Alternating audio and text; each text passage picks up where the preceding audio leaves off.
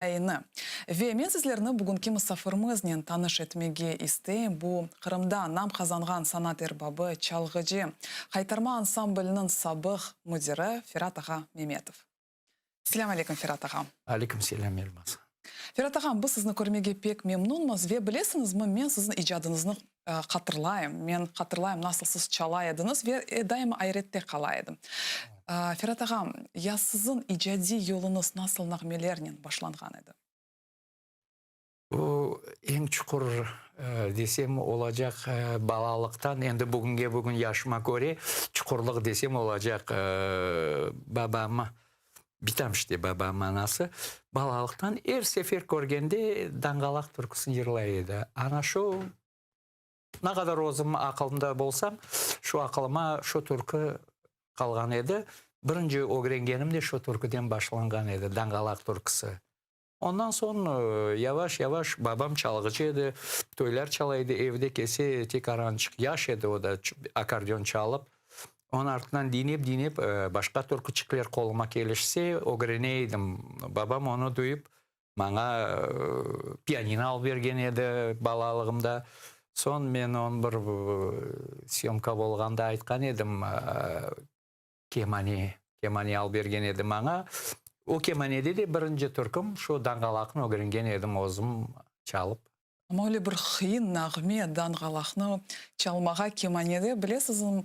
Nasıl bu işini becerdiniz? Çünkü bizim gençlerimiz yıllarga kelgende onlar daha çok güzel Kırım yerini daima icra ettiler. Ama siz öyle kıyın nağmeden başladınız. Ne de o kadarlık ananı sütünden geçken bu nasıl desem olacak hem çalgı hem duygu müzika tarafından bir şey geçken son bizlerge ağır olmuyor, balalıktan da olmuyor. Bizim o kanımızda var. Onun için dangalak türküsü pek ağır türkülerden aytmam ben onu. Onu bir doğru ritması var. Ağır değil. Onun için başkaları da onu çalıp olup keter. A güzel Kırım bu yaş türkülerden, bu 60 kaçıncı yılları çıkan Vetan türküsü, onun istoriyası pek interesne. Ama ne etayım, bugün en aytılı Bimnayın boldu bizim halkımızga güzel Kırım. Dilber türkü. Ama tarihini bilesiniz mi bu yerini? Şimdi herkes güzel Kırım'ı tekrar yırlamaya başladı. O kadarlık birkaç tane tarihi var onun. O men akılımda nasıl desem sizge, onu Samarkand'dan bir kadın kişi yazgan. Adın akılımda yok şimdi. Ama ondan son o yazganda birinci varyantı başkacaydı. Bugün tekarançık profesyonel taraftan çalgıcılarımız, ustalar başladı. Tekaran özünden koşalar, yırcılarımız endi başladı okup gelip onların da diapazonları balabanca bolgan son olar tekaran olar da değiştirip başladılar şu güzel Kırım'ın. Ama birinci doğma türküsü başkaca iştirak etliydi. Onu melodiyası da başkaca tekarançık edi. Ondan akılımda balalığımdan çalıp kelgen son. Men özümde bir 3-4 kere onu değiştirgen edim çalganda. Bana nasıl yüreğime yaka, öyle milizmatika bolam, tekarançık nasıl desem müzikalni yol tarafını değiştirmege küçüğe köre. Firat Ağam, ya muzikaga kelgende sizin en parlak tesoratlarınız nasıl? En birinci parlak degendayin balalığımda balam begenesin bu kemaniye çıkın diyen edi. Begenem. Stisnin şında ketirgenim. Yalan etesin, ketirmesin dedim. Ben küçükene balaydım. Şunu ketiririm balam dedi. 2 kilometre vakti maşinalar 60 kaçıncı yılları yok. Centerge barıp babam kemani o ketirgence bir yarım saat geçkendir bekim. Bekim daha çok. Ben evden çıkmadım. Ben bekleyip oturdum.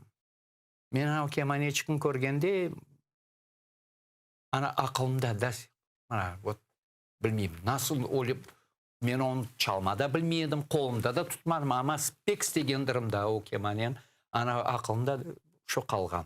Ama men bileyim bugün de siz kemanesiz öz hayatını tasavvur etip olamайсыз. Daima çalarsanız kemaneniz daima elinizde.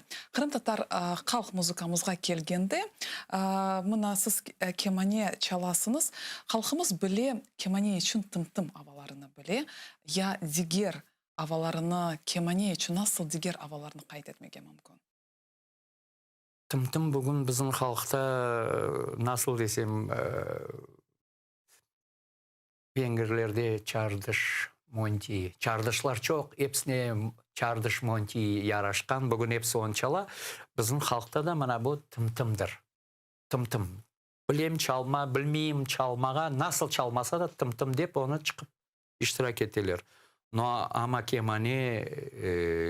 kemanede pek çok bizim nasıl desem sozulgan yürekке tasvir ettirgen böyle bir türkülerimiz hem yırlanaydı o türküler hem kemanede çalınaydı. Başka instrumentte gelişmeydi o. Öyle türküler Erzurumluk olsun, Nargos. Men en sevgen türküm kemanede çalıngan onu Nargos. Nargos bek onu yaxşı kemaneci çalsa yüreğini aş çevirdi. Onların o gelişi. Ama başka instrumentlerde de çalma gelişiler olar ama olmay. Mana men sayam ki böyle Arafat Dağı'nın kemanede çalamazsın o kadarlık. O bek tas yürekke yakmaz. Turbada çalmak gerek onu. Dağ tepesine çıkıp nasıl desem. Ama Nargos nazik kemane çalmak gerek. Onun için kemane türküsü. Onun sözleri de var. Bek güzel sözleri var Nargos'un. Bugün bizim ballar men bek kuvanam, bek çok kemaneci ballar, yaş ballar bek güzel çalalar. Mana men her sefer internetke kirem, bakam, dineyim, çetten nesin begenim temeline çalışalar. İmine bugün o kadar nasıl desem Tatar temeli kemanede nasıl çalıngan o songa hocalık etken Enver Ağa'dan kalgan edi Şerfendiyenov'ten. Bugün onu yerini algan çalgıcı kemanede men sayam ki Elmar Bey. Ziyedinov nasıl desem olacak. Mana men ozum kemaneci olarak bugün ondayın halk geliştirip nazik çalganını birisi çalamay. Ama başkalarında özlerin aytqandayın özlerin eşeçigi var. Özlerin bir технический возможностьлері бар. Кто-то современный, mana bu estradalığına, folknen koşa bek nezetil bola. Bek öyle çok eksperimental muzikalarımızın geliştirgen her birinin özün yerçigi var anda. Her bir çalgıcında özün yerçigi var. Ama Kırım Tatar olmak gerek bunu duymak için. Bilesiz mi? Bizim Kırım Tatar muzikamızın ayrı bir özgünlüğü var. Mağa daima meraklı. Ne için öyle ola kaytarmalarını alsak, diğer milletvekilleri onlarını yaxşı çalıp olamaylar. Buna Kırım Tatar muzikasının özgünlüğü hakkında ne aytabilirsiniz? Mana men başından siz bana sual bergen ediniz. Men aytkan edim, anana sütünden geçmek gerek. Onu ağlamak, çalmak, bilmek için. Ya ki öyle profesyonel olmak gerek ama bilesim çok çalgıcılar mana men eşitmekçi bilem bir orkestr dinlegen edim современный grek dirijör oğlanı bütün dünyadan en aytulu çalgıcılar. Onların arasında Ermeni kemaneci. Yanında Kitay kadın kemaneci oturaydı. Ama ya Meksikanец, ya İspanец duduk çalgan edi. Ermenilerin duduguna. Şu öyle çaldı ana o dudugun. Ben beylesem ki çok Ermeniler de vasıfçatsa eder edi onu. Ama son historiasını öğrengende, dinlegende 2 yılım, 3 yılım yaşagan Ermenilerde. Öğrenmek için. Gece kunduz öğrengen. Ana öyle soyu olsa bizim havalarında çalıp olur. Ama başkalarına geç kaldılar. Anasının emmegenler olar ana o geçmek için. Rusça ne diyorlar? Генетически, наверное, должно переходить и музыка, и язык, и все остальное, как бы, понимаете? Онайын олмақ керек. Татар музыкасыны кайтармаларын ойлай бір мурекеп бір ритмі бар, оны да дуймақ, сезмек керек. Duymak gerek. Duymak gerek. Daha ne айтайым ki, мына evvel zaman çalgıcılar revolütsiyadan o güne çok sıkları Temilden çingeneler çalıp kelген. Олар бек güzel çalarlar. Bugünkü barganca temel оларда қалған. Я не үшін оларда ойлайды? Насыл сіз түшінесіңіз? Не үшін çalgıcılar дегенде біз чингенелерін дайыма қатырлаймыз? Олар olmağın olsa bu bizim türkülerimiz bizге келіп çıkmaz еді. Олар çalgıcı ediler, олар çalaydılar. Bizim halk ozçı yerde kavuşturmak, cenkке barmak, ana onların zeyinatlar olarga керек еді. Talaşmak, yerde kavuşmak degендайын. Ama çalgın meselesine kelгенде олар ne üçündür saya ediler, o olmayacak. Maskarалық ана нелері çalsınlar деп. Onun için bizler bugün çingenelerge Allah sağlığın demek gerekmiz. Өзіміздің Қырым татар енелеріне. Олар сақлап келді, бүгін олардың білген түркілерін біздер білмеймек. Бүгін барғанша. Onun için мен неден башладым бұл лафын? Evvel zaman бүгінге біз саямыз мана Güzel Kırım халық түркісі дейміз. Çok sayıda халық түркісі. Оны yazған бір қадын күші. Келіштіріп yazған. Şu türkülerinde çoksun bolsun, nargoz olsun, onu birisi yazgan da bir vakitte. İlle yazgan. Onun için onu adı kalmağın olsa da nargoz deyip kalgan, halkına yazgan adam kalmasa o vakti bek öyle gрамотный dügül edilir, onu notaga geliştirmeydiler yazmak için. Kompozitorski konservatoriyalarında bitirmeydiler o çalgıcılar çaldı.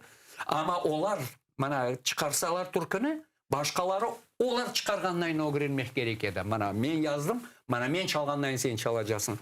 Bir vakitte Cemil'den laf eteydik, Cemil Karikov'ten, o ayıttı. Все происходило из-за безграмотности нашего народа деген еді. Ama men pek öyle безграмотность была везде, будем говорить. Çok yerlerde. Ama çalgıga kelгенде men айтайым böyle çingenelerde olarda da bir соревнование болайды. Технический болсын, ритмический болсын. Вот оле фырландырайдылар анау ритмасын.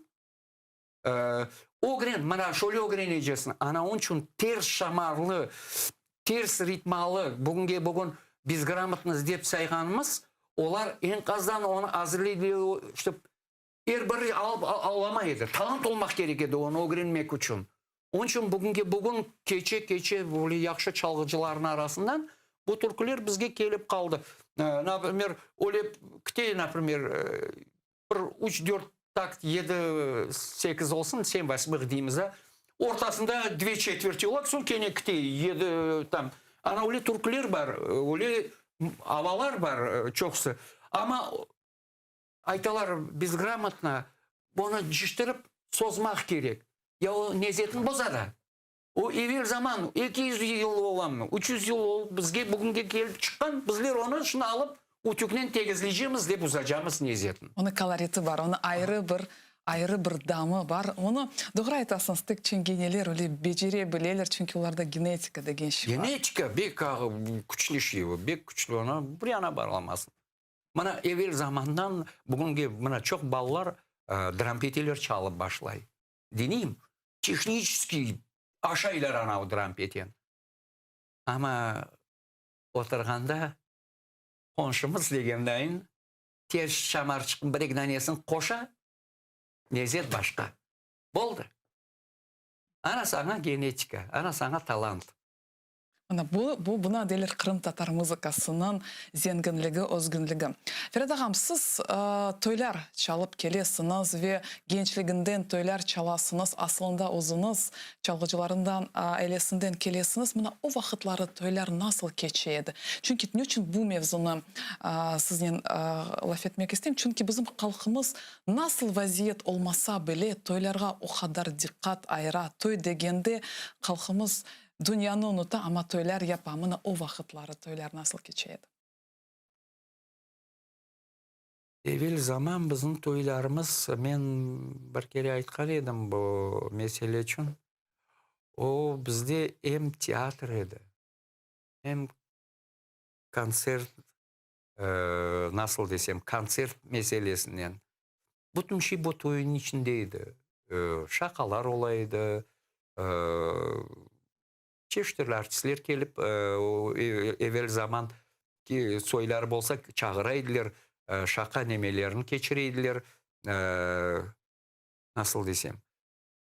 Çalgıcılarga uzun bir paçot yeri var edi. Bu toyun içinde.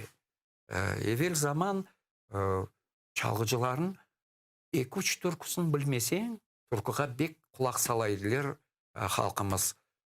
Çağırmaydılar. Ne vakti öğrenir, sonsuz bunu çağırırıq toyu çal. Nasıl dülber çalmasan da türkülerini soraydılar. Demek repertuar olmak. Repertuarı olmak gerekirdi. Bek güçlü. Bizler hazırlanıyorduk ama yetiştiremaydık o elbirşige. Ama bizge de yeteydi çalmağa toylar. Son nasıl desem, o zaman çalıp bolduraydık biz. Çalıp bolduraydık. Ama çalaydık. Şimdi oturup bolduramız. Бүгінгі күні мұтлақ сізден лаф етерік, ama çalgıcılar repetisiyalarını geçirediler, öğrenediler. Bugün zaman bana bilirsin. Ama evvelде. O vaxtda bir zaman öyle olgan edi. Formalar peyda bolgan edi 80-ci yılları. Одинаковый kolmeçikler olmak gerek. Ona da bir kulak salып başlan edi halkımız. Yaraşıklı olmak gerek edi çalgıcılar. Ama çalganın begenseler, men bilirsin nasıl aytmak gerekim, çalgıcılar öyle çalmak gerek. Cemaat endi toyga kelgende kolları karmanda kıtıklanmak oturmak gerek. Ne vakit kese de paranı toksun. Ana öyle çalmak gerek ediler çalgıcılar. Ama kelgende kolu kırmedim. Karmanına zat çalgıcılar kelişmeyim. Mana men ozum toyga baraydım. Çerçik çalgıcılar bek güçlüydü. O vakti ana Haytarmada Raif Aliyev on gruppası bolsun. Son Reşat Bey rahmetli klarnetist Şevket ağamız işte kemaneci Ferganski знаменитый олардың gruppası Peşraf edadı. Olar çalganda men aşamaktan nemen unutaydım. Baraydım, oturaydım kolonka tibine böyle kollarımı toplap dostlarımı çağırıp timeniz ma dedim. Öyle yaraşıklı çalaydılar olar ana. Olar çalgıcılar edi. Ana öyle çalmak gerek edi evvel zaman. Şimdikini laf ederik ama böyle sualim peyda oldu. O evvelleri milli hareketimizge kol tutmak için öyle vatan oyunlarını yapaydılar. Bakında da biraz anlatınız çünkü bugünkü kunde de bu pek aktual. Toylar öyle tantanalı geçirili ama bu adetini vatan oyunu biz unuttuk ve bugünkü kunde de milli hareketimizge destek gerek. Vatan oyunu men endi mana men akılımda bolsa men endi samoстоятельно çalıp kelgen 80-ci yıllar olsun, soңғы 70-ci yılları er bir balaban toyda vetan oyunu olaydı. Vetan oyunu olaydı ki o oyunlarga bütün cemaat ayak üstüne turaydı. Ayakçı kıskaca oynanız, sabahını tapacağımız daha toy başlamadı. Degenden şakalar aytaydılar. Cemaatimiz sevedi oynama, o akılından da çıkar, vetan oyununa çıkan. Çıkıp tez yapıştırmağa, hepsi yetiştirmek. Ana onlayın balaban uzun vetan oyunları bolaydı. Halk bek ayak üstüne turaydı o vakitte. O vakitlerde aklında çıkmaydı Kırım meselesi. Bizim vetanға bek kol tutkan o bizim liderlerimizge ağırlık olmasın deyip hepsi ayak üstüne turup Halkımız öyle Kırım'a kaytmağa istegen edi. Bek istegen edi. Ana men akılımda bilesem ne Mubarek çıkkan edi ortaga. Считанные люди поехали туда, кто за деньгами, как говорится, ақчы қазанмаға. Ama menin aklımda var öyle çok sizlere gitmediler. Yerler nasıl предлагали и должностя, как говорится, çok senem etmediler. Vetan dediler. Çölüçne nasıl vetan olacak? Ozumuzun vetan. Ama en esasımına vetan için insanlar pek fidekar edilir. Her yerde, toylarda bile milli hareketimizge akçı toplayediler. Ve bugünkü toylar. Elbette ki bugünkü toylar siz görüyorsunuz nasıl bugünkü toylar keçe pek öyle tantanalı vaziyetimiz kıyın bilemiz ama toylar pek öyle parlak geçirili kimlerini anda tek görmemek mümkün. Mesela 2014 senesinden sonra bilesiniz Ferhat'a başladılar davet etmeye Kafkaz'dan artistlerini. Onlarını Kafkaz'dan getirirler bizim toylarımızga. Bunu kabahatı kimde? Ne için öyle ola? Bunu kabahatı ana babalarda. Kimde olacak? Bizler de çalgıcılarda, bizler bugün tırışamız. Mana men başından aytdım, yaş oğlançıklar, kemaniye çalalar, mana okun dayanamadım, maşallah dep yazdım. Uli nazik çaldı Tatar havasını, uli Tatarca çaldı. 20 yaşına oğlançık. Onu pişmek gerek öyle çalmak için ama onlar tırışalar ona. Kafkaz dilir. Ne için Kafkaz? Çokça şarmanka'nı aylandırsınlar. Ana o şarmanka toyga ne kadar çok aylandırsalar o kadar Kafkaz sonda başkaları son balları Kafkazga şiir nemetken ayın olgan son bizlerin çalgıcılarımız bugün hem hazırlık görürler hem çalgı meselesinden osiler. O da bir taraftan yaxşı oldu bana bu. Nasıl desem, ben her sefer şunu akılmalaydım. Şarmankalar peyda bolgan. Men onlara şarmanka deyim. Anlaşıldı. Yani notebooklar. Da, notebook şarmanka. DJ'ler. DJ'ler. Çalgıcılar tekaran repetisiyalar etip başladı. Küçlü. Yanı türküler hazırlayıp başladılar. Ne için ki konkurensiya çıktı ortaga. Живой muzikant çalmak için güzel çalmak gerek. Onun için отдельный gruppalar onda kasvetleri yok. Öyle gruppa olsun, bana hayat olsun, bayram olsun, Yeşilada olsun gruppalar. Ne slana gruppada Belagorsk'ten. Güneş var. Güneş. Yaxşı ballar, çalgıcılar, ballar. Diniysin, kuana bana. Öyle toyga men bararım. Bana muzika dinlemege. Men toyga baram muzika dinlemege. Ya bizim halk öyleydi. Evvel zamanda nasılıydı? Türkler zakaz edildiler. Muzikaga keleydiler. Aş yemek bir yerde var idi. Ama yaxşı çalgıcı çok şeyin bilgeni az idi o vakitlerde de. Şimdi de şu.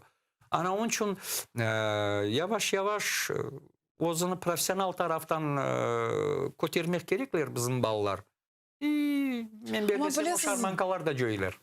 Meni ne hasvetlendirdi? Gençlerde mirah yok. Mana evvelleri eski halk yırlarını pek isteydiler toyda icra edilmesini, çalgıcılarından talep edeler. Şimdi yaşların mirahı yok. Bu kimden bağlı? Ya da çalgıcılar çalmaylar.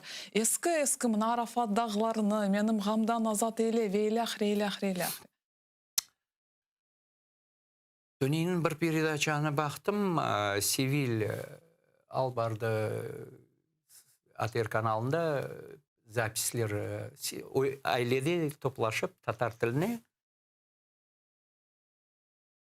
Ben her sefer aytam, anan sütünen degene, anan sütünen olmaktan gayır, ana baba tekarançık ona kulak salmak gerek balalığından.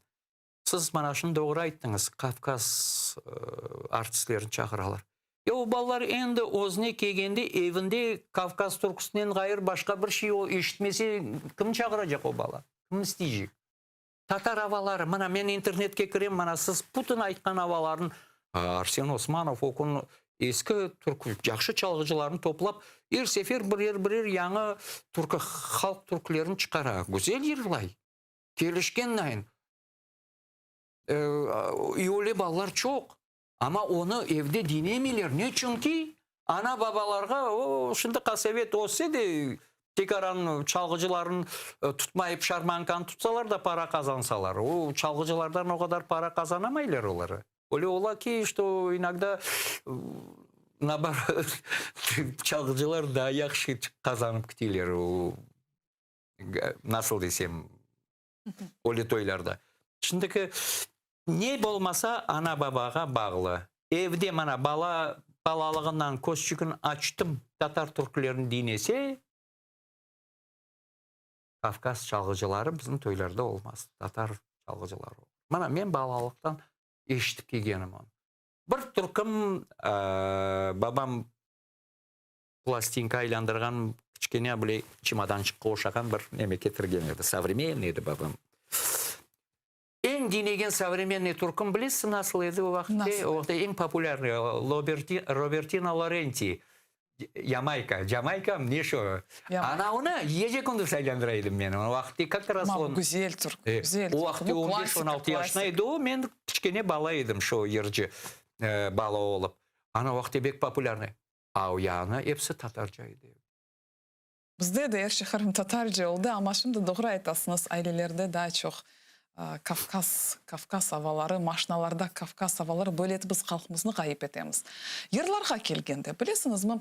Biz şimdi yırlarını hatırladık laf etkende ve her bir yırını ille bir bestekarı var. Bazı bestekarlarını bilemiz, bazı bestekarlarını bilmeyimiz. Mesela Kel Rustem'in yırını bestekarı İlyas Bakşış ve diğer yırlar var. Ama bana Zemanivi vaxtda Zemanivi yırlarını alsak, biz onlarını gelecek nesiller onlarını böyle icra ederler mi? Nasıl siz düşünüyorsunuz? Buna bugünkü yırlarga nasıl kıymet keserediniz? Men tekaranчык чукурга кайтайым, текаран артқа да. Сон анауын келіштіріп, бияна айтырым. Evvel zaman demne rahmetli karmam, anam babası çalgıcıydı. Ama o aytaydı, balam men kemaneciydi bileydim. Halk kemanecisi işte. Men yırlaydım. Onu vakti kese bana yırlaydı. Zaman türkülerin. Bana ağır edi onu dinlemege. Men yaş türküler isteydim o vakti. Sonra o şarmankan deydi. Ana o şarmanka sözler ondan kalgandırdı ama karbamdan. Bana kemanda başlaydı ana o ağır türkülerin. Karba men kulağıma gelişmiyor. Otur deyip yırlaydı. Ana uletip bütün türkülerin bana sevdirtken edi. Karbam bek çok türkülerini yırlaydı. Ana bugün o sağ olgan olsa jiştir ana o şarmankan der edi. O bir kunluk türküler. Mana bu halk türküler. Ömür boyu seni yanında жүrecek abilarını o der edi. Bugün güzel türküler çok, olan ömür kıska. 2-3 kere dinleysin, beğenirsin, maşallah deysin ama 2-3 kereden sonra tekrar уже solasın, sonra unutasın. Onların da yaşayışı современный yaş türkülerin ama onların arasından bola öyle soyu çıkamana güzel Kırım olsun. Siz aytqandayın Rustem türküsü bolsun, İlyas ağa bakışsın. Men belesem ki bugün halkımız öyle türkülerge halk türküsü dese her bir bestekar ona kuanır. Halk yüreğine algan şu türkülerini der. Ama en mana sonki 10 yılı, sonki 20 yılı. Men onu aytayım ki sizge mana bek aytamjı mana bir kunluk türküler olar. Mana begenem çıkalar, yırlaylar. Ay maşallah, maşallah. Baksan nasıl lezzetli. Ama 2-3 gün keçe men bugün aytamam da nasıl türkünü alayım sıraga bek gelişken. Son bizim çalgı meselesinde de çetten çok muzikalar koşulup başladı. Bizim çalgıcılarga tekniski yetişmeyi bizim çalgıcılarımızın bisikarlar yazamıyor öyle. Halk türkülerine öyle güzel olmak. Onun için çoksa çalgıcılar başlay Moldovan türkülerine, Balkan türkülerine, Rumen türkülerine geliştirirler klarnetke. Türkiye'den çok olar yani bizge benzer ama onların özün temeli var. Biz onu birden duyamız bu Türk havası deyimiz. Ama bugün Türk havalarından çok bizge kaldı. Bizde cezveler olsun, kızılçık olsun. Hepsi Türk havaları. Andan kelgen o taraflardan. Ama bugün bizim halk ayta bizim halk türkülerini. Ama Çal bizim kelki. Çal Azerbaycan'dan geldi. Olsun, bayram olsun. Kelişe bizde. Endi bizim yırlarımız da başka milletlerde kirse yaxşı olur.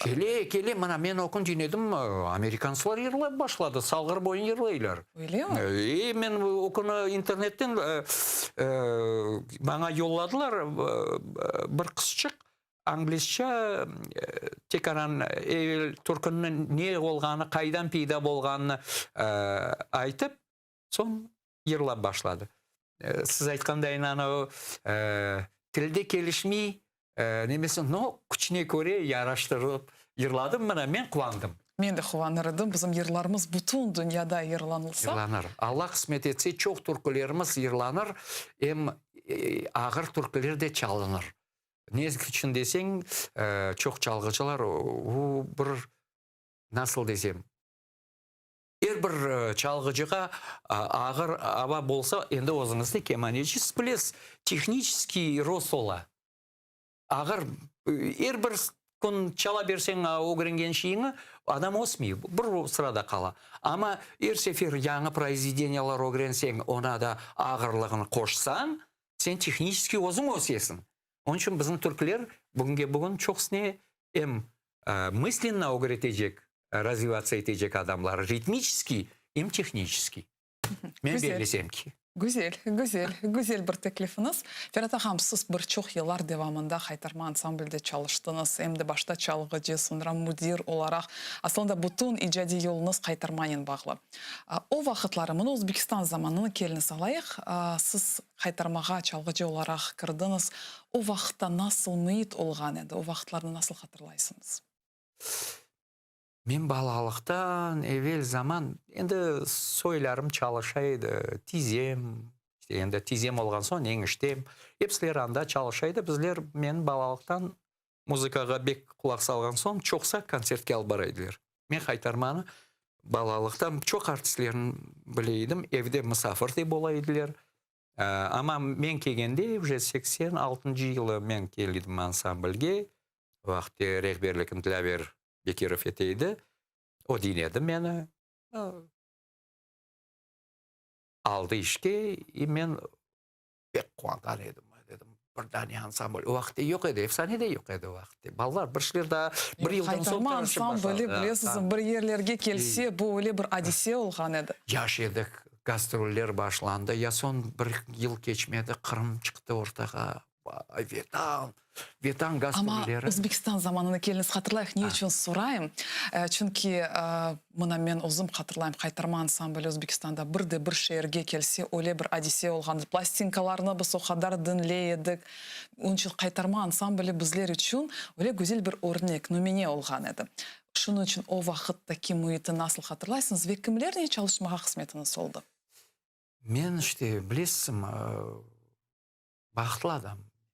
O muzikaga kelgende. Men hem çalıştım, hem konuştum degenleyin çok sizler уже yokturlar bu dünyada. Şu kene yaşlarından başlayayım. Susana Mehmetova bolsun, beraber çalıştık. Bek çok laf eteydik beraber. Son nasıl desem o vakti Gülzar Abdi vakti de o da yaşadı. Rüstem Ağa olsun. Uryapti Kermençikli. Tevzi Bilalov. Son bir ayga Zarem Almazlı kelgen edi. O vakti kelgende o qaba sesinden bir çıkıp yırlan edi. Aqılımda Navai şehrindeydik. Bukhara tarafta. Halk ayak üstüne turdu. Çıktı qabalı sesinden başladı yırlamağa. Temelli nemeli. Men pek seveydim öyle yırlanğanını. Anaşti hepsilerinden bana nasip oldu çalışmağa. Dağa Qaytarma isteyim işte Mehmet Ağa Arslanov. O bizim en nasıl desem olacak hem dirijörümüz edi. Hem master na все руки. Hem davul çalaydı o ansamblde. Hem saz çalaydı. Hem bas gitara çalaydı. Hem akordeon çalaydı. O galiba ömür boyu instrumentlerini çalıp kelgen. Menim bana nasip oldu ekimiz kemani Ferhat bir evde kem toyçuk var. Balaban çalgı çağıra almaylar. Ev içinde bek dangırdayacak. Keman edem beraber ekimiz barıp çalayıq. Ay Mehmet Ağa barayıq çalayıq. Beraber Mehmet Ağa Arslanov'tan ekimiz kemani akordeon barıp çalgan edik o vaxtda. Bek uryapti Türk yırlan edi. Aqılımda bolsa men o vaxtda endi tım öğrengen edim. Dinara kızları tım oynan edi. Şu soylarım, yaxşı tanışlarına barıp tekaran çıktı çalgıcılar olup qandayın tekaran kazandık. Öyle meselede oldu. Ana ondan adamlardan ben çalışıp geldim. Ама концерттерге келгенде нелер олайды? Бақыңыз, мен сізге айтайын бір сырыны, мен бір концертіне алып барған едім, бұл біздің корифейлеріміз неді. Ве бір чоқ шелерге тәжіплендім. Мен бұл артисттен сондыра шықмайжам деді. Я мына сіз бұл бойытты остыңыз, бұйыдыңыз, çalıştыңыз. Артистлердің мұнасибетлері ақында не айта білесіңіз? Біздерге де біраз сырларыны ашыңыз. Артистлер оларын аңламақ үшін олардан бәрабер çalışmak керек, оларын yaşayışına кірмек керек. Onun için маңа тек аранчық бұл мәселеде еңгіледі. Мен 5-6 ел өзім кеманежі олып çalışқанда гастроллерде чештірлі шелер көрейдім. Енді только біздің ансамбльде олмай, бір коллективте бола бұл мәселе санаға шықсалар. Олардан да йылдыз парылдағандайын адамлар жоқ біздің халқымызға. Ама четке барсаң, анда өзінің концертлері болайды. Бір халық, бір артист өзіні ерін білейді ансамбльде. Ама тек аран деңіштірселер алекет көтерлейді. Оле көтерлейді, ама. Оле ма? Ама санаға шыққандай бір ші ұнытылайды. Бір-біріні бағышлайдылер ма? Чоққа бармайды. Олар бек енді білелер, өмір бойы бәрабер çalışып кележеклер. Насыл десем, тез қайтайдылер. Ама яқшы чатлайдылер бір-бірлеріне. Ама сон тез қайтайдылер. Кене отырышып, лаф етейділер. Не үшін десем, біздерін чоқ мұсафырлікке де чағырайдылер де. Олайды гастроллерде бүтін ансамблін чағырайдылер. Бір столға отырайдық. Бір өзін бұрын шышыртып көрсетежек олса бір-біріне насыл мұсафырлік. Ойнайдылер, артистлер еділер олар. Ана баба доғма сой-соп олғаннайын лаф етейділер бір-бірлерін. Ама шықса бір-бірін көрежеклер жоқ еді. Олайды мәселеде. Не пожасын, артист яшайшы. Я қайтарма ансамблінің ең парлақ девірі насыл? Ең парлақ девірі, білесім, маңа кегенде, ну, ең парлақ мен берлесем ки, олар еңді пейда болғанда, 56-шы сенесі пейда болғанда, тек қайтармады гүл біздің халқымызға ең парлақ көрінеді. Ама менде екі күн бар, оле еллары бар. Бұл 87-ші жылы біз бірінші білгенде ветанға жол açılды. Біздер ветанға концертлерден кележеміз. Біздер концертке келгенде екшер концерт берейдік. Үшіншісіне халық аяқсыне тұрайды, сығмайдылер клубқа. Уақытты ялварайдылер, үшінші концерт болдырайдық концерт. Бір концертіміз құдалар келген кежесі 2 сағат қаш даққа кетейді. Олардың арасында перерив болсын, еш болманда 6 сағат çalışайдық біз. Ағыр еді. Ама бір дәнесі жоқ çalmayacağımız демеді. Дәбер топлайды біздің сорайлар не апайық? Çalамыз, кешіреміз концертін. Учер, ана бұл ең күчлі парлақ момент еді мен яшайшымда. Ама сон мен модерлік кеткенде 94-ші жылы чоқсы тырышқан еді ансамблін за граница албармаға. Ама чаресін тапамай еділер. Екшер-үчер адам барып келеділер. Ама мана мен насыл, бақылы адам десем олacak екен. Жетіштірдім. Загранпаспортлерінде чоқсы. Ондай адамда жоқ еді. 5 күнде ясадым шо загранпаспорт. Авир менен уже ағлап башлан еді. Вы ішіңіз сіз пек яқшы бежере едіңіз. Ве қайтарманы мүдері сонра олған едіңіз. Ве білесіз, бақында да біз мұтлақ лафетерік. Мен білесіз, нені тақып етейді. Мен сізін бедерек бермізінен раметлі Ремзия ханым бақалыны дайымы қатырлайым. Сізді о қадар güzel тандем олған еді. Сіз қайтарманын мүдері Ремзия бедерек бері вессіз бір-бірінен о қадар тіл тапайдыңыз. Ремзия аптемізні насыл қатырлайсыңыз? Ремзия аптені мен çoğdan білейдім. Бұл еще 80-ші жылларынан. Мен саям ки бұл біздің халқымызда енді ұяғына мен ойыншылар тарафынан çok соны насыл ученики. Talibelері пейда болды, бек талантливый. Олардың ішінде ең күчлі Джемиле Османова, Munir Бей. Ең күчлі темел қойған хореографлардан бірі. Анда Аким Джемилевте çok қол қойған Munirге оғлан ойынына қолларын енді бек мен еметем, ама Ремзия аптенде өзін бір Чокса Жемеле ханымда почеркі бар, ремзяптен бек, мен білем, Өзбекстан вақтыне чок берабер чалышайдылар олар. Айта жағым ки, 2-3 ай көз ташлайды, сефер келейді, біздер вақтер нечокта яшайдық. Мен қатнайдым, Москва, Ленинград, енді Хорантан бақмақ керек. Сон деді, балам деді, сен өлек бір келішкеннен шап қалайсың, чалғыжысың, чалышып келдің, балаларын білесің. Мен сені директор етсем, насыл олар деді маңа. Ама мен дедім, ремзапте, мен бірта бұл ішке қайтмаға авесім жоқ. Неметейім, ама озым içimden қорқан едім. Но насыл директорлік бұл опознаны олмайды, мен да я шоғланым. Как говорится, опыт работы никакой нету административной. Мен білем, ағыр меселі. Соны финансовый отчетность бар, ответственность бар. Оңа да башқа жақ келішмек керек. Сон мен 3-4 ай четке чекілдім, бір қач кері айтты. Ама сон директорден, филармонияның директорынан берабер лафете мені ішке алдылар. Ана уақытте мен берабер чалыш башқаланда ремзапте сефер айтайды. Балам, сен бек немежесін атықчы бол. Бана нас анада четте чалышасың. Мында да атықчы бол. Қапыдан кір алмасаң пенжере, мен ремзапте пенжере иногда сқола. Сығмайым мен о пенжереге, тапарым мен он чаресін, яваш деп, ана оле о мені огретейді ғарып. Айтайды, сефер. Ама білесім не? Мана мен 25 жыл оннан чалыштым.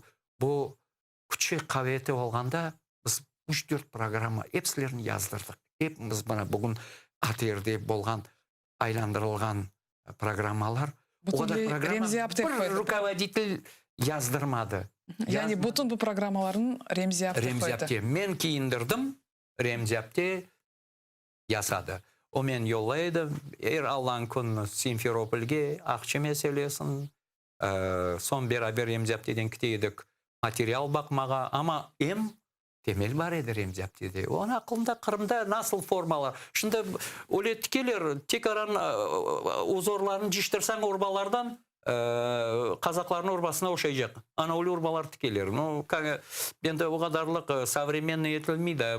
Ана біз анда да темелімізін жойамыз. Сәрерді язықлар олсын темелімізін жойамыз. Енді оғадарлық құлақ асмайым, енді олардың өзлерінің ішлері бар, ама сефер біз жой біреуден алмаға, Кавказстан олсын, костюмлер, Кавказлардың костюміне оша башлады.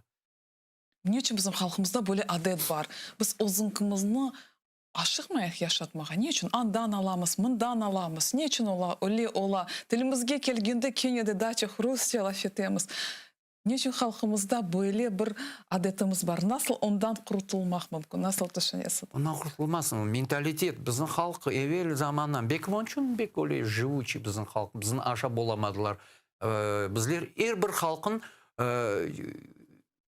мы изучили каждый народ, который нас окружал рядом. И мы знали, как с ними общаться.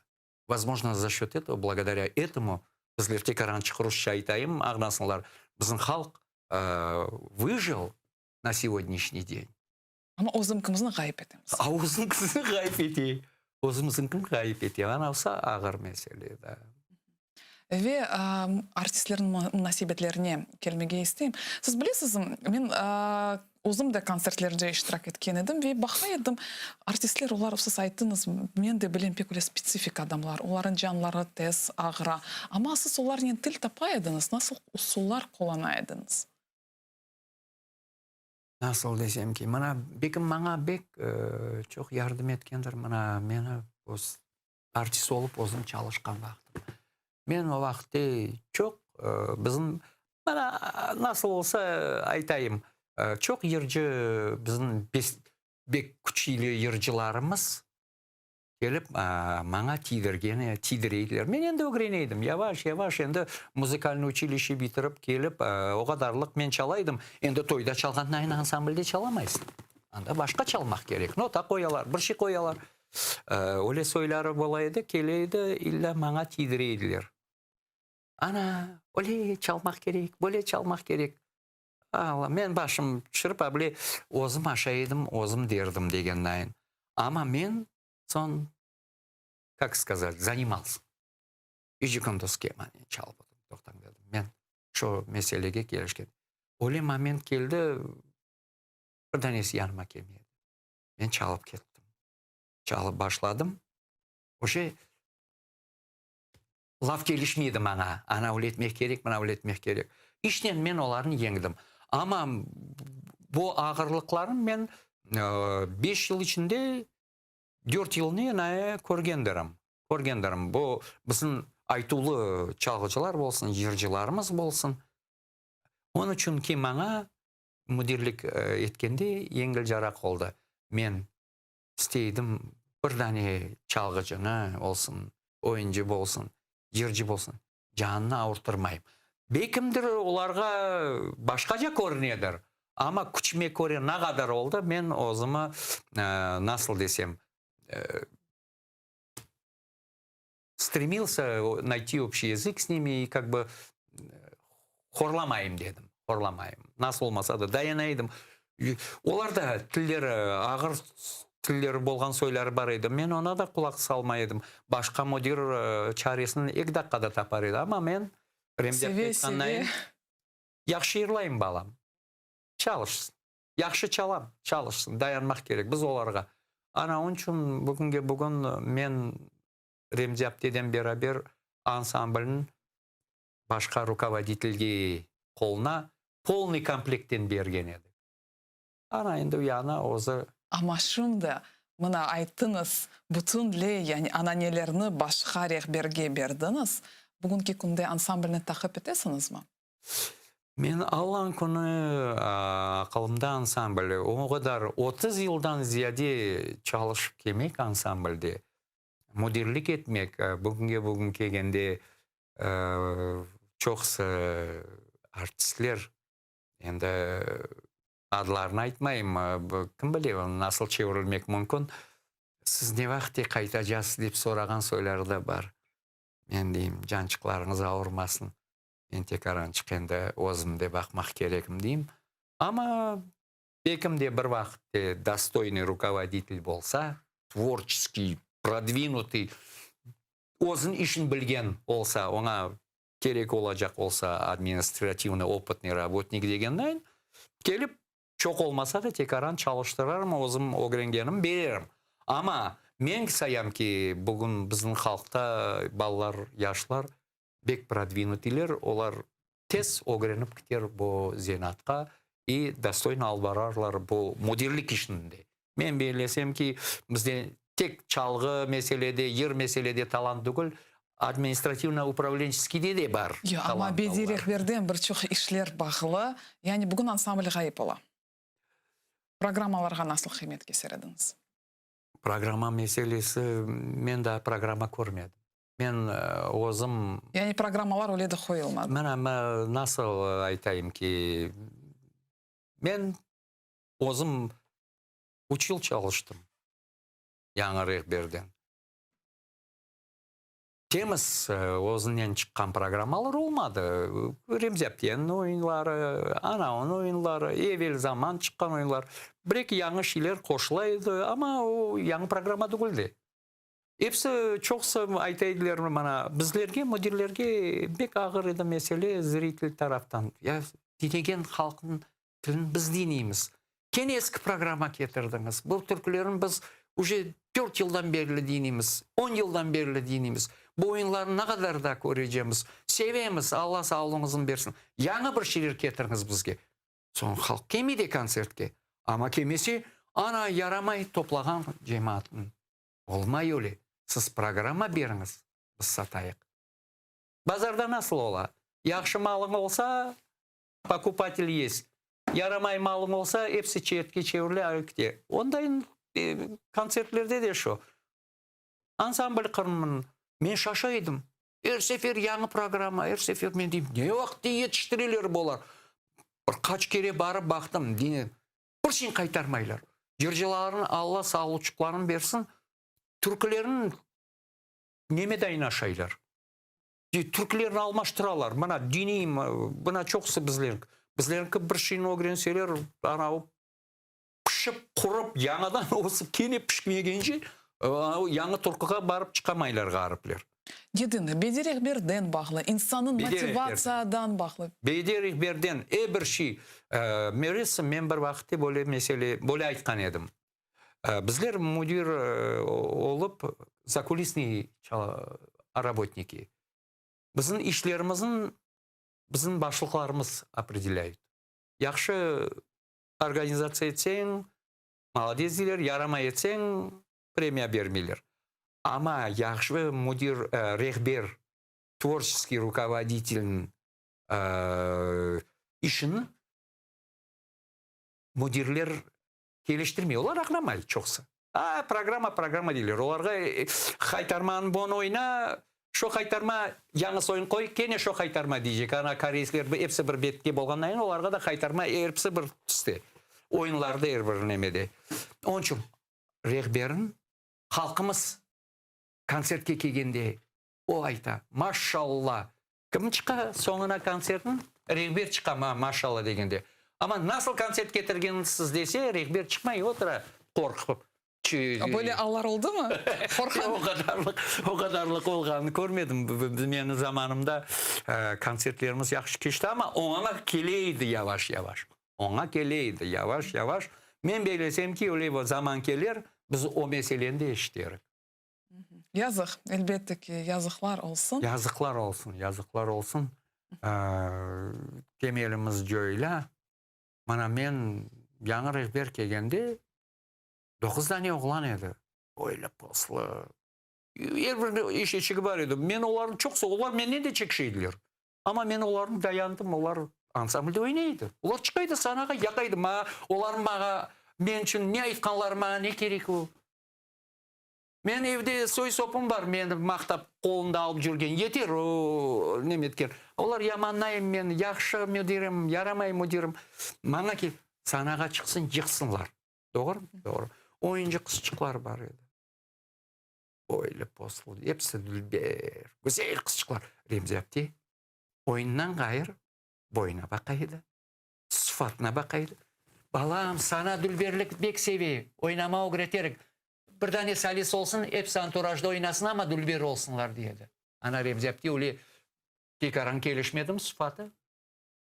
Almaydı işki. Boy olmak gerek. Ama boyu yokum, sıfatı yokum. Sananı aşamak gerek. Ana Muniver dayın, Muniver Muslidinova her sefer aytaydı. Ana ama o çıkkanda yıkaydı sananı. Onu men zakulisni laflarını aytmayım anda ne aytaydılar ama termoядерный başkaca aytılmaydı. Şanal çıkkanda aşaydı o sana. Ama massовый oyunda, например, ayrı çıkaydı. Gelişmeydi. Anda böyle post Dilber söyler. Başkalar olmak gerek. Енді ben canı ağırtırmayım.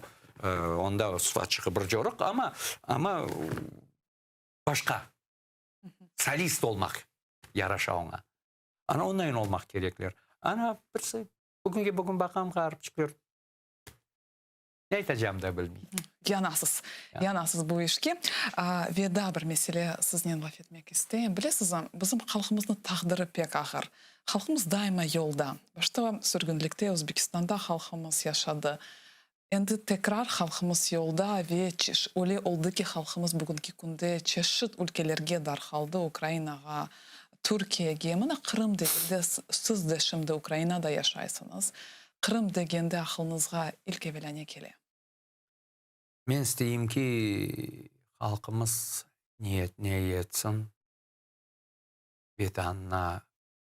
Halkımız kayda isteyende yaşamak gerek. Ama vetan olmak gerek. Siz Kırım'ı sağınasız. Neni en çok sağınasız? Pek sağınam. Sağınğanda da yol tutam. Men ozum Kırım'dan ayırmayım. Yaşayacak yerim var. Men tamirlarını kesmeyeyim. Her sefer yazda ilk kere bardım. Endi nasıl desem, men isteyim ki işte halkımız olan mana meni oğlum manda torunçığım bana padarka ettiler kızçık olsun kelinim. Olar da kayda yaşamasalar da білсімек кереклер ветанлары бар. Әр сефер кегенде ветанна оздың тілінде лаф еткен олсалар, культуралары развиваться етсін, әрбір тарафтан оздың татарлығын, дүйгілігін білсін ветанында.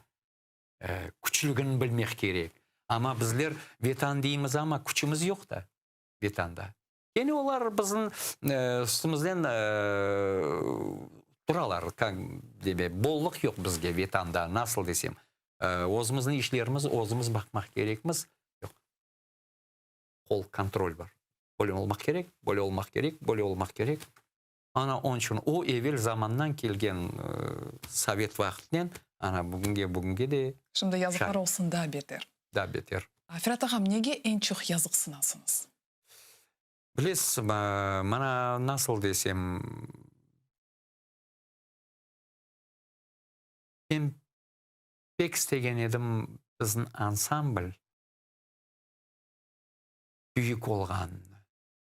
Мана бүгін сізге келейдім, мана мен қырым татар оғланы, берде дедім тоқтаса бір қавечки ішім саба içip yetiştiremedim, işim бар еді. Alayım bir kahvечки içeyim degende айлансам афишалар тура. Вирского деп yazық.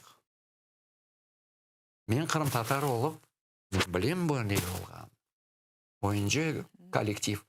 Ана, мен істеген едім, оле олмақ ветанына келген соң қайтарма осып күтмек керек, оле рехберлер çalışмақ кереклер, оле балетмейстерлер, оле ойыншыларын ең күчлі ойыны қайтарма кетіріп, бір ерге барған соң қайтарма дегенде Украина olsun, қазақ olsun, өзбек olsun. Қайтарма қырым татар ансамблі деп, оле оңа янам мен. Бүгін не вақытте қайтажақ, не вақытте олажағын мен бек қорқам ки, жойылып кетежек қайтарманы. Ады жойылажақ, тарихте қалажақ. Бүгін Кезлев шерінде базироваться етейді, ама çoğuсы çalgıcılar işten çıkarıldı. Мына текаранчық вақтын алайым, айтмағы істейім. Яңыр еңбер оларақ, сен бүгін адамлардан контракт бозасы. Мына бойылы ештім, бір-екі да контрактларын кешірмеген. Енді қаста балаларда бар. Но оле адамларын çoğuсы заслуженный Крыма болсын. Başka звание yok Крыма. Çoğusылеріне, şu Rifat Ağa даже дирижер olsun, onun kontraktını emetmedi. Öyle adamların Remzi olsun, büyük bayramlar olmak gerekedi. Tvorskiy вечерлер olup yollamak gerekedi. İsteylerim, istemiler. A bugün ne tak, men şirokой рукой kontrakt geçirmeyeyim. Sen bugün наследиені joydırtasın. O adamlar 20 yıl çalışıp kelgen, звания berilgen. Значит, олар заслужили. Sen onların istemeysin kontraktını geçirmeye. Так, значит, hazırlık kor, tворческий вечер yasa. Simferopol'de Pampezna yolla oların. Otursınlar burun şişirtip, yaramay çalıştınız deyip son aytırsın olarga. Birden esin yollamadı da. Nasıl? Joydırtmak isteyi. Olmaz. Потом sanada, ken aytacağım, ATR kanalında olsun, şu Kırım televizyonda de millette olsun, aylandıralar kaytarmanın konsertlerin. Hepsi bizim vaqt. Remzi Abdinin. Kene şu çalgıcı ballar, kene şu yırcı ballar, bugün kontrakt olmadan yanıları yok. Neyin joydırtacağısın? Ömür boyu istoriyada kaldı o ballar. Bugün yarın konsertlerini aylandırmasınlar. Mana men 90. yılı Kazan'a bardık. Kaç yıl geçti? Почти 30 yıl geçti. Симферопольден зонде Ферат тез-тез телевидениені включать ет, Қырым телевидениесін, АТР канал. Ансамбль қайтарман, Казанда концертін көрсетелер, сен кемені çalasın. O vaxtda мен yaş oğlan, 23 yaşında oğlan. История, он никуда не денешься от этого. Янасыз bu işіне, қасевет етесін. Бек янам, бек қасевет етесін. Келечекке соңғы суалым olacak, nasıl үмітлер беслейсіңіз?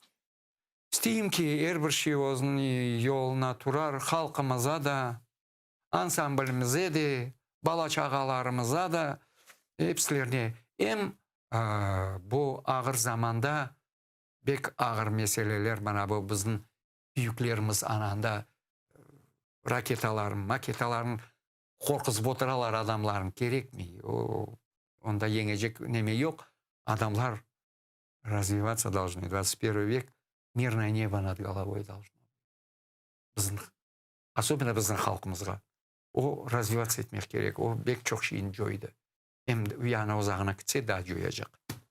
Иншаллах, біз үміт етеміз, жоймайжақмыз, инкишаф етежекміз ағыр вақытларға бақмадан. Ферат ағам, біз сізге жан жүректен минидармыз. Бөле мерақлы сөбет үшін çok сау olыңыз. Сіз де сау болыңыз.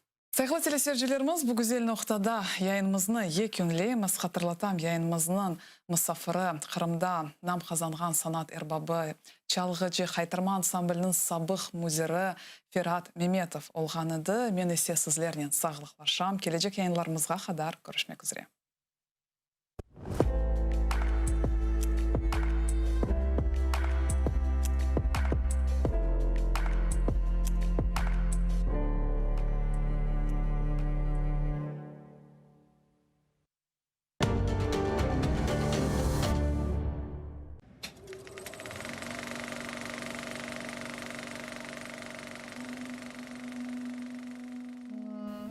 История национального движения крымско-татарского народа драматична. Участники движения, люди разных возрастов и профессий, самоотверженно боролись за возвращение своего народа в Крым. Объединенные единой целью – вернуть свой народ в Крым, они столкнулись с советской репрессивной системой, жестокой, коварной и хитрой, чрезвычайно близко. В жизни каждого из них, посмевших открыто выступить в защиту своего народа, неизбежно наступал момент прямого соприкосновения с властью в лице правоохранительных органов.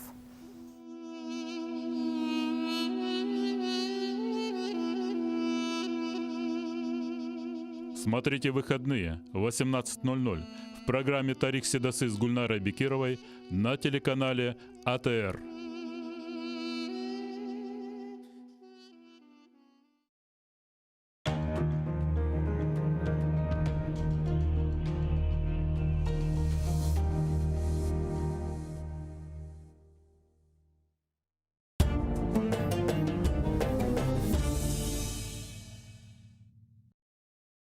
Сәлем алейкум, сайғылы телесерджілеріміз, эфирде тілде бірлік яйыны. Бұл программа девамында біз тілімізнен бағылы, мерақлы мәліматларнен таныш олajaqмыз ве программамыздың сонында яны сөзлеріне өгренежекміз.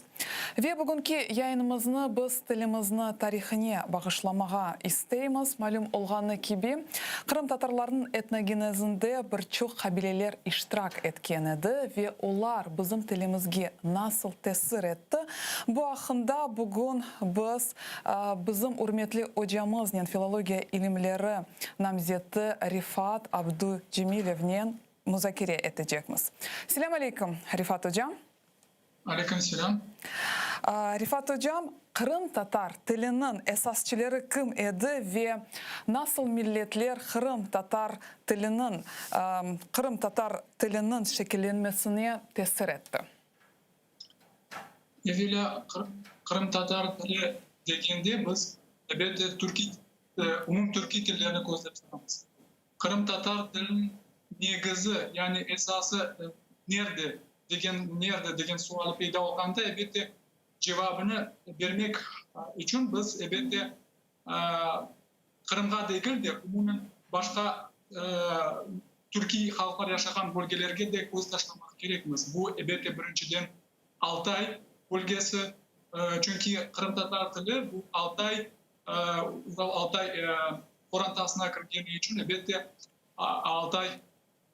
Altay'da Türkiye tiller peyda olan için elbette kadimi Kırım Tatar dilinin yerleri bu elbette andan başlandı. Altay bu bizim dilimizin beşiğidir. Yani elbette onu bizim evveldeki alimlerimiz de kaydettiler o eserlerinde. Evet, bu sırada elbette Orhon Yenisi abidelerini kaydetmek gerek. Bu Bilge Kağan, Tony Cook gibi runa yazılar ile baştaşlar üzerinde yazılgan abidelerdir. Öyle mi? Rifat hocam, ya Codex Cumanicus Kırım Tatar tilinin tarihi yazma abidesi sayıla, tilimizin tarihinde Codex Cumanicus nasıl bir yer alaydı? Codex Cumanicus Kırım Tatar tilinin böyle bir en birinci belli olan, meşhur olan lügatlardan sayılmakta ve bu eser Kırım'da yazılganı için tek bizlerge Kırım Tatarlar için hem de bütün Türkiye dünyası için pek meraklı bir eserdir. Niçin tamam Kırım'da yazıldı bu eser? Çünkü o zamanları Türkiye dillerini bilmek için Türkiye halklar yaşayan yerlerge misyonerler geldiler, bu Hristiyan misyonerleri. Onlar Latincanı bilgen için elbette Türkiye dilinden de tanış olmak istediler yakından. Ve onun için böyle bir lügat izdiler. O lügatka bu Türkiye dillerinin manaları gösterildi. Yani bu Latince, Almanca ve ilah. Elbette andayım de Farsça sözler girdi. Niçin Codex Cumanicus derdi? Çünkü bu Kumanlarının dili, Kıpçaklarının dili. Kumanlar, Kıpçaklar bu evvelden Tatarlar yaşayan yerlerinin, bölgelerinin böyle bir varisleriydi. Yani mirasçıları, onların devletleri şekillenip gelmekte idi ve bundan sonra Altın Orda, Kırım Hanlığı ve ilah peyda oldu. Ve bu Codex Cumanicus da böyle bir onun emniyeti Şarkı Avrupa için vardır. Bu mesela Dnepr, Dunay taraflarında yaşayan halklar, yani Ozu, Tuna suları, yani ozeanlar etrafında yaşayan halklar için. Ve bu Codex Cumanicus Kırım'da yazılgan sebebi çünkü burada Kırım böyle bir ticaret noktasıydı, evveldi. Yani Ulu İpek yolu geçkeni için yani Avrupa'nın hem de Asya'nı bağlayan böyle bir yol, ticaret yolu olduğu için bunda çeşitli türlü halklar ticaret, alışveriş yapmak için gelirdi. Ve onlar bunda bu yerli halkların dilinden de tanış olup bunlarını yadigarlık olarak saklap kaldılar. Rifat hocam, ya bilesiz, bugün biz mana Codex Cumanicus'tan sözlerini kullanamaz mı? Şüphesiz evet, biz tabii kullanamaz Codex Cumanicus'tan sözlerini ve bunlar bizim zemanevi Kırım Tatar dilinde saklanıp kaldılar. Onların da misallerini getirip bilemiz. Evet, onlar Codex Cumanicus bu böyle eğer böyle umumen aytkanda bizim Kırım Tatar dilinin koyu şeklidir. Yani en koyu şeklinde Kırım Tatar dili. Birkaç misaller getireyim size gelirken. Daha böyle bir numunevi olarak olsun diye. Mesela ot sözü. Ot yani o yeşillik degen, ot osumluk degen de geldi manada. Ot ateş manasında. Ot kullanan ateş. Böyle bir söz Codex Cumanicus'ta kullanan otaçı. Otaçı bu yani tabip, yani otlarını ciyip toplayan insan ve bu insan yani hekimdir. Yani otlarını kullanaydı. Adamlarına onlara şifa vermek için. Mesela or sözü, or, endek. Biz or kapı değil miyiz de? O or kazılgan bir yer. Yay sözü. Yay bu yaz manasında. Mesela biz yayla değil miyiz de? Yayla. Yayla bu yazlık yer, yani hayvanlarını yazda bakmak için çobanlarda böyle bir yer. Yeşillik, böyle tuz yer. Yay değil. Yemiş sözü kullanan çokrak, tav, çıray, yağmur, yarık, yıldız, kop, kurultay sözü mesela. Kurultay sözü kurulta nesinden çıkar, tamırından. Bu saylaf manası kele. Kurulta, saylaf. Sonra kara, bu karangı, karadı. Sonra ulus, oru, orun, yer, oba, alay, uçkun bu kıkılçım, iskra deydi. Karçığa, bu kırgıy, koçkar, kobelek ve ilahı. Daha böyle bu sözlerin sırasını da devam etmek mümkün. Onlar bu sözler bizim şairlerimizin, bizim edebiyatımızın numunelerinde saklanıp kaldı. Onların da herkes bilir bu sözler. Pek meraklı, yani bütün sözler bu Kodeks Cumanicus'ten ve bugün biz onlarını kullanamız, onlar bugün yaşaylar. Öyle mümkün etmeye, öyle mi? Öyle, bu sözler bu sözler adi avam halk ağzında kullanan, yani koyda yaşayan insanlar olsun, şehirde yaşayan insanlar olsun, yani bu sözler hem de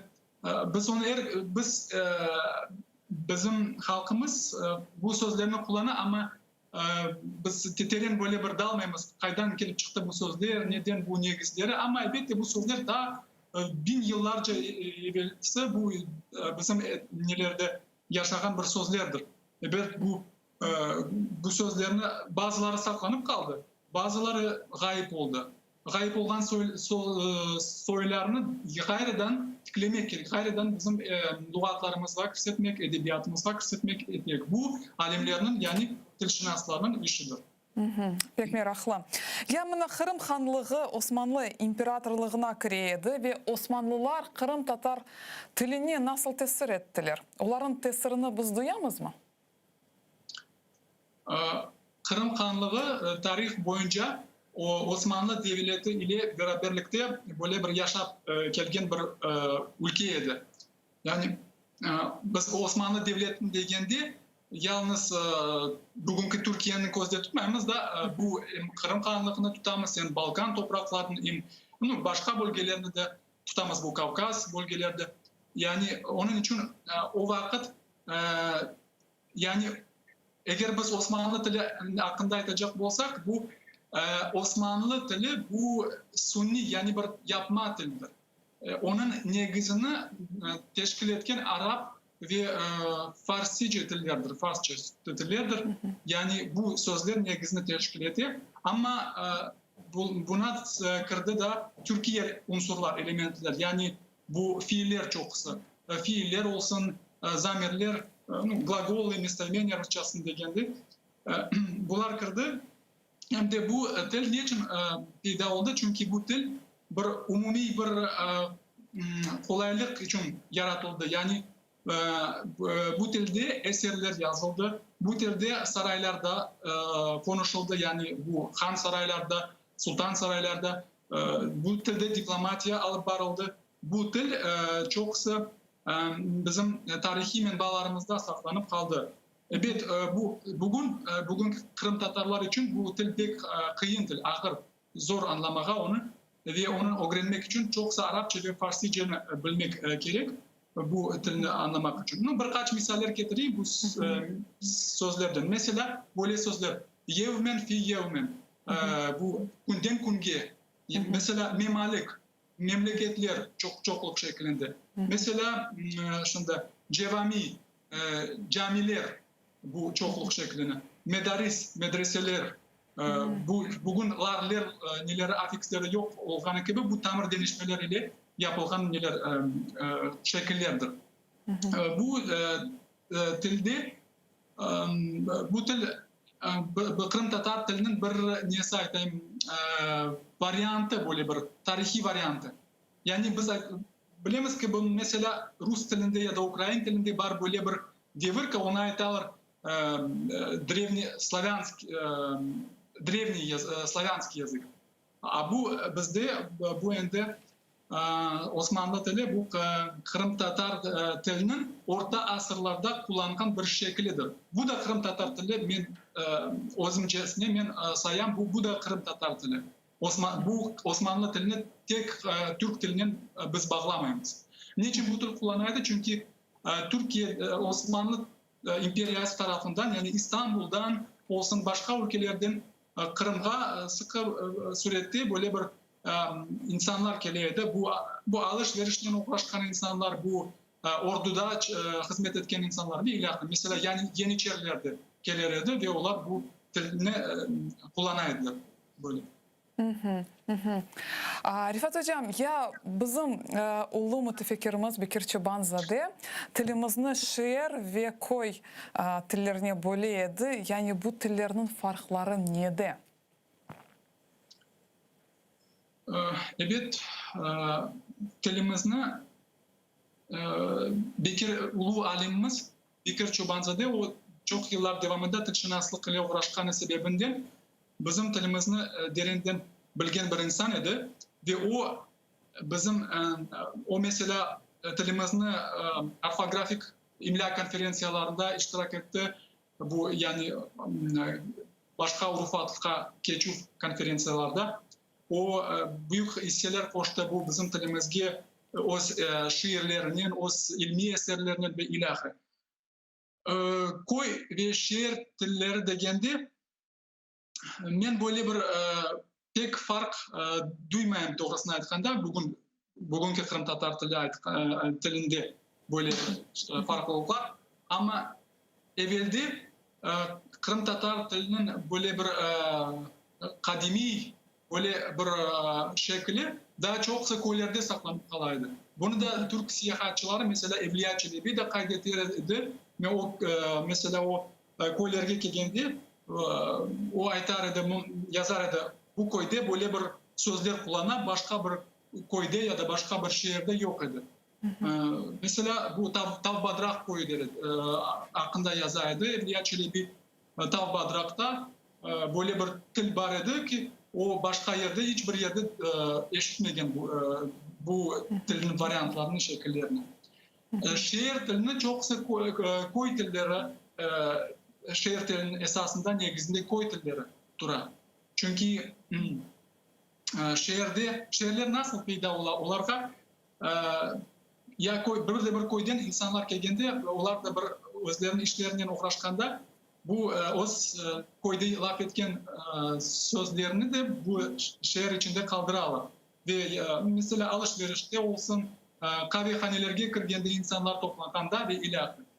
Ama Bekir Çobanzade hakkında da bir meraklı şey aytacak isteyeyim ben ki Bekir Çobanzade o bizim tilimizni uç nege yolakka bölmesine böyle şives til bölgelerini bölmesinde büyük hizmet gösterdi. Mesela biz bilemiz ki bu çöl şivesi, bu Nogay şivesi deyilер bugün. Orta yolak şivesi, orta yolak bu edebi tilinin esasında durgan bir şivedir. Yani buna kaysı şehirler bunda kire. Bu Akmescit, Karasu Bazar, Bahçesaray, Kefi, Kezlev, bu orta yolakta yani Kırım'ın coğrafik tarafında orta yolak bu dağlık ve çöller birbirine birleşken bir yerde kirgen tildir. Ve Yalıboy ve Yalıboy yahut Tat şivesi. Çoksa jurnalistler ya da nasıl aytayım çoksa internette malumatlarda peyda olan malumatlarda yazarlar ki sanki Tat ve tili bu orta yolak tili. Yok böyle değil. Tat ve Yalıboy tili bu birdir. Yani orta yolak bu başka til. Orta yolak bu hem Yalıboy Tat tilinin unsurlarını taşıgan hem de çöl tarafın tillerini taşıgan. O hem çölge anlaşılgan hem de Yalıboy'una anlaşılgan bir tildir. Çobanzade o şiirlerini eğer biz okusak bu şiirlerini göremiz ki bu hem şu aytkanımız gibi Codex Cumanicus'tan kalgan sözlerinden de tapabilemiz. Şu eski menbalarımızdan, edebiyatımızdan da asırlarının yaşagan bu sözlerini tapabilemiz. Yani bu Kırım Tatar tilinin en böyle bir agzavi koyu Kırım Tatar tilinin şeklidir. Yani özü bir sıra alimler ya da bir sıra edebiyatta yazılar ki bu şiirler Nogay tilinde yazılan. Yok, bu Nogay tilin sayılmaz. Bu Kırım Tatar tili. Bu Kırım Tatar tilinin böyle bir en görüngen böyle şeklidir. Rifat Hoca, bilesiz, şunda da bir sualim peyda oldu. Bugün bizge sözler yetişmey ve biz çok alınma sözlerini kullanamız. Eğer de buna Codex Cumanicus'unu canlandırsak, Osmanlı vaxtında kullanılgan sözlerini kullanmaya başlasak, bizim tilimizin inkişafına böyle gibi usullar yardım ederler mi? Nasıl siz düşünüyorsunuz? Tabii yardım ediyor. Evet. Bu çünkü biz öz tilimizni gayriden demek istesek biz bu eserlerge bu yadikarlıklarga nazar taşlayacakmız. Çünkü bu bizim en kadimi, en birinci eserlerimiz bunda saklangan bu til hazinimizdir. Biz til hazinesi hakkında çok aytamız ama bu til hazinesi bu yazılı til hazinesi. Yani eğer biz tilimizni canlandıracak olsak, onların da terenden araştıracakmız, öğrenecekmiz. Codex Cumanicus olsun hanların han yarlıkları, olsun da eski bu Yusuf ve Züleyhalar, Mahmud Kırımlı'nın eserleri, olsun Gasprinski devrinde yazılgan, bu tercümanda yazılgan metinler, olsun şu 20. asırda yazılgan edebi eserler ve ilahi. Bunların hepsini toplap, kıyaslap biz elbette tilimizni canlandıracağız inşallah. Rifat hocam, ya Kırım Tatar edebi tili nasıl peyda oldu? Kırım Tatar edebi tili peyda olmasının tarihi o pek böyle bir asırlarla sürgen bir devirdir. Biz elbette bir Kırım Tatar tili degendi. Endi evvelde aytıp geçilgeni gibi bu biz Kırım Tatar tilini tek Kırım sınırları içinde gözetmeyimiz. Bu Kırım Tatar tili bu Avrupa, Asya bölgelerini bağlayan bir tildir. Niçin Kırım Tatar tilini Gasprinski devrinde bizim mütefekkirimiz İsmail Gasprinski böyle bir orta bir til olarak saylamak niyetlengen edi. Çünkü bu til hem Kazaklarga, hem Özbeklerge, hem Azerbaycanlarga, hem de Türklerge, hem başka Kazan Tatarlarga, Başkırtlarga, hem başkalarga anlaşılgan bir tildir. Bugün bu tilini ama maalesef ki böyle olup çıkmadı. Bu til vazifesine de Türk tili beceri eda etti. Zemanevi Türk tili. Ama Kırım Tatar edebi tilinin degende her bir devirde öz edebi tilinin şekli vardı. Mesela biz önde ayttık Osmanlı tili bu da bir edebi til sayılırdı o zamanlarda, yani Kırım Hanlığı zamanlarda. Çünkü bütün bu saraylarda yazılgan eserler değil, yani padişahlar tarafından yazılgan eserler bu tili ile yazılaydı. Hem de tarihi eserler, tevarihler, başka eserler, şiirler olsun, Gerayların şiirleri. Gasprinski devrinde bu Osmanlı dili devam etti ama biraz şimdi kolaylaştırılgan şeklinde ve şimdi 20. asırlarda başka bir til edebi sayılaydı. Çünkü her bir devirde öz cinsli normalar peyda olungan edi. Yani edebi til degende Kırım Tatar milleti, yani bir siyasi ya da millet olarak, yani bir devlet subjekti olarak peyda olgan son, yani bir halk olarak şekillengen son, elbette onun da tili peyda olar. Bu til bu tilin özüne malik hususiyetleri vardır. Bu da onu başka tillerden ayırgan. Ama şu zamanda da başka tillerinin bir noktalar da var. Rifat hocam, mına tarih boyunca bizler mecbur olduk bir haç kereler urfatlarını deniştirmege. Başta Arap urfatı olgan edi, sonra Latin ve sonra Kiril urfatı. Mına urfatlarının deniştirmesi tilimizin inkişafına nasıl tesir etti? Urfatlarının deniştirmesi iki taraflama tesir etti mencesine. Bir taraftan bu o zamanın böyle bir tendensiyası edi, yani urfat, yöneliş edi, urfatlarını deniştirmeli. Yani niçin Latin urfatı saylanıldı? Çünkü o zamanda böyle bir umumi bir standartlarga getirlerini getirecekler. Çünkü umumi bir normalarga getirmek bu bir taraftan yaxşı edi. Ama bizim asıl urfatımız evet bu Arapça urfatı. Bugün bu Arapça urfatını anlamak için bu biraz kıyın okumağa bu metinlerini. Çünkü onu mütehassıslar az, bu Arapça urfatını öğretecek, bu Arapça bilgilerini verecek ve ilahir. Ama Latince 1928 senesinde böyle bizim alimlerimiz böyle bir konferansiyalar ötküreydiler. Bu Latin urfatına geçmek için. Ve Latin urfatına geçken son bütün bu kitaplar başladı Latin urfatının neşr edilmedi. Latin urfatının.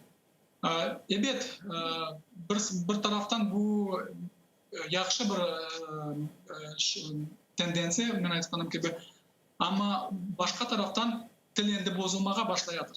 Bu endi bu daha görünecek bu devamında, yani endi Kiril harflerini 1938 senesi Kiril harflerini geçirgendi. Yani mesela Arap urfatında bizde H harfi var da bir sıra sözlerde. Mesela nasıl sözler alayık? Hamdi mesela Sabah, doğru mu? sabah ve bir sıra sözler, şimdi onların herkes bilir bu sözlerini. Ama bu oca mesela sözde H harfiyle yazılaydı. Sonra bu H düşüp başladı ve endi böyle bir Kirilce'de onlar H'sız yazılmaya başladı ve bugün Latince'ye geçilgende bu H'lar kalgan idi o zamanlarda. Bugün bizim milletimizin niyeti tolusının Latince'ni Kırım Tatar muhitinde, Kırım Tatar halkının muhitinde kullanmak. Lakin ben göreyim internette yazışarlar, yaşlar internette yazışarlar, Latince yazışarlar ama bu nelerge riayet etmiyor. Bu Latince'nin özün hususiyetlerini, bu H'larını düşüreyler, başka nelerini, harflerini doğru kullanmayla değil. Eğer biz Latince'ni kullanacak olsak, onu tam doğru şekilde kullanmak gerektir. Ama bu da bir şey aytacak olan, bu urfatlarını değiştirip, almıştırıp siyaseti niçin alıp vardı? Çünkü bu o zamanda, yani Sovyet devrinde böyle bir siyaset var idi. Arapçadan Kırım Tatar dilini temizlemek. Yani İslami unsurlardan o zaman bu şu komünist yani Sovyet rejiminde böyle bir dinsizlik devrinde İslamiyet'e karşı böyle bir saldırı idi. Yani Arapçadan temizlemek ve bu başka sözlerini kırsetmek dilimizde. Yani başka tillerden olsun, bu Avrupa tillerden olsun, Fransız tillerden, başka tiller ve Rusçadan da çok. Rusça sözleri bu hep duyula, bu 30.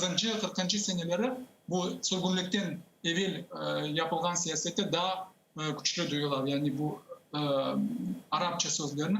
Böyle bir makaleler de çıkan idi bu o vakitler jurnallarda, mesela illere jurnallarda, Yeni Dünya gazetasında ve ilahir bu Arapçalık ile kureş. Yani Arap unsurlar ile kureş. Böyle. Pek meraklı. Rifat hocam, yamına eski Kırım Tatar tili ve bugünkü tilimiz nenin fark etti? Bazı inceliklerini siz de anlattınız ama biraz tafsilatlıca anlattınız. Neni biz bugün gayip ettik. Biliyorsunuz mu? Bizim tilimiz elbette farklı. Bugün biz laf etken, yazgan tilimiz o zaman tilinden pek farklı. Bu duyula. Hem de bir taraftan bu gazetelerde, eğer kolunuzda bir gazetini alsanız, okusanız bir satırlarını, bu korunay gözge. Ya sözler doğru kullanmay, ya sözler yerine kullanmay ve bu ya da bambaşka bir manalarda kullanın. Ama eskide kullanılan biz o zemanevi tilimizde başlayımız uydurmağa, bir yani sözlerini uydurmağa, yani bir neler şekillerini, gramatik. Ama bütün bu şeyler var idi evvelde. Bu yazılı edebiyatta olsun, bu aksavi şekilde Bizim ecdadlarımız laf etkende bu hepsi var idi. Ama niçindir biz bularını joyda kullanmayız? Çünkü elbette bu siyaset bu siyasetinde tesiri vardır. Yani bütün bu sürgünlükler, bütün halkımızga yapkan zorbalıklar neticesinde bütün bu neler bizim tilimizni bayağı değiştirdi tilimizin sıfatını. Bunu yapmak gerek. Elbette bu eski eserlerini gayrıdan araştırmak, öğrenmek ve bu eski nelerin til unsurlarını da kotarmak, meydana çıkarmak. Yaşlarımızla öğretmek ve sonra ben bilesem bu elbette bu başka türlü olur. Ve bilesizim daha bir mesele var. Etrafımız elbette ki hepimiz Rusça düşünemiz, yazıklar olsun ve bu kalkalardan nasıl kurtulmak mümkün? Yani tilimiz çok kalkaga geçti ve birçok tilimizde, ana tilimizde laf etkende biz Rusçaga tercüme etemiz ve tilimiz temiz çıkmay. Buna Rusizmlerden nasıl biz özlerimizni kurtarıp oluruz? Kalkalardan. Kalkalardan kurtarma meselesi elbette nasıl aytayım, elbette bizge gerek bir güçlü bir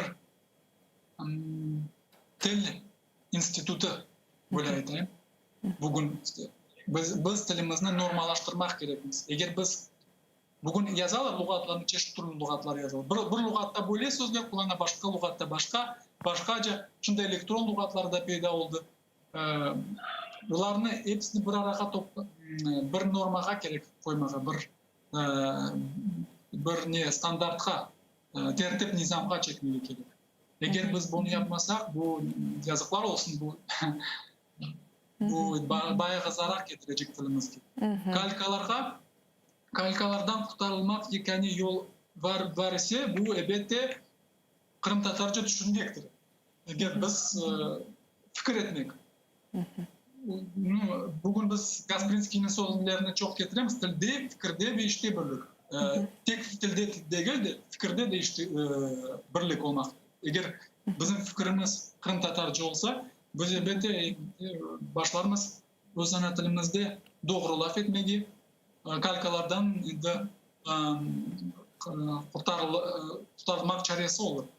Kalkalar bu hastalıktır bu tilimizde.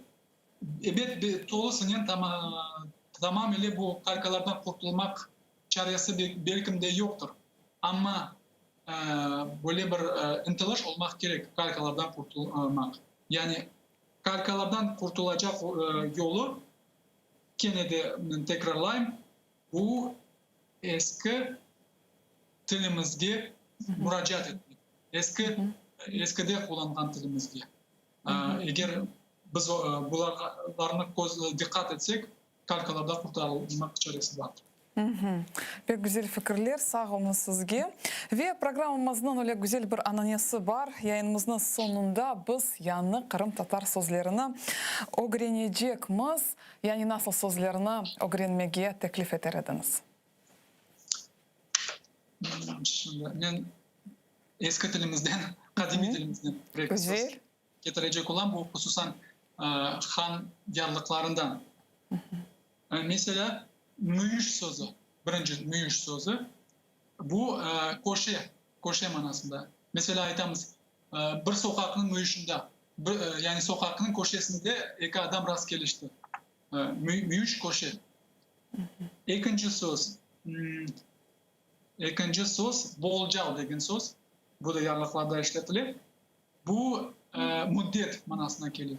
Yani 3 aylık bolcal verem sana.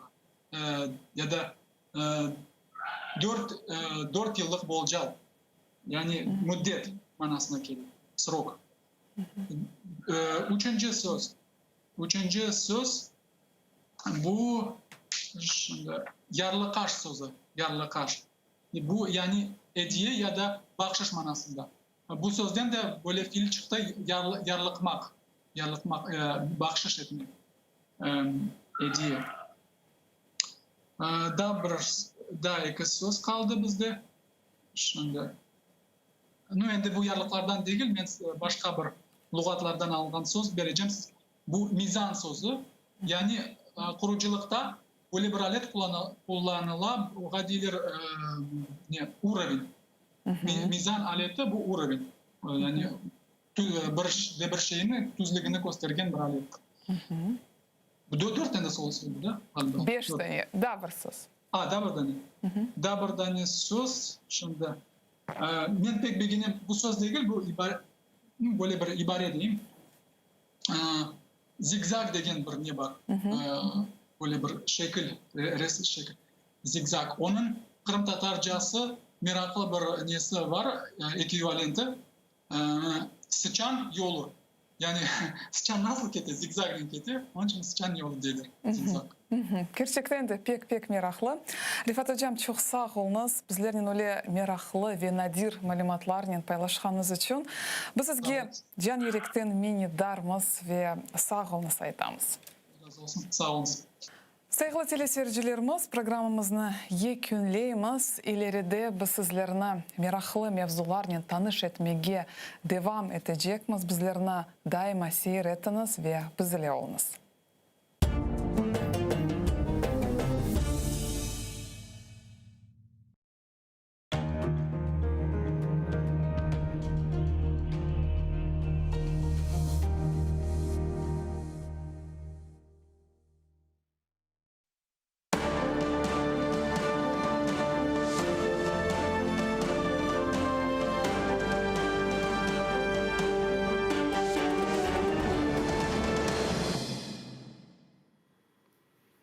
Приветствую всех зрителей телеканала АТР. В нашем эфире программа «Бугунь». И в ближайший час мы будем говорить о самых важных и актуальных новостях как в оккупированном Крыму, так и на материковой Украине.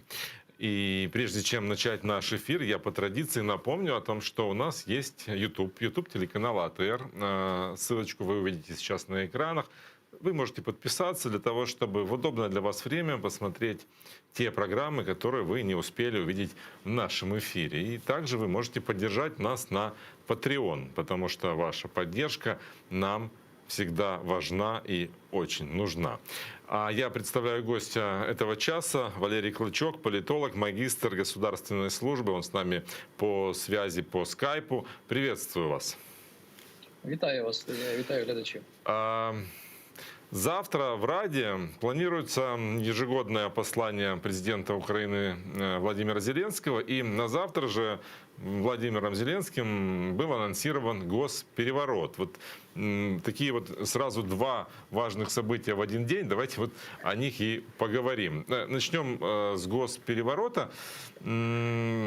Хочется узнать вашу оценку этой информации, потому что вот чем больше проходит времени от момента заявления Зеленского о том, что готовится на 1 или 2 декабря госпереворот, все больше новых фактов, которые как-то вызывают много вопросов. Ну, например, о том, что СБУ возбудила уголовное дело о возможном госперевороте только через 2 суток после заявления президента.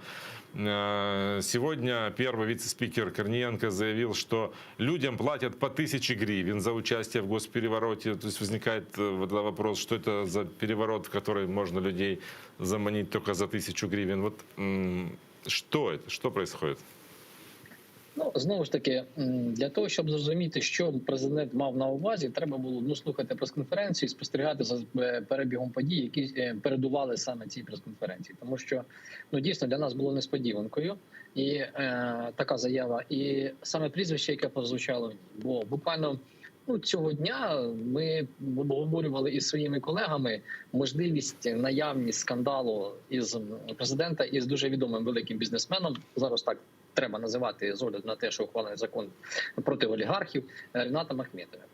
Я виказував припущення, що ця така конспірологічна версія про наявність такого відкритого конфлікту, точніше відкритого чи закритого, але конфлікту із Рінатом Ахметовим, вона дещо надумана, натягнута. Можуть бути непорозуміння, власне, у президента і великого бізнесмена Ахметова, але щоб це якесь протистояння, так, ми можемо говорити про те, що нібито там є випадки, коли там гроші хтось кому не перераховував, так далі, тому подібне, але ж все ж таки бізнес бізнесом, президент президентом. Але заява президента, вона ну фактично знівелювала мою думку, скажу так, як є, і президент визнав публічно факт наявного конфлікту із Рінатом Ахметовим, тому що, але прив'язав його дуже в дивний спосіб, як на мене, говорячи про те, що хтось готує державний переворот.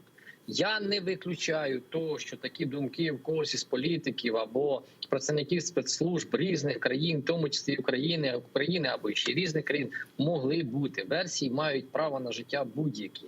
Але президент, мабуть, оперував не просто якимись версіями, а фактами. Він, власне, і стверджував, що в нього є запис розмов, де фігурувало прізвище Ахметова.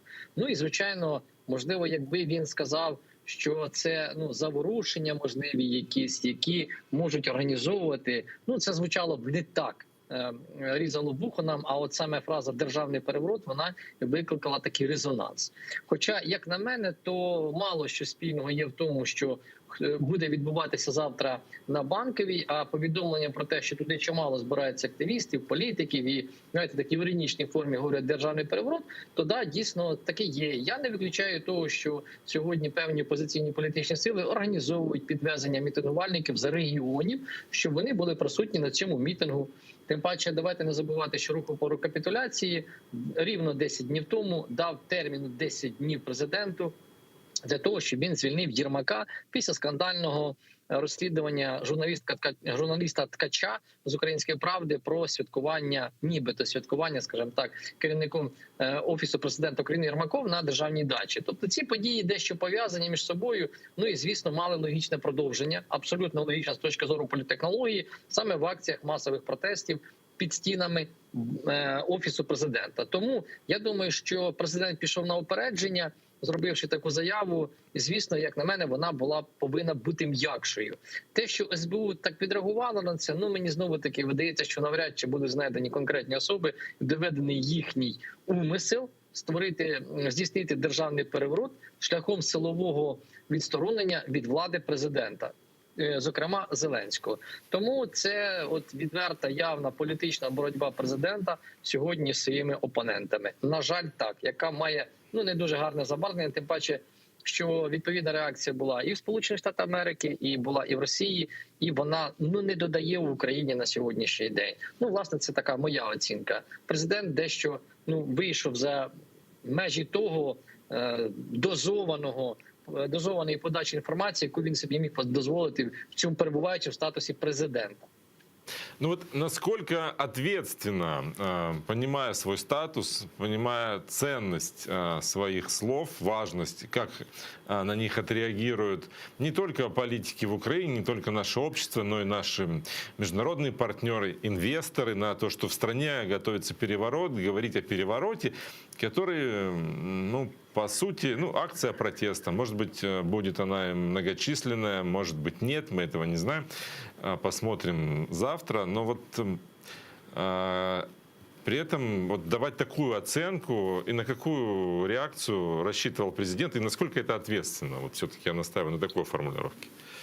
Знову ж таки, міра відповідальності визначається тут чисто моральними якостями і самого президента, і нас як спостерігачів цього. Тому що можна там і засуджувати, що президент там, можливо, перебільшив. Я вважаю, перебільшив, так, але називати його безвідповідальним, знову, давайте ми будемо трішки обережнішими в цьому сенсі. Тому що, можна, знаєте, так, у приватних розмовах про це говорити, але якщо, наприклад, порушена кримінальна справа за заявою президента про можливий державний переворот, він президент, він міг це говорити, він мав на це право. Але якщо це виявиться фейком в підсумку після розслідування, він нестиме за це політичну відповідальність. Але на упередження він діяв. І діяв правильно, як на мене.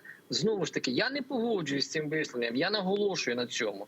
Не потрібно було б говорити, але заборонити йому цього не можна. Це його вибір, врешті-решт. Тому говорити безвідповідально, не зовсім так. Ми ж не знаємо, яку інформацію він саме, власне, володів, правильно? Не знаємо. Ми ж розуміємо, що сьогодні, наприклад, силове протистояння опозиції і влади не потрібне Україні, за визначенням зовсім не потрібне. Це доконаний факт, тому що завтра цю тему будуть експлуатувати не на користь України.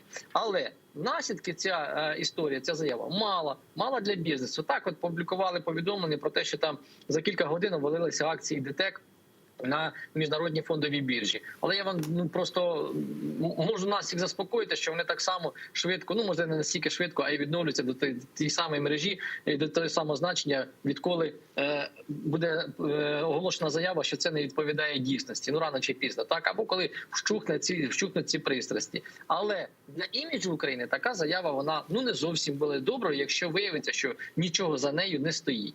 А велика ймовірність того, що вона дійсно пустопорожня, є.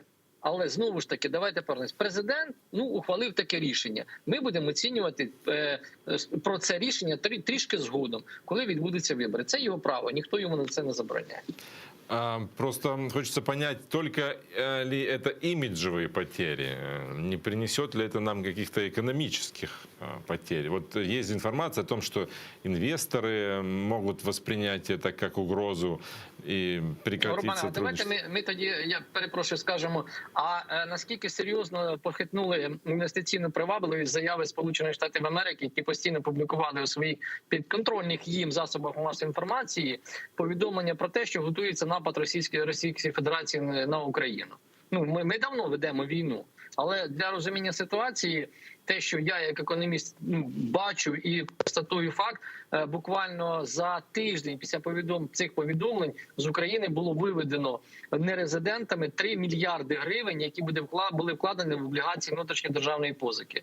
Це також шкодить іміджу, інвестиційній привабливості. Безумовно, я це не заперечую, але це не є самим визначальним фактором. Тут сукупність факторів. І знову ж таки, перекладати відповідальність саме на цей епізод не можна. Тут треба говорити про систему дій, до якої вдається влада впродовж достатньо великого періоду. І закони, які ухвалюють, це і безпекова складова, це і робота правоохоронної системи, судової і так далі. Тобто це не визначається однією заявою президента. Я ще раз наголошую, я не розділяю, я її не підтримую, її не треба було робити. Але заборонити цього йому ніхто не може. Окей, давайте поговорим о предстоящем послании. Как вы думаете, какие акценты будут сделаны? Мы можем проанализировать прошлогоднее, которое было в октябре 2020 года. Там речь шла и о критике предшественников, о борьбе с ковид, ситуации на Донбассе, как достижение, говорилось о самом длинном периоде перемирия. Речь шла о референдумах и о народовластии, о том, что украинцы имеют право участвовать в государственном строительстве напрямую через голосование, о цифровизации, о внедрении ИДИ. И был такой интересный аспект, да, вы, наверное, помните, если нет, я напомню, Владимир Зеленский тогда заявил, что мы обеспечили энергетическую безопасность и подписали новый 5-летний контракт с «Газпромом» на транзит газа, а также получили $3 миллиарда США, выигранных в Стокгольмском арбитраже. Мы начинаем отопительный сезон с рекордными запасами угля и газа. А в этот раз ситуация кардинально изменилась. Вот как вы можете спрогнозировать, какие акценты будет делать Владимир Зеленский в этот раз? Знаєте, я, чесно кажучи, був дещо здивований самою інформацією, анонсом про прес-конференцію Зеленського, яка фактично виникла дуже швидко, спонтанно. Ми не бачили жодного повідомлення, розмов прес-служби президента про те, що він збирається організувати, провести великий прес-марафон або дещо. Щось типу цього. А історія із появою її, як на мене, вона має глибоке коріння саме у конфронтації президента із великим бізнесом, із вчорашніми його соратниками по парламенту. Наприклад, той же самий Разумков, ми знаємо, нещодавно, скажімо так, вийшов із «Слуги народу» і організував своє міжфракційне об'єднання. Це і постійна критика, яка лунає із телеекранів про те, що президент дійсно сьогодні несе персональну відповідальність за енергетичну безпеку, якої нема в країні. І так далі, тому подібне. Такий, знаєте, перелік факторів можна набирати. І саме цей прес-брифінг, як на мене, був спровокований тим негативом, який лунає на адресу президента, а він його не розділяє. Він вважає по-іншому, він вважає, що він робить все правильно. І для нього потрібний був діалог саме з журналістами, де він, на його думку, так він думав, він зможе дати відповіді на ці питання. Каталізатором, звісно, стало розслідування Ткача. Тут важко заперечувати, бо саме після нього буквально через 4 дні вже і з'явилася ця ідея з проведенням прес-марафону. Тому я думаю, що з огляду на останню риторику, яку ми чули буквально 3 дні тому, президент буде схильний знову говорити про ті самі речі, які він озвучував журналістам. Він, я так розумію, сам коригує свої виступи, додає їм сценічності і яскравості. В нього це виходить дуже гарно. І відтак завтра ми почуємо знову ж таки прес-марафон, той, що ми чули 2 дні тому, у п'ятницю, але вже у такій причесаній формі, у формі виступу, можливо, десь 25-30 хвилин. І найголовніше, як сказав Корнієнко, запитань цього разу не буде. І він попросив народних депутатів поводитися чемно, мабуть, натякав, щоб вони не робили так, як Гео Лерос останнього разу в парламенті, коли він показав непристойний жест президенту. Тому, швидше за все, це буде такий, знаєте, звіт, що не все пропало, що все добре, що я тримаю все під контролем, а ви нагнітаєте смуту на мої хороші реформи. Приблизно в такій формі це виглядатиме.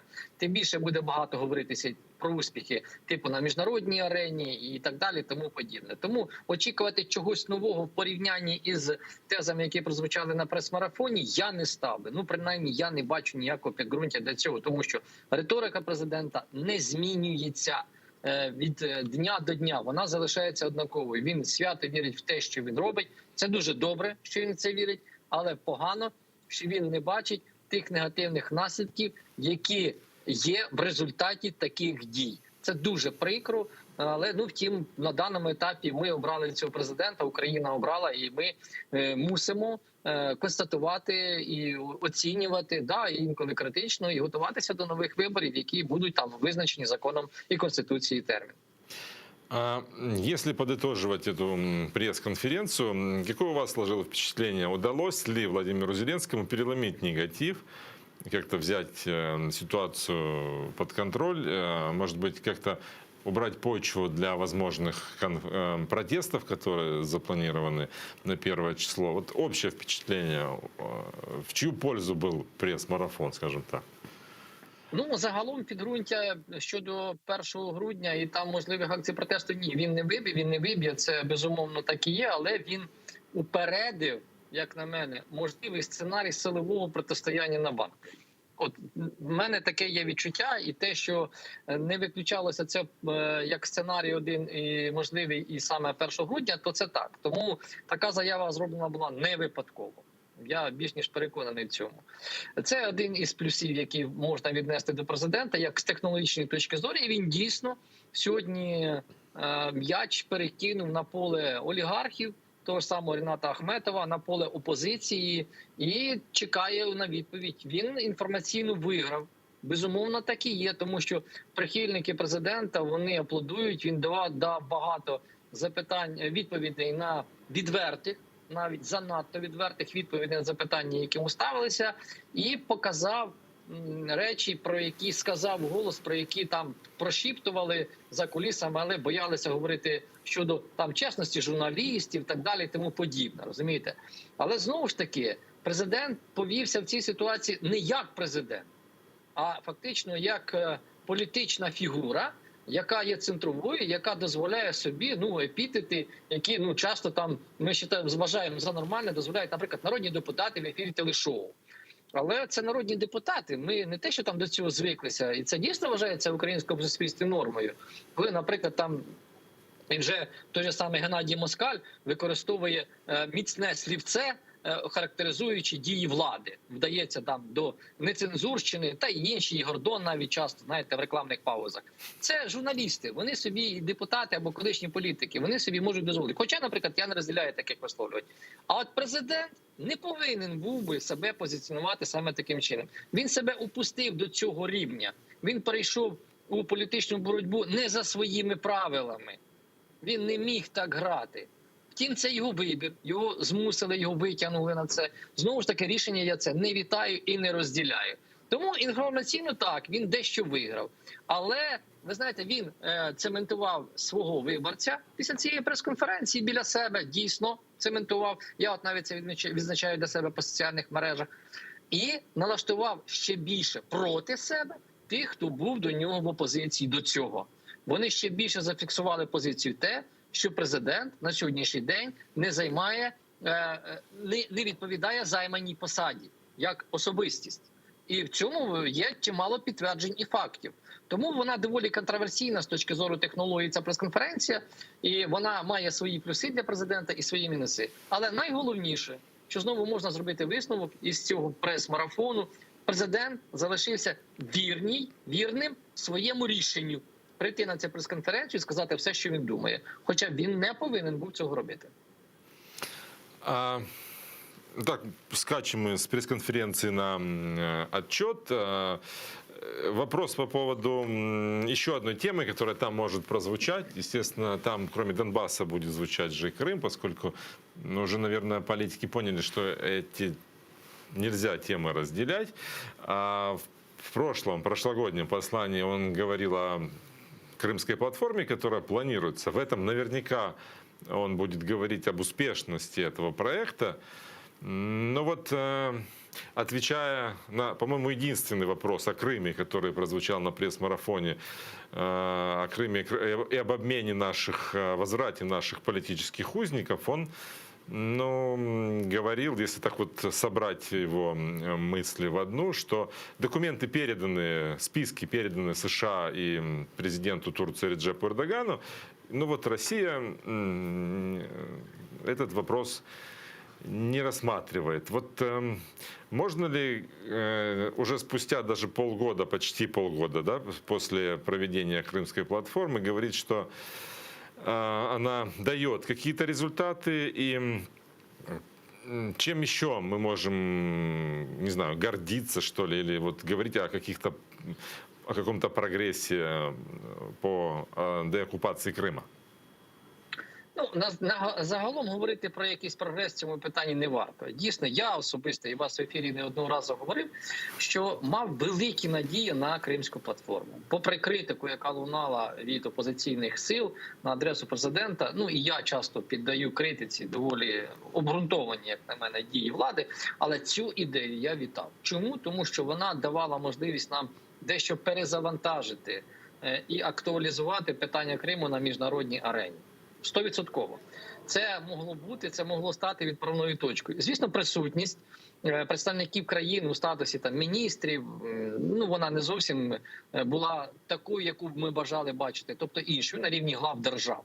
І очікувати, що всі дуже швидко приїдуть, також було б нещирим, тим паче в Україну. Одна справа зібрати Кримську платформу за межами України, наприклад, на базі Організації Об'єднаних Націй, це одна справа, і розглядати Крим в контексті інших питань, як це було раніше. Тоді можна отримати більше і голосів, і підтримки, і статусність могла бути більшою. Очікувати від Кримської платформи чогось іншого не варто було. Я дуже уважно слідкував за виступами всіх присутніх, передивився їх, переслухав. Всі вони були абсолютно в однаковій риториці, хіба що за винятком Німеччини, яка говорила, знову ж таки, про газ, кому що болить. Їм більше болить газ, ніж Крим. Але Крим прозвучав, він прозвучав дуже голосно, він знервував Російську Федерацію, це так.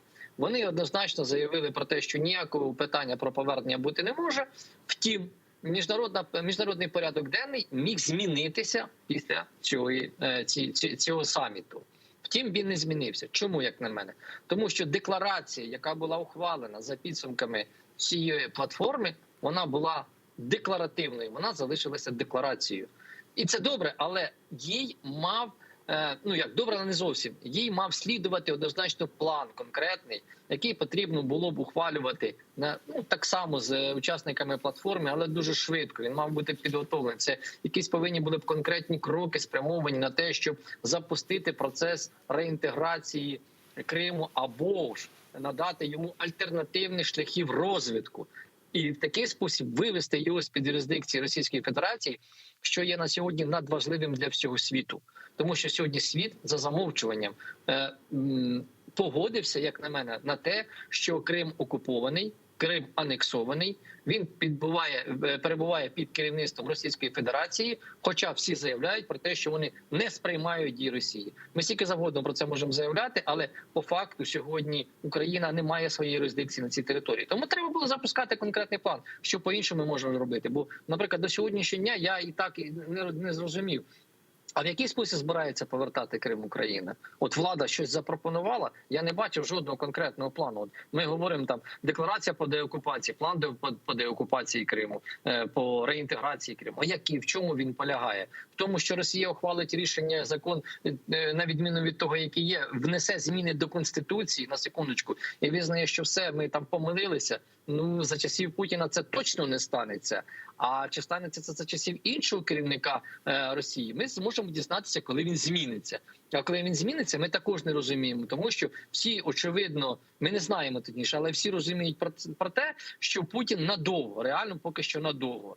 Тому є оця печаль від Кримської платформи, як на мене. І остання заява Реджепа Ердогана в тому сенсі, що він може долучитися до мирного процесу в Україні в контексті кримських татар, також якось звучить доволі декларативно і розмито. Бо дружбу із Росією, хороші відносини він полишати не збирається. Ну, звісно, тут треба ж розуміти, що за такою заявою має ще стояти практично. Вона також декларативна. Тому, на жаль, і я не виключаю, що питання Криму прозвучить, наприклад, завтра, 1 грудня, у Верховній Раді. Але знову, в якому контексті? Потрібно говорити про одне, що я, як президент, ініціюю зміни до Конституції України в частині надання права кримським татарам на самовизначення. Допоки цієї фрази ми не почуємо від глави держави, то ми ніякого руху не матимемо. Ну, по поводу Эрдогана, я попробую вам возразить. Прецедент-то был, когда при его участии были освобождены заместители председателя Меджлиса Ильми Умеров и Ахтем Чийгоз. Да, я зараз говорю не про звільнення, я говорю про долю Криму. Да, но на Эрдогана рассчитывает наш президент, в том числе и в связи с вопросом по возврату наших пленных. Эти списки-то у Эрдогана есть. Тут хотя бы может быть какой-то прогресс? Я не думаю, що Ердоган попливає якось уже на звільнення полонених, тому що у Путіна зовсім інше завдання. Він ставить за мету собі фактично виконання Мінських угод у тому форматі, в якому вони прописані. Як може Ердоган по це попливати? Ну, давайте ж скажемо щиро, ніяк. Бо і Україна заявила, ми залишаємося вірними нормандському формату. Нашого Ердоган війде в нормандський формат, заяви поки що контроверсійні, вони не корелюються одна з одною в частині саме можливого поступального руху і обміну полоненими, що закладено в Мінських угодах. Сьогодні час дещо змінився, Путін трохи не той, м'яко кажучи. Не тот, это вы что имеете в виду? Ну, якщо раніше він погоджувався на умови Ердогана звільнити, то сьогодні він не погодиться. Я не бачу підстав для цього.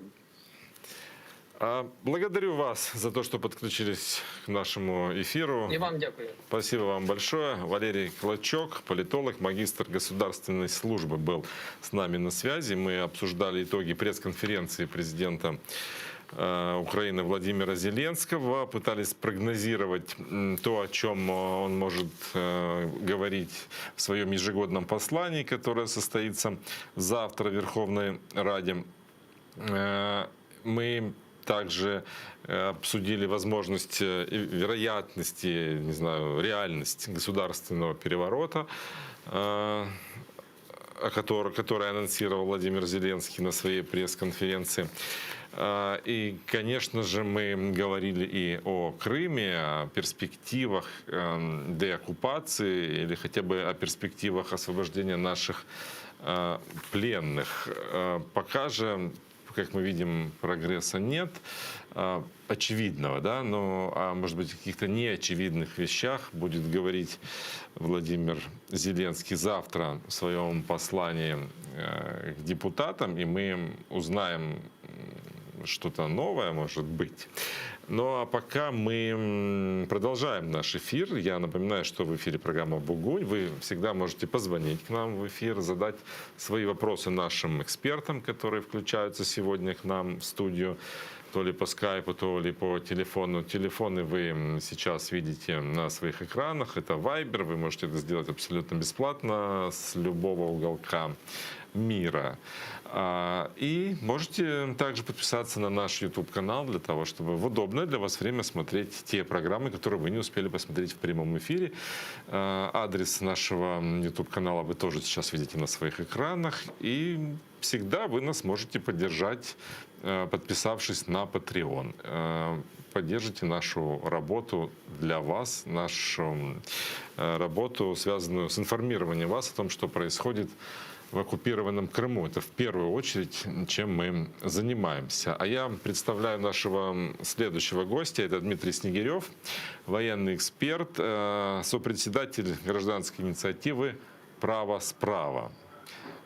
Приветствую вас. Добрый день.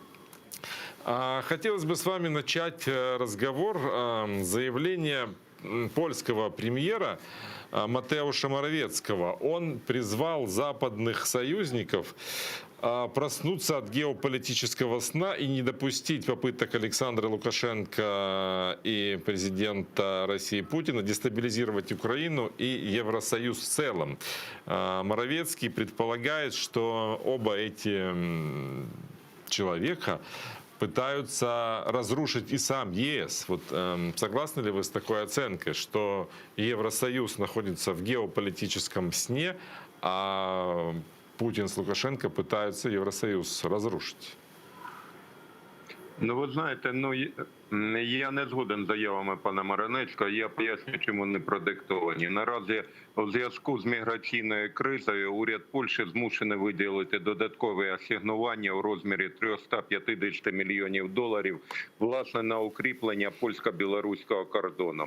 Але варто починати з того, що, власне, спецслужби Білорусі, зокрема Комітет держбезпеки цієї країни, провів, як на мене, блискавичну операцію.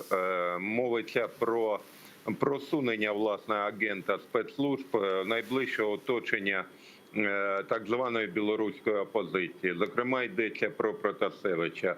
Завдяки, власне, цій операції білоруська сторона отримала інформацію щодо причетності польських спецслужб до фінансування білоруської опозиції і спроб дестабілізації всередині самої країни. Відповідно, відповідь Лукашенка була дзеркальна. Це так звана міграційна криза. Те, що зараз відбувається на білорусько-польському кордоні, власне, спровоковано фактично провалом польських спецслужб. І польська сторона прекрасно про це розуміє. Їй не варто апелювати, власне, до країн ЄС з метою перекласти відповідальність чи то частину фінансування витрат, пов'язаних з так званою міграційною кризою. Тим більше, що це не всі витрати. Власне, наразі в Сейм Польщі внесена постанова щодо збільшення фінансування і на польську армію. Зокрема, йдеться про те, що ледь не втричі збільшується бюджет польської армії і, власне, чисельність її у зв'язку, власне, з подіями на білорусько-польському кордоні. Що стосується заяв, власне, польської сторони і білоруської з приводу можливих, скажімо, наслідків чи то летаргічного сну країн ЄС, то я з цим абсолютно не погоджуюся. Тим більше є заяви, власне, і Великої Британії про передислокацію військового контингенту, власне, в країни Балтії в зв'язку з можливою військовою загрозою з боку Російської Федерації. Є відповідні заяви, власне, Великої Британії щодо можливості направлення військового контингенту в Україну в зв'язку, власне, з ескалацією напруженості на російсько-українському кордоні. Тому казати про те, що ЄС перебуває в стані летаргічного сну, я з цим абсолютно не погоджуюся. Ба більше того, країни ЄС останнім часом почали демонструвати єдність в оцінках російської загрози. Це, власне, звучить і в висловлюваннях МЗС Франції. І варто зазначити, що новостворена коаліція в Федеративній Республіці Німеччини чітко заявила, власне, про загрози і російського вторгнення, і, власне, можливості впливу на Російську Федерацію у зв'язку з ескалацією напруги на україно-російському кордоні. Тому я ще раз хотів би підкреслити, що, власне, події, які відбуваються на кордоні Білорусі і Польщі, це свідчення провалу роботи польських спецслужб, мета якої була дестабілізація ситуації, власне, Республіки Білорусь. Что вы думаете по поводу вероятной новой угрозы, нового вторжения России? Звучат достаточно противоречивые, я бы сказал, заявления. Мы слышим заявление разведки США о том, что это вторжение готовится. Мы потом читаем сообщение нового главы ГУР Министерства обороны Буданова о том, что да, это возможно, но сначала будет дестабилизация ситуации в стране. Мы слышим заявление министра иностранных дел Украины Кулебы о том, что там 115 тысяч российских войск сконцентрированы на нашей границе. А потом мы слышим заявление Владимира Зеленского о том, что он говорит, что сейчас угроза значительно меньше, чем она была весной, когда Россия проводила так называемые внеплановые учения и тоже стягивала войска к нашим границам. Вот ваша оценка ситуации. Ну, по-перше, давайте проаналізуємо дані, які звучать з вуст українських можновладців. Я нагадаю, за даними української розвідки, а саме Головного управління розвідки Міністерства оборони, на кордонах з Україною було зосереджено 92 тисячі вояків Збройних сил Російської Федерації. Натомість наразі пан Кулеба заявляє вже про 115 тисяч вояків Збройних сил Російської Федерації. Але я хотів би підкреслити, що протягом 2 останніх тижнів не було зафіксовано передислокації Збройних сил Російської Федерації безпосередній близькості до українських кордонів.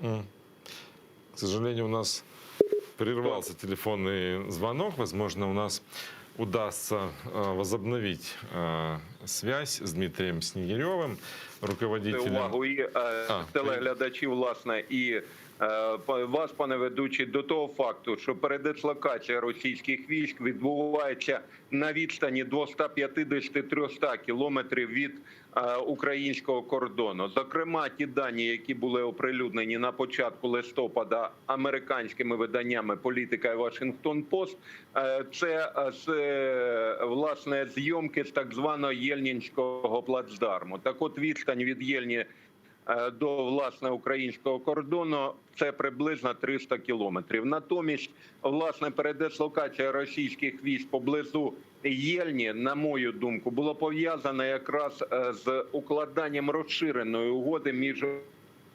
Росією і Республікою Білорусь. І на той момент варто було сприймати подібну передислокацію. Алло. Да, мы вас слышим, но вы прерываетесь, и, к сожалению, не все нам слышно. Сейчас как вы меня слышите? Хорошо? Вибачте, я дуже погано вас чую. Да, вот мы тоже, к сожалению, связь прерывается. Возможно, все-таки получится, да, нам с вами договорить. И если вот сейчас вы услышите мой вопрос, Лукашенко заявил, что он в случае обострения конфликта на Донбассе уже все должны знать, на чьей стороне он будет, имея в виду Россию. И там опять готовятся совместные учения. Как нам оценивать такие заявления? Алло. Да, ну, к сожалению, не получается у нас сегодня поговорить с Дмитрием Снегиревым, потому что связь прерывается, и, к сожалению, очень обрывочная информация доходит до нас. Благодарю вас за то, что вы подключились к нашему разговору. Я надеюсь, что в следующий раз со связью будет значительно лучше, и мы сможем договорить. Дмитрий Снегирев, военный эксперт и сопредседатель гражданской инициативы «Право справа» был с нами на связи, а мы продолжаем наш эфир. И поскольку мы уже затронули тему так называемого миграционного кризиса на границах Беларуси и Польши, спровоцированного Белоруссию и Россией в том числе, и это признают европейские страны в том числе, мы поговорим с Мариусом Ларинавичусом, аналитиком, который эксперт по этим вопросам и эксперт по России в том числе. Я вас приветствую. Добрый день. Вот только что в разговоре с Дмитрием Снегиревым, нашим военным экспертом, мы оценивали заявление польского премьера Матеуша Моровецкого, который призвал Европу и своих западных союзников проснуться от геополитического сна и не допустить попыток Лукашенко и Путина дестабилизировать Украину и Европу. Он даже предположил, что вот этот миграционный так называемый кризис даже спровоцирован Путиным для того, чтобы Евросоюз разделить. Он, наш эксперт, заявил, что это не совсем так, потому что Евросоюз как раз-таки не спит, а вот Польша и польские спецслужбы провалили, неэффективно сработали и привели к тому, что такая провокация со стороны Беларуси появилась. Как вы оцениваете то, что там происходит? Ну, я, наверное, больше согласен с господином Моровецким. Я думаю, что как раз Польша показала, как надо говорить с такими режимами, как режим Лукашенко и режим Путина. Только усилиями Польши это тот кризис, который как бы сейчас уже утих, но который был у границ как раз Польши с Белоруссией, только усилиями Польши и стихнул, потому что Польша пригрозила Беларуси закрыть железнодорожный транзит через свою территорию. Даже ультиматум поставила режиму Лукашенко, до которого дня должны всю эту ситуацию вокруг границы как бы нормализировать. И именно тогда, именно через день после этого ультиматума все там утихло. Значит, вот такой разговор работает. С тем, что как-то польские спецслужбы не подготовились, я тоже не согласен. То есть это большая, широкомасштабная гибридная атака, я бы сказал, в первую очередь Кремля, только которая исполняется руками Белоруссии и режима Лукашенко. И с польской стороны как бы все было сделано так, как надо. То есть они использовали, конечно, наш литовский опыт. Мы договорились с Евросоюзом, что можно возвращать этих нелегальных мигрантов назад и так противостоять этой гибридной атаке. Но то есть то, что показала Польша, она как бы защитила свои границы, она показала, как надо говорить с диктаторами. Я думаю, что как раз польская оппозиция сейчас защищает даже не только Польшу, но и всю Европу.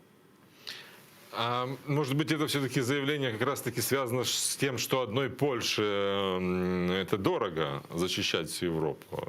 Речь идет, может быть, как раз намек, скажем так, на финансовую поддержку Евросоюза?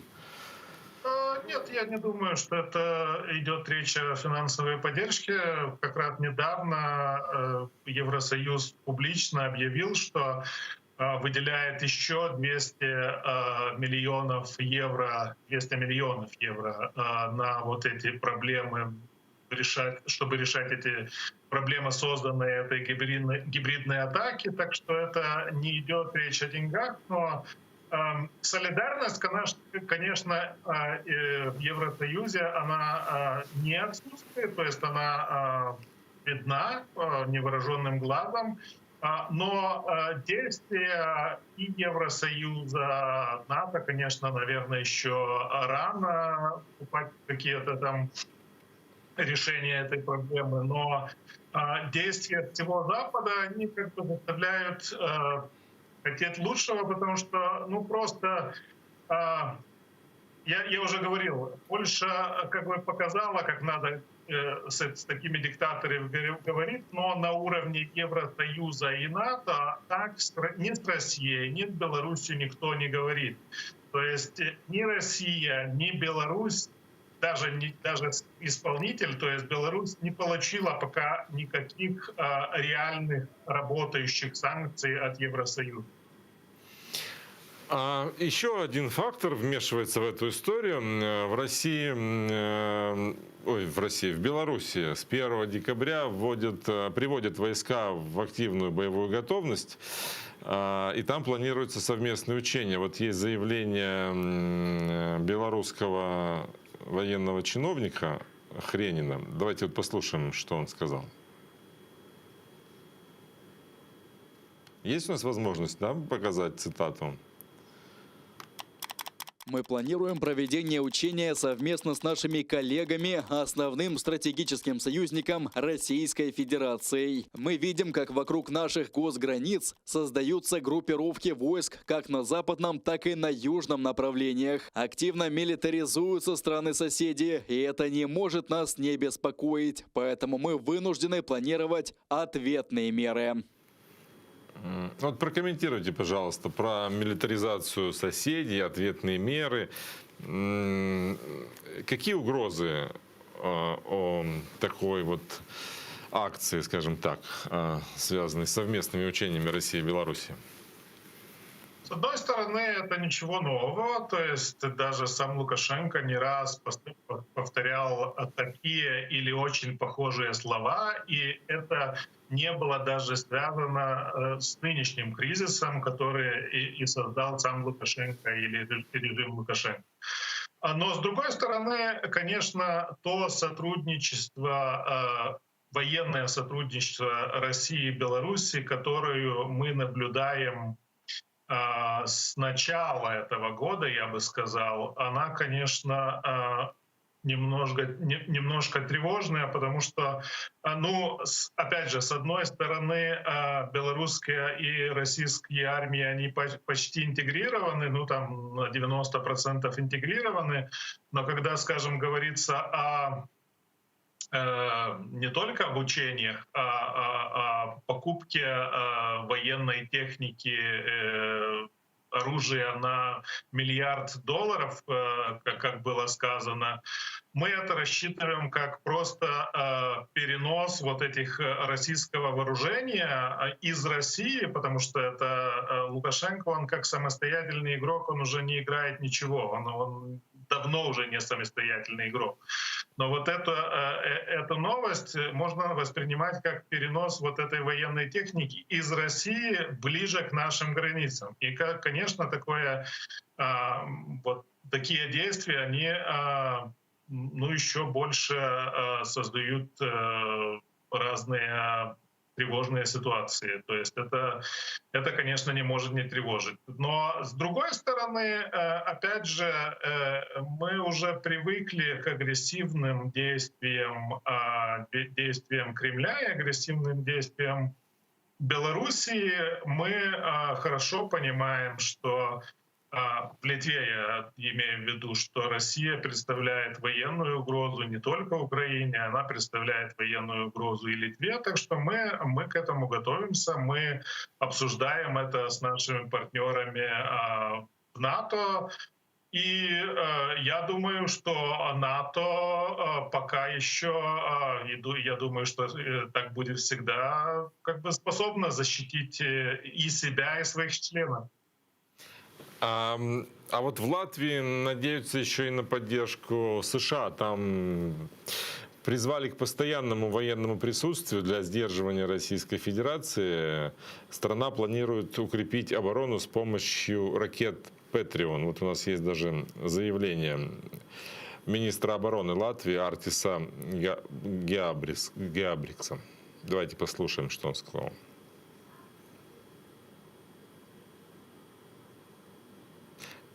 Мы можем его? Ми хотіли б мати постійну військову присутність США у нашій країні, а морська та протиповітряна оборона в основному зводиться до таких систем, як «Патріот». Действительно ли это необходимо, как вы считаете?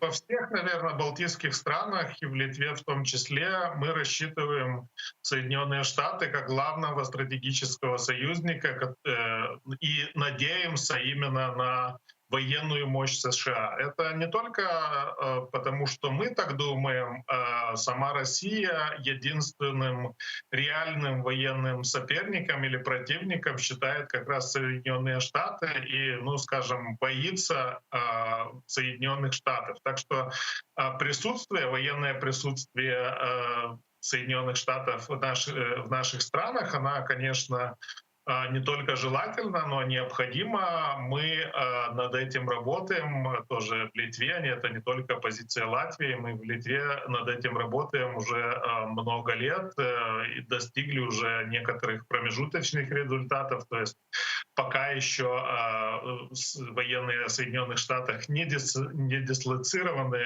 в Литве на постоянной основе. Но мы, как говорил, над этим работаем, и военные Соединенных Штатах проводят разные учения в наших странах. Так что это сотрудничество постоянно как бы идет. Ну, вот, чтобы подвести итог, с учетом всех обстоятельств, да, которых мы знаем, о этом миграционном кризисе, о планируемых учениях России и Беларуси, о новых заявлениях Лукашенко, которых он раньше воздерживался, о том, что в случае эскалации на Донбассе Беларусь примет участие, все знают, на чьей стороне примет участие Беларусь, так сказал Лукашенко, имея в виду Россию. Подводя итог этой ситуации, можно ли говорить, что это противостояние уже закончилось, или оно будет продолжаться, нарастать, или наоборот успокаиваться ситуация? И, собственно, достигла ли Россия тех задач, которые она ставила по напряженности момента, вот как раз с Евросоюзом в том числе?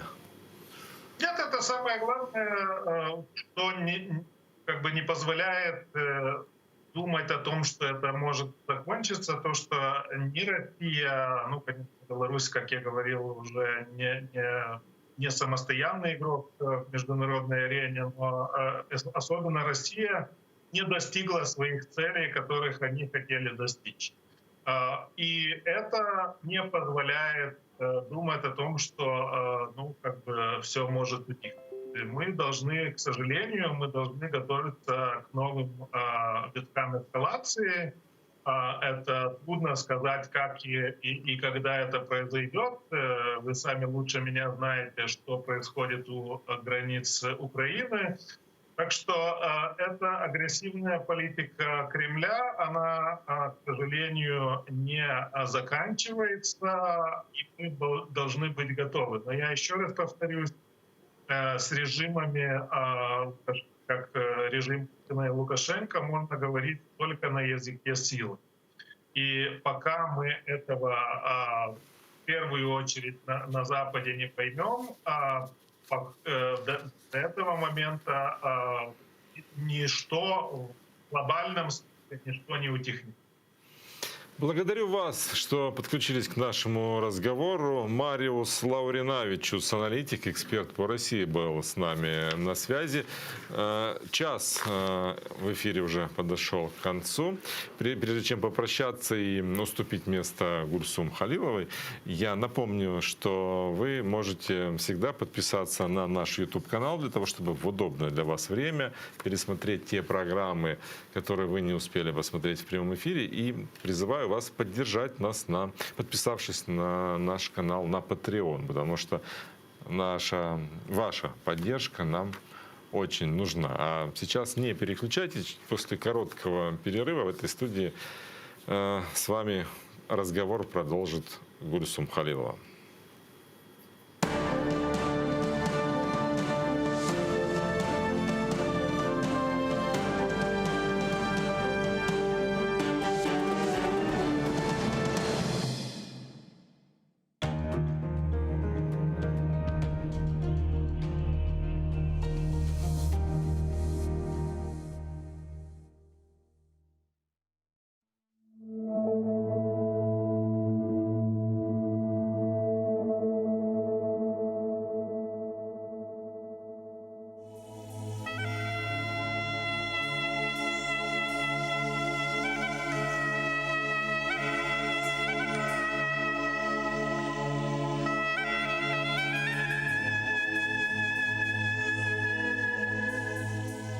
ал боруны. Юр кетейік яйлаларға. Чал бір ава, чал бір пешрав, бір қайтарма. Чал бір нағме, барсын етсін йылдызларға. Чал ақса да берсін дауыш далғаларға. Мен бар сесім іле ерлайымче ай ольмемен. Эм Порт-Артур, эм Шомполны, Уралдағыны. Сесім кетсін, эм долансын Қырымны. Барсын етсін бұжақларға, таманға. Ерларым мен бар сесімнен елге қаршы. Батақларны қайнатып, сел ақтырып. Барыме қастетмеңіз әл ұзатып. Бар келір, ұқым сүрер, ақылы олып. Ачар вишнем көпіріп, ачар бадем. Филис атар қадимдағда ағачлар. Шымал беттен келген суық боранлар. Yok olacak. Kaçar, bakır, borudan.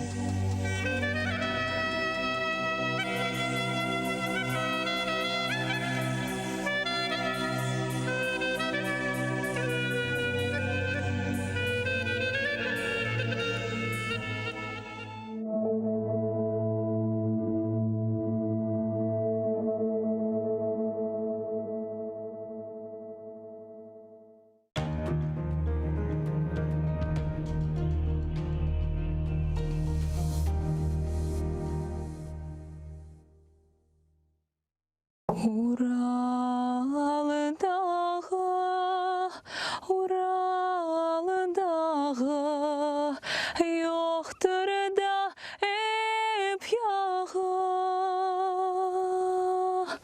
Uralдағы yoxdur da ep yağı. Şuxarımdan taş toprağı, yüreğim yağı.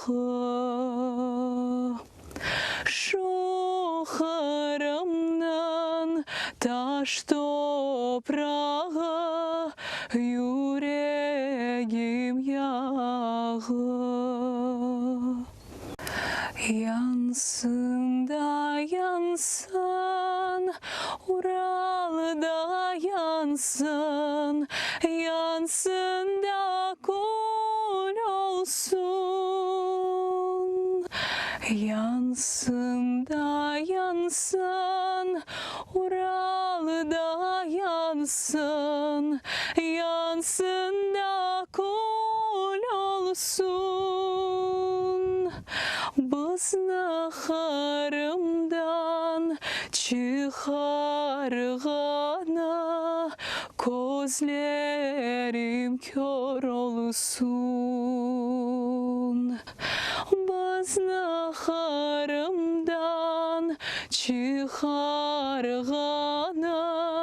gözlerim kör olsun. Huvanım anas sas yavrular Tatar'nın malına. Huvanım anas sas yavrular Tatar'nın malına. Biz haytırmız siz ketersiz Ural'nın dağına. Biz haytırmız siz ketersiz Ural'nın dağına.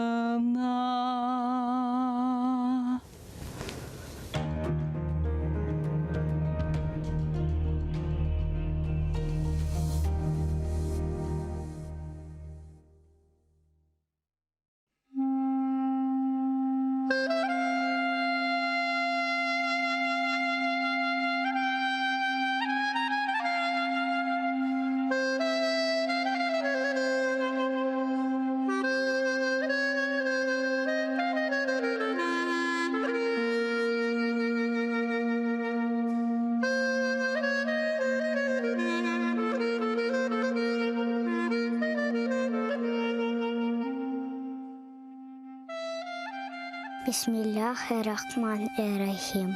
Яратаным, Allah'ım, 99 ismin var. Ya Rabbim, Kırımlarga isteklerini bir yutunda devletlerini. Senden hayrı yok kimsemiz. Vatan için dua etemiz. İmdad bekle, Kırım hürmette. Rahim eyle açsın hizmette. Bizni Kırım'da yarattın, yardımın ile. Sürgünden kaytık. Endi halkımız Kırım'ında devletli olsun vatanımızga. Biz için aziz Kırım'ımız. Takmında açsın bahtımız. Senden hayrı yok anlayacak. Yaratanım aç bizge uçak. Kırımlarga elini uzat. Yardım ver ya Rabbim. Bir bizge imdat. Bu aziz toprak ecdadım yeri. Kırımlarının tükenmez yeri. Adda bizlerini vatanımızga. Sahip olayı Kırım'ızga. Kırımlar kalbi tek sana eman. Ecdatlar yerini bağışla. Amin.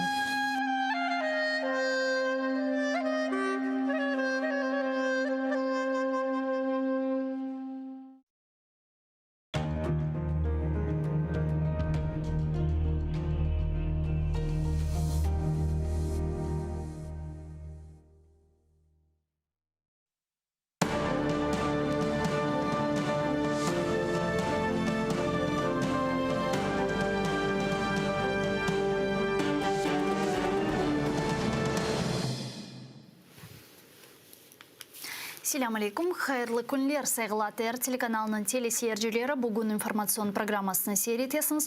Студияда сізлер үшін мен Гульсум Халилова çalışам ve nevbetteki saatlerini bu studiyada beraberlikte geçirecekmiz ve kun devamında yüz bergen sonki aktual haberlerini yayınımızga teşrif buyuracak ve bağlanacak musafirlerle müzakere etmeye devam edemiz. Ben hatırlatam ki ATR telekanalının yayınında kun 6 saat devamında canlı yayın alıp baramız ve bu canlı yayınlar çerçevesinde bizim alıp baracılarımız koşulgan musafirler ile kun devamında yüz bergen hadiselerini ve Kırım kaytarılğı yönelişinde yapılgan faaliyetlerini müzakere ettiler. Siyasetçiler, siyasetşinaslar, tetkiqatçılar ve de birçok cemaat teşkilatçıları ile bağlanıp biz canlı yayında olup geçken hadiselerini, çıkış yollarını, problemlerinin çözülüp ve Kırım'ın işgalden kurtarılıp yollarını müzakere etmektemiz. O sebepten siz de bizim faaliyetlerimizge hoş olabilirsiniz. Siz de bizim yayınlarımızın bir parçası olabilirsiniz. Bunun için sadece bizim stüdyamızga telefon açmağa gerek. Ekranlarınızga rejissörlarımız telefon numaralarını takdim ederler.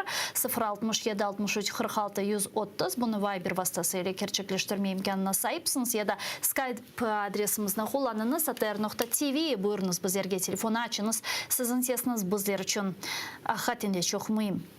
Bununla beraberlikte ATR telekanalına hem manevi hem de maddi destekini gerçekleştirme imkanına sahipsiniz. Manevi cihetten bizim YouTube sayfamızga abone olunuz. Ne kadar çok insan bizim YouTube sayfamızga abone olsa, o kadar çok diğerleri de bizim yapılan haberlerimizni ve programmalarımızı görecektir ve bu diğerlerinin de koşulmasına imkan yaratacaktır. O sebepten informasyon cebide alıp bargan kureshimizga böyle şekilde istenizini koşabilirsiniz ve maddi cihetten de bizlerge yardım etmeye mümkün. Bunu yapmağa isteseniz bizim Patreon'ımızga koşulunuz, abone olunuz. Onun linkini ekranlarınızga rejissörlarımız çıkaramız. Şimdi görmeye imkanına sahipsiniz. Patreon'a koşulsanız anda Balaban Kırım Tatar ATR Hürantasının azası olacaksınız. Bu ise bizge ayaklarımız üzerinde durmağa devam etmeye ve çalışmağa devam etmeye yardım edecektir. Ve işte bu bölükünü biz Kırım Tatar tilinde alıp baramız ve işgal etilgen Kırım'da yüz bergen sonki mahkeme davalarını yayınımızga koşulacak cemaat korçalayıcıları, advokatlar, imayicilerinin laf edecekmiz. Bunun beraberlikte Ukrayna ana kıtasının Cenevey bölgelerinde bizim faaliyelerimiz tarafından yapılgan hareketlerini laf edecekmiz ve elbette ki Kırım'da yüz bergen sonki baskılar ve represiyalar neticesinde halkara topluluğunun reaksiyası ve çeşit türlü diğer memleketlerde yaşayan Kırım Tatarlarının faaliyeti ve bu yönelişinde onların yapabilecek hareketleri neden ibaret ola degen suallarını bugün laf etmeye planlaştırdık. En baştan bu bölüknün başında men yayınımızga koşulgan musafirimizni takdim etmekten memnunum. Bu Amerika Birleşken Devletleri'nde Milli Meclis temsilcisi Ayla Hanım Bakalı. Kelini sonu selamlayıq. Selamun aleyküm Ayla Hanım, merhabanız. Aleyküm selam. Ayla Hanım, işte en baştan siz takip edersiniz, biledirsiniz Kırım'da yüz bergen hadiselerini son kemina bu 2 ay içerisinde yüz bergen yani represiyalar dalgasına aslında Amerika Birleşken Devletleri'nde Kırım'da yüz bergen sonki hadiseler ile bağlı insanlar anda bulungan Kırım Tatarlar ne kadar haberdarlar? Evet, sorunuz önemli bir noktaya vurdu. Ukrayna'nın Birleşmiş Millet temsilcileri, ambassadorlar, Sergey Klitsey olsun ve ek olarak ambassador Oksana Markova elçilerimiz olsun devamlı bu konuyu gündeme getiriyorlar. Ve müsaade vermiyorlar bu konu kaybolsun. Bunu devam etmek için Ukraynalı Amerikanlar olsun, Kırım Tatarlar olsun bu diasporada devamlı halkla ilişkilerini gündeme tutuyorlar. Ve devamlı gündeme tutuyorlar. Bu çok önemli bir strateji demek istiyorum. Ek olarak ses kaybolmuş oldu. Buyurun. Biz sizi gayet iyi duyuyoruz, evet. Kusura bakmayın, ben sesimi kaybettim. Ve bu diaspora gruplarla, faaliyetlerle devamlı gündemdeler ve beraberler. Bu çok önemli konu. Ve haberleri burada nasıl haberler varsa Kırım'ın mesela şu anda gündemde askerinin fazla hızlaması hemen çok çabuk bir harekete geçildi burada. Ve Amerika'da senatörlerle beraber bu konuyu devamlı aydınlattılar. Bu askerin fazlalaşması esas tekrar Kırım'ı ve Kırım'ın işgalini, Ukrayna'nın toprakları işgal olduğunu, çok acil bir durum olduğunu yere getirdi. Peki sizce neden şimdi Ayla Hanım, peki sizce neden şimdi bu konular böyle gündeme geldi Amerika Birleşmiş Devletleri'nde? Çünkü zaten 8 yıldır Ukrayna'nın toprakları işgal edilmiş durumda. Zaten Kırım işgal edilmiş. Ukrayna'nın doğu bölgesinde biliyorsunuz Donbas'ta savaş hala devam ediyor. Ama buna rağmen Amerika Birleşmiş Devletleri sadece işte bu son zamanlarda 2-3-4 hafta devamında bu konuyu aşırı şekilde gayet şiddetli şekilde gündeme getiriyor ve Rusya'nın böyle büyük çarpıcı bir savaş başlatması ihtimalini konuşuyor ki zaten 8 yıldır bu büyük çarpıcı savaş ihtimali olduğunu biz biliyoruz. Neden şimdi? Şimdi bakın, amaç burada Kırım'ın, Ukrayna'nın topraklarının işgal olmasını unutturmak. Bu amaç bu. Nasıl Georgia, Abhasya böyle oldu? Bu konuyu unutmalarımızı istiyorlar. Ve bizleri de bu harp resmen Ukrayna'nın toprakta, Donbas'ta harp var. geçen evvelsi gün bu gençler ölüyor. Bu bize çok gündem, çok gerçek bir durum. Ama bu okyanusun öbür tarafında o kadar gerçek değil. So amacımız biz unutturmak ve aynı pozisyonda.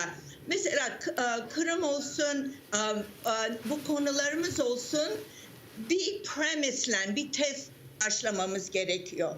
Kırım, Ukrayna ve Ukrayna bu işgali kabul etmeyecek. Ve ne kadar bir aletler orada olsa o aletleri devamlı canlandırmak gerekiyor. Birleşmiş Milletler yanlış olmuyorsam December 17'de tekrar Crimea ve insanların hakkın situation'ı resolution gündeme geçecek Birleşmiş Milletler. Bu çok önemli. Devamlı anlatıyor, devamlı bizler şu anda Ukraynalılar ve insanları bu işgali kabul etmiyor. Bizler bir demokratik bir hayat seçtik. Bizler usanmıyoruz bu hizmet vermekten. Esas budur. Peki şunu soracağım.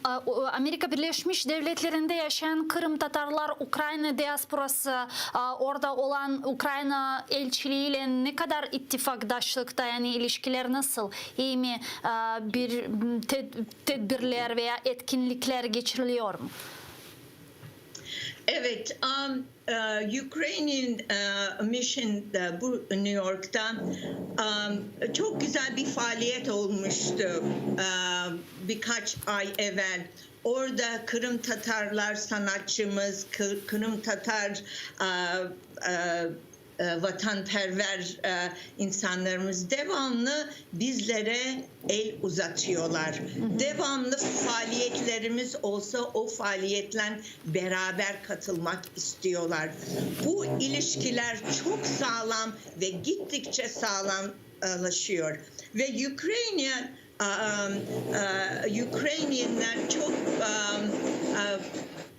sıcakkanlı ve devamlı bu Kırım Tatarların konusunu ne düşünüyorlar, hangi konuları bahsetmek istiyorsalar devamlı açıklar.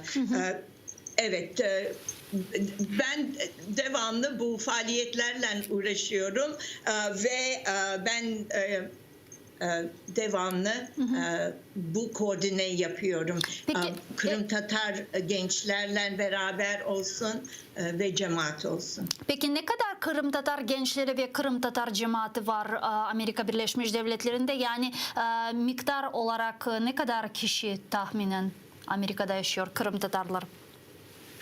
Amerika'da en çok fazla yaşayanlar New York'ta sayılır.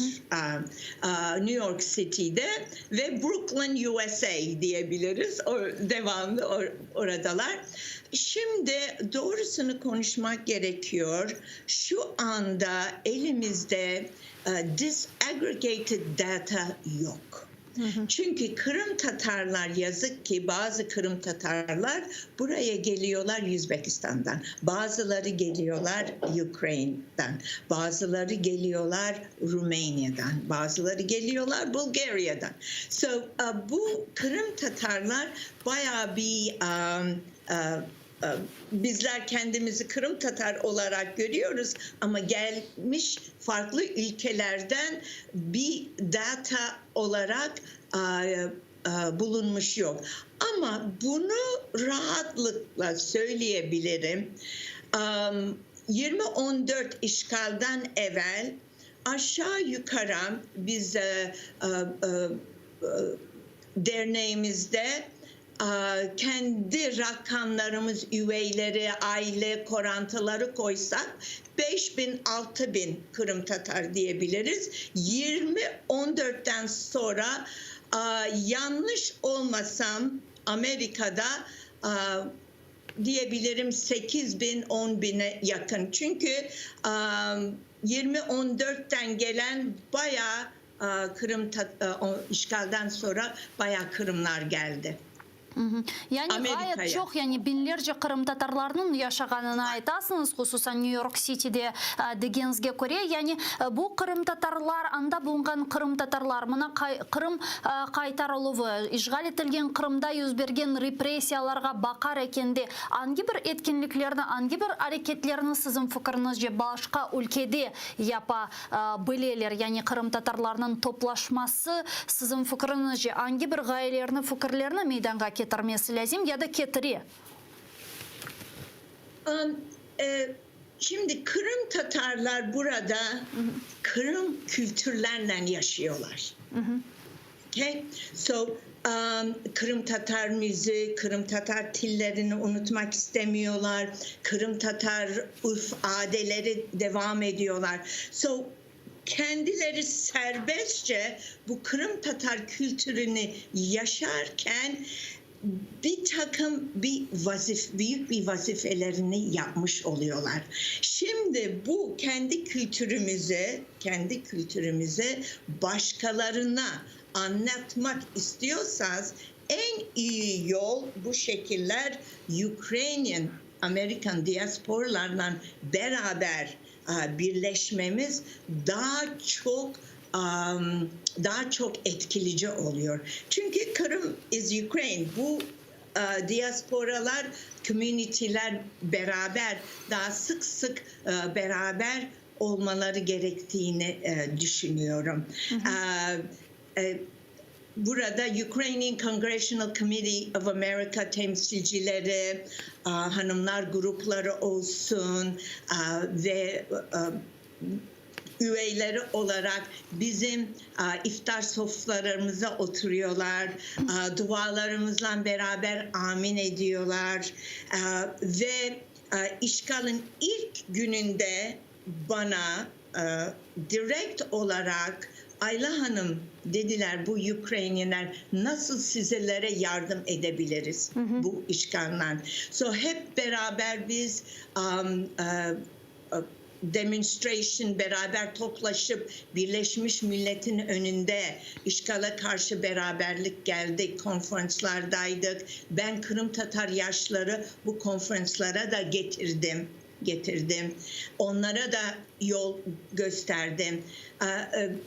So demek istediğim, şimdi kendimiz Kırım Tatar kültürümüzü yaşıyoruz ama başkalarına nasıl anlatacağız kendimizin burada olduğumuz sorunumuzu, o ayrı bir strateji, ayrı bir metot, ayrı bir mekanizm gerekiyor burada. Konuları farklı stratejik yaklaşım olmak gerekiyor. Ya, çünkü çok farklı nasıl bu, anladım ya, öyle olsa bu meselede nasıl bir strateji olması gerek? Çünkü bütün dünya Kırım Tatarları degen böyle bir institusiya var. Ve bütün dünya Kırım Tatarları Kongresinin demek çeşit türlü dünyanın ülkelerinde temsilcileri mevcut. İcra komitetlerinin azaları ve ilahiri birçok diğer ülkelerde temsilci olarak bulunarlar, anda yaşayarlar ve ilahiri. Buna bütün Kırım Tatarlarını alacak olsak, dünyadaki bulunan Kırım Tatarlarını, diasporalarının reislerini, meclis temsilcilerini, onların birleştirilmesi için ve daha da fazla hareketlerinin olması için, Kırım Tatarlarını anda bulunanları ülkelerde tanıtmaları için ve ilahiri bir nasıl strateji olmalı sizin fikrinizce, ya da bugün yapılganlar zaten yeterli bir şey dönüştürmeye gerek mi? Oh no, hiç öyle değil. Şimdi tabii ya, biz şimdi kendimize bakmamız lazım, değil mi? Bu sorunuz, bizler kendimizi ölçmemiz lazım. Ve bu nasıl kendimizi ölçeceğiz? Ben ilk biliyor musun, kendi böyle tradition'ımız, kendi adetimiz, bir hierarchy var. Şimdi bu hierarchy'yi birazcık yumuşatmamız gerekiyor. Şu bakımından,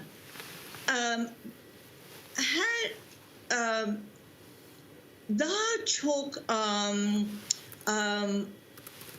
fırsat diyelim mi? Hangi kelime arama doğru bir kelime bulmak istiyorum burada. Bizler şimdi bir platform olursa böyle bu platformda bir belli gruplarla değil de farklı değişik grupları getirmemiz gerekiyor. Bu dynamics'ini de nasıl bir şekillenecek? Bunu değişik düşüncelere, değişik fikirlere, bu dynamics'e fırsat verilmesi gerekir. So mesela Kırım Tatarların çok farklı sesleri var. Diyelim Kırım Tatarlar Özbekistan'da farklı düşünüyorlar.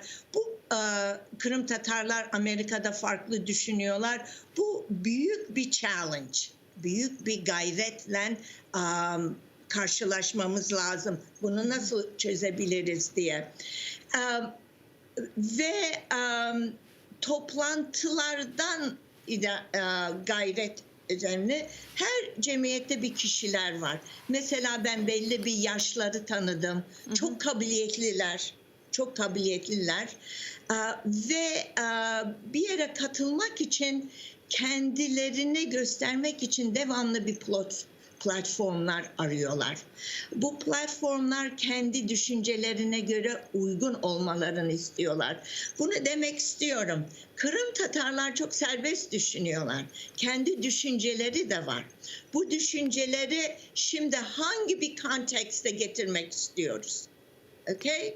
Hangi bir uniform Kırım Tatarların arasında uluslar arası bir hangi düşünce var? Okay? Bu ek olarak birinci düşünce Kırım Ukrayna bir ait bir düşünce. Bu tezle başlığım olunca bu premisle o zaman ikinci bir premise gidebiliriz. Ondan sonra üçüncü premise gidebiliriz. So I think sizin sorunuz çok farklı kişilerin bir masaya getirmemiz lazım. Şimdi bakın burada President Ukrayna's Cumhurbaşkanı'nın temsilcisi the Crimean Autonomous Republic and the City of Sevastopol'a Anton Kronovich çok önemli programlar yapıyorlar. Ve bir tane bir program öne getirmek istiyorum. Eğitim. Evet, mesela bütün bu konu eğitim, aileler, Kırım Tatarlar aileleri her çocuklarına çok en üstün seviyede eğitim vermek istiyorlar. Bu şimdi farklı düşüncemiz olur ama bu eğitim konuyu bizler Kırım Tatar Dünya Kongre olarak değişik dünyada şimdi burada anladığıma göre 5, 6, 10 tane Kırım Tatar çocuklar gayret ediyorlar Ukrayna Kiev'de University'de okumak. Bu o kadar önemli, o kadar önemli. Burada bir puf nokta var. Burada Kırım isele olmayacak. Yeni gelecek nesile ilim, bilgi hiç ışık söndürtmüyor kalpte. Zaten bunun sırrı bu. Bu eğitim. Şimdi nasıl biz farklı Gülsüm Hanım biz farklı bir programa neye giriyoruz? Burada şahane bir program var.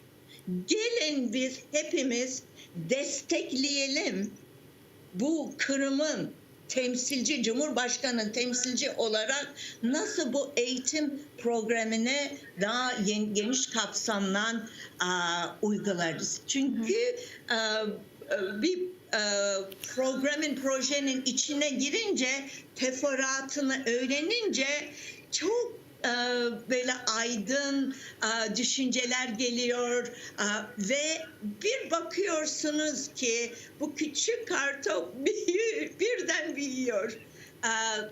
Buna güvenmek lazım. Buna risk almak lazım.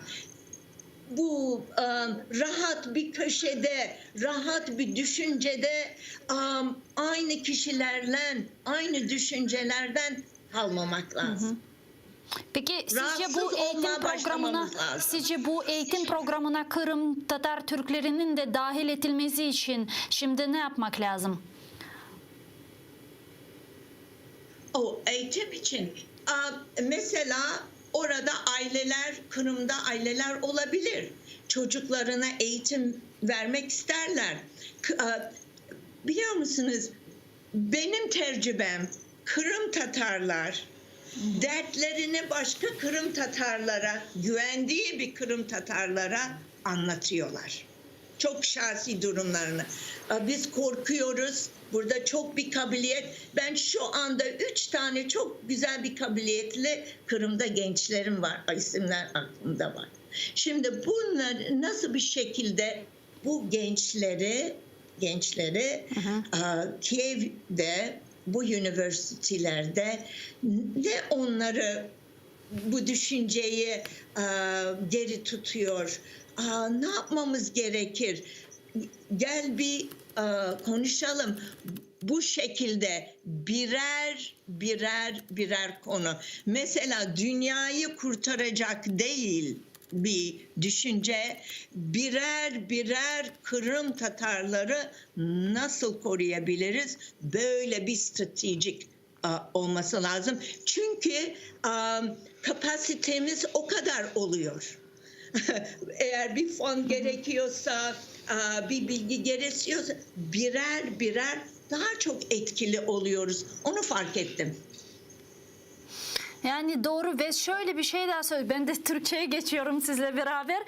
Ayla Hanım da şöyle bir şey soracaktım. Aslında Amerika Birleşik Devletleri'nde malum olğanı ki zaten bütün dünyaca meşhur olğan birçok üniversiteler mevcut ve her bir eğitimge, ilimge, tahsilge böyle ıntılığı olğan genç elbette ki o üniversitelerde okumağa isterdi. Belki de anda bulungan bizim diasporamız, gençlerimizge yılda birkaç bizim kabiliyetli gençlerimizge Amerika Birleşik Devletleri'nde üniversitette tahsil almak için böyle bir program yaratabilir mi aslında bu işe kiriştirebilir mi? Böyle programa mali destek de verilmesi mümkün mü? Çünkü birçok orantalar belki de mali işte kuvveti olmaganı sebebinden bağlarını diğer memleketlerge yollama imkanına sahip değiller. Ama diasporalarga güvenecek olsalar sizin aytkanınız güven meselesinde belki de bu yönelişinde daha çok tahsil alma imkanı olur yaşlarımızda.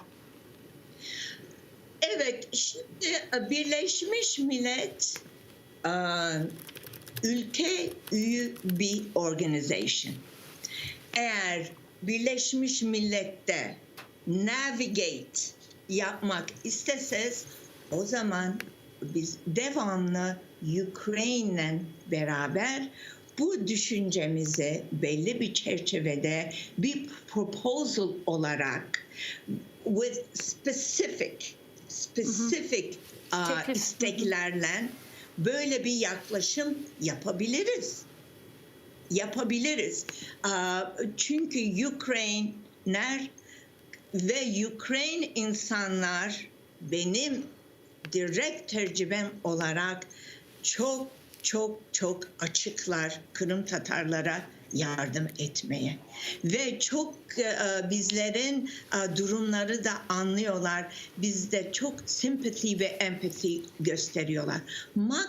Maksat mesela eğer bir program, bir projenin çerçevesinde kimler katılıyorlar, kim bu programı destekliyorlar, kim bu programı verdi. Her şey çok şeffaf olunca ve insanların gayretleri, amaçları authentic, gerçeki olsa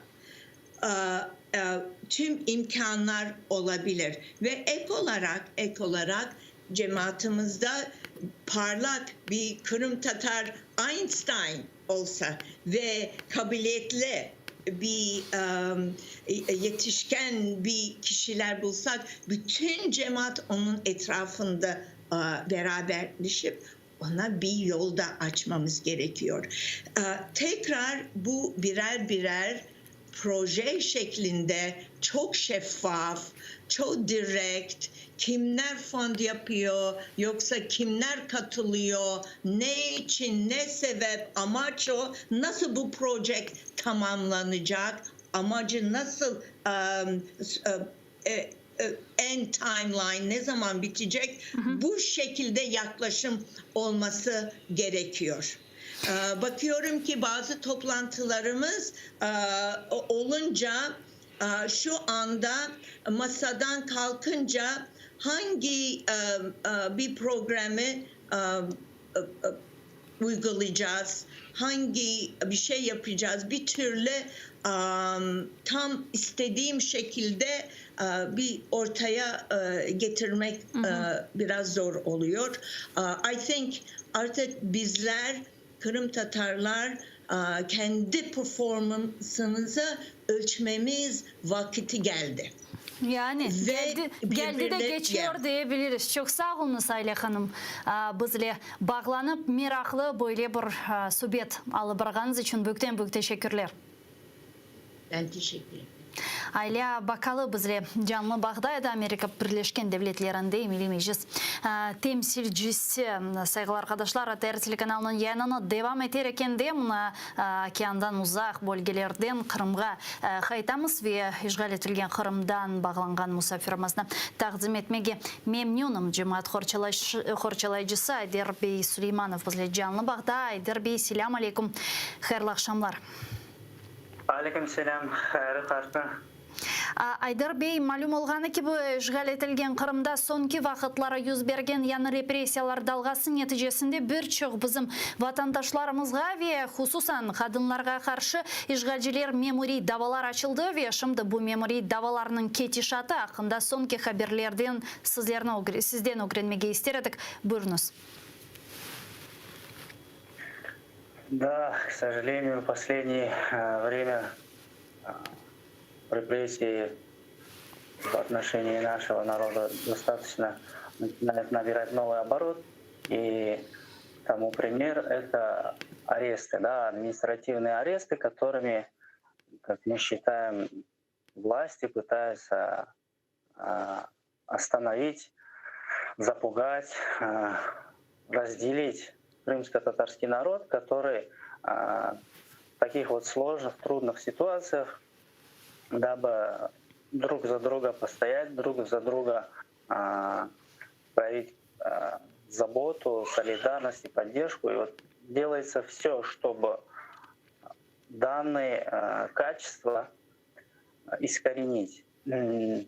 И тому пример — это вот, да, последнее событие, это несправедливый арест нашего адвоката Эдема Семедляева и очень большое количество людей, которые считают данный арест несправедливым, дабы выйти, выразить лично свои эмоции, свои поздравления, свою заботу Эдему, пришли к месту, откуда он должен был выходить. И, как я считаю, именно за это, за свою позицию, за свое мнение, за вот эту солидарность к Эдему их задержали. Ve bu sefer aslında bu yapılganlar biraz farklandı. Çünkü bu sefer sadece er adamlarını değil de kadınlarını bile tutmaya başladılar. Aslında böyle bir sürrealistik biz manzara gördük, takip ettik o gece. İşte bu yangan kullelerinin, şariklerinin kadınlarını toplap avtobuslarga yüklediler. Bütün gece anda tuttular. Onlarını korçalamağa tırışkan cemaat korçalayıcılarını da Mustafa Beysi Daliyev de birçok diğerlerini de tutkan ediler. Mına sizin fikriniz, eğer kendi kadınlarga bu gibi hareketler kullanılıp başlasa, daha neni beklemege mümkün işgalcilerden? Да, к сожалению, это такой достаточно вопиющий факт нарушения прав. И я думаю, что в дальнейшем данные репрессии, да, они не остановятся. То есть власти пытаются сделать максимально все, чтобы наш народ отстранить, дабы вот эти вот несправедливые суды, несправедливые аресты, они оставались в определенном информационном и общественном вакууме. Да? И каждый, кто будет пытаться прийти лично, будет пытаться освещать это, он будет за это наказан. И не имеет значения, это мужчина, это пожилой, это женщина, это несовершеннолетний ребенок, это журналист. То есть цель не стоит разобраться. Вот, по сути даже последних задержаний сами суды, они не ставят, судьи не ставят цель всесторонне, объективно изучить все обстоятельства, связанные, да, с привлекаемым лицом, и вынести решение. Вот это, я думаю, очередной раз показывает, что цель данных задержаний и вследствие арестов и штрафов — это разделить наш народ, это заставить нас, заставить всех неравнодушных бояться приходить, бояться выражать свое мнение, заставить бояться что-то говорить, в случае чего вот, у них есть уже готовые, можно сказать так, решения. Человек участвовал в каком-либо массовом мероприятии, либо и так далее, и так далее. То есть они этим самым делают все, чтобы вот эта несправедливость, которая сегодня происходит в Крыму, она не освещалась, она не была публичной, она не была для общества доступной. Поэтому да. Ве мына махкемелер кетиш атақында да сұрамаға істер едім. Мына мәлім олғанысыз мемори даваларда қабатланған ватандашларымыздың махкемелерде. Хорчалайсыңыз, асында ақатінде мына махкеме отырышы олғаны вақыт. Қадылар олсын, жалжы прокурорлар вейләқри, олар асылды сізлерінің кетірген избат ве аргументлеріні вейләқри. Діңлейлер ма, яда асылда мына беждақа мына сіз кіресіз, олар енді затен қарар белі, юқарадан айтылды не yapılacağını ве не сізлерін діңлей, не дегерлеріні ве тезден бөле топтан қарар шығарып йоллайлар. Да, это еще одна проблема, которая сегодня есть в судах. То, что судьи, они не подходят объективно, они не подходят беспристрастно. То есть у судов стоит задача формально участие привлекаемых лиц, формально участие представителей защиты, поскольку их отсутствие — это одно из грубейших нарушений. Да? Естественно, в данных судах мы пытаемся максимально в позволяемом нам законом формате опровергать их аргументы, их доводы, пытаемся привести свои доказательства. Но судьи, они делают вид, что слушают. То есть что постановление, что материалы дел, рапорта, протоколы, они просто имеют один шаблон. Цитирование идет законов, идет цитирование каких-либо постановлений, связанных с карантинными мерами. И на этом строится все обвинение.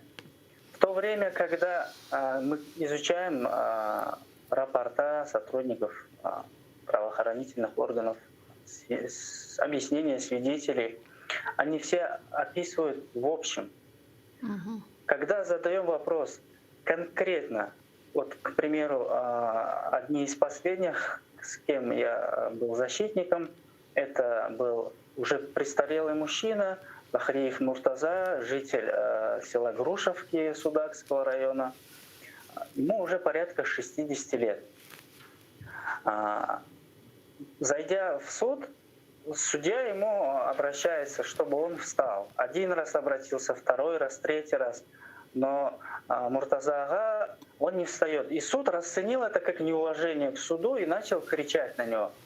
В то время, когда я сижу рядом и ему пытаюсь это объяснить. И в этот момент мне Муртаза ага, уже ему 59 лет, человек пожилого возраста, он говорит, я плохо слышу, говорит. Если что-то он говорит, пожалуйста, мне передай это, чтобы я понимал. И вот это происходит у суда, у сотрудников правоохранительных органов на глазах. Вот это уже, в принципе, основание, чтобы прекратить данное преследование человека и прекратить производство. Мы встаем и говорим, он не слышит.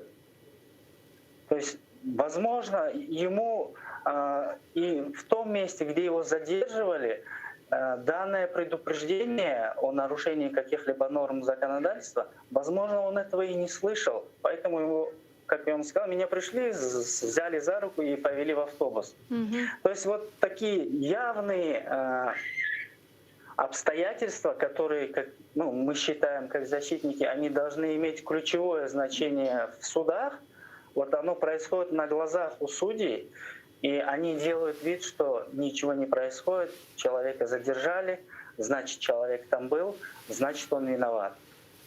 Вот эта проблема есть. И, к сожалению, все наши аргументы, которые вот показывают действительно объективно происходящее, они остаются вне решений, вне постановлений и оставляет за собой право у судей, я бы так сказал, выносить вновь и вновь несправедливые вот такие решения и постановления. Çünkü karar çoktan berildi zaten endi tutulganlara vaqt o sebepten mahkemeli devamında bir karar denişeceğine umutlarına bence hiç kimse bu meselede ne yazık ki beslememekte. Çok sağ olun Saydar Bey, bizle bağlanıp tafsiyatlıca yüz bergen hadiselerini açıklağınız için. Ayder Süleymanov, cemaat horçalayıcısı, bizle canlı bağdaydı sayılı arkadaşlar ve işgal etilgen Kırım'dayım sizlere bizlerimde halkara topluluk, mundaki topluluk için, katada yerleşken topluluk için işgal etilgen Kırım'da yüz bergen sözde mahkeme davalarının ketişatı sonki represiyalar dalgası hakkında tarif etti.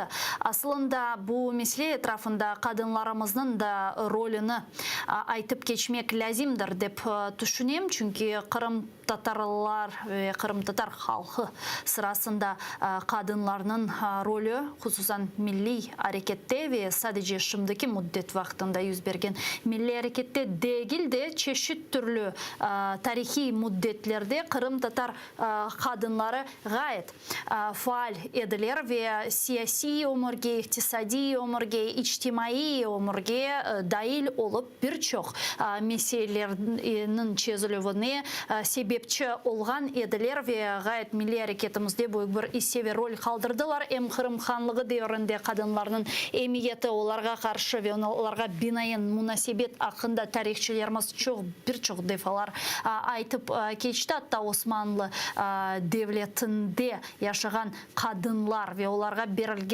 aklar ile Kırım Hanlığı vaktında kadınların akları meselesini kıyaslayacak olsak, birçok tarihçilerinin Kırım Hanlığı devamında kadınların da serbest ve içtimai, siyasi, iktisadi hayatga dahilligi olganı akta aytalar. Bunun ile beraberlikte çeşit türlü diğer müddetlerde, tarihi müddetlerde de alsak geçenleri biz Kurultayımızın tıklanılığının 104 yıllığını kaydetken edik. ATR telekanalının yayında marafon ötketken edik ve hatta o dönemlere, o vakitlara bile kadınların erkekler ile haklarının tengleştirilüvü meselesi bizim liderlerimizin nutkunda edilir ve zaten bu omurge geçirilgen edi. Dünyada 3. galiba devlet oldu Kırım Halk Cumhuriyeti kadınların haklarını tengleştirgen ve zaten Şefiha Gasprinska ve onun savdaşlarının faaliyetini koz önüne alacak olsak kadın kadınlarının da siyasi hayattan ne kadar faal olganlarını görmege mümkün. Hem de milli hareket sonra Avdet yolu devamında yüz bergen milli hareket Kırımga kaytıp mında tıklenülüp ve şimdiki yüz bergen aziselerde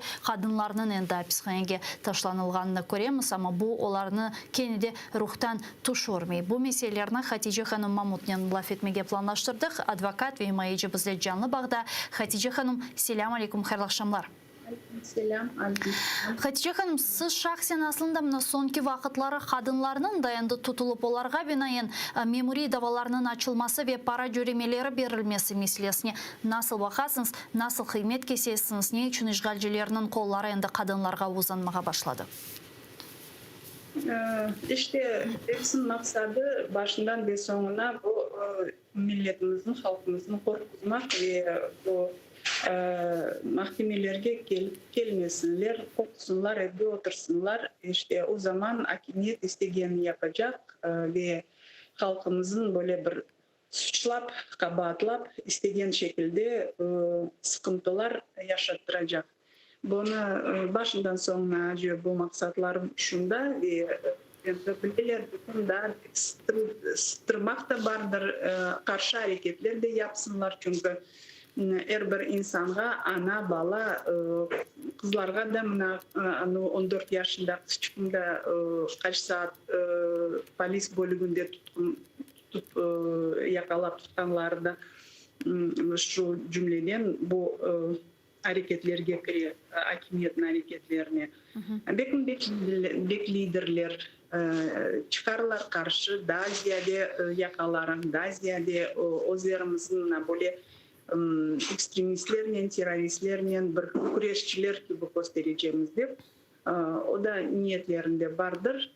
Ama şimdi yaşaganımız, şimdi Kırım'da görgenimiz şu hareketlerden ibaret. Hakimiyet tarafından sıkıntı yaşattırmak bizim tarafımızdan mümkün derecede karşı durup özümüzün joymayıp yine de ağır meseleler. Ya buna asıl da bu tendensiya sonki vaxtlara yüz bergen dep aytmağa mümkün. Yani birkaç yıl evvelsem Zodiye Hanım ile Zodiye Hanım bağışlanız Lütfiye Hanım Zodiyeva ve Mumiye Hanım Saliyeva'nın da ayrı farklı şehirlerde tutulganını körgen takip etken edik ama böyle kütlevi şekilde kadınlarga karşı yapılgan işgalciler tarafından baskılar şimdi görünüyor, şimdi bu tendensiya meydana geldi. Yani onlar mahsus bu repressiyalarını şiddetleştirme kararını mı şimdi aldı? Bu sebepten mi işe kirsetti? Yani usul ve şartlarını, repressiya şartlarını nasıl görünüyor sizge bu ve bu Ukrayna tarafından yapılgan bir de bir Kırım kaytarılf yönelişinde faaliyetlerine bağlı olabilir mi? Elbette siz aytkan sebepler de bu yerde vardır, mutlak vardır. Lakin bunda kaydetmeye gerek ki kadınlar da mümkün derecede erkeklerini, ağalarını, babalarını, kardeşlerinin, oğlanların yanında olmaya tırışarlar ve kol tutup şu nelerge koşulup o aksiya değil menimce o normal bir insan alıp barıp hürmet etken insanını, advokatını hapiste tutkanlarga ona karşılamak, yanlarında durmak. Lakin hakimiyet için bu hepsi aslında bizde kabatımız bir. Biz Kırım milletimiz ve bunda yaşayımız ve onlarga mümkün derecede onlarga gerekmеген kартинканы bir nechkin resimçiklerini bozup oturamız. Kana olmasa ediler, kana korkup pis otursa ediler, bütün şeylerge razı olsa ediler de bunu bekliyor. Aslında mına Kırım Tatar kadınlarımızın milli harekette sadece şimdiki vakitte değil de aslında tarihimizga bakacak olsak sizin fikrinizce hissesi ve rolleri ne kadar büyüktür? Hangi misal olarak sizin şahsen ilhamlandıra bu meselede? Tarihke baksak da işte kayıtlı devrine baksak da her zaman milli hareketlerinin sırasında kadınlar en büyük rolünü alıp duraydılar ve işte Marif tarafından desen siyasetçilerin endi korup başlayımız biz ama bu kadınların nesi değil, eksikliği değil. Biraz sistem başkaydı, kadınlarga münasebet başkaydı. Lakin her vakit insanların, erkeklerin yanında milli harekette başından sonuna kadınlarda bir siz anlık geçken 104 yıl evvelsi kurulgan kurultayının dilgeleri de kaç kadından ibaret edi ve böyle bir belli namlı kadınlar olar şimdi demine kaysın birisini alsam hepsi böyle bir milletimizin şan şereflerini netken göstergen insanlardır. Rolü pek büyük edi. O kadınlar o milli hareketçilerin terbiyeleştirirler, terbiye verirler. Bu vatan duygusu, vatanға böyle sevgi, hürmet aşılagan anadır. Ana diline sevgi, saygı aslında tanıttırgan ana dilinden, ana vatanından o anadır. Çoksu. Ben babaların da öyle içine etmeyeyim, etmeyeyim ama böyle tabii anadır. Yani evet. O için analar, tatalar, atfeler, işte bitalar, kartanalar hepsi her vakit her bir böyle bir işte bir şeyin hayatında bir şeyge yetken, bir şeyden muvaffakiyetli bir insanın arkasında bir de bir güçlü, akıllı, ferasetli bir kadın duradır. Çok söyle olan. İşte milli hareketimizde de çok insanların, bizim zamandaşlarımızın mesela alsak, Saknar Hanım, yıllarca çalıştık biz Kadın Kızlar Birliği'nde. Nice kadınlar gelip yanımızda durup o işlerge hoşlup işimizin bir ucunu netip, aletip duraydılar. Hepsine minnettarlıkla biz ne dedik? Cemaat işi asıl öyle iş o gönülden çıkan. Her bir kadının evinde elbette bir meselesi olsa da yine de onun hepsini çetke çekip bir zerrecik küçük bir koşup halka yardımda etmeye tırışsa o da az değil. O cihetten her bir Kur'an'da o zisyesin koşaydı. Ve kadınlar birinci sıralarda elbette. Bugün de zaten biz aynı vaziyetini göremiz. Yine de erkeklerin bir sırada Kırım Tatar kadınlara milli harekette bulunup özünün misal omur arkadaşları veya yakınlarının omur arkadaşları siyasi mabus olgandan sonra mahkeme binaları o günde toplaşmağa devam ediyorlar. Atalarga karşı memuri böyle davalar açılmasına bakmadan Kennedy ve birçok bizim kadınlarımız endi himayecilik faaliyeti rolünü de özünün üzerine ala misal ilk saflarda siz de bu insanlar sırasında bulunasınız ve mahkemelerde Kırım Tatarlarımızın, vatandaşlarımızın, simetleşlerimizin aklarını korçalaf yönelişinde çok fazla hareketler yapasınız. Ayrıca sizge de teşekkürlerini bu yönelişte bildiremiz ve Hatice Hanım aslında bu memuri davalar hakkında laf edecek olsak siz memuri davalarda da vatandaşlarımızın korçalaf faaliyetlerini gerçekleştiriyorsunuz. Memuri davalar ötkerilgeni vakit, bakılgani vakit mahkeme aslında tez geçiyor mu ya da Kennedy'yi işgalci kadılar bir de bir şekilde sizlerin dinlemeye tırışa? Tez geçiyor ama onun beraber bizlerini dinlemeye tırışa deyip laf etmeye bir şeyler anlatmaya imkan verirler. Ama her taraflama konuşkanlarımız çok kısa olur. Çünkü aytılgana aytıldı, getirilecek deliller getirildi, aytıldı. Dese belli, onların hiç de bir nesi yok, isteği yok bu davalarını biraz objektif ya da kanunda esaslanıp bakmak. İşte Aksine bu davalarını mümkün derecede insanlara isteseler Allah etmeye çare vermek, imkan vermek ama neticede evvelden hazırlangan kararını okumak ve şu cezalarını seslendirmek. Benim böyle bir kırım var. Ben eminim öyledir. Da bilirsin, halkımızga o işte yerini göstermek, spotırsınlar dep korkutmakla beraber daha bir maksatları var hakimiyetini ve onu hatta saklamaylar. Onlar büdjetke kirseteler, planlarına körseteler. Gelecek yılga mesela mına bu kadar ştraf almalı dep endi öyle bir neler var, planlar var. Onu saklamaylar, onu açıktan açık içtimai nelerde de gösterirler. Matbuatta da gösterirler. Böyle planlarımız var. İşte Kırım ailesinden bu kadar plan toplamalı. Nasıl mümkün nelerini, ştraflarını, cezalarını planlaştırmak? Aytınız bakayım.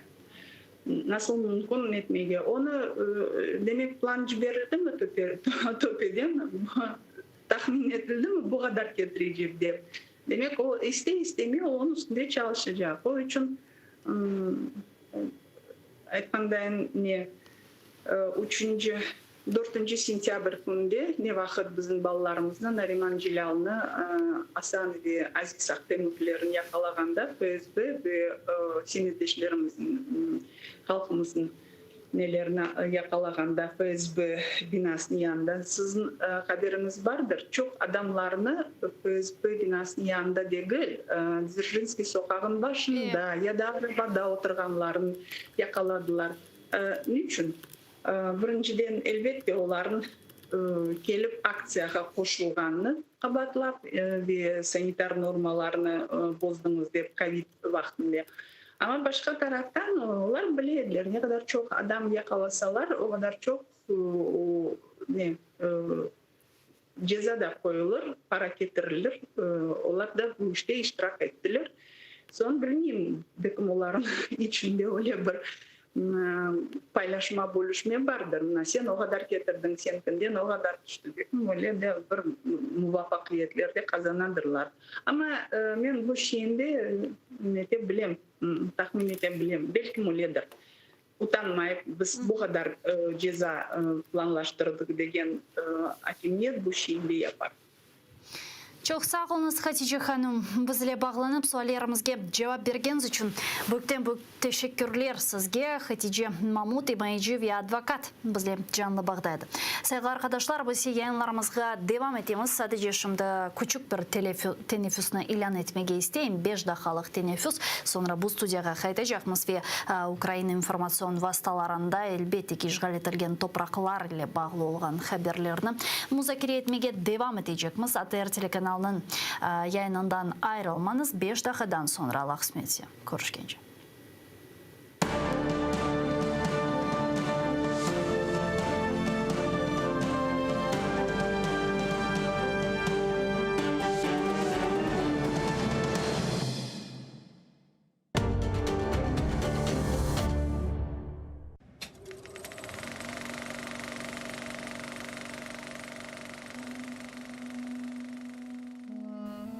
История национального движения крымско-татарского народа драматична.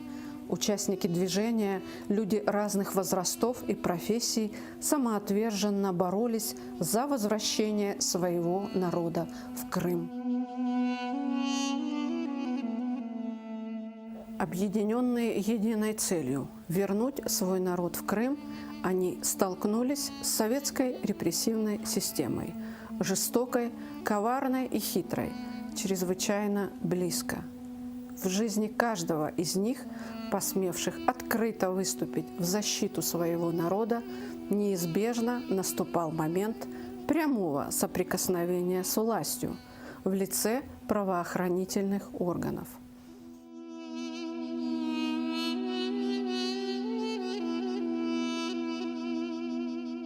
Смотрите выходные в 18:00 в программе «Тарик Седасы» с Гульнарой Бекировой на телеканале АТР.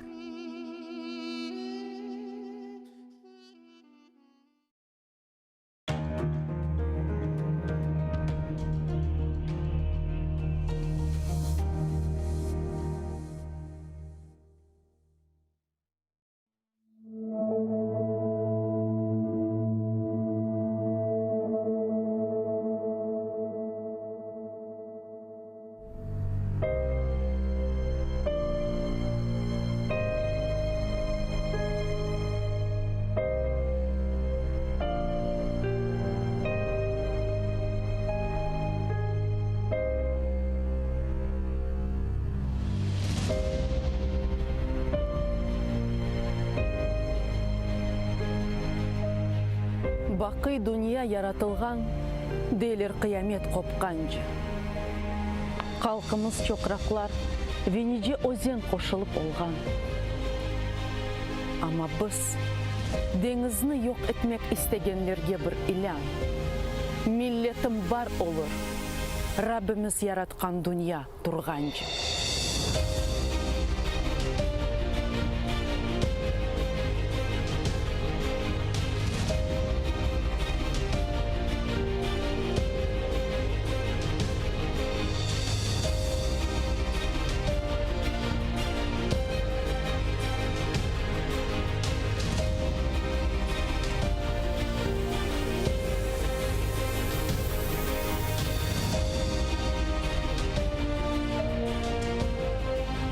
Башқа суларда чаяжақ олды, құрғаққа девірділер.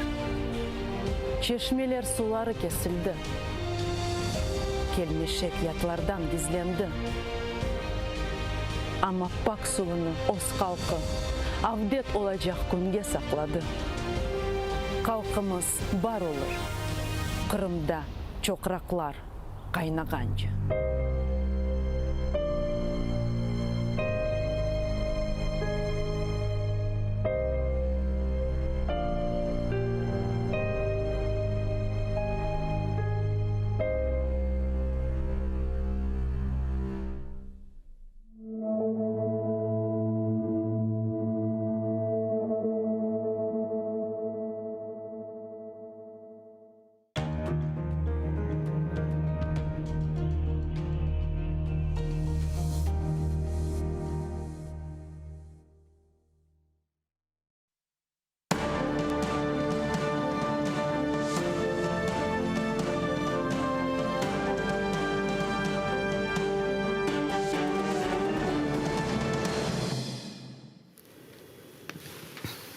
Ассаляму алейкум, хайрлах шамлар. Добрый вечер, витаю в эфире телеканала АТР. Вы смотрите информационно-аналитическую программу «Бугунь». В студии для вас работаю я, Гульсум Халилова. И следующий час в этой студии с гостем мы обсудим основные новости и события, которые появились в украинской информационной повестке дня и которые непосредственно касаются временно оккупированных территорий. Я напомню, что мы работаем в прямом эфире на экраны ваших телевизоров. Режиссеры периодически выводят номер телефона +3 8060 763 46 130.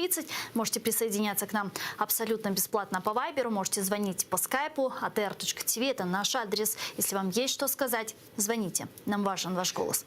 Не забывайте подписываться на наш YouTube-канал. Там мы вещаем как в онлайн-режиме, так и выкладываем самые интересные фрагменты из наших эфиров. Выкладываем практически все наши программы в записи. И, наконец, поддержать телеканал АТР вы можете, подписавшись на наш Patreon. Ссылку периодически на экраны выводит наши режиссеры. Вот ее сейчас вы видите. Можете пройти по этой ссылке, выбрать уровень поддержки, стать частью большой крымско-татарской семьи АТР. Это поможет нам продолжать работать на непростом информационном фронте. Я же рада представить гостя нашей студии, політичний эксперт Валентин Гладких. Витаю вас, пане Валентину. Ассаляму алейкум. Добрый вечер. Я предлагаю наш эфир начать со следующих новостей. В Украине расшатывают и дестабилизируют ситуацию около 7 тысяч сотрудников спецслужб России. Данную информацию озвучил Илья Витюк, руководитель департамента кибербезопасности СБУ. И вот что он сказал. Сьогодні з території Російської Федерації по Україні працюють близько 7 тисяч співробітників спецслужб. Це відносно дестабілізуючого і розхитуючого. Також департамент кібербезпеки СБУ заблокував 15 розгалуджених мереж антиукраїнських інтернет-агітаторів. Це нібито 150 тисяч осіб, які щось коментують, репостять, пишуть і дають оцінку подіям. Нами була проведена безпрецедентна спецоперація проти хакерської групи «Армагеддон», яка штатно перебувала у ФСБ Росії і діяла з території Криму. Также Служба безопасности Украины открыла уголовное производство по факту подготовки государственного переворота в Украине, о котором на пресс-марафоне говорил президент Украины Владимир Зеленский. Вот что говорится в заявлении СБУ. Головне слідче управління СБ України здійснює досудове розслідування у кримінальному провадженні про скоєння дій, спрямованих на захоплення державної влади. Провадження відкрито за частиною 1 статті 109 Кримінального кодексу України за фактом приготування окремими громадянами України та Російської Федерації дій з метою захоплення державної влади. Я напомню, что 26 ноября на пресс-марафоне президент Украины Владимир Зеленский заявил, что окружение Рената Ахметова втягивает олигарха в организацию государственного переворота. Вот его прямая речь. Отримала інформацію, що 1 числа в нашій державі буде державний переворот.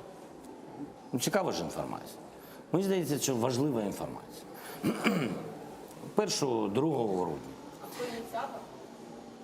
Я би сказав так, дивіться, я ж не бурба, я говорити і ділитися тією інформацією, яку я не маю права і не буду поки що. Але можу сказати одразу, що у нас є не тільки агентурна інформація, у нас є навіть звукова інформація, де представники з України, скажімо так, з представниками Росії, скажімо так, обговорюють участь Рената Ахметова в державному перевороті в Україні. Ну, вместе с этим я напомню, что на завтра, то есть на 1 декабря, в Киеве запланировано начало бессрочной акции протеста. Эта дата была озвучена 21 ноября. В тот день в столице и других городах состоялись акции в честь Дня достоинства и свободы. И участники акции в Киеве прошли с Майдана независимости на Банковую. И там озвучили требования к президенту Украины Владимиру Зеленскому в течение 10 дней уволить главу Офиса президента Андрея Ермака с должности руководителя главы Офиса президента. Если нет, то с 1 декабря начнется бессрочная акция, сказали они и поставили вот такой ультиматум. Пане Валентино, что происходит? Как вам вообще вся эта ситуация? Ну, якщо дуже лаконічно, то за всією цією ситуацією особисто я схильний вбачати своєрідний олігархічний консенсус. Ну, так, а если не лаконично, а попытаться раскрыть ситуацию? Метою якого є зміна нинішньої влади в Україні. Ну, зміна нинішньої влади в Україні можливо. То есть вы думаете, что все-таки готовился и готовится некий государственный переворот? Ні, я просто хочу сказати, що зміна влади в Україні можливо двома шляхами. Так. Ну, перший шлях – це шляхом виборів, ну, в конституційний, законний спосіб. Ну, а другий шлях – це, як альтернативний, це спроба в силовий спосіб захопити владу. Особисто я схильний думати, що другий спосіб є малопродуктивним і малореалістичним. Чому? Тому що, по суті, це потягне за собою, я думаю, що колапс української держави як такої. Вони неминуче скористається Російська Федерація. Ну, з усіма, так би мовити, наслідками. Більше того, що коли люди тут в Україні розказують, що в 2014 році в Україні відбувся державний переворот, вони або некомпетентні, або лукавлять, або свідомо перекручують. Тому що Петро Олексійович Порошенко прийшов до влади в результаті вільних, демократичних виборів, результати яких ніколи ніким не оскаржувалися. Себто були визнані навіть Російською Федерацією, ну, попри їхню риторику. Те саме стосується і виборів до Верховної Ради України 2014 року, 8-го скликання, яке так само відбулося в цілком конституційний, законний спосіб на вільних демократичних виборах за участі всіх міжнародних спостерігачів, за дотриманням усіх демократичних процедур. Себто ця влада була абсолютно легальною. Ну, рівень легітимності якої встановлювався дотриманням певними процедурами легальними. І більше того, чому це так важливо? Тому що і у Сполучених Штатів Америки, і в Європейському Союзі є документально засвідчений принцип мати справу і відповідно надавати допомогу і взагалі мати стосунки лише з тими урядами, які сформовані в демократичний спосіб, в результаті виборів, а не в результаті силового захоплення влади. Ну, тому можемо просто дивитися, якщо хтось в Україні, по-перше, ризикне і захопить, припустімо, владу, що я, чесно кажучи, сильно сумніваюся, бо для того, щоб захопити владу, треба спиратися на якусь суспільну підтримку. У нас на сьогоднішній Или, по крайней мере, поддержку военных, силовых структур. Да, але на сьогоднішній день, ну, знову ж таки, ніхто з опонентів політичного і Зеленського не має вищий рівень підтримки в суспільстві, ніж сам Зеленський, що, власне кажучи, дещо і прояснює. А українським військовим є чим займатися, бо ми перебуваємо в стані військового конфлікту з Російською Федерацією.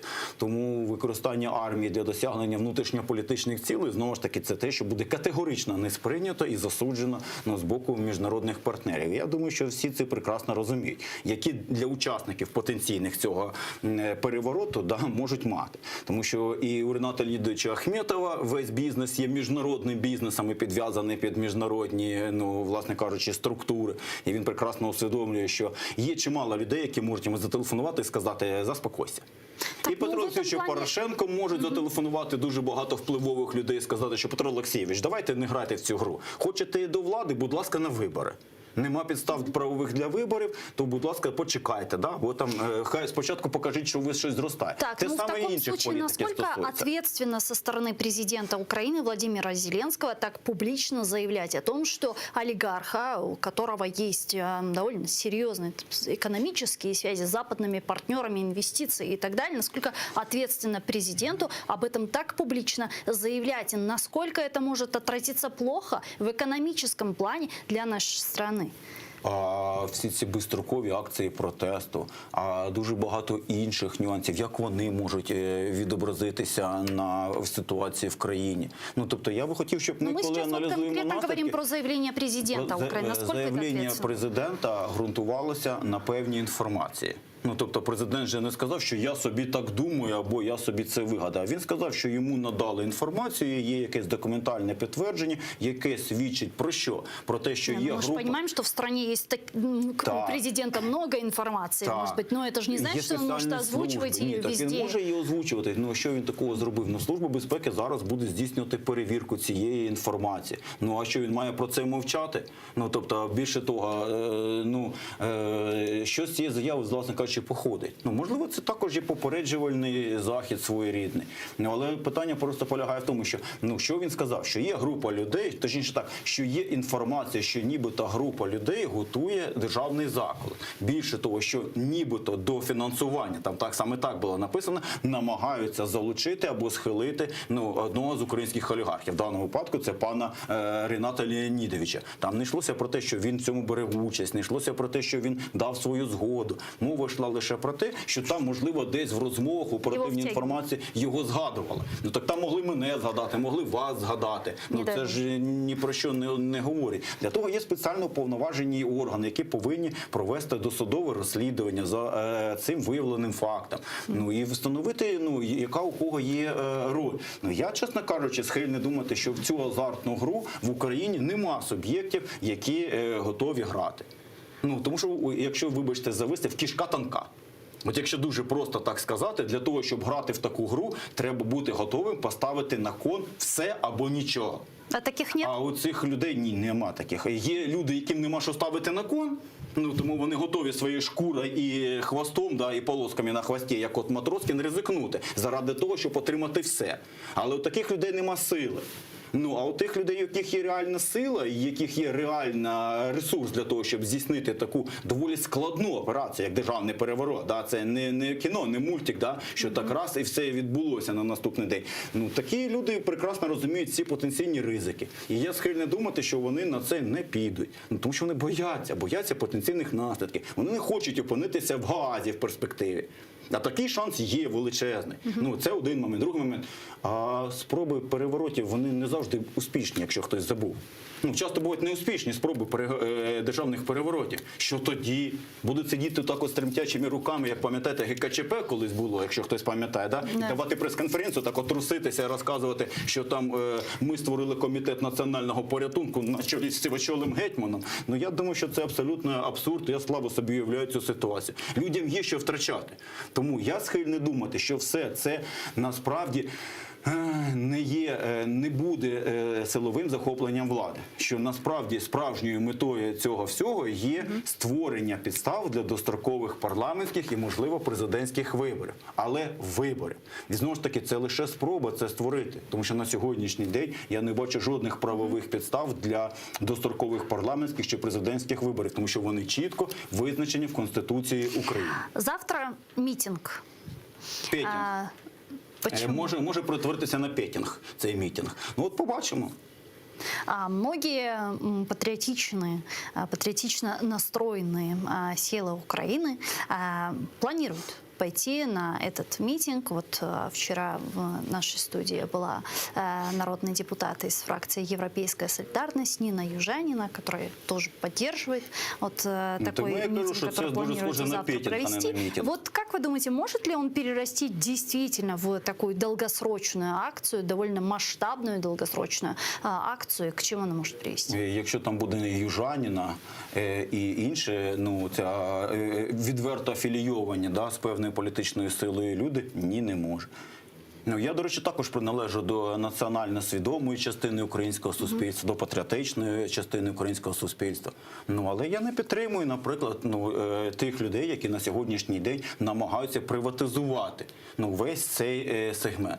Ну, тобто багатьом це видається дуже дивним і неприємним, але можна любити Україну і не любити європейську солідарність. Ну, можна бути патріотом, можна бути навіть націоналістом і водночас не підтримувати Петра Олексійовича Порошенка. Ну, це нормально абсолютно, треба просто з цим змиритися, що всі ці претензії монополізувати весь цей сегмент суспільний, вони виглядають дуже кумедно. З точки зору політтехнології, да, я розумію політтехнології. Но здесь есть четкое требование у активистов, которые организовывают этот митинг, это отставка главы Офиса президента Андрея Ермака. И в случае, если президент Украины Владимир Зеленский не отправит его в отставку, они обещают эту акцию превратить в долгосрочную. Нема питань. У нас на Майдані Незалежності стоять там якісь ФОПи вже, я не знаю, рік стоять, також там безстрокову акцію проводять.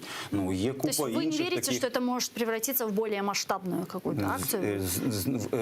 За умови збереження наявних тенденцій ні, не може. Але може статися якісь події, які дійсно можуть розпалити цю акцію. Наприклад? Ну, я не знаю, може бути якась ескалація насилля, якась провокація, можливо, відбудеться якесь стрімке і помітне погіршення соціально-економічної ситуації в країні, коли кількість невдоволених суттєво зросте. Але насправді проблема ж не в тому. Проблема в тому, що протестний рух і весь опозиційний рух, який є по відношенню до Зеленського, на сьогоднішній день немає якогось достатньо популярного лідера. От і все. Ну, тобто проблема полягає в тому, що вам може не подобатися Зеленський, але проблема полягає в тому, що альтернативи, які на сьогоднішній день є на політичному ринку, умовно кажучи, вони в українському суспільстві значно менший рівень довіри мають. Ви реально вірите в те, що Ренат Леонідович Ахметов – це некромант, який підіймає з політичного небуття політичних небіжчиків на кшталт Ляшка, Гройсмана, Яценюка? Ну, тобто ви серйозно вірите в те, що ці люди зараз можуть повернутися в українську політику, що українське суспільство їх чекає? А в случае проведения возможных внеочередных президентских выборов во втором туре, кто может составить конкуренцию Зеленскому? Давайте розберемося, хто туди спочатку в другий тур може потрапити, тому що це також є на сьогоднішній день неочевидне. Бо у нас є сьогодні Зеленський, як в боксі, да? Є абсолютний чемпіон і є купа претендентів. Так от серед цієї купи претендентів, я би схильний виділити був тих людей, які орієнтуються на нові електоральні ніші і які потенційно можуть акумулювати навколо себе потенційний електорат опозиційний до Зеленського. Хто? І це швидше за все, вперше я би назвав пана Кличка, гіпотетично. Як з одного боку поколіннєво він ближче все-таки до того покоління, що і Зеленський. По-друге, він все-таки має якусь політичну структуру. Мені, наприклад, смішно, коли починають депутатів титрувати член міжфракційного об'єднання «Розумна політика». Я забуваю сказати, що, наприклад, депутат, який є членом міжфракційного об'єднання «Розумна політика», також є ще членом 14 міжфракційних об'єднань. І що насправді міжфракційне об'єднання – це ніщо. Ну, це фікція, да? Тобто, коротше, це абсолютно не є політичною позицією. Ну, да? Але тим не менше, коли у Разумкова з'явиться партія, бо Кличка партія вже є, коли у Разумкова з'явиться якесь представництво в органах місцевого самоврядування, хоча б, як у того ж самого Кличка, ну тоді ми можемо говорити про те, що він є гідним конкурентом. Це, що стосується потенційно нових облич, так званих, бо запит на нові обличчя нікуди не зник. І я погоджуюся з тим, що запит на нові обличчя можуть задовільнити ці два кандидати. Зокрема, і Разумков. Але Разумкову для того треба створити свою партію, да? Для того треба гроші. А хто дасть гроші, той буде давати туди людей. Да? І коли Разумков напряму запитують, де партія, коли вона буде? Він що говорить? Він чесно говорить, що краще не поспішати, бо це ж треба відібрати людей. Ну, а хто буде давати гроші, туди дасть людей? Коли ви подивитеся на людей, які опиняться в його партії, ну то хто там буде? Може, Шевченка він візьме туди? Ну, всіх інших оцих вигнанців з «Слуг народу» чи якихось інших людей. Це що стосується одного сегменту. І другий сегмент. Ну да, потенційним опонентом може бути пан Бойко.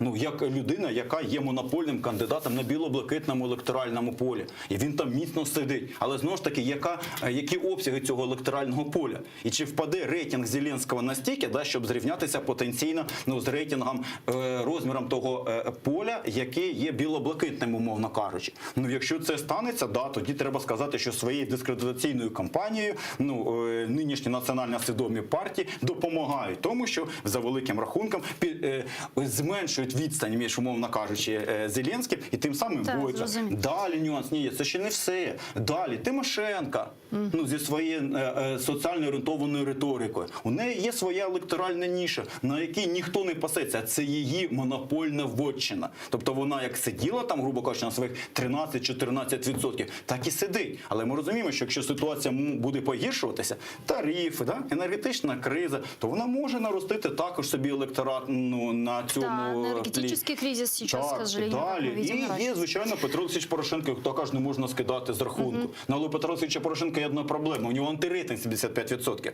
Тобто, якщо всі політики в Україні вимруть, і лишиться лише один Петро Олексійович Порошенко, то 75% виборців все одно за нього не проголосують. Ну, це проблема. Але да, в нього є також оця ніша національно-патріотичного електорату, яку він намагається мобілізувати. Але там буде він не один, я хочу його засмутити. Там буде ще Свобода неминуча, да? Тобто вони ж нікуди не зійшли. Там можуть з'явитися нові політичні проекти з новими політичними лідерами, які, на відміну від Петра Олексійовича, не були при владі. Да? Тобто, відповідно, менш токсичні. Вони просто не взяли на себе весь той негатив, який, в силу об'єктивних причин. Да, я не хотів би, щоб мене зрозуміли хибно, да, що ніби Порошенко це зло. Ні, це не так. Порошенко це просто людина, яка волею долі була приречена взяти на себе величезний негатив, який складався не обов'язково через його там компетентність чи некомпетентність. Але по факту так воно і є. Тому тут я думаю, що спочатку бачили цей фільм «Гра престолів», там була така серія «Битва бастардів». От спочатку бастарди мають між собою там повоювати і визначитися, хто може бути гіпотетичним кандидатом, претендентом на другий тур. Пане Валентине, я предлагаю підключити к нашому ефіру Олександра Мусенка, керівника Центру військово-правових досліджень. Він зараз з нами на прямому зв'язку. Пане Олександре, вітаємо вас. Селям алейкум. Витаю вас. Да, пан Александра, как раз сейчас с паном Валентином Гладких мы обсуждали заявление президента Украины Владимира Зеленского на пресс-конференции, который сказал, что в Украине готовится государственный переворот, в который втягивают олигарха Рената Ахметова. Это прям его цитата. И вот сегодня уже Служба безопасности Украины сообщила о том, что они открыли уголовное производство по факту подготовки государственного переворота в Украине, то бишь будут проверять эту информацию. Вот как вам все это видится? Что происходит? Мені більше імпонує все-таки інший вираз – повалення державного ладу, мабуть, так як це кваліфікує відповідна 109 стаття Кримінального кодексу. Я не дуже полюбляю термін «державний переворот», незважаючи на те, що він має право на життя, безумовно, і має науково-теоретичне обґрунтування, але все ж таки з огляду на те, наскільки набило оскомину використання цього терміну Російською Федерацією, звинувачення українців, які виходили на Революцію Гідності у 2014 році, в тому, що вони вчиняли державний переворот, то я все-таки буду, з вашого дозволу, послуговуватися з терміном, мабуть, більш правильним в цій ситуації – це повалення державного конституційного ладу. А тепер щодо цього безпосередньо конкретно. Ну, я оцінюю ризики внутрішньої політичної дестабілізації ситуації як дійсно високі. Тому що на тлі того тиску військового, який зараз демонструє Російська Федерація на кордонах з Україною, і та політика і риторика, яка продовжується, вона свідчить про те, що одним зі сценаріїв можливих Кремль дійсно може розглядати усунення з посади президента і діючу владу, і, можливо, навіть з військовою агресією, скажімо, вторгненням по певним напрямкам. Я не кажу, підкреслюю, з окупацією там чи так далі, але по певним напрямкам загострення поряд з Донбасом і створення таких вогнищ нестабільності і воєнних вогнищ, це все можливо. Тому такі ризики є. Щодо того конкретно, хто може бути залучений до цього, ну це повинна розслідувати і сказати Служба безпеки України. Я не знаю, мені трошки дивно все-таки те, що відбувалося. Чи Служба безпеки України реєструвала провадження, а вони, як схоже на те, не реєстрували відповідне провадження до слів президента, а зареєстрували його, якщо я не помиляюсь, в неділю, в день, то, звичайно, ну хоч постфактум, але добре, тому що таку заяву глави держави не можна залишати без уваги, і розслідування має відбутися. Але є ще й політична мета. Я думаю, що очевидно, що це сигнал одному із українських олігархів чи великих бізнесменів, інвесторів про те, що підвищуються ставки, про те, що президент готує якісь дії в рамках цього закону про деолігархізацію чи, можливо, в рамках інших законів. Але це йде таке серйозне ще й підвищення ставок. Щодо того, хто готовий 1 грудня, там, виходячи на мирні акції чи інші завтра, організовувати якісь дії, я не готовий сказати, я сумніваюся, що хтось буде завтра розхитувати ситуацію. Я просто хочу сказати одне, користуючись нагодою, я думаю, що нас і громадяни слухають. Я сам учасник багатьох акцій протесту і 2 революцій, і завжди буду підтримувати право на мирний протест, гарантований Конституцією. І закликаю людей виходити, якщо вони відчувають якусь несправедливість. Але всім потрібно бути дуже пильним і розуміти, що попри якісь політичні вподобання, антипатії, я сам багато чим відверто незадоволений діяльністю Офісу президента, уряду і часто критикую президента, але я прекрасно усвідомлюю, що є ризики, які пов'язані із зовнішніми впливами і загрозами. Тому я закликаю всіх бути пильними, трошки подекуди вгамовувати пристрасті і розуміти, що коли у нас такий потужний зовнішній ворог, то я не думаю, що час поглиблювати якісь розколи і кризи в суспільстві. То есть возможная дестабилизация, возможный раскол внутриполитической жизни Украины, это, в принципе, такая манна небесная для России сейчас получается, да? Безумовно, ви ж розумієте, що, подивіться, от у нас зараз по кордонах стоять батальйонно-тактичні групи. Їх кількість, вона недостатня для того, щоб проводити повномасштабні наступальні дії з утриманням, фактично з окупацією, те, що називається. Але їх,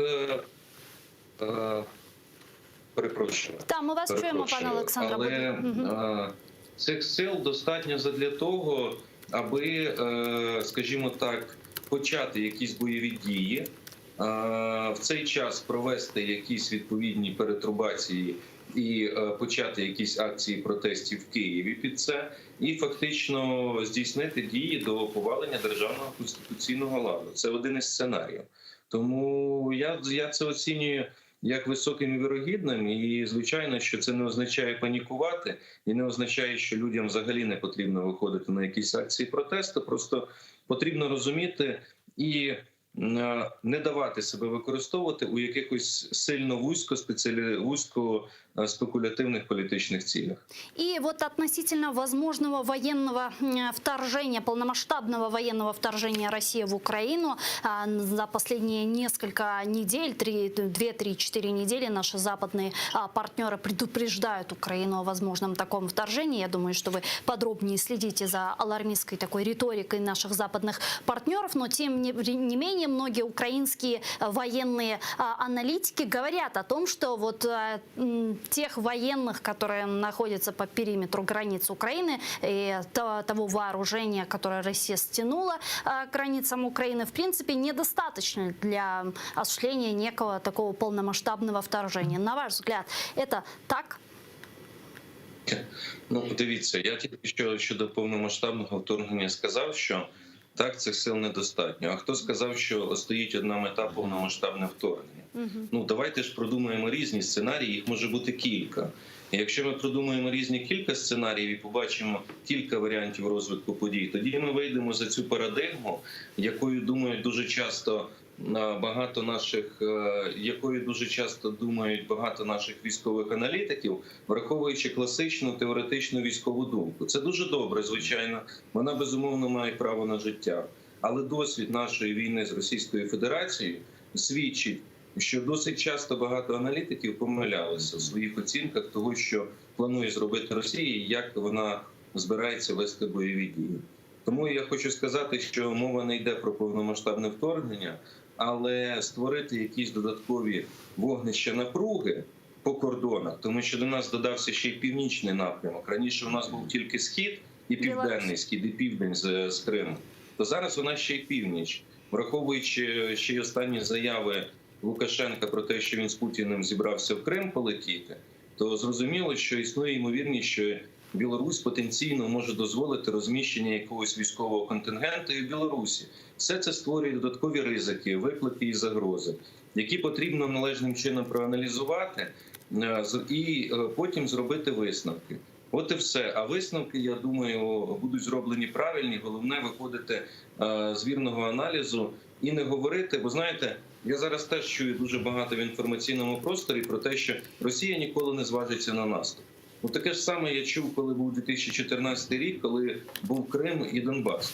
Тому не потрібно панікувати і не потрібно алярмізму, що, як ви називаєте, але й потрібно нормально оцінювати ситуацію, розуміти, які ризики вона становить, і просто готуватися протидіяти цим ризикам і загрозам, і все. И, пан Александр, еще последний вопрос. Я вижу у вас на заднем плане там очень интересную книгу с обложкой, на которой есть Реджеп Тайип Эрдоган, портрет Реджепа Тайипа Эрдогана, президента Турецкой Республики, который вчера заявил о том, что он готов выступить посредником между Украиной и Россией. Вот как вы думаете, в Ашхабаде он об этом вчера заявил, как вы думаете, какова вероятность вот возможного посредничества со стороны Турции? Или, я не знаю, возможно, какого-то создания трехстороннего формата с участниками лидеров Украины, России и Турции? Ну, це якраз був в Туреччині і якраз купив, це свіжа праця, до речі, президента Ердогана. Не знаю, вона ще, мабуть, українською не перекладена, але англійською є. До речі, прочитавши її, допомагає зрозуміти позицію Туреччини зараз. Як, до речі, і по Карабахському конфлікту, і загалом. Ну, дивіться, є дві площини. Перша – геополітична. У Туреччини дуже серйозні зараз амбіції по її проєкту об'єднання народів тюркського світу. І це зараз дуже помітно. Президент Ердоган в себе приймав, тепер поїхав в Туркменістан. Це перша річ, тобто геополітичний гравець. Друге, Туреччина натхненна тим, як вони допомагають врегульовувати Карабахський конфлікт і фактично також бути посередником разом з Росією, до речі, між Азербайджаном і Вірменією. Третє, Ердоган постійно наполягає на тому, що він прагне переглянути систему існуючих міжнародних відносин і роль Туреччини у них, і навіть піднімає питання про те, що Туреччина має бути в Раді безпеки ООН.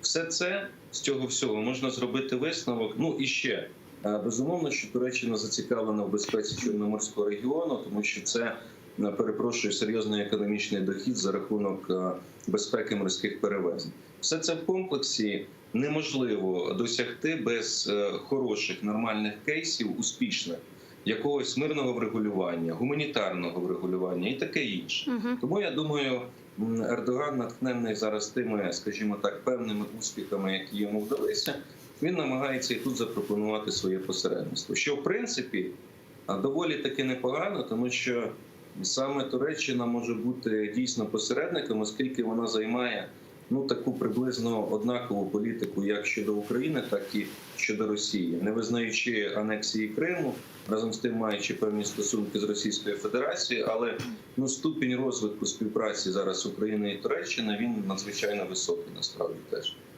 Дякую вам дуже, пане Олександре. Чохсаловну, що знайшли время і підключились к нам в ефір. Олександр Мусієнко був з нами на прямому зв'язку, керівник Центру військово-правових досліджень. В случае вторжения России военные действия будут происходить и в Черном море. Черноморские партнеры также должны быть обеспокоены планами агрессора, как и Украина. Об этом заявил руководитель украинского внешнеполитического ведомства Дмитрий Кулеба.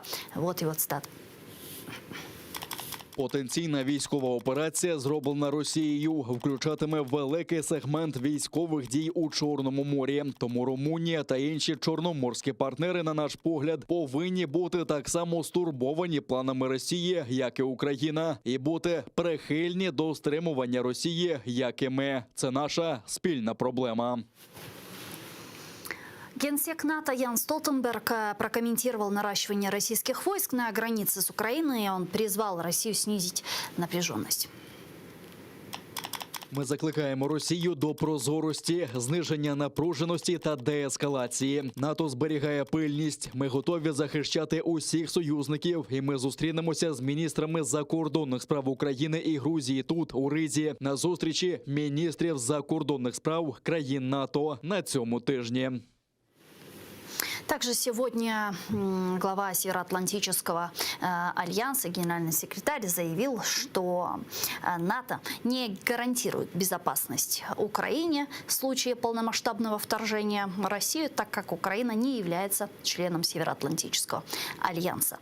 Пане Валентино, как вам вообще видится вот эта ситуация? Потому что сначала информацию о том, что Россия концентрирует свои войска, передислоцирует у границ Украины, начали распространять средства массовой информации западные. Появилась сначала статья «Вашингтон-Пост», которая подхватила политика со спутниковыми снимками, а потом Bloomberg с «Вашингтон-Пост» вчера написала о том, что администрация Байдена рассматривает несколько вариантов реагирования в случае вторжения, и только после вот этих всех сообщений, в том числе сообщений из уст политиков западных, начало реагировать уже украинское руководство. Уже появилось заявление начальника Главного управления разведки Минобороны Данилова, Резникова и так далее. И все же возникает вопрос, почему мы подхватили эту информацию от наших западных партнеров и почему они именно сейчас начали на ней так акцентировать внимание? Я би поставив питання інакше. А з чого наші західні партнери або з чого українські ЗМІ взяли, що ця інформація є новою? Тобто я на одному з ефірів був Зоряним Шкіряком, який правильно сказав, що концентрація російських військ біля українського кордону впродовж всього періоду конфлікту прагне до константи. Себто вони трошки щось збирають, щось прибирають, вони постійно там нагнітають ситуацію. Але такого, щоб нібито там не було концентрації військових, а потім вона там з'явилася, такої ситуації не було. Да, но об этом говорят действительно очень много военных аналитиков. Так чому новизна? Ще з 2014 року історія. Да, но здесь вопрос в том, почему именно сейчас начали акцентировать на это внимание. Почему так активно? А оце інше питання. Тобто насправді тоді треба правильно сформулювати, що проблема полягає не в тому, що біля що з російського боку нашого державного кордону присутні формування російської армії, бо вони там присутні постійно, тобто вони постійно там збільшуються, зменшуються, але в принципі вони там завжди присутні. Але чомусь про це ми говоримо лише з певною періодичністю, в тих чи інших ситуаціях. І в даному аспекті я повністю погоджуся, до речі, повністю, що сказав пан Олександр, тобто під кожним словом буквально готовий підписатися. То треба просто сказати, чесно визнати, що це є частина інформаційної кампанії. А інформаційна кампанія – це є одним з елементів цієї гібридної війни. Тобто тут питання не стоїть про те, що хтось хоче досягнути цілей військовим шляхом. Військовий шлях в гібридних війнах виконує допоміжну роль. Дуже часто інформаційно-пропагандистська складова значно важливіша, ніж безпосередньо військові дії. Тому, я схильний думати, що в даному аспекті просто відбувається психологічне нагнятання ситуації. Причому кожен з гравців, який бере в цьому участь, може намагатися досягнути своїх власних цілей. І той факт, що ви американці оприлюднили, то це означає, що американці цей привід будуть використовувати для того, щоб, можливо, посилювати десь тиск на Російську Федерацію. Есть такое ощущение, что на геополитической арене разыграна вот такая очередная шахматная партия. И, знаете, Украина на этом шахматном столе — это вот тот конь, которым хотят сделать вот такой гамбит для укрепления своих позиций, что со стороны наших западных партнеров, что со стороны России. Но интересно, кто что преследует? Ні, я не думаю, що тут хтось зробить цей гамбіт, тому що, знаєте, я не хотів би відтворювати ці штампи російської пропаганди про те, що Україна не є суб'єктом і що Україну використовують там якийсь міфічний цей колективний захід для того, щоб захищати свої інтереси. Так. Україна безумовно значною мірою залежить від підтримки цивілізованого світу. Але говорити про те, що ми просто є інструментом цивілізованого світу в боротьбі проти Російської Федерації, це абсолютно неправильно. А гра, в принципі, тут зрозуміло, вона не помінялася. Кто какие цели преследует? Кілька цілей переслідують. Насправді глобальна ціль, якщо глобально говорити глобальна ціль дуже проста. Повернути Російську Федерацію або відкоригувати її поведінку в спосіб, щоб вона перетворилася на елемент глобальної безпеки, а не елемент глобальної небезпеки. Так. І до того підштовхують, використовуючи для того різноманітні інструменти і засоби. Але для того треба постійно якісь нові подразники. Крим. Зрозуміло, що це жахливий подразник. Тобто це вперше після Другої світової війни в Європі відбулася анексія. Коли частина однієї держави стала територією іншої держави. Це виклик, це потягло за собою автоматичну реакцію. Що навіть в Грузії вони цього не зробили. Вони в Грузії створили квазінезалежні держави, але вони не забрали територію, не анексували, не включили до складу своєї держави. В Криму це відбулося. Далі війна на Донбасі, безумовно, викликає знову ж таки реакцію і тягне певні наслідки. Але люди звикають і адаптуються. Зараз виникає проблема з енергетичною кризою в Європі, яка інспірована Російською Федерацією. Як, впрочем, і міграційний кризис на польсько-білоруській границі. Це наступне питання. Це я до того, що просто не дійшов. Міграційна криза. Тобто це для чого робиться росіяни? Росіяни, тому що вони намагаються посилити свій вплив, вони намагаються захистити свої національні інтереси, так як вони їх розуміють. А їм популярно пояснюють, що ваша поведінка і ваші національні інтереси, вони не є адекватними. Інструменти, якими ви хочете їх досягнути, ще більш неадекватні. І проти того вживаються адекватні альтернативні якісь заклади. В даному випадку ситуація в Україні використовується просто як своєрідне інформаційне тло, якщо так можна сказати. Але водночас відбувається візит президента США, підписується оборонна ця угода, відбувається візит міністра оборони України, Штатів в Україну, відбувається чергове домовленість про те, що буде посилюватися військово-технічна. Мерами і здержуючим фактором Росії. Безумовно, це все одно гра. Коли виникла ядерна зброя, виникла концепція гарантованої поразки. На ній була гарантована концепція ядерного стримування. На сьогоднішній день, поза великим рахунком, цю саму гру і намагаються розіграти. Тобто, можете ризикнути, може захистять, можуть не захистять. Це війна. Знаєте, як про футбол кажуть, що поле прямокутне, м'яч кулеподібний, 11 гравців і невідомо, який буде результат. Так війна ще гірше, ще складніше. Далеко не є самоочевидним фактом, що Росія гарантовано виграє в цій війні. Навіть якщо, припустимо, Україна лишиться сам на сам. Ні, я розумію, що Росія може завдати удару ядерною зброєю, припустимо, але це самовбивча політика, тому що тут кордони і все інше, тобто не так далеко. Не хотів би це, звичайно, побачити, але хоча б змоделювати цю ситуацію. Тому, я думаю, що російське військово-політичне керівництво, попри те, що ми схильні тут його вважати неадекватним, насправді зберігає достатньо високий рівень адекватності. І спроможна проаналізувати наслідки. Більше того, на відміну від нас з вами, всі гравці справжні, які приймають рішення, мають значно більший рівень інформації. Вони значно краще поінформовані про те, чи має російська армія, російський генеральний штаб реальні плани повномасштабного вторгнення. Ви розумієте, що в 21 столітті без плану це не відбувається. Чи ви думаєте, що у американців нема своїх джерел в російському генеральному штабі, припустимо? Ну, можливо, є, можливо, немає. Я не знаю. Но Так вот само, когда як і они росіян, говорят о мабуть, возможном є. вторжении, наверняка же они ссылаются на разведданные какие-то.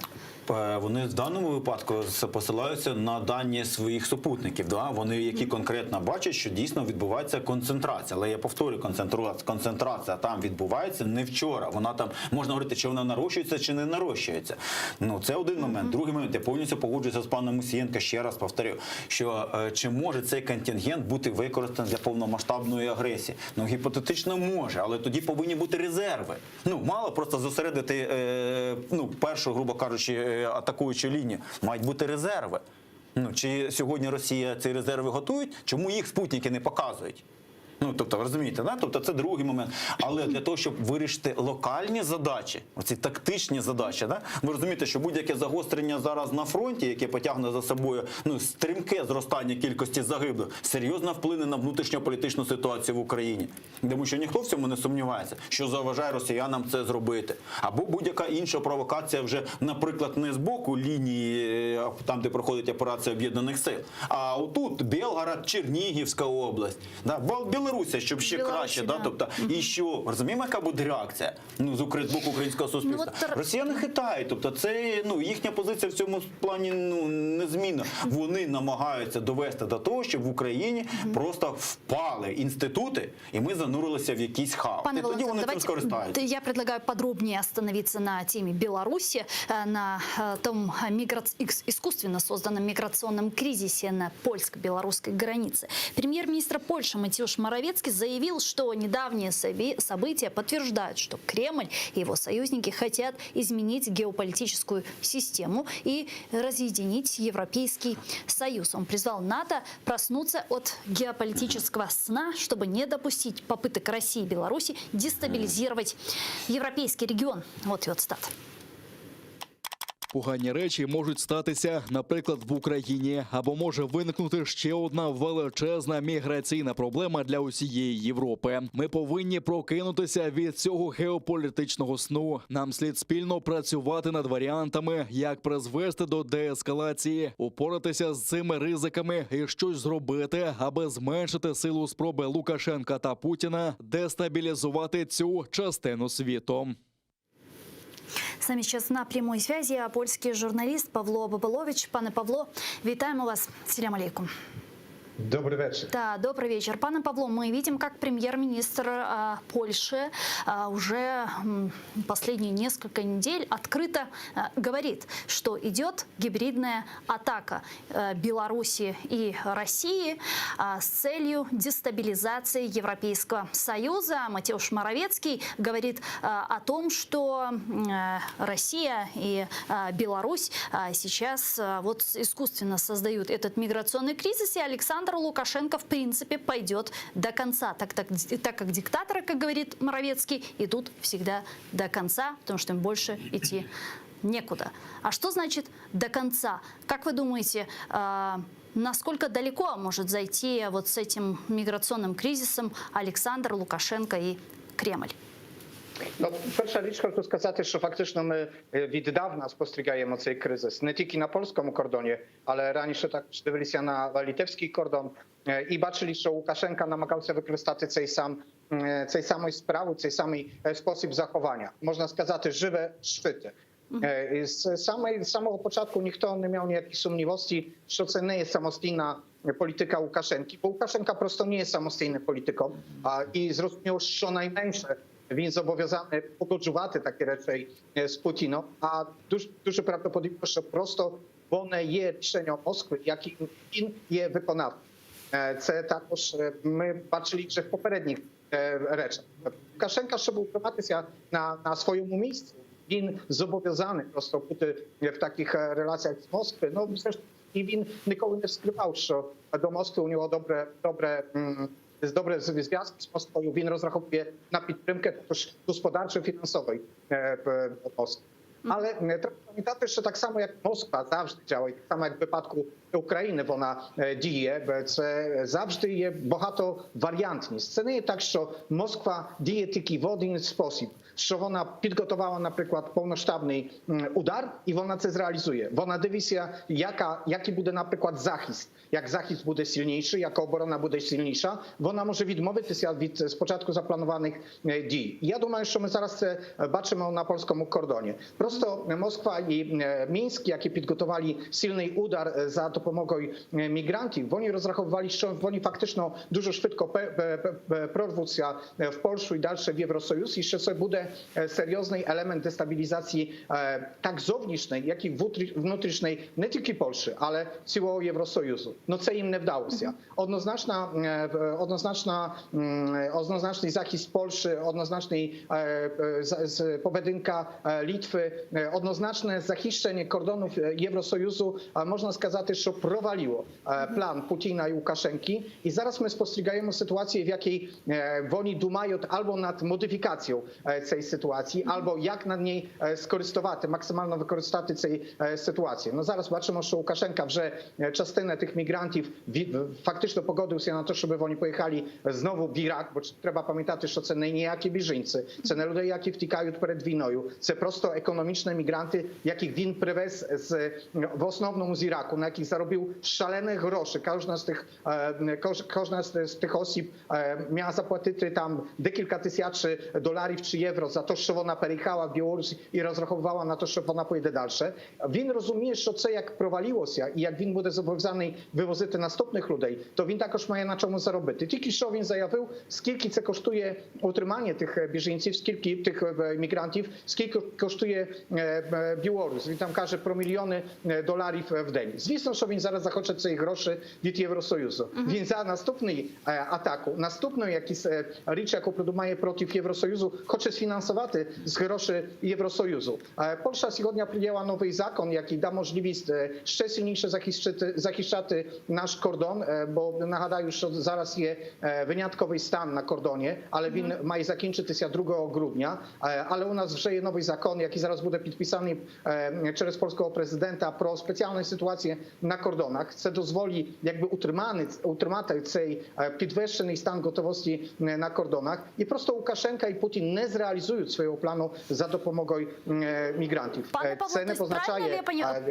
Да, то есть правильно ли я понимаю, что вот тех противоречий между Польшей и Европейским Союзом, которые были в 2015 году по миграционному вопросу, сейчас таких вот противоречий абсолютно нет, потому что если мы будем учитывать заявление Матеуша Моровецкого по поводу звонка Ангелы Меркель Лукашенко, то это заявление было довольно критичное, он чуть ли не обвинил еще тогда действующего канцлера Германии Ангелы Меркель в легитимизации диктаторского режима Олександра Лукашенка. No перше, треба зрозуміти, що Європа фактично зробила висновки з міграційної кризи 2015 року. Хоча я чекаю, коли ми всі зрозуміємо, що за цією кризою також стояла Росія. Бо як нагадаємо, яка послідовність була цієї ситуації, російські атаки в Сирії, що довело до того, що ця велика хвиля людей вийшла з Сирії, ми зрозуміємо, що на початку завжди є Росія, її гроші, її армія. І це дуже важлива річ. Може бути, що інші європейські держави також це зрозуміли. І, звісно, Європа зараз не готова до наступної міграційної кризи. Вона не є готова до того, щоб прийняти так багато людей, але перед всім фактично зараз, завдяки Литві і Польщі, вона зрозуміла, що тут не йде про мігрантів. Це і дуже важливо, щоб ми всі це розуміли. Мігранти є тільки знаряддям, це є тільки щит. Тут іде просто про агресивну політику Путіна. І однозначна поведінка Польщі цього зупинила. Як іде про Меркель, нам треба пам'ятати, що, на жаль, політики Франції і німці, вони завжди будуть дивитися інакше на відносини з Росією. У них добре зв'язки з Росією, у них економічні зв'язки з Росією. І напроти таких держав, як Україна і Польща, вони можуть бути впевнені, що Росія не хоче їх території. А ми то не можемо бути впевнені. А може навіть інакше. Ми можемо бути впевнені, що імперіальна думка Путіна передбачає, що раніше чи пізніше він хоче просто втягнути наші держави в повну війну або в ситуацію, в якій просто зайде в наші держави. На жаль, західні політики того не зрозуміють. Дякую вам дуже, пане Павло. Спасибо большое, что нашли время и подключились к нам в эфир. Павло Бабилович, польский журналист, был с нами на прямой связи. Пане Валентино, вы согласны с паном Павлом? Планы Путина и Лукашенко провалились? Близькі до провалу і впевнений, що проваляться. Я думаю, що вони серйозно в цьому аспекті прорахувалися. Ну, і тепер це їхній клопіт, тому що ці мігранти перебувають на їхній території. Причому на їхню територію вони потрапили цілком легально. У них стоять відповідні штампи в паспортах, і Польща абсолютно не зобов'язана їх приймати, тому що у них немає жодного дозволу на в'їзд до території Польщі, або тим більше до Європейського Союзу. Ну, і ця медійна картинка, вона емоційно на певний час спрацювала, дуже некрасиво і неприємно, коли там маленькі діти, жінки, там страждають. Ми всі люди, ми всі їм співчуваємо. Але, на жаль, цих людей цинічно використав російський режим і Лукашенка. Тому, можна їм поспівчувати, але в даному аспекті мені колись сказали, що немає більш жорстоких людей, ніж міграційні офіцери. І це насправді правда. Тобто, їм абсолютно по барабану. Вони служать своїй державі, вони захищають свої національні інтереси. Тобто, якщо ви хочете робити людям приємно, то вам треба торгувати солодкою ватою, а не займатися політикою. Це цинічно, але так воно і є. Але в даному аспекті мені просто цікавить український аспект. Тобто, до чого нам готуватися. І тут я хотів би відзначити все-таки діяльність Міністерства внутрішніх справ і пана Монастирського, тому що прикордонні війська – це сфера його компетенції. І я думаю, що реакція була б цілком адекватною. Слава Богу, у нас є відповідне правове поле, бо Верховна Рада проголосувала минулого сесії, цей закон про національний супротив, яким передбачається створення цих територіальної оборони і багато інших інструментів. Тому я сподіваюся, що ми до цього готові. Чи можуть вони піти на наші території? Можуть. Чи зможуть тут росіяни створити цю картинку? Можуть створити картинку. Чи можуть вони створити тут якісь провокації? Можуть створити. Тому Монастирський абсолютно правильно сказав, що вогнепальна зброя не може бути варіантом вирішення. Тому що ми можемо уявити собі, якою буде реакція, якщо, борони Боже, українські прикордонники чи українські сили територіальної оборони або Збройні сили України використають вогнепальну зброю, борони Боже, там будуть жертви. Нам будуть показувати жінок чи дітей, яких вбили укрофашисти чи ще хтось. От вам, будь ласка, і буде формальний привід для того, щоб використати все те, що вони навколо наших кордонів зосередили. Тому в даному аспекті я хотів би повторити ще раз пана Мусієнка, його пораду. В таких ситуаціях не варто піддаватися емоціям.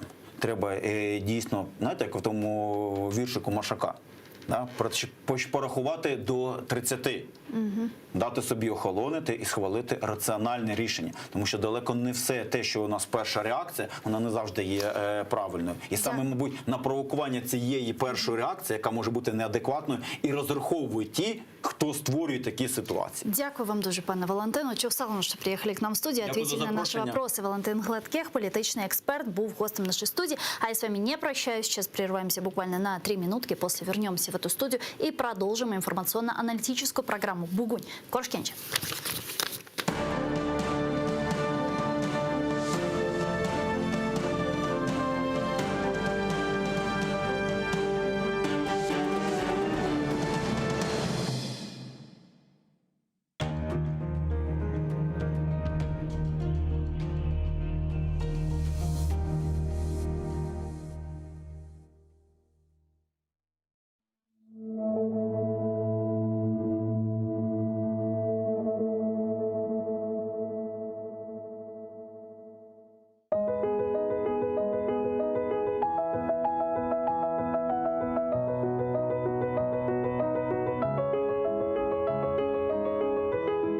Қырым дегенімде жүрегім açılır.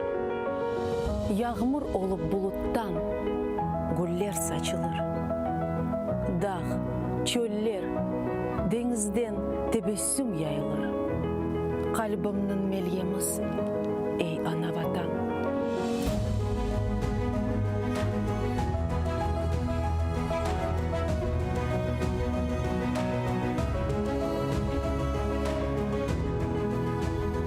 Adını aytım, yırlay bağlarda kuşlar, sümbüller dağlarımda takar sırgalar.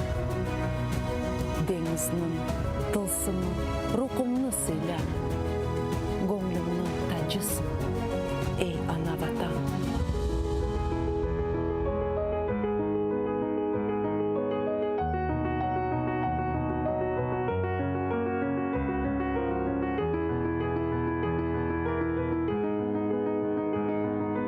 Sayıller sokaklarda cennet havası.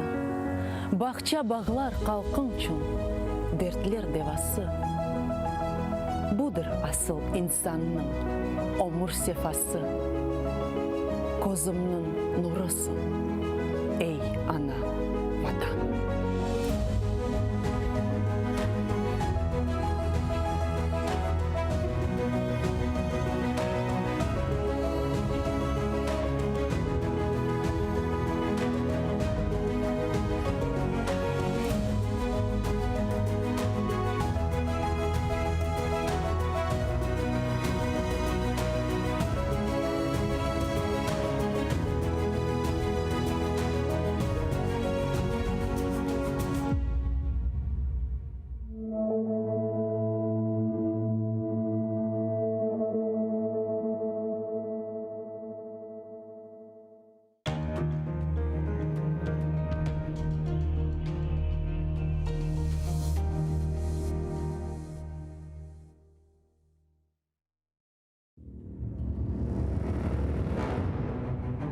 Hacı Giray Kırım Hanlığını tizgende 29 yaşındaydı. Tahminen 350 yıl devamında Kırım Hanlığı devlet olarak hüküm sürdü.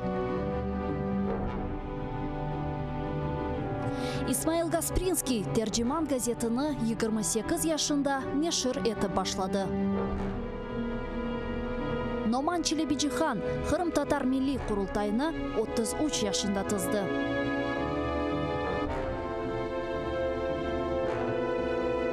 Bekir Çobanzade 27 yaşında profesör olarak Latin elifbesini Türkiye devletlerge teşvikat etti.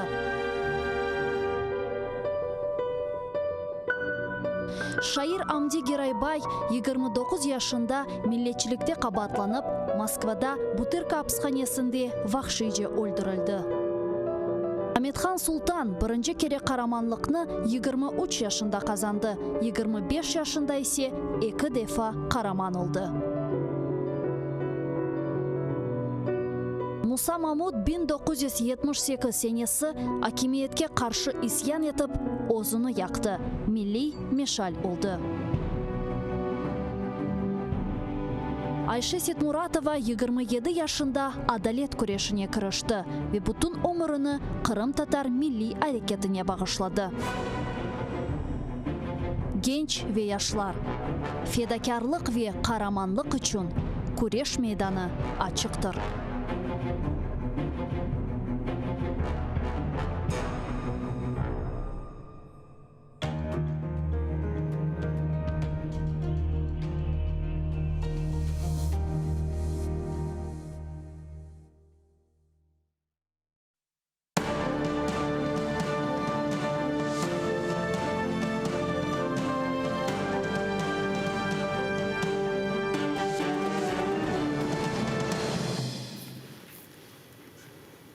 Assalamu alaikum, hayırlı akşamlar. Saygılar телеканалының телесерчилері. Бүгін информационный программасының сериетесіңіз. Добрый вечер. В эфире телеканала АТР. Вы смотрите информационно-аналитическую программу «Бугунь». В студии для вас работаю я, Гульсум Халилова. И следующий час в этой студии с гостями, которые подключатся к нам в режиме онлайн. Мы обсудим основные новости и события, которые появились в украинской информационной повестке дня, которые непосредственно касаются временно оккупированных территорий.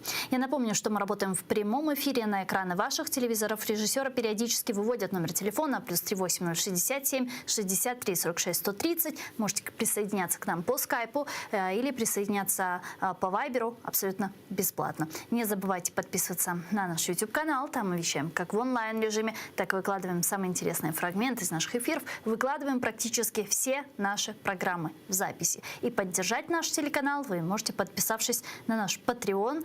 Можете пройти по ссылке, которую видите сейчас, выбрать уровень поддержки, стать частью большой крымско-татарской семьи АТР. Это поможет нам продолжать работу на непростом информационном фронте.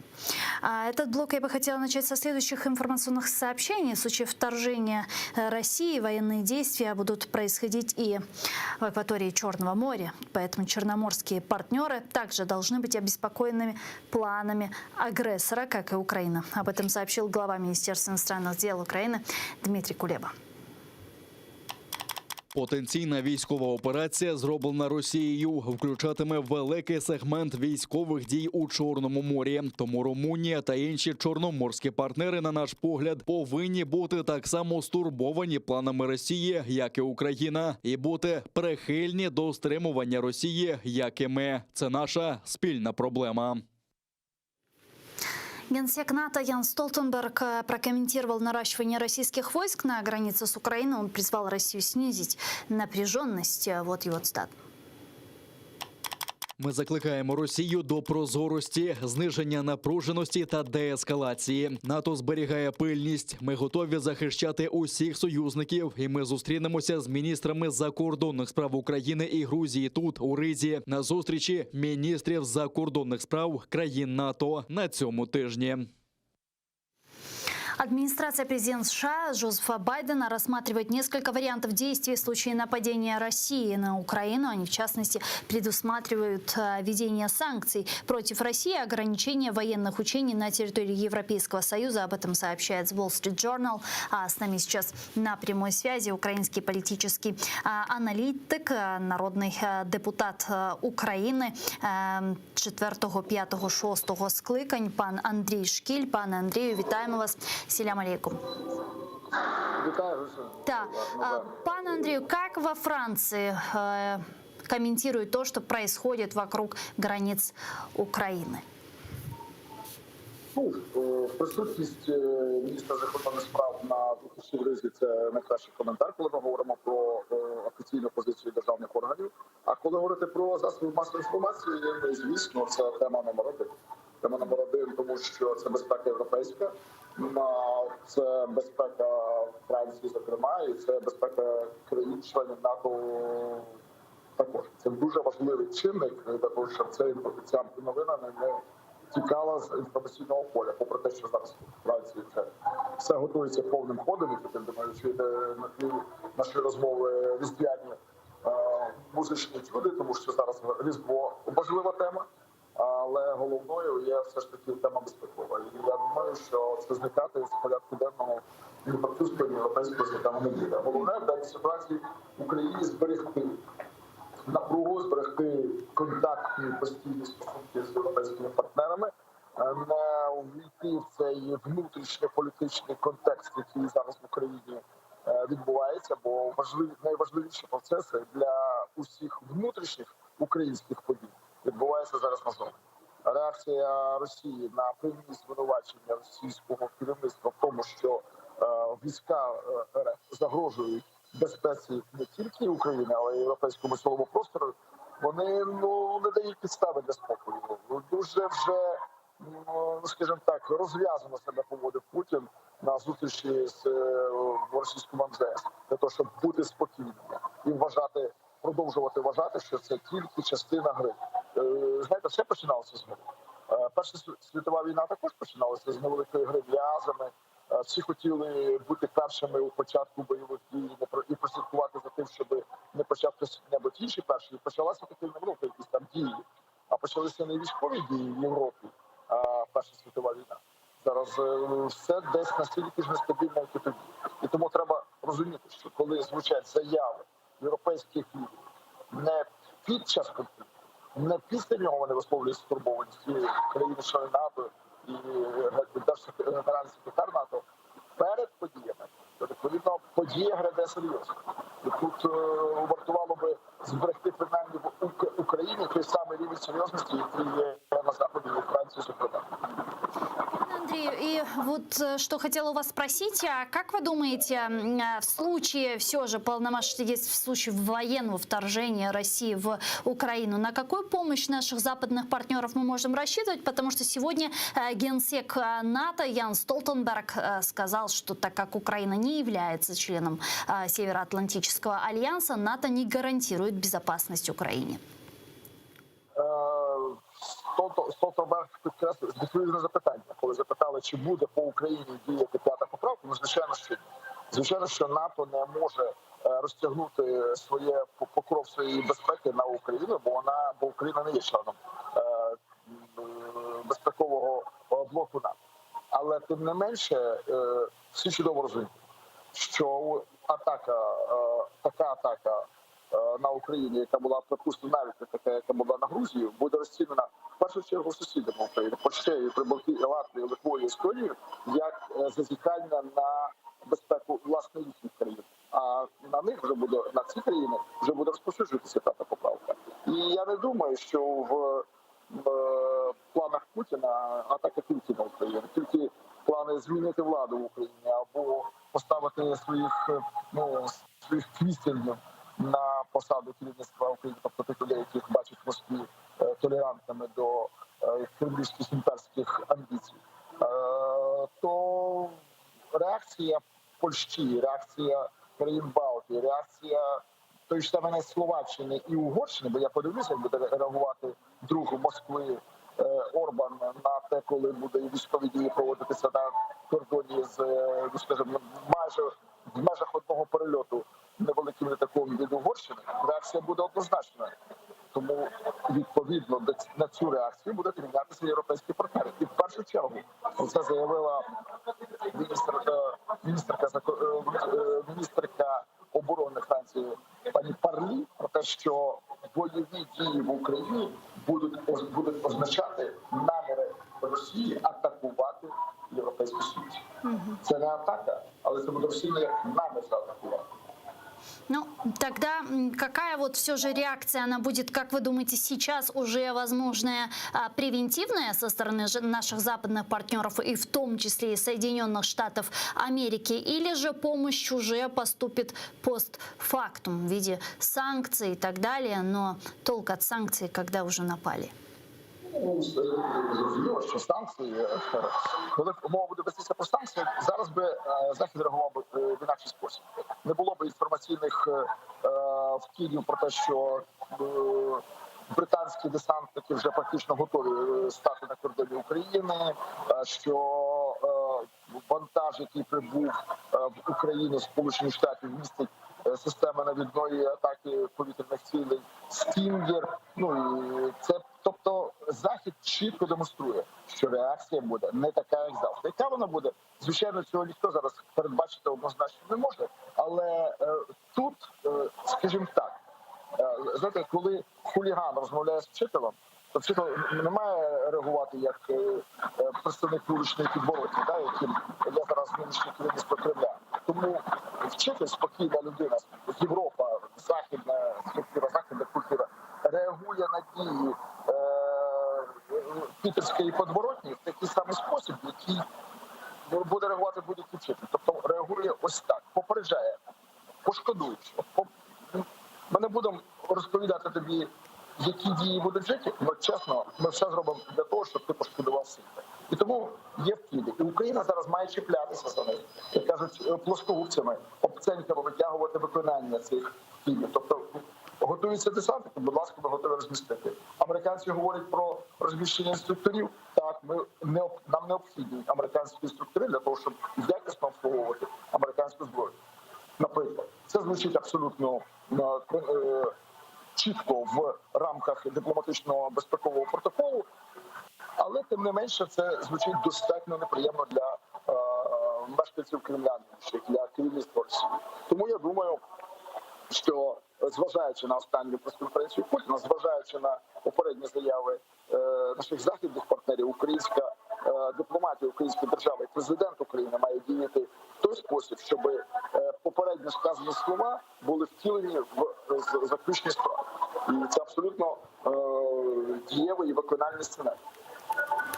Дякую вам дуже, пане Андрію. Чохсагун, що наше время і підключились к нам в ефір. Андрій Шкіль, екс-народний депутат України, політичний аналітик, був з нами на прямому зв'язку. Сайгылы arkadaşlar, мен есе невбеттеке демек программамыздың бөлігіне кечем ве невбеттеке біз бөлікте Қырым татар тілінде алып барacakмыз ве яйынымызға хош olacak мұсафирлеріміз ile сонки хаберлерні лав етмеге планлаштырдық. İşte оларына тақдим етмезден evvel мен хатırlatmaға истередім ки біз жанлы яйында çalışамыз. Экранларыңызға режиссерларымыз телефон номераларын тақдим ете 067-63-46-130 bizlerге Viber vasıtasıyla qoşulma imkanına sahipsiniz. Bedava şekilde ya da Skype adresimizden kullanabilirsiniz. atr.tv bu bizim adresimiz. Buyurunuz bizlerge telefon açınız. Sizin sesiniz bizler için Аққатынды çok mühim. Bunun ile beraberlikte ATR telekanalına hem manevi hem de maddi destekini gerçekleştirebilirsiniz.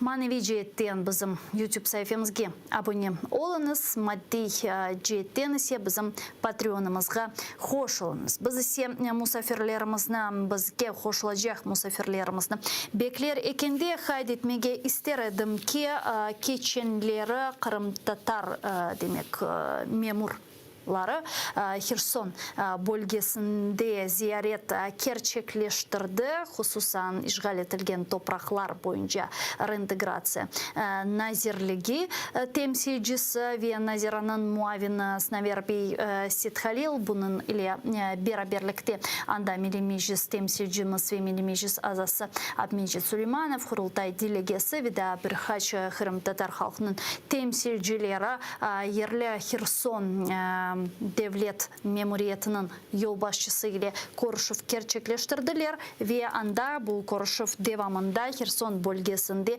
Kırım Tatarlarga evlerinin kuruluşu meselesi de müzakere edildi. İşte bu mesele boyunca yayınımızga bağlanacak musafirlerimizin bekler ekende aytmağa isterim ki bu gibi meselelerin çözülüğü aslında Kırım Tatarlarının daireler verilmesi meselesi. Yani aman 5 yıldan beri, 4-5 yıldan beri müzakere etili, kurulacak dep aytıla çeşitli Ukrayna anahtasında yerleşken bölgelerde ve şehirlerde ama bir türlü böyle bir semereli progres olmadı ve şimdi sonki zamanlarda görgenimizge göre endi hakikaten bu progresini biraz gözlemege mümkün. Hususan bu dairelerin kurulması faaliyeti endi yakın zamanda başlayacağı akta Türkiye Dışişleri Naziri Mevlüt Çavuşoğlu, Lvov'da Ukrayna Dışişleri Naziri Dmitri Kulyabanin müzakereler gerçekleştirgeni vakit bildirip geçken edi ve bu gibi kuruculuk endi nevbetteki yıl başlanacağı hakkında ilan bergen edi. İşte bu yönelişinde şimdi hangi bir hareketler yapıla, bu demek mesele hangi seviyede buluna biz yayınımızga hoş olacak musafirlerine bağlanacakmız ve atam bizge muharirlerimiz aytkanına göre şimdi canlı bağda Abmecid Süleymanov бар екен. Milli Meclis azası ve Xersonda meclis temsilcisi Abmecid ağa. Selamun aleyküm, hayırlı akşamlar. Abmecid ağamna keçenleri Ukrayna işgal etilgen topraklarının reintegrasiya nazirinin birinci muavini ve da birkaç da Kırım Tatar faallerinin beraberlikte Xerson bölgesinin demek memuru, devlet memuru reisi yolbaşçısının görüşüp gerçekleştirdiniz. Buna tavsiyatlıca bizlerge neticelerini tarif etiniz lütfen. Tünelin Kiev'ten gelen arkadaşlarının ve onda Fond Naционального Добробуту diyen fondun başlığı Lenur Mambetov. Şeyler Kiev'den bizim taraftan bu Xerson'dan ben var edim ve Hasan Abdurrahmanov Milli Meclis temsilcisinin iştirakçısı ve biz onlardan beraber görüştük şehrin başlığıyla ve Xerson Veliyet'in başlığıyla bu görüşmede bütün laflar alıp varıldı bu kurulacak evler için. Allah'a şükür iki tarafta birbirini anlayıp ve birbirini kol tutup iş almaya karara geldiler. Kışın başında gerektiğin kışın başında Ekim ayında, Fevral ayında Cumhurbaşkanı Ukrayna ve Türkiye Cumhurbaşları gelip Kherson vilayetine, Kherson'da bu evler kurulacak yerler anlaşıldı ve Kherson'da da Nikolayev'da da bu mesele çözülmüş, yer meselesi çözülmüş ve Fevral ayında iki Cumhurbaşkanı kapsula koyacaklar. Nerede bu evler kuruluşu başlayacak. Allah'a şükür bu mesele yıllardan devam eden mesele anlaştığına göre bu toplaşımdan kısmet olsa gelesi yılda kuruluşu başlayışı gerek. Ya endi hangi yerde kurulacağı belgilendi mi ve ne kadar daire olacağı belli mi? Belirlendi. Daire hem Kherson'da Nikolayev'daki gibi 200 daire olacak. Ve konkret yer gösterildi. Biz delegasyonla beraber ve şehrin arhitektörünün beraber bu yeri çıkıp gördük. Nerede olacak o yer? Ne kadar ne gerek evlerinde ne kadar uzak olduğunu o yerde bugündeki olan evlerden uzak değil. Ne olsa bir 100 metre vardır. Bu Kherson Tavriçiski diyen rayon var, orada mikrorayon. Kuruluşlar kısmet olsa orada olacak. Ya söz sadece Kherson vilayetinde kurulacak evler hakkında ketdi mi ya da Ukrayna ana kıtasının diğer bölgelerinde kurulacak evler hakkında da laf etildi? Laf Kherson'a gelen sonra anlaşıldı da bütün laf alıp varıldı Kherson'da kurulacak evler için.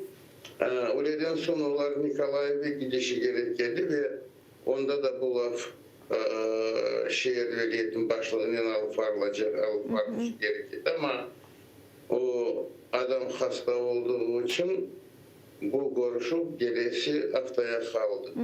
Bunda gelen son bütün laflar ne gerek, ne kadar elektrik gerek, 4-5 megawatt o kurulacak komplekse elektrik gerek ve ne kadar masraflar olacak onu hepsini sayıp yakın vakitte gelecek ayda geçecek bu siyasi.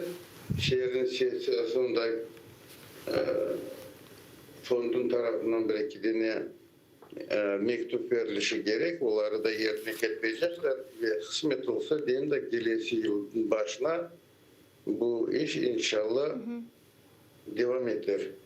Mına eğer ki kuruluş başlasa ve evler kurulsa, şunu soracak edim. Benim anlağanıma göre bu evler esasen işgal etilgen Kırım'dan mecburi şekilde koçmege mecbur kalgan işte bizim semiddeşlerimiz için ayrılacak değil mi?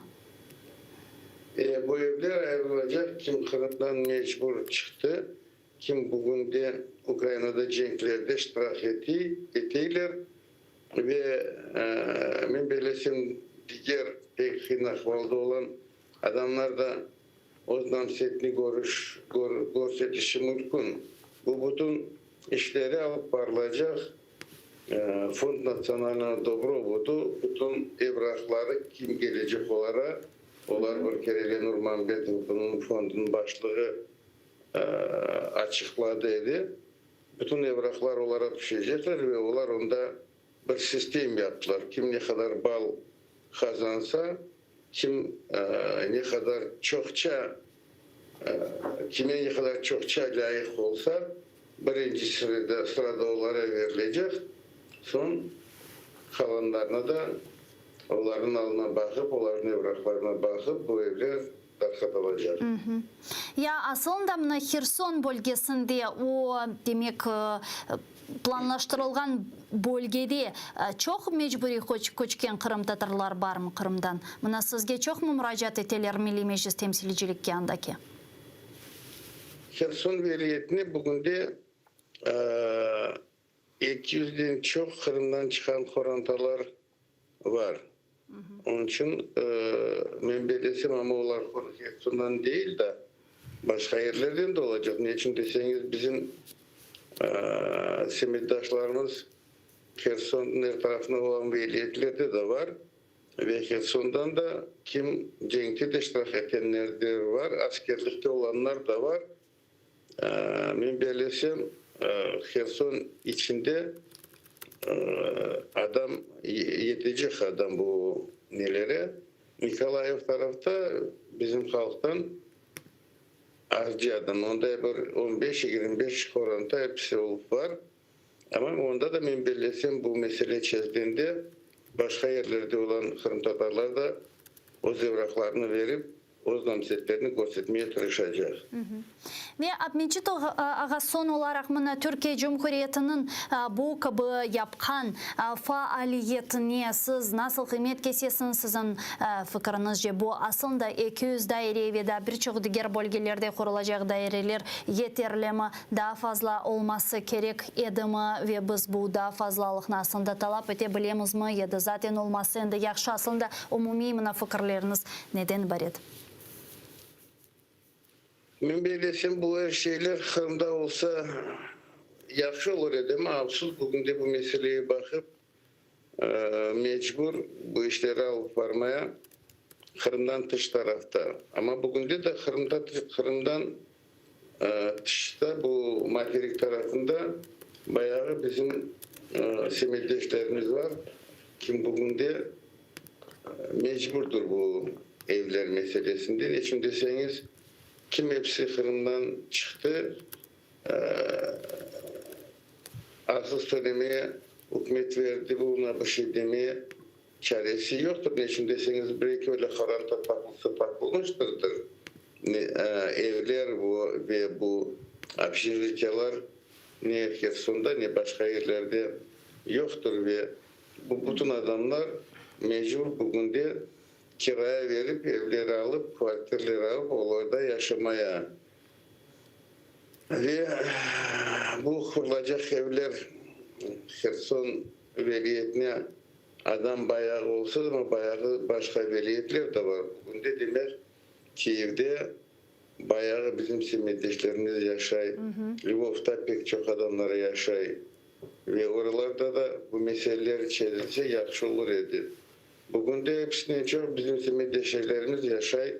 Genический onda da. Onda da Kırım'dan çıkanlar pek çok olmasa da ama finalde olan bizim simmetleşlerimiz de var. Ben belirlesem yavaş yavaş mesele çözülmeye başlayan son bu meseleleri de bakmaya tırışır Milli Meclis ve onun iştirak eden her tarafta olan organizasyonlar. Çok sağ olun Abmecit ağa, bizle bağlanıp suallarımızga cevap bergeniniz için büyük teşekkürler. Milli Meclis azası ve Kherson vilayetinde meclis temsilcisi Abmecit Süleymanov bizle canlı bağdaydı. İşte saygılı arkadaşlar, biz onun beraberlikte Kherson bölgesinde işgal etilgen Kırım'dan mecburi şekilde koçken Kırım Tatarlar için, ana kıtaga koçken Kırım Tatarlar için daireler kuruluşu meselesini muzakere ettik. Aytılganına göre aman Nevbet'teki yılının başında Kherson bölgesinde Türkiye'nin aracılığı ve yardımı ile 200 daire kurulması planlaştırıla ve bu 200 daireye yerleştirilecek kurultalar için de böyle bir konsepsiya, bu algoritm tüzülgen. Nege göre kimlerini seçip bu demek dairelerge yerleştirecekler. Bu algoritm aslında bu konsepsiya neden ibaret olganını biz Besit Halil'den öğrenmege ister edik. Men umut etem ki oşumda bizim yayınımızga bağlanacak ve Abmecit ağa Süleyman'ın aytkanına göre Kherson bölgesinde aslında 200'den ziyade kurantalar var ve onlar bu dairelerge geçmesi için evraklarını toplap vermek gerek olganını kayıt etti ve aytıp geçti. Aslında bu mesele yana bir mesele değil. Yukarıda aytkanım ki ben de birkaç yıldan beri bu dairelerin kuruluşu meselesi muzakere etili. Onun beraberlikte Kiev bölgesinde cami kuruluşu meselesi muzakere etili ama bazı bir toprak meseleleri ile bağlı problemler de var edi. Poroshenko müddetligi, prezidentlik müddeti vaxtında prezident Vladimir Zelenskiy o'zining kadensiyasi Вақтында о себептен бұл меселер біраз бойле тоқталды дегілде, ама біраз бойле да явашча Bağışlanız әрекет етіп башлағанын айтмаға мүмкін базы бір проблемлер чезілмегені себебінден хусусан бұл проблемлер топрақ или бағлы еді, емде насыл шекілде құрылacak, нерде құрылacak, ким насыл шартлар олacak деген суалерге жауап қыдырма меселесі де бір хачму деталды деп айтмаға мүмкін. Ве шымды іште көргенімізге көре бұл меселе юнелешінде базы бір прогресслер мевжутар ве бұл прогресслер ақында Атмеджет Сулейманов біздерге юқарыда тәфсиятлы айтып кешті. Малюм олғаны ке бұқырым išgal етілгенінден sonra Украина ана қытасына бірчок Қырым татар ватандашларымыз ве семейдештеріміз көчмек мечбуретінде қалдылар. Оларның бір миқдары išgal етілген Қырымға неязықке қайтып оламайлар. Мечбуре шекілде көчкенлері себебінден базыларыны išgalжилер тақып етеді Қырымда. О себептен көчмеге мечбур қалдылар, базыларына көчкен соңра тақып етмеге башладылар ве бұл себептен Украина анақтасында шымды бірчок Қырым татар қоранталарының мевжудиетіні көрмеге мүмкін. Базы бір малюматларға көре бұл Аман-Аман 17 бин ақында сөзкер юрсетілі.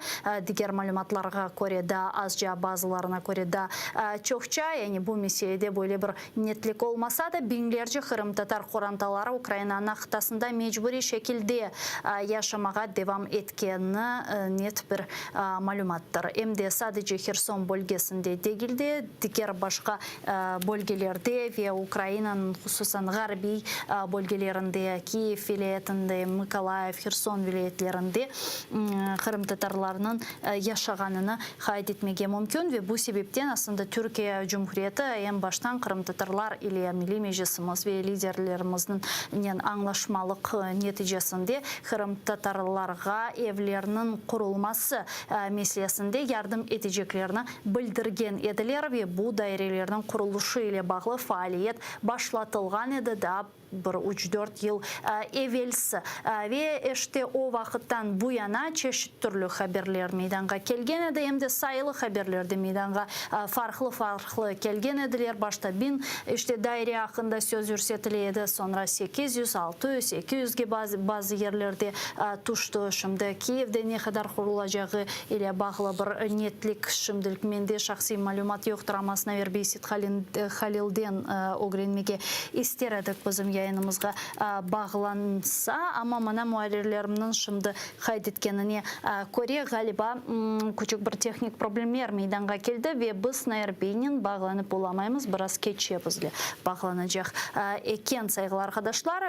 Нейсе бұл ве дегер меселеріні біз музакире етмеге яйынымызда девам етеміз ве мен күн девамында юзберген адиселер ақында ойлы олса сізлерге хаберлеріні бермеге истередім. Ve hususan şimdi Ukrayna içerisinde matbuat vasıtalarında sizin de bilgenizge ve takip etkenizge göre Rusya'nın Ukrayna'ga böyle büyük çarplı savaş başlatması ihtimali müzakere etili. Hususan bu haberler bizim Garbi ittifakdaşlarımızın nutkundan ve Garbi ittifakdaşlarımızın informasyon vasıtalarından böyle bir müzakere etilip ve aytılıp başlagan edi. Sayılı arkadaşlar, bilgenimizge göre Garbi bizim matbuat vasıtalarımız Ukraynaga Rusya'nın böyle bir savaş açacağı ile bağlı haberlerini tarqatmağa başladı. Sonra bu malumatını endi Garbi siyasetçiler de seslendirdi ve Ukrayna'nı bu mesele etrafında tenbilemeye başladı.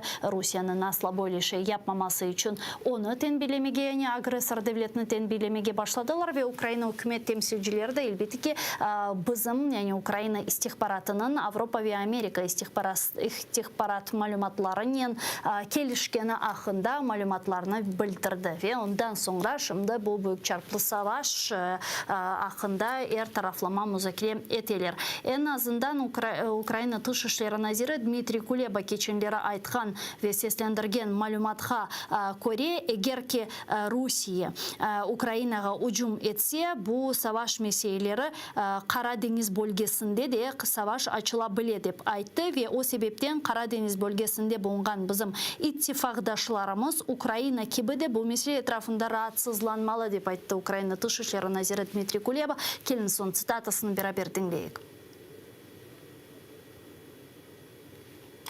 Потенційна військова операція, зроблена Росією, включатиме великий сегмент військових дій у Чорному морі. Тому Румунія та інші чорноморські партнери, на наш погляд, повинні бути так само стурбовані планами Росії, як і Україна, і бути прихильні до стримування Росії, як і ми. Це наша спільна проблема. İşte böyle beyanatda Ukrayna Tış İşleri Naziri Dmitry Kuleba bulungan edi. Şimdi ise bizle canlı bağda yukarıda aytıp geçkenim gibi Snaver Beybar, kelini sonu selamlayıq. Ukrayna işgal etilgen topraklar reintegrasiya nazirinin muavini Snaver Bey, selam aleykum, hayırlı akşamlar. Snaver Bey, mına bundan evvel biz Apminchitağa Süleymanovnen de bağlangan edik. Bu daireler meselesini tavsiyatıcı sizne muzakere edecekmiz. Ama şimdi biz Dmitry Kuleba'nın statusuna beraberlikte dinledik. Şimdi Ukrayna'da bilesiniz Rusiyanın büyük çarplı savaş başlatması ihtimali muzakere etili. Aslında siz bu yüz bergen sonki adisilerge nasıl bakasınız? Sizin fikrinizce bu gibi ihtimal ne kadar? Elbette sınırda o kadar çok asker olan bu kabul edilecek bir şey değil. Bizim partnerlerimiz de bizge o kadar en son yani devletteki uğraşan stratejik kurumlar boz kararlar lazım yani. Yani bakıp görecekmiz, takip edecekmiz çünkü birçok siyasetşinaslarının ve analitiklerinin aytkanına göre Rusya şimdi bunun böyle bir şantaj yapmağa planlaştırıla. Büyük çarplı savaş başlatmasının ihtimali az olsa da böyle siyasi preferensiyalar bir şekilde bu gibi gayelerini takip ediyor. İşte biz de bu vaziyetini takip ettiğimiz ve tavsiyatlarını yayınlarımızda saygılı teleseyirciler sizlerge vermeye devam edecekmiz. Men ise diğer mühim meseleye geçmeye isterim. Biz Apminchitağa Süleymanovnen de böyle kıskadan bu mesele üzerinde biraz geçtik, laf ettik sizden. Elbette kendi tavsiyatlarını öğrenmek istedik. Zira siz geçenlere demek Kherson bölgesine böyle bir iş ziyareti gerçekleştirdiniz ve yanda Kherson devlet memurları ile görüşüp yaptınız. Bizlerge tavsiyatlarını tarif etiniz lütfen. Nenin yekünlendi, hangi bir neticelerle paylaşabilirsiniz?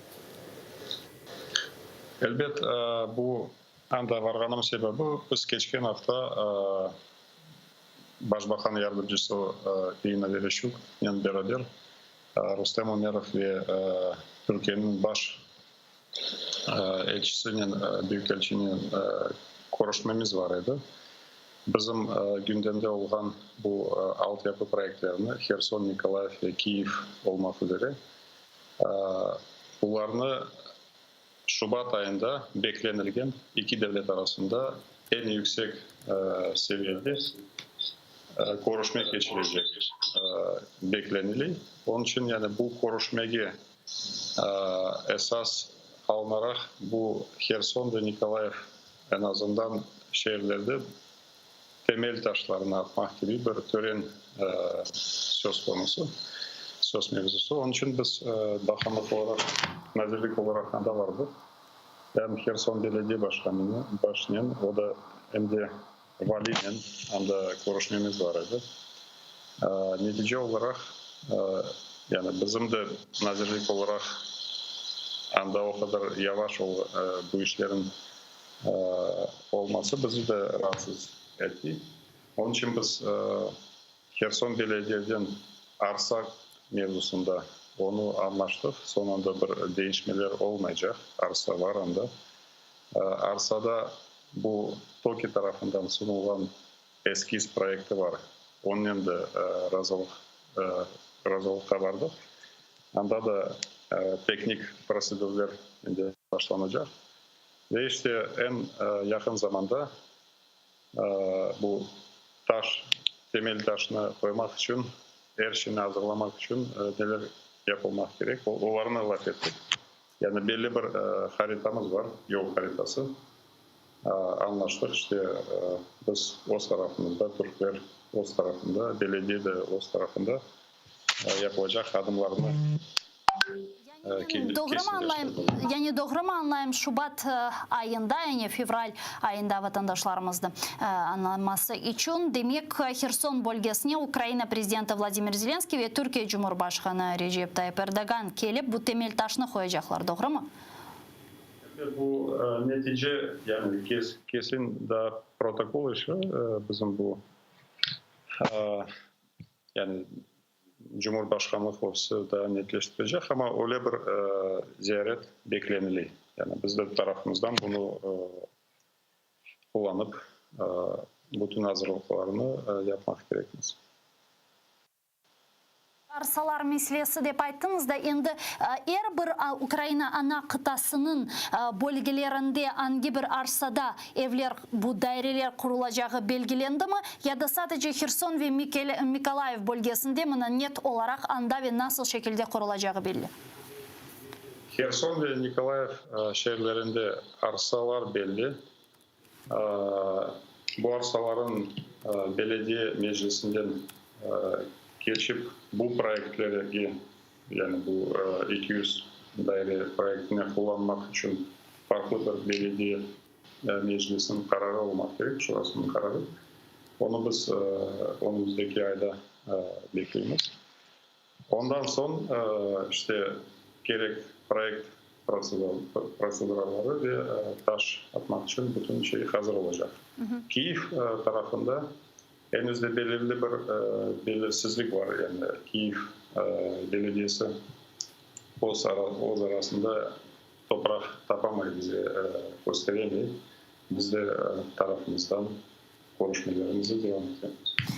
Yani da Kiev bölgesinde nasıl ve nerede kurulacağı belli değil. Belediye tarafından bu mesele çözülmemesi mevcut. Benim anladığıma göre zaten sonki yıllar içerisinde bu problem var. Ama diğer böyle alternatif yollarını düşünecek olsak, Kiev'de malum olğanı gibi birçok zaten endi bölgelerde evler kurulmaya başlagan ve böyle kuruluş başlatkan çeşit türlü kampanyalar, kuruluş kampanyalar mevcut. Ne için misal olarak bu dairelerini, endi hazır olgan dairelerini satın almak mümkün değil ya da bu gibi plan asıl da alternatif yol közegünde tutulmayı?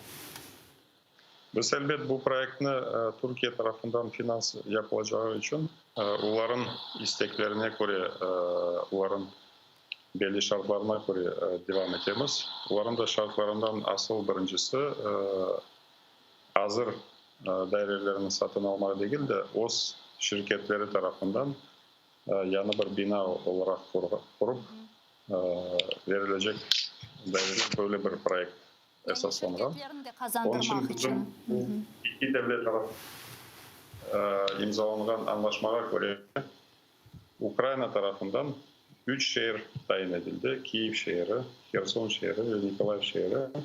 Bunlar Oz teritoriyasında bu arsalarını tapmak gerekti. Bu artık kanun olarak mecburlar yani. Ama bir türlü biz Kiev Belediyesi'nin yani bayağı mektuplar yazıldı. Yani görüşmeler devam ediyor. Ya mına sizin düşüncenize göre mına Kiev bölgesinde bu meselenin böyle yavaşlattırılması bu bir taraftan böyle sadece hakikaten arsa tapamaganları sebebinden mi ya da mahsus yapılgan bir hareket masında siz buna nasıl kıymet kesesiniz? Yani arsa olmaması ihtimali benim bilgenime anlaganıma göre gayet az. Elbet yani şahsen ben anda siyasi bir neden sebep görmeyeyim. Elbet yani Kiev sonuç olarak yani ana şehir, da başkenti işte farklı yani başka şehirlerden biraz farklı o mevzuda. Yani benimcesi biz Kiev belediye ve başka nazirliklerin misal için başka toprakları da var. Yani Kiev teritoriyasında ama Kiev belediyesine ait değil de başka nazirliklere ait olan arsalar mı? Onların da şimdi bakacağız.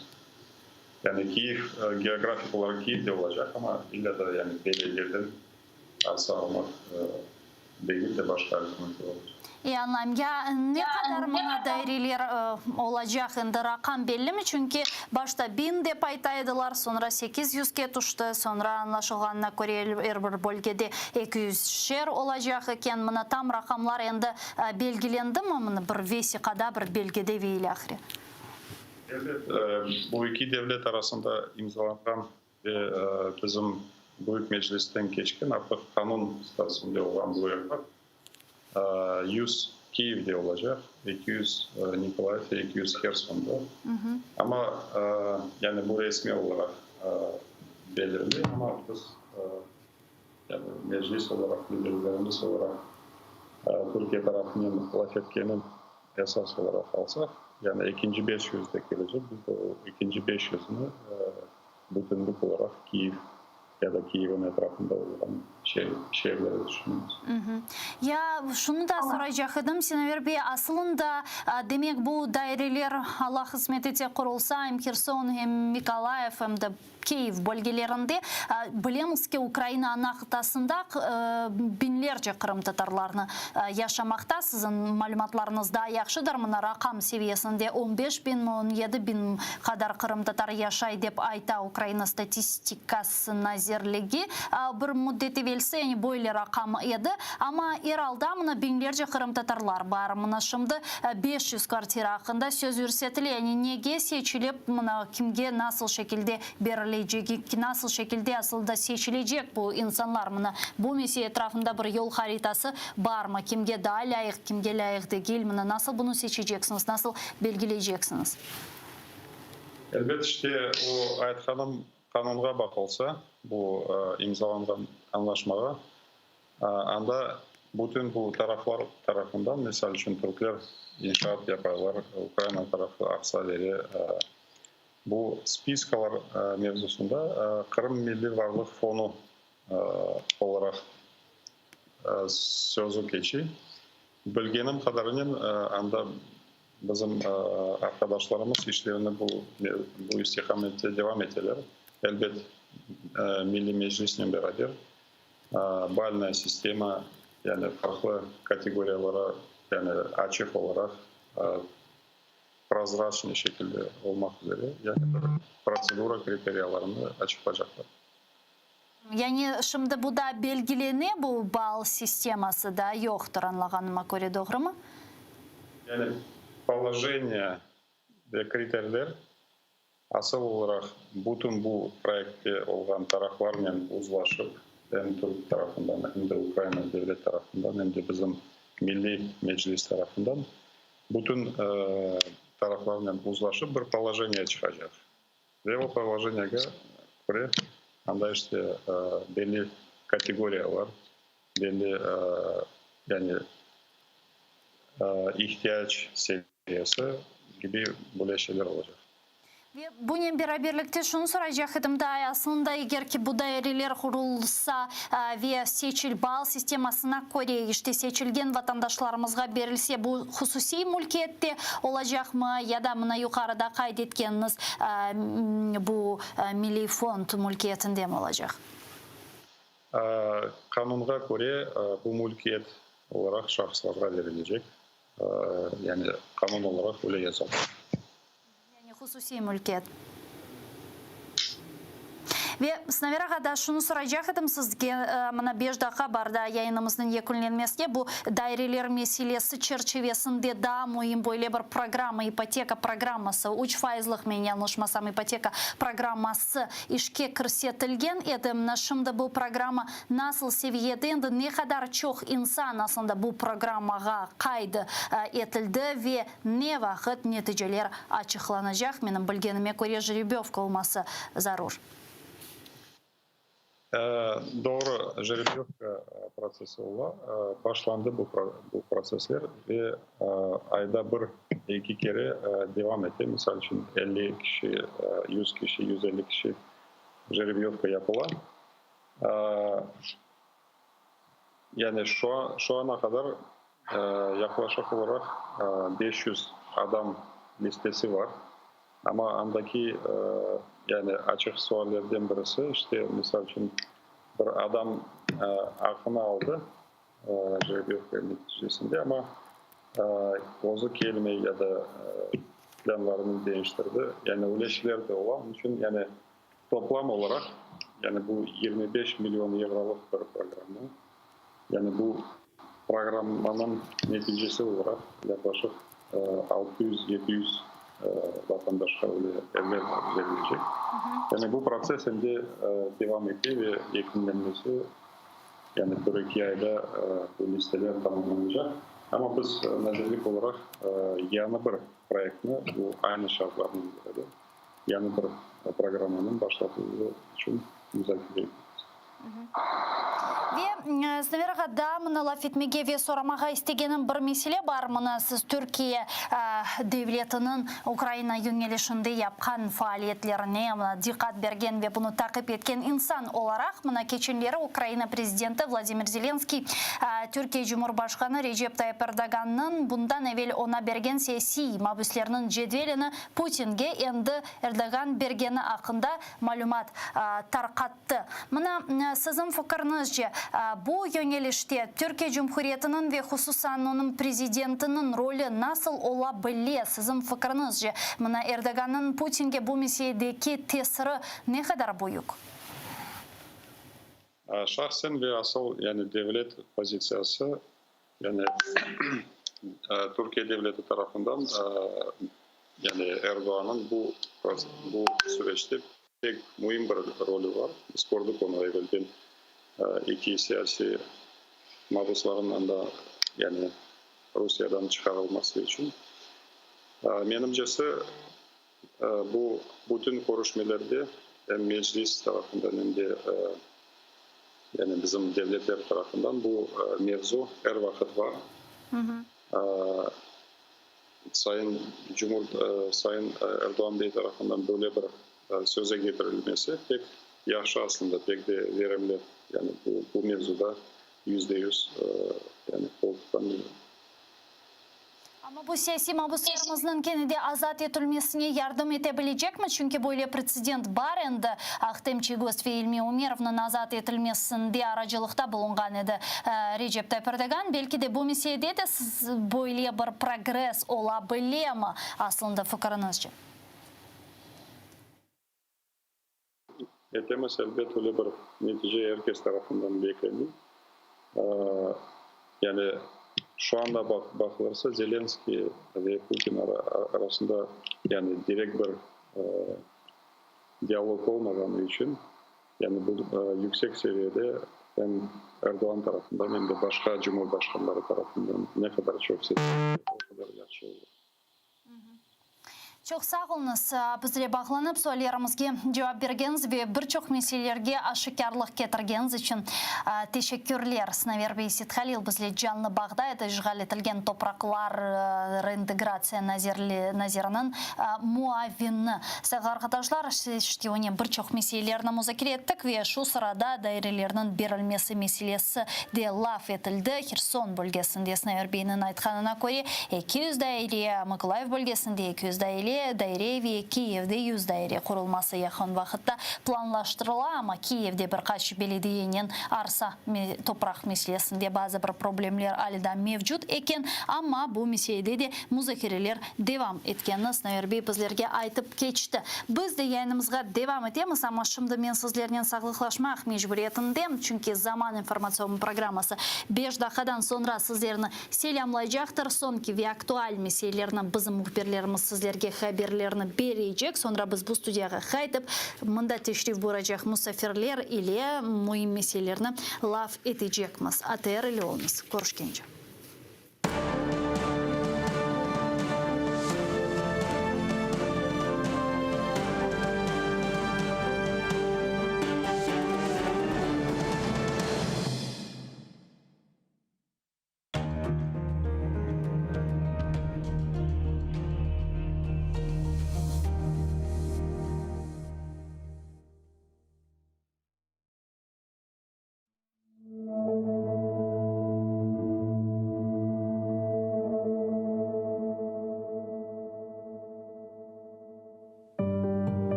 татарым. Бу буюк бір ғұрурымдыр. Қырым татарым. Қатырам әждадымдан мирас олған ғайрет. Қырым татарым. Ақ жесүр қалқым, көргенсін сен неже беля ве фелакет. Көрдің үжрет, ақаретлер, амма йықылмай. Баш егмей, әршіге қаршы тұрдың. Намысына ифтиралар төктілер. Ләкин теміз ве пактыр, Қырым татар адым. Қырым татарым, юрегім күнештір. Бұлыт ортсе біле, севем қалқымызны. Қорқу білмес, сав көңіллі, жесаретлісіз. Мен теменна етем оғымызде. Сорар семенден бірі, сен кімсің? Сөйле қалқын тәртіп низам виадетні. Айтырым, бұ бұйық бір ғұрырымдыр. Шүкір, Қырым татардар, миллетім.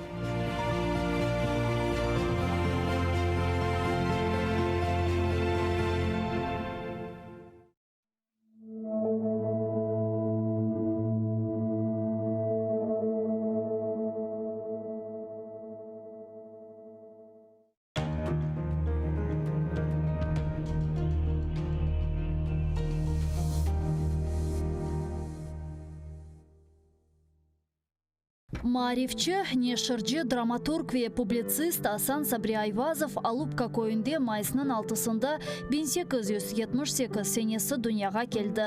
О елке тасыны иптидаи мектепте алды. Медреседе оқыды. Медреседе оқуыны бітіріп, мектеплерде муалlimlik yaptı. Sonra bilgi seviyesini yükseltmek maqsadıyla ketip, İstanbul ve Каир университетlerinde tahsil aldı. Асан Сабри Айвазов çetel memleketlerden qaytıp kelgen son, başta Baku şehrinde neşir etilgen Hayat adlı gazetada muarir olup çalıştı. Sonra Karasuv Bazar şehrinde Abdurashid Midiyev ile beraberlikte Vetan Hadimi namında gazeta çıkardılar. Асан Сабри Айвазов Vetanı Kırım'a avdet olgan son 1913 senesinden başlap Kadimi Bahçesaray'da İsmail Gaspralı tarafından çıkarılgan Tercüman gazetasında çalışa başladı. İsmail Gaspralı 1914 senesi vefat etken sonra Асан Сабри Айвазов tercümanın baş muariri oldu. Sonra o Ahmetçit şehrinde Millet dep adlandırılgan gazeta neşir etti ve aynı zamanda Kırım Milli Kurultayı reisi vazifesinde bulundu. Асан Сабри Айвазов publitsist olmak ile beraberlikte hem yazıcı, hem dramaturg, hem de acayip edebi tercüman edi. Anneciğim neredesin? Kel, neden bu alga kaldık? Gibi bedi eserlerle bir sırada Ivan Turgenev, Anton Çekhov, Lev Tolstoy, Avrupa edebiyatından Knut Gamsun, Longvili gibi müelliflerinin işlerini Kırım Tatar tiline tercüme etti. Асан Сабри Айвазов'ның icadi umur faaliyeti gayet gürlegen vakitte o Bolşevikler tarafından represiyaga uğrab 1938 senesi aprelinin 17'sinde vahşice öldürüldü. Асан Сабри Айвазов'ның Neden bu alga kaldık piyasasından küçük bir parça. Seyitbek, şimdi biz ne işleyelim? Avrupalılarının kulturası fenadır diye cahil mi kalalım? Abdülislam, hayır evladım. Hoşa sim hoşa. Hazreti Fahir-i Kainat Efendimiz sallallahu aleyhi ve sellem beşikten mezara kadar ilim aranız buyurdukları gibi ilim nerede olsa da gidip alınız buyurmuştur. Avrupalılarının ilimi ve marifini, fenoni ve sanayisini alınız. İhtirat ve keşfiyetlerini de öğreniniz. Milli mekteplerimize sokunuz. Ana lisanınızga tercüme ediniz. Binaenaleyh Avrupa'ya gideceğinizde bir-birinize lisan-ı milli bulunur ise size büyük bir siladır. Her yerde sizi selamete çıkarır. Elinizde İslamiyet, lisan gibi bir kuvvet olur ise Avrupa'nın ateşi sizi yakamaz. Mamafih ne Frankistan'ın Paris'i, ne Almanya'nın Berlin'i, ne de İngiltere'nin Londra'sı, ne de Avrupa maişeti millet ve kavmiyetinizi unutturamaz. İşte bizim fikrimiz budur evlatlarım.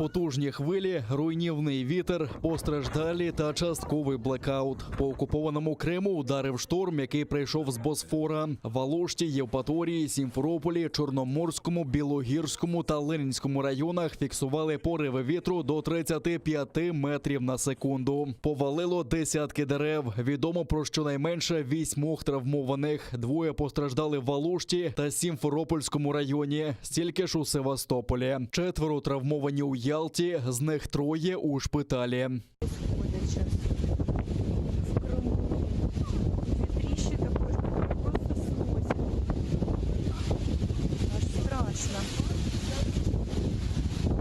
Лише у Сімферополі повалено майже 50 дерев. Потрощено автівки, пошкоджено дахи 3 шкіл та дитячого садка. Щонайменше 12 тисяч кримчан тимчасово залишилися без світла. Окупаційна влада повідомляє, що знеструмлено 450 трансформаторних підстанцій, а середмістя кримської столиці тимчасово поринуло у темряву.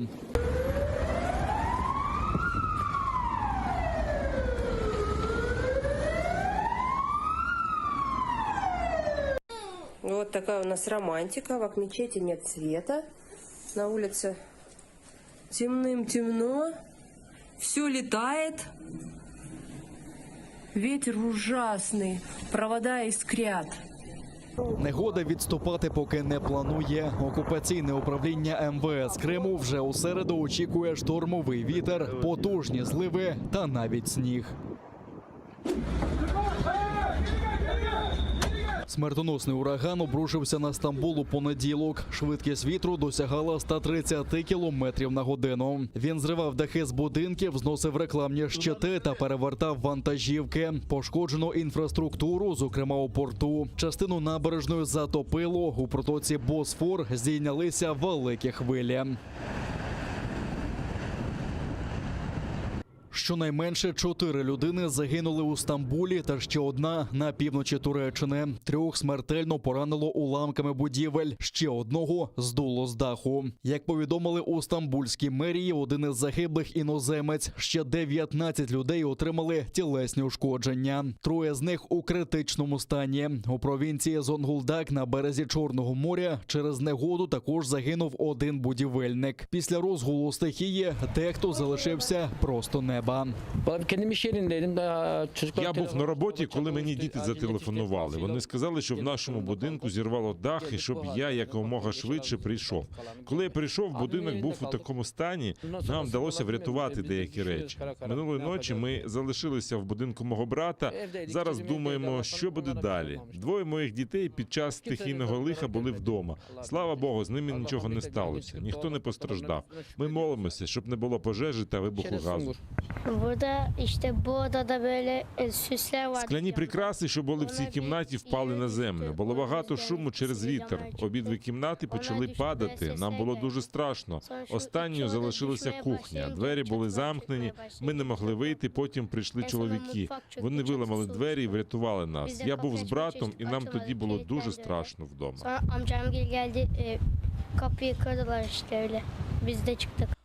Скасовано заняття у навчальних закладах. Головний турецький авіаперевізник Turkish Airlines повідомив про затримку рейсів. Через неможливість безпечно приземлитися у Стамбулі літаки перенаправляли до Анкари та Ізміру. Босфор тимчасово закрили для судноплавства. У багатьох регіонах Туреччини зупинили паромне сполучення. Майже півсотні 122-мм артилерійських снарядів прилетіли на околиці станиці Луганської. Майже водночас російські окупанти завдали удару зі 120-х мінометів у напрямку Старого Айдара. За повідомленням штабу Об'єднаних сил, поранено 2 українських воїнів та 56-річного жителя станиці Луганської. Усі постраждалі зараз під наглядом медиків. Їх стан називають задовільним. Більшість снарядів розірвались неподалік місцевої залізничної станції та депо. Вибухом повиривало шматки залізничних рейок, уламками перебило лінії живлення. 1500 жителів станиці Луганської тимчасово залишилися без електрики. Крім того, окупанти провокували оборонців Світлодарська, Старогнатівки та Новолуганського. Українські захисники відкривали вогонь у відповідь, не застосовуючи заборонене мінськими домовленостями озброєння, та змусили противника припинити обстріли. Завдяки зусиллям українських воїнів рубежі наших підрозділів залишилися незмінними. Впродовж поточної доби, 30 листопада, порушень режиму припинення вогню з боку російсько-окупаційних військ не зафіксовано. Крім того, російське командування підсилило диверсійно-розвідувальні та саперні підрозділи на окупованих українських землях. За даними Головного управління розвідки, чергова група окупантів прибула минулого тижня. Разом з тим, активізація застосування противником розвідувально-диверсійних груп та інтенсивне мінування місцевості призводять до втрат серед особового складу окупантів. Такі випадки російський пропагандистський апарат намагається приховати і використати інформацію про факти загибелі особового складу на власних мінно-вибухових загородженнях для дискредитації об'єднаних сил. Трохи більше 10,5 тисяч нових пацієнтів з ковідом виявили на материковій частині України. За даними Міністерства охорони здоров'я, більше 25 тисяч українців одужали, а 561 людина не змогла подолати хворобу. Найбільше нових випадків виявили на Донеччині, Полтавщині, Черкащині та у Києві. Очільник МОЗу Віктор Ляшко анонсував посилення карантинних правил у жовтих зонах. Там українці, які не отримали бодай одне щеплення від ковіду, не мають негативного тесту чи сертифікату про одужання, не зможуть брати участь у масових заходах та відвідувати громадські місця. Європа встановлює новий континентальний рекорд захворюваності на ковід-19. 367 тисяч осіб в середньому за добу. І ми повинні вживати заходів для збереження життя громадян, які досі не прийшли до пункту щеплення, щоб захистити власне життя. Вже більше 11 мільйонів українців пройшли повний курс щеплення від ковіду, повідомили в МОЗі. Віктор Ляшко закликав українців не зволікати з отриманням другої дози вакцини, аби уберегти себе. Він нагадав, що з понеділка термін дії жовтого ковід-сертифіката скоротиться до 30 днів. Це має спонукати людей закінчити курс щеплення. Термін дії жовтого сертифіката з 6 грудня стає 30 днів. Раніше він був чинним 120 днів. Нагадаємо, що мінімально можливі інтервали для введення других доз вакцини. Pfizer – 21 день, Moderna – 28 днів, CoronaVac – 14 днів, AstraZeneca – 28 днів. Нових пацієнтів меншає, але смертність зростає. За сумнівними підрахунками окупаційної влади Криму, минулої доби на півострові виявили ще 658 нових випадків COVID-19. 34 людини не впоралися з хворобою і пішли з життя. Водночас окупаційна влада Севастополя заявляє, що колективний імунітет у місті майже сформувався. Наголошують, що вільними залишаються ще 294 ліжка, призначених для пацієнтів з ковідом, а рівень госпіталізацій знизився на 11%. Уряди світу намагаються захиститися від нового варіанту коронавірусу, який назвали Омікрон. Його вже виявили у багатьох країнах, подекуди вводять жорсткі обмеження. Так Ізраїль та Японія знову закрили в'їзд для іноземців. Польща заявила, що заборонить польоти до 7 африканських країн, продовжить карантин для деяких мандрівників та ще більше обмежить кількість людей у ресторанах та інших громадських місцях. У Латинській Америці також запроваджують обмеження. Бразилія закриє свої кордони для мандрівників із 6 південноафриканських країн. Подібні правила запроваджує і Чилі. А ось президент Мексики заявив у понеділок, що причин для занепокоєння немає. І справді, поки що у світі не виявлено жодної смерті від нового варіанту COVID-19. Всесвітня організація охорони здоров'я оголосила, що омікрон ймовірно пошириться по всьому світу, що призведе до нових спалахів інфікування. На думку ВООЗ, у деяких місцях це може призвести до серйозних наслідків. Уперше омікрон виявили на півдні африканського континенту. Експерти з ПАР зазначають, що нинішні вакцини мають бути, як і раніше, дієві. Чи ефективні нинішні способи лікування? Так, ми впевнені, що стандартні процедури у нашому протоколі мають бути ефективними. Ми очікуємо, що вакцини захищатимуть від госпіталізації та важких форм хвороби. Виробники вакцин, такі як Moderna, Johnson & Johnson та BioNTech, заявили, що вже працюють над створенням нових препаратів, націлених на омікрон. Одна з найпопулярніших туристичних вулиць Бангкока, як і раніше, майже безлюдна. Звісно, тут їздять таксі, відкриті ресторани і кафе. Туристи також є, але це зовсім не та кількість, яка була до пандемії. Уже минув майже місяць, як Таїланд відчинив свої двері для іноземних мандрівників із 60 країн. До цього 1,5 роки діяли суворі карантинні правила. Тепер можна відпочити одразу по приїзді, без двотижневої ізоляції. Але поки що наплив туристів незначний. Об 11 вечора всі закриваються. Більше ніде не посидиш. Не дуже добре. Якби всі працювали допізно, було б ліпше. В Україні досі діють деякі обмеження. Наприклад, алкоголь у ресторанах Бангкока продають лише до 9 вечора. Гадаю, туристи поки що сумніваються і не розуміють, чому обмежили час на роботу барів. Але багатьох влаштовує таке затища. Зараз туристів тут небагато. Нічні клуби закриті. Мені це не подобається. Але тут чимало інших добрих речей. Наприклад, немає черг, скрізь знижки, люди не юрмляться. У галузі сподіваються, що це лише початок, і до кінця року готелі заповняться хоча б на третину. Наразі наша заповнюваність перевищує 20%. Це вдвічі більше, ніж у третьому кварталі. Сподіваюся, що в четвертому кварталі вона досягне 30%. Цього року, як очікується, Таїланд прийме лише 200 тисяч іноземних туристів, а у 2022-му – уже 5 мільйонів. Для порівняння, 2019 року країну відвідало близько 40 мільйонів гостей із-за кордону.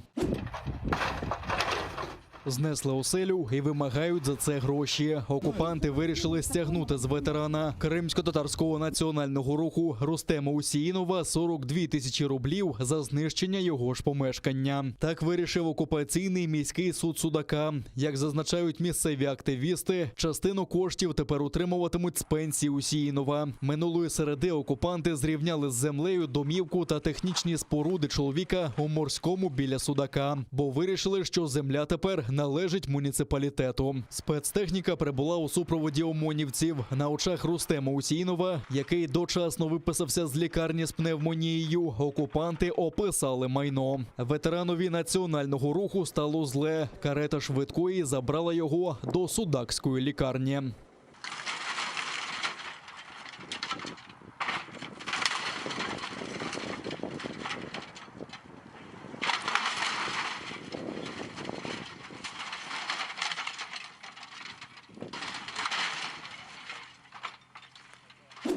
Відповідь кремлівським пропагандистам та руйнування міфів. Історик Гульнара Абдула презентувала у Кримському домі книгу «Кримські татари. Від етногенезу до державності». У ній розповідається про походження корінного народу і про історію півострова з античної доби аж до сьогодення і російської окупації. Крім істориків, у посібнику є й доробок правозахисників про злочини окупаційної влади. Утім, головна мета – розповісти спільне між українцями і кримськими татарами, кажуть автори проєкту. Посібник одразу надрукували накладом 1000 екземплярів, по 500 книжок українською та кримсько-татарською. Утім, попит значно більший. Мой главный месседж был показать, кто такие крымские татары. Сегодня в мире действительно знают много о крымских татарах, но мало кто знает, что это за народ и почему он называет себя коренным, и почему его этническая территория Крым. Моя книга – это всего лишь только кирпичик в формировании будущей такой библиотеки мировой о крымских татарах. Я на это надеюсь. Когда были задержаны мои друзья, братья Ахтемовы и Нариман Джилял, для меня это было большое потрясение. Как раз выходила украинская версия книги, и я приняла для себя решение, что 10% с каждой проданной книги лично от меня пойдет в семьи политзаключенных. Треба шукати погляд зсередини на, власне, на два народи, які утворили одну країну – Україну. Бо кримці точно такі засновники України, як і українці, і не в кількості справи, а в якості. Знання історії – це відчуття права проживати на цій території, це відчуття своїх прав як нації. Найбільші наративи, які народжувалися, це якраз були по відношенню і фальсифікації по відношенню до кримських татар і українців. Є великий запит сьогодні на те, аби знати, а хто такі кримські татари.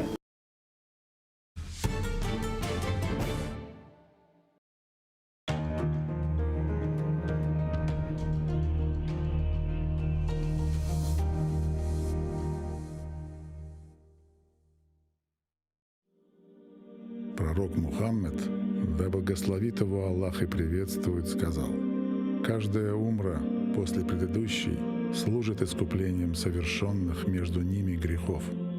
Что может быть прекраснее того, чтобы совершить путешествие к двум святыням ислама в Мекке и Медине, ощутить спокойствие и умиротворение на земле, по которой когда-то ступал наш любимый пророк. Да благословит его Аллах и приветствует. Ведь умра является искуплением от грехов и средством от бедности. А по мнению некоторых ученых, она является даже ваджибом. В священный месяц Рамадан умра по награде приравнивается к хаджу. И не забудьте про награду в мечети пророка. Да благословит его Аллах и приветствует. Откройте свой путь к Каббе вместе с Кабайоло.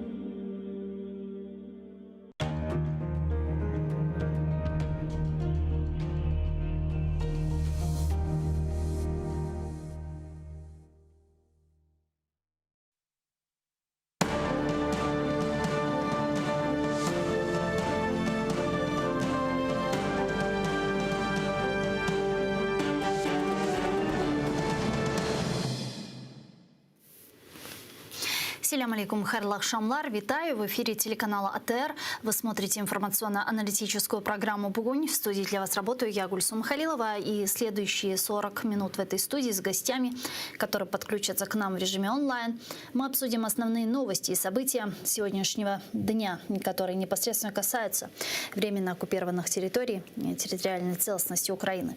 Я напомню, что мы работаем в прямом эфире. На экраны ваших телевизоров режиссера периодически выводят номер телефона +3 8067 63 46 130. Можете присоединяться к нам по скайпу.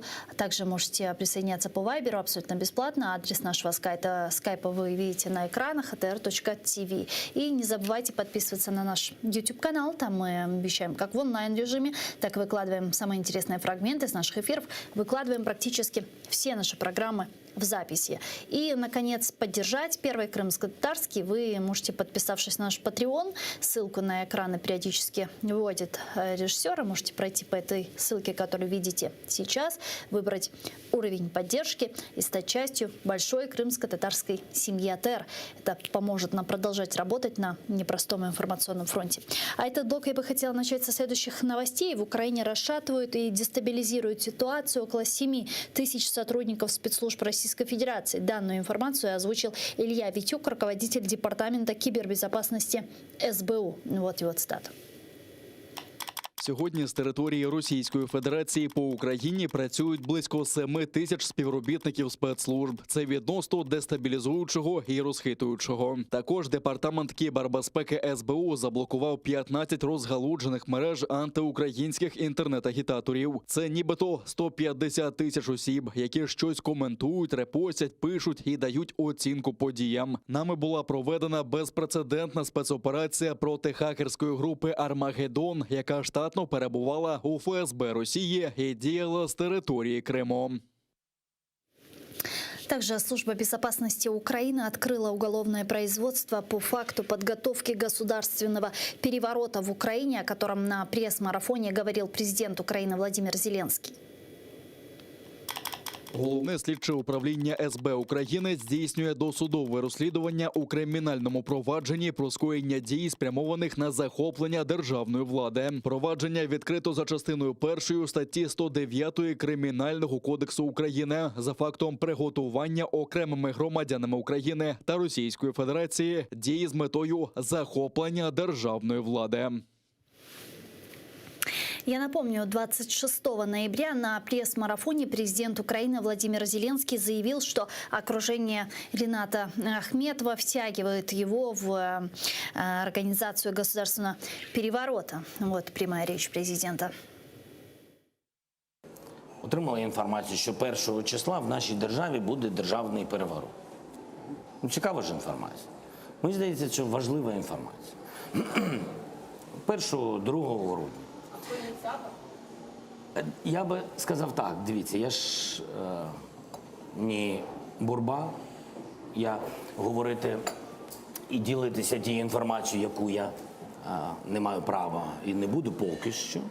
Але можу сказати одразу, що у нас є не тільки агентурна інформація, у нас є навіть звукова інформація, де представники з України, скажімо так, з представниками Росії, скажімо так, обговорюють участь Ріната Ахметова в державному перевороті в Україні. Зараз з нами на прямому зв'язку Василь Богдан, ветеран зовнішньої розвідки, генерал-лейтенант. Пане Василю, вітаємо вас. Селям алейкум. Добрый вечер. Добрый вечер. Что вы думаете относительно возможного государственного переворота в Украине? То, о чем говорил президент Украины Владимир Зеленский. И, собственно, мы уже увидели, что Служба безопасности Украины открыла уголовное производство по факту переворота, проверки на возможность такого переворота вообще в принципе. Как вы оцениваете эту вероятность? Відкрите, я так розумію, кримінальне провадження. Ситуація, як на мене, виглядає наступним чином. Оскільки Україна 8-й рік перебуває в стані російської збройної агресії, яка окупувала частину Донбасу і Крим, виключити, звичайно, нічого не можна. Тому що російські спецслужби, п'ята колона і та розгалужена агентурна мережа, яка, на жаль, діє в Україні, заряджена на одно. Не тільки дестабілізувати обстановку в країні, але і створити умови для подальшого поширення російської агресії в Україні і кінцевою метою, чого є ліквідація України як держави і приєднання її на права федерального округу до Російської Федерації. Це по-перше. По-друге, ми з вами спостерігаємо останні місяці нарощування такої жорсткої політичної кризи, коли різні політичні сили і в владі, і в опозиції не соромляться висловлювати один проти одного різні звинувачення, оголошуючи інколи безпідставні підозри і компрометуючі матеріали. І у зв'язку з цим уже сам цей факт в певній мірі дестабілізує обстановку і створює умови для подібного роду заяв, із якою виступив на прес-марафоні президент України Володимир Олександрович Зеленський. Як до цього ставиться? Чи ставиться це як до такого, що це є наслідком гострої політичної боротьби, зниження рейтингів президента і його політичної сили, і на цьому фоні пошуку обставин, фактів і аргументів для того, щоб припинити падіння цього рейтингу і звинувачити певні політичні сили і певних осіб в Україні в тому, в чому він звинувачує. З іншого боку, чи до цього ставитись як до того, що я сказав вище, що не виключається можливість, що певні сили колаборантські в Україні, яких підштовхує до цього Російська Федерація, мають на меті те, про що говорив президент України. Але є все-таки, на мій погляд, підстави говорити про те, що якось співпало в часі і оголошення безстрокової акції протесту біля Офісу президента України певними політичними силами і озвучення інформації про те, що якраз 1-2 грудня в Україні очікується державний переворот. З правової точки зору, безумовно, це досить серйозне звинувачення, і воно повинно бути, безумовно, обґрунтованим, аргументованим, фактологічно, свідченнями конкретних осіб і все таке інше. Будемо сподіватися, що в процесі кримінального провадження, яке зараз започатковано, істина буде встановлена і крапки розставлені.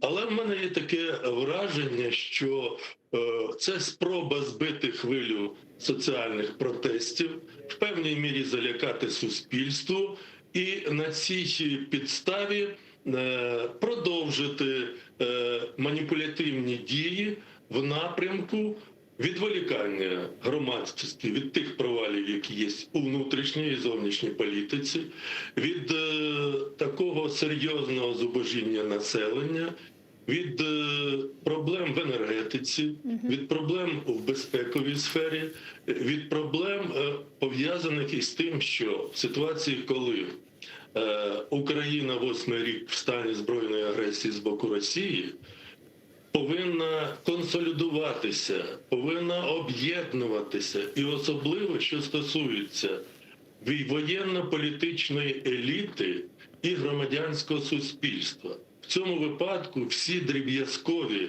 особисті амбіції і вузькопартійні інтереси повинні бути відкинуті, а все спрямовано на те, щоб утримати ворога, не допустити ескалації російської агресії, зміцнити партнерські стосунки з нашими стратегічними партнерами і нарешті реалізувати ті домовленості, які вже є стосовно морально-політичної, політико-дипломатичної підтримки України і нарешті продажі України новітнього озброєння, військової техніки, боєприпасів, що ми в певній мірі вже спостерігаємо. І те, що сьогодні і завтра в Ризі відбувається саміт міністрів закордонних справ країн-членів НАТО, ну і там присутній, звичайно, і держсекретар Блінкен, і на цю зустріч запрошені міністри закордонних справ України і Грузії,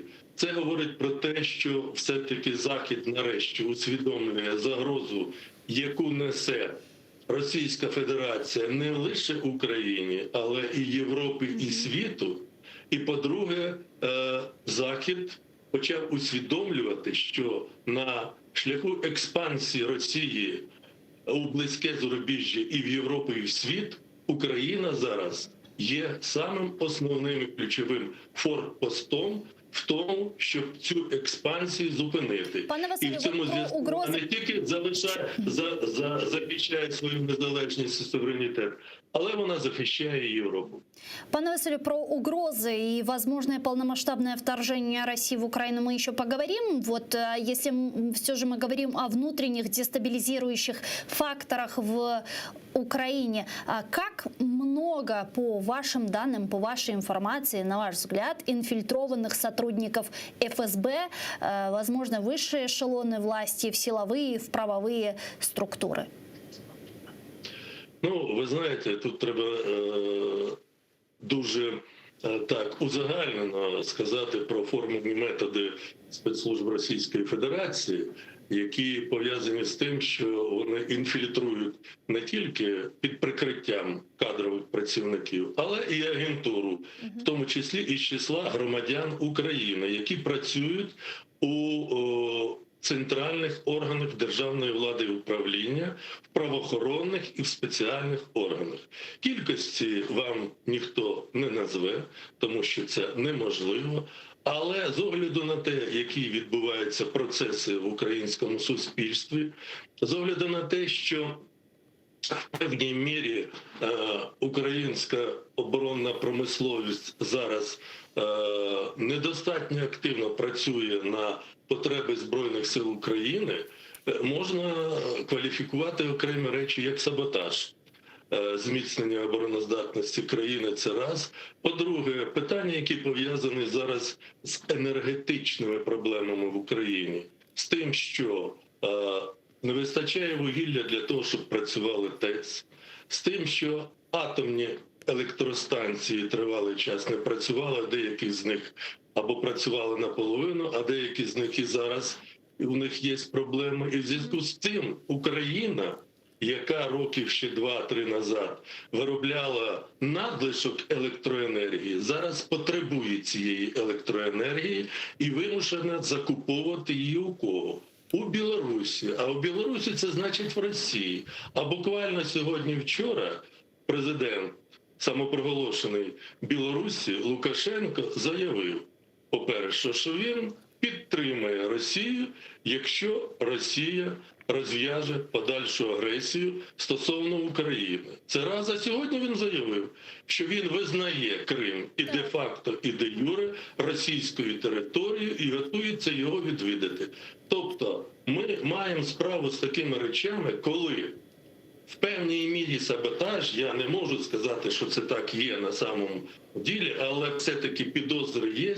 Це й може призвести до того, що в один момент відключення від енергосистеми Білорусі і Росії спричинить колапс в Україні. І це створить умови для досить стрімкої і швидкої агресії стосовно України.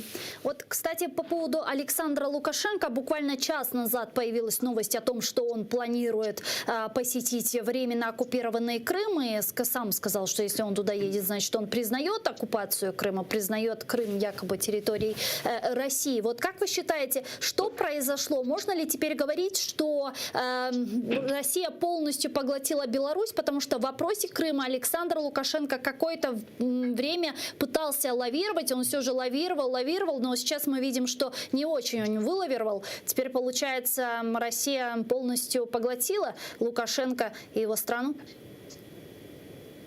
Ну, ми з вами прекрасно знаємо, що Коломийка з приводу створення союзної держави, вона тягнеться ще з часів Бориса Миколаївича Єльцина. І Лукашенко багато років обіцяв створити цю союзну державу. За це він отримав дешевий газ, інші преференції економічні і так далі, і так далі.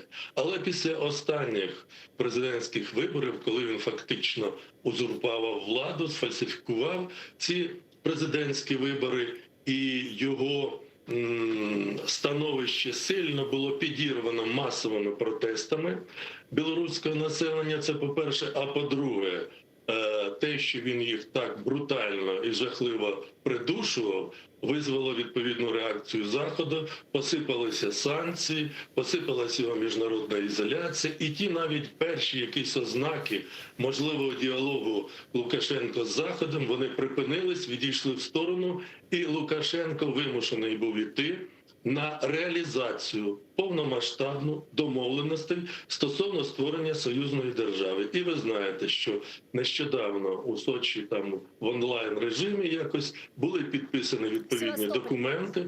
Більше того, була підписана воєнна доктрина союзної держави. Більше того, продовжена угода на 25 років стосовно дислокації російських військ на території Білорусі. Більше того, зараз Лукашенко навіть заявив про те, що він буде просити Путіна, щоб розмістив він ядерну зброю на території Білорусі. Да, но в случае, если НАТО разместит это ядерное оружие в Германии. Так, це говорить про те, що ви і сказали правильно, що фактично він зараз не лише в фарватері іде російської політики путінської, але фактично і не тільки є там сателітом, але фактично він перетворює свою країну у так званий федеральний округ Російської Федерації і, побоюючись за своє особисте життя і свого оточення, йде на всі кроки, які йому диктує Кремль. Так и что получается? Мы получаем 1000 километров границ с агрессором. Безумовно, так ми про це вже говорили не один місяць. Ми це прогнозували. Після певних кроків Лукашенка і Путіна в напрямку створення цієї союзної чи розвитку цієї союзної держави.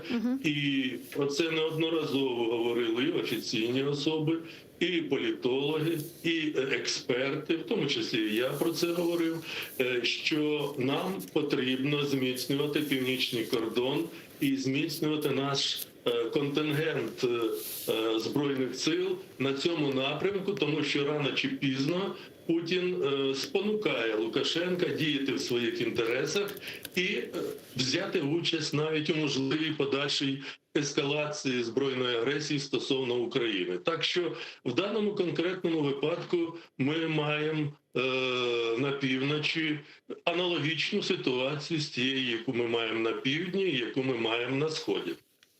Ну, вместе с этим сейчас очень активно обсуждается вопрос возможного вторжения России в Украину, полномасштабного вторжения в Украину. Так это вторжение уже состоялось в 2014 году, но вот сейчас наши западные партнеры предупреждают нас о том, что Россия может пойти дальше. Как вы оцениваете эту вероятность? Потому что мнение военных аналитиков даже очень сильно разделилось. Ряд из них говорит о том, что вот того военного контингента России у границ Украины недостаточно для того, чтобы осуществить вот такую очередную, возможно, некий блицкриг, которым нас предупреждают. Вот, а как вы думаете? Ну, я вам так скажу, що загроза реальна, але на даному етапі, як на мене, мало ймовірно. Реально чому?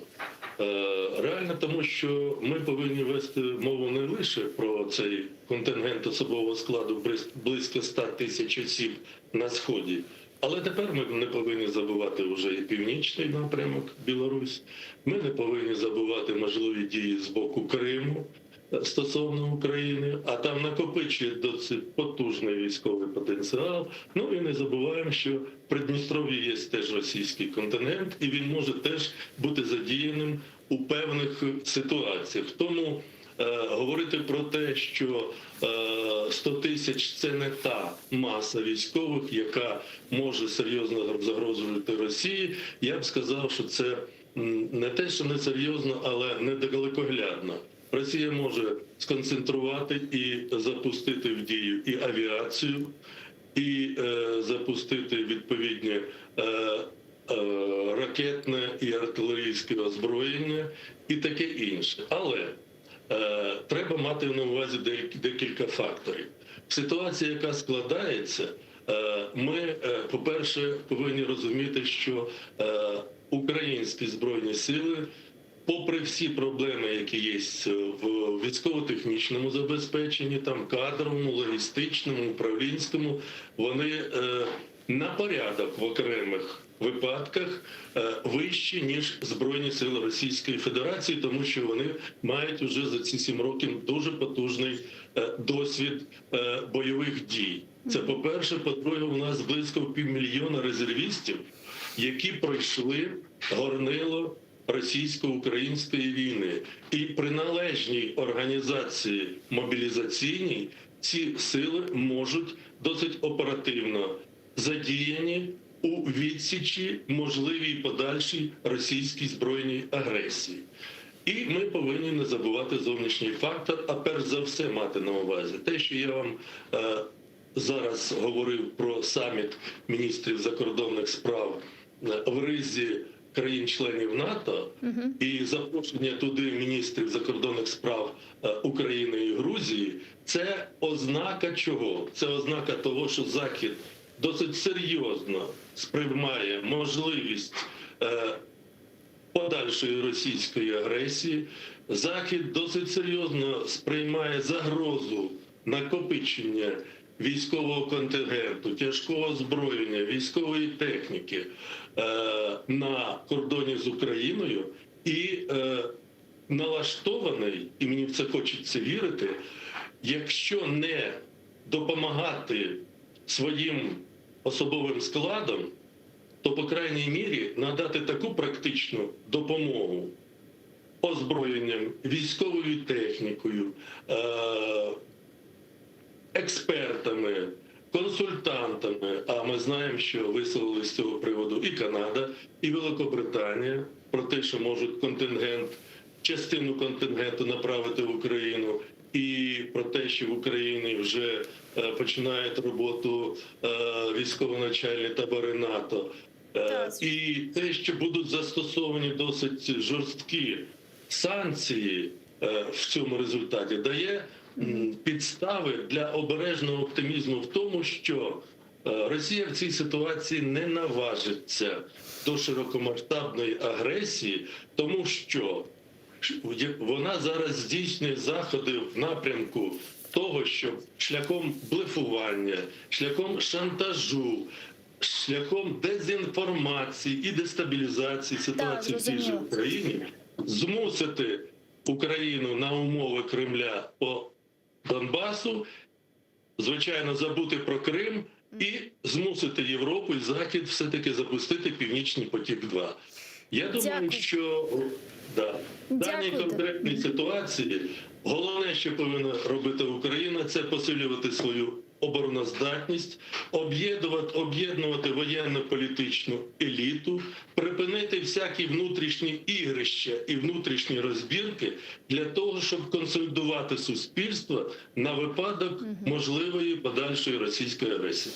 Дякую вам дуже, пане Василю. Чухсаглу, що знайшли время і підключились к нам в ефір. Василь Богдан був з нами на прямому зв'язку, ветеран зовнішньої розвідки, генерал-лейтенант. В случае вторжения России военные действия будут происходить и в акватории Черного моря. Черноморские партнеры также должны быть обеспокоены планами агрессора, как и Украина. Об этом сообщил министр иностранных дел Украины Дмитрий Кулеба. Вот его цитата.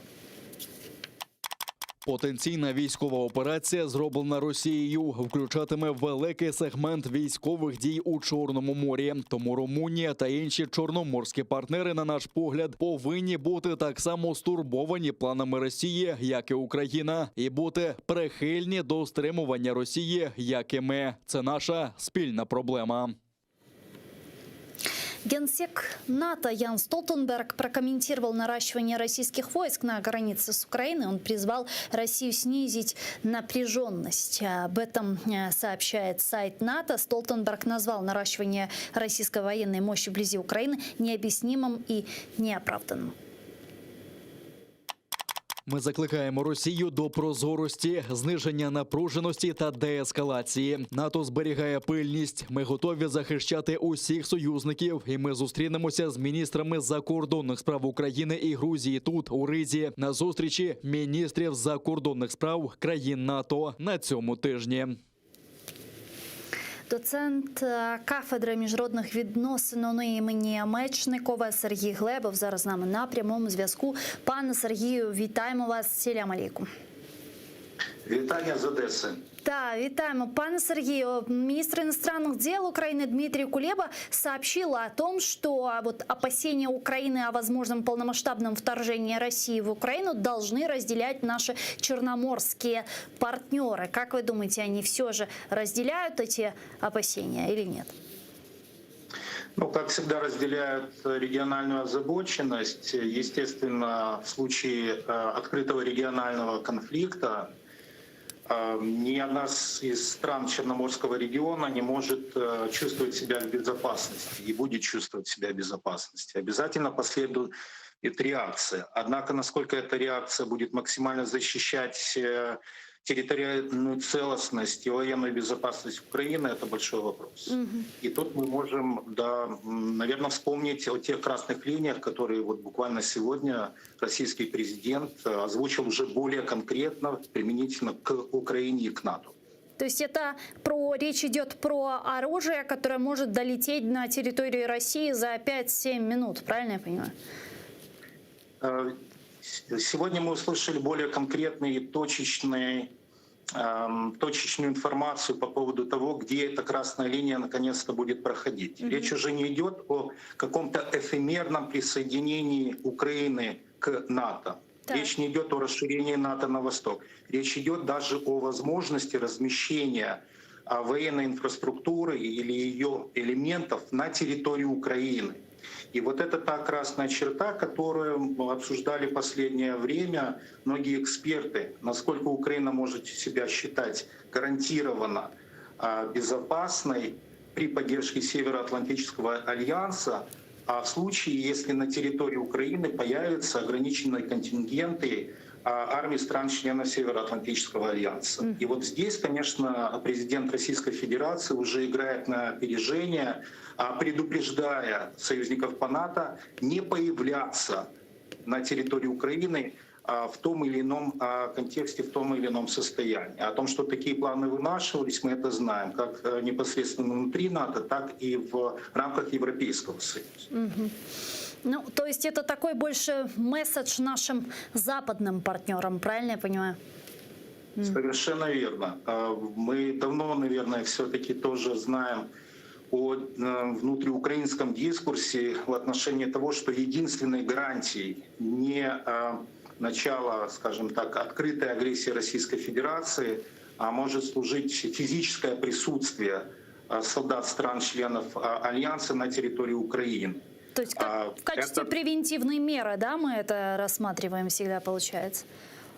Совершенно верно, но здесь четко был обозначен подход Кремля к данной дискуссии, к данному дискурсу. Красная линия четко обозначена. Теперь, собственно говоря, Североатлантический альянс, Брюссель должен что-то с этим делать.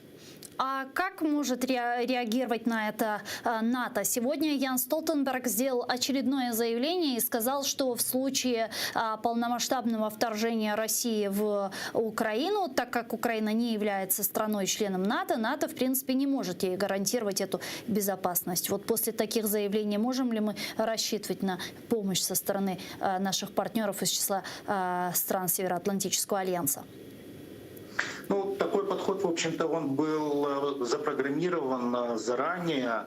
В части действий, эффективного действия статьи 5 Североатлантического договора ходят серьезные сомнения в эффективности и действенности даже для самих членов Североатлантического альянса. То есть насколько страны-члены НАТО готовы максимально активировать статью 5 в случае необходимости. И буквально тоже вчера, сегодня представители Латвии заявили о том, что реальной гарантией безопасности может быть присутствие американского контингента на территории Латвии на постоянной основе. То есть здесь уже, конечно, каждое государство для себя решает, что может реально обеспечивать и гарантировать безопасность, неприкосновенность ее государственных границ. Но, увы, Украина не член НАТО, и это, конечно, существенно снижает возможность Украины обеспечить себе поддержку со стороны Североатлантического альянса.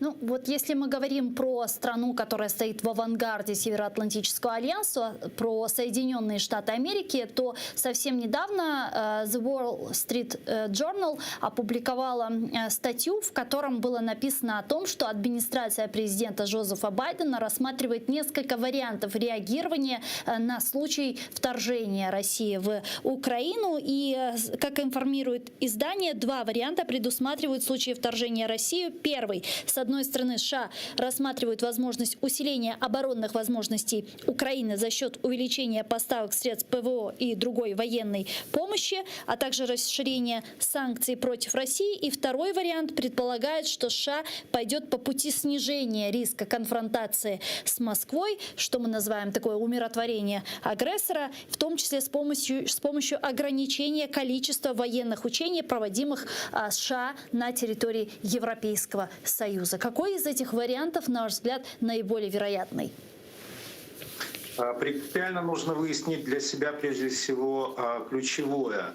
Ответная реакция Североатлантического альянса будет уже после того, как Россия совершит открытую агрессию против Украины, либо сделать все необходимое для того, чтобы упредить удар со стороны Российской Федерации, заставить Владимира Путина быть умиротворенным еще до того, как последует открытая агрессия против нашего государства. И вот в этом кроется принципиальное значение тех инициатив, которые могут сегодня исходить от отдельных государств-членов Североатлантического альянса. Так. Конечно, нам хорошо известна инициатива турецкого президента Реджепа Тайипа Эрдогана в отношении возможного посредничества между Украиной и Турцией. Сам по себе факт посредничества, конечно, очень важен. Да? То есть лидер одного из ключевых региональных государств может подключиться в диалог между всеми заинтересованными сторонами, в данном случае Украина и Российская Федерация напрямую. Однако посредничество и сам институт посредничества будет эффективен только тогда, когда у стран, которые хотят использовать услуги посредника, будет политическая воля следовать рациональным советам от этого самого посредника. И вот здесь, конечно, вызывает очень много вопросов такая посредническая инициатива. Собственно говоря, к чему будут призывать лидеры государств стран Североатлантического альянса, той же самой Турции, Российскую Федерацию, что не начинать открытую агрессию против Украины? Каким образом? Ну, на словах это один аспект. Что Украину заставит признать факт существования Крыма в составе Российской Федерации, конечно, это сценарий абсолютно нереален. А заставить Российскую Федерацию отказаться от Крыма тоже нереально. То есть в чем будет предмет посредничества? Ну, единственное, наверное, посредничество может заключаться в том, чтобы убедить все-таки главу государства-агрессора не прибегать к эскалации конфликта и отказаться от агрессивных намерений уже в более-менее таком открытом формате. А как вы думаете, почему именно сейчас Реджеп Тайип Эрдоган решил сделать такое заявление и вот выступил с предложением стать посредником в конфликте между Украиной и Россией? Почему именно сейчас? Турецкая республика – друг Украины, Турецкая республика – заинтересованный коммерческий партнер Российской Федерации, Турция – региональный лидер, один из двух центров силы в Черноморском регионе вместе с Российской Федерацией. Любая региональная инициатива со стороны Турции всегда будет заслуживать внимания. Это и член Североатлантического альянса, мы об этом не забываем. У Турции есть свои интересы в Украине, в том числе и бизнес-интересы. И, естественно, в любом случае турецкие интересы, как политические, так и коммерческие, могут существенно пострадать в случае, если на территории Украины произойдет, не дай бог, открытый военный конфликт. Мы с вами можем вспомнить историю 2008 года, пятидневная война, когда агрессия Российской Федерации против Грузии не на шутку тревожила все региональные государства, в том числе и Турцию. Мы помним активную дипломатию Турецкой Республики в дни пятидневной войны.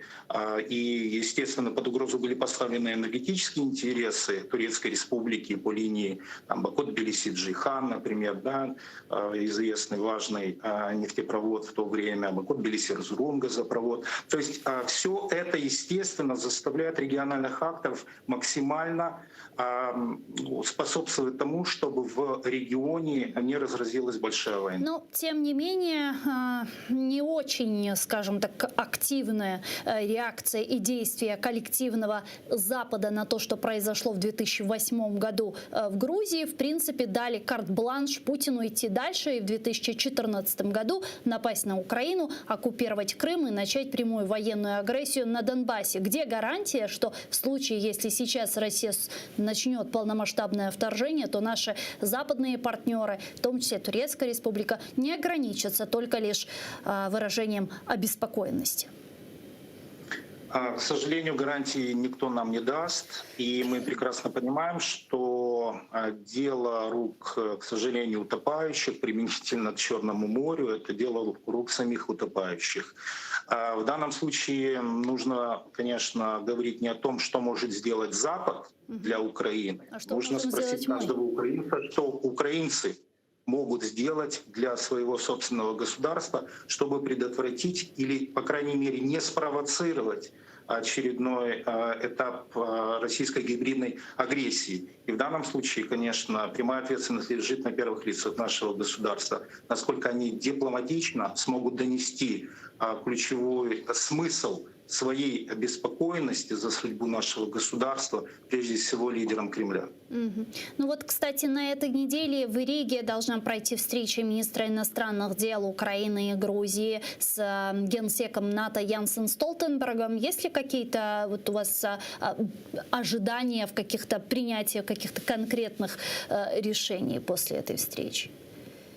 Безусловно, мы должны приветствовать любую активность, которая направлена на обеспечение безопасности таких государств, как Грузия, Украина, особенно когда это делается при непосредственной инициативе Соединенных Штатов Америки, в том числе при поддержке наших друзей в Балтийском регионе.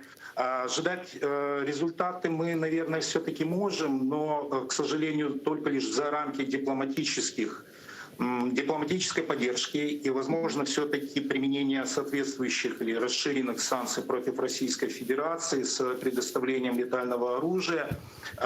Наверняка об этом тоже могут договариваться. Но, опять же, хочу вернуться к ключевой проблеме. Все это будет озвучено до или после того, как Российская Федерация, к сожалению, но все-таки может осуществить прямое военное вторжение против Украины. Дякую вам дуже, пане Сергію. Чохсагулно, що знайшли время і підключились к нам в ефір. Сергій Глебов був з нами на прямому зв'язку, доцент кафедри міжнародних відносин ОНУ імені Мечникова. А я с вами не прощаюсь, мы сейчас прерываемся буквально на 5 минут. Далее эфир телеканала АТР продолжает информационная программа «Заман» на украинском языке. Самые актуальные новости наши журналисты подготовили для вас. Смотрите, не пропустите. А после мы вернемся в эту студию и продолжим наш эфир. Куршкенч.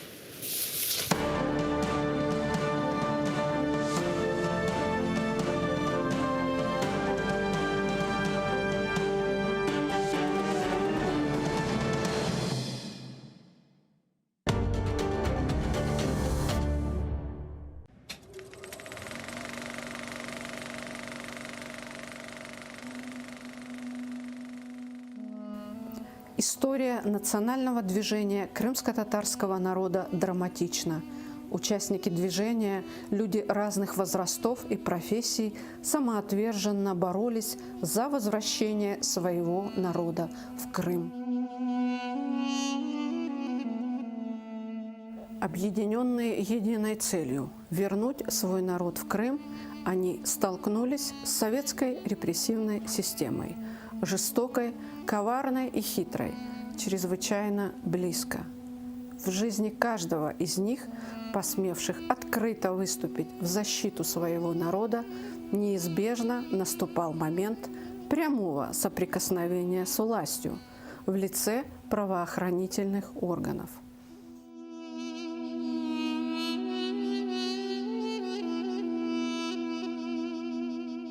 Смотрите выходные в 18:00 в программе «Тарих Седасы» с Гульнарой Бекировой на телеканале АТР.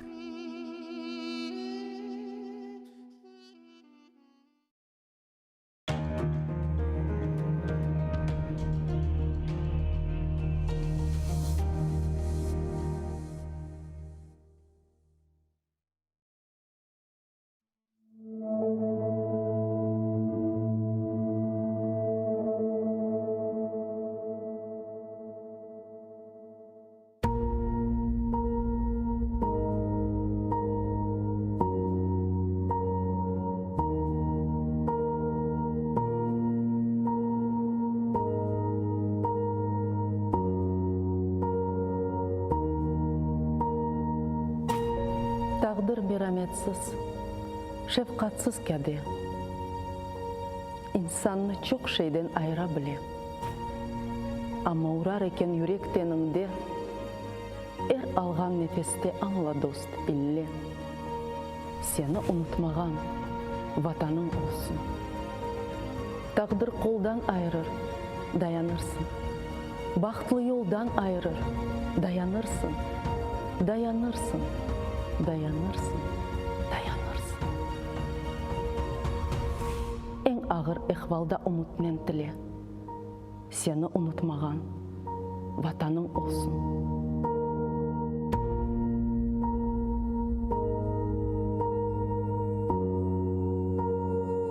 Ayaksız yürgenler yok mu dünyada? Bebeksiz korgenler yok mu dünyada? Açlıktan ölgenler yok mu dünyada? Ama bahtlı olar vatanı ile. Seni unutmagan vatanın olsun. Kozumnun bebeği nursuzlanacak. Omur ne? Altın mı? Kırsızlanacak. Ebedi ne şöhret ne şan kalacak. Unutma kendini bilgenden bile. Seni unutmagan vatanın olsun.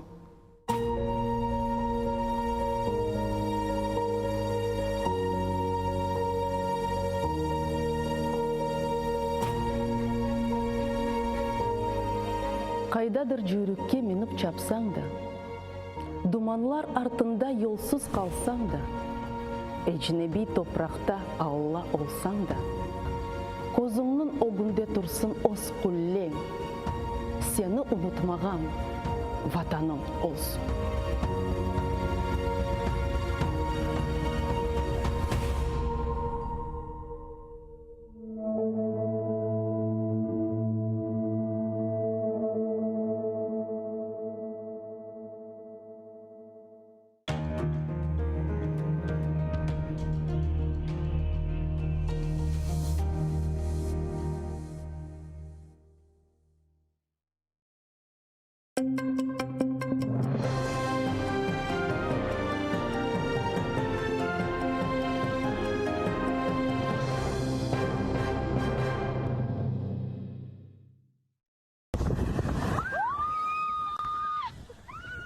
Потужні хвилі, руйнівний вітер, постраждалі та частковий блекаут. По окупованому Криму ударив шторм, який прийшов з Босфора. В Алушті, Євпаторії, Сімферополі, Чорноморському, Білогірському та Ленінському районах фіксували пориви вітру до 35 метрів на секунду. Повалило десятки дерев. Відомо про щонайменше 8 травмованих. 2 постраждали в Алушті та Сімферопольському районі. Стільки ж у Севастополі. 4 травмовані у Ялті, з них 3 у шпиталі.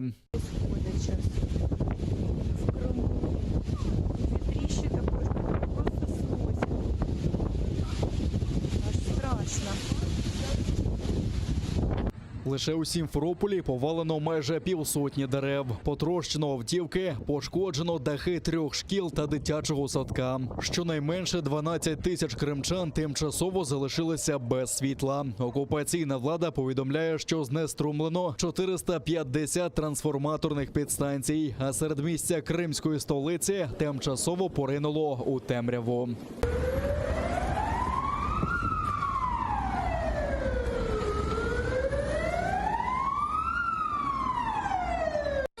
Вот такая у нас романтика. В мечети нет света.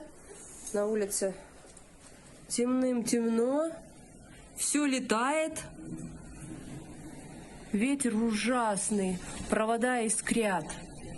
Негода відступати поки не планує. Окупаційне управління МВС Криму вже у середу очікує штормовий вітер, потужні зливи та навіть сніг.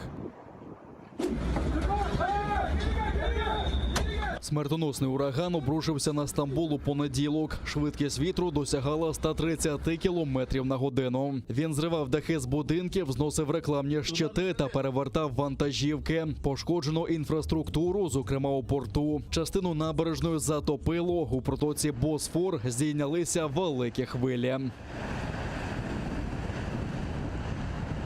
Щонайменше 4 людини загинули у Стамбулі та ще 1 на півночі Туреччини. 3 смертельно поранило уламками будівель, ще 1 здуло з даху. Як повідомили у стамбульській мерії, 1 із загиблих іноземець, ще 19 людей отримали тілесні ушкодження. 3 з них у критичному стані. У провінції Зонгулдак на березі Чорного моря через негоду також загинув 1 будівельник. Після розгулу стихії дехто залишився просто неба. Я був на роботі, коли мені діти зателефонували. Вони сказали, що в нашому будинку зірвало дах і щоб я якомога швидше прийшов. Коли я прийшов, будинок був у такому стані, нам вдалося врятувати деякі речі. Минулої ночі ми залишилися в будинку мого брата. Зараз думаємо, що буде далі. 2 моїх дітей під час стихійного лиха були вдома. Слава Богу, з ними нічого не сталося. Ніхто не постраждав. Ми молимося, щоб не було пожежі та вибуху газу. Скляні прикраси, що були в цій кімнаті, впали на землю. Було багато шуму через вітер. Обидві кімнати почали падати. Нам було дуже страшно. Останньою залишилася кухня. Двері були замкнені, ми не могли вийти, потім прийшли чоловіки. Вони виламали двері і врятували нас. Я був з братом, і нам тоді було дуже страшно вдома.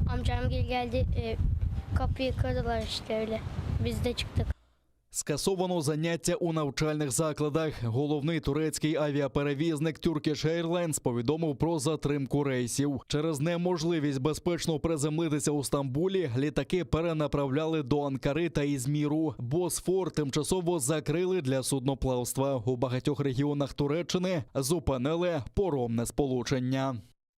Колишнього командувача військово-морських сил Дениса Березовського заочно судитимуть за державну зраду. У прокуратурі Криму повідомили, що обвинувальний акт скеровано до суду. У відомстві нагадали, що у 1992 році Березовський присягнув на вірність українському народові, але невдовзі після призначення командувачем ВМС 1 березня 2014 року зрадив присязі. Він перейшов на службу до окупанта і зараз обіймає посаду заступника командуючого Тихоокеанським флотом Росії. Рада нацбезпеки і оборони України запровадила проти Березовського санкції та позбавила його усіх звань. Одразу після призначення на зазначену посаду обвинувачений публічно виступив перед особовим складом військово-морських сил Збройних сил України та представниками ЗМІ. У своїй промові контрадмірал заявив, що відмовляється виконувати будь-які рішення, накази та розпорядження української влади та зобов'язався виконувати накази самопроголошеної окупаційної влади в Криму. До того ж, обвинувачений наказав підпорядкованим військовим підрозділам скласти зброю, не здійснювати супротиву Збройним силам Російської Федерації та перейти під командування окупантів. Майже півсотні 122-мм артилерійських снарядів прилетіли на околиці станиці Луганської. Майже водночас російські окупанти завдали удару зі 120-х мінометів у напрямку Старого Айдара. За повідомленням штабу Об'єднаних сил, поранено 2 українських воїнів та 56-річного жителя станиці Луганської. Усі постраждалі зараз під наглядом медиків. Їх стан називають задовільним. Більшість снарядів розірвались неподалік місцевої залізничної станції та депо. Вибухом повиривало шматки залізничних рейок, уламками перебило лінії живлення. 1500 жителів станиці Луганської тимчасово залишилися без електрики. Крім того, окупанти провокували оборонців Світлодарська, Старогнатівки та Новолуганського. Українські захисники відкривали вогонь у відповідь, не застосовуючи заборонене мінськими домовленостями озброєння, та змусили противника припинити обстріли. Завдяки зусиллям українських воїнів рубежі наших підрозділів залишилися незмінними.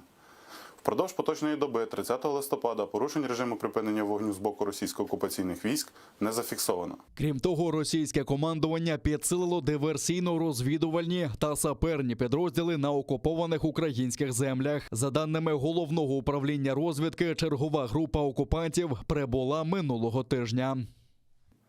Разом з тим, активізація застосування противником розвідувально-диверсійних груп та інтенсивне мінування місцевості призводять до втрат серед особового складу окупантів.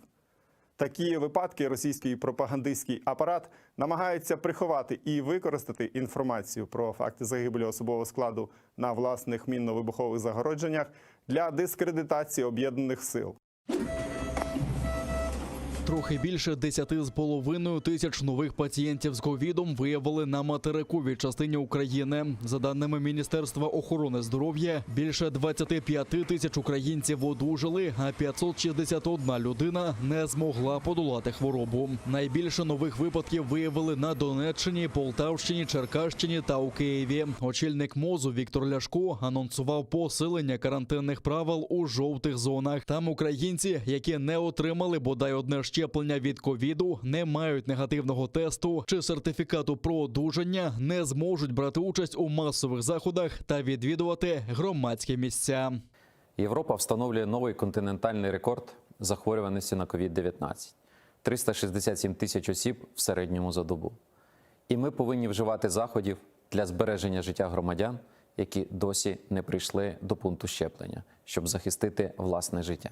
Вже більше 11 мільйонів українців пройшли повний курс щеплення від ковіду, повідомили в МОЗі. Віктор Ляшко закликав українців не зволікати з отриманням другої дози вакцини, аби уберегти себе. Він нагадав, що з понеділка термін дії жовтого ковід-сертифіката скоротиться до 30 днів. Це має спонукати людей закінчити курс щеплення. Термін дії жовтого сертифіката з 6 грудня стає 30 днів. Раніше він був чинним 120 днів. Нагадаємо, що мінімально можливі інтервали для введення других доз вакцини. Pfizer – 21 день, Moderna – 28 днів, CoronaVac – 14 днів, AstraZeneca – 28 днів.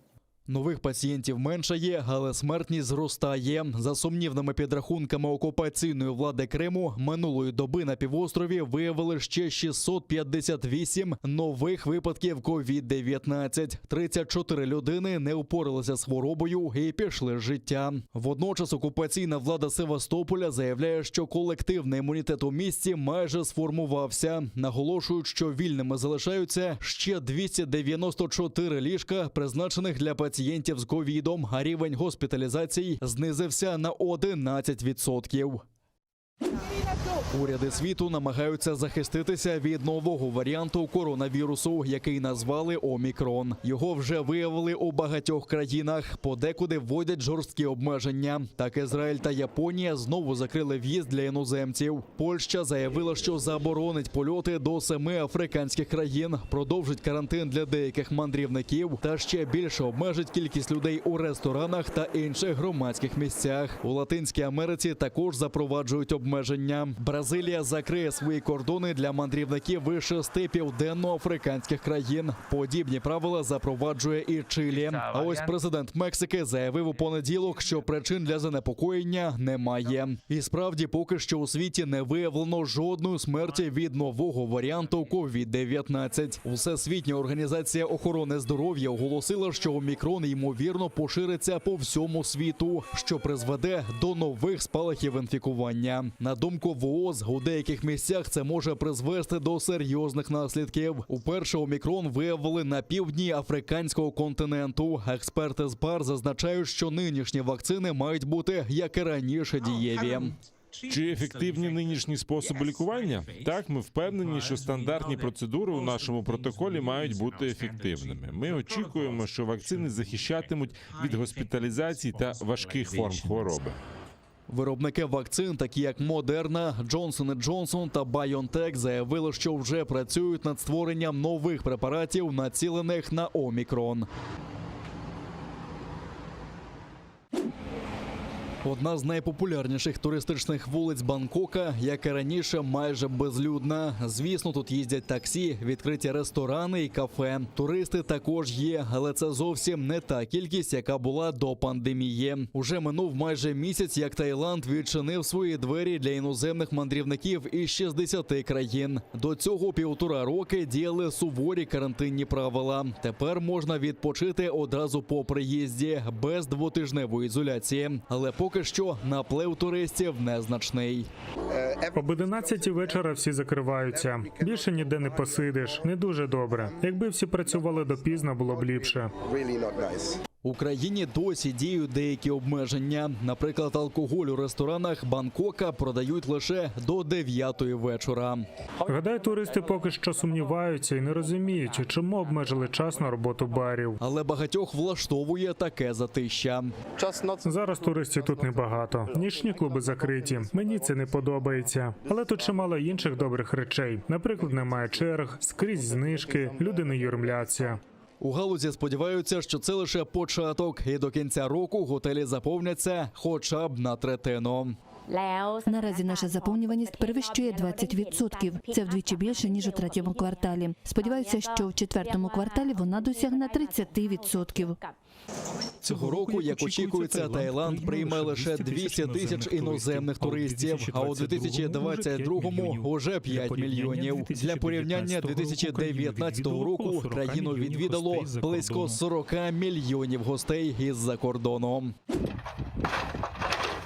Знесли оселю і вимагають за це гроші. Окупанти вирішили стягнути з ветерана Кримсько-татарського національного руху Рустема Усіїнова 42 тисячі рублів за знищення його ж помешкання. Так вирішив окупаційний міський суд Судака. Як зазначають місцеві активісти, частину коштів тепер утримуватимуть з пенсії Усіїнова. Минулої середи окупанти зрівняли з землею домівку та технічні споруди чоловіка у Морському біля Судака, бо вирішили, що земля тепер належить муніципалітету. Спецтехніка прибула у супроводі ОМОНівців. На очах Рустема Усіїнова, який дочасно виписався з лікарні з пневмонією, окупанти описали майно. Ветеранові національного руху стало зле. Карета швидкої забрала його до судакської лікарні.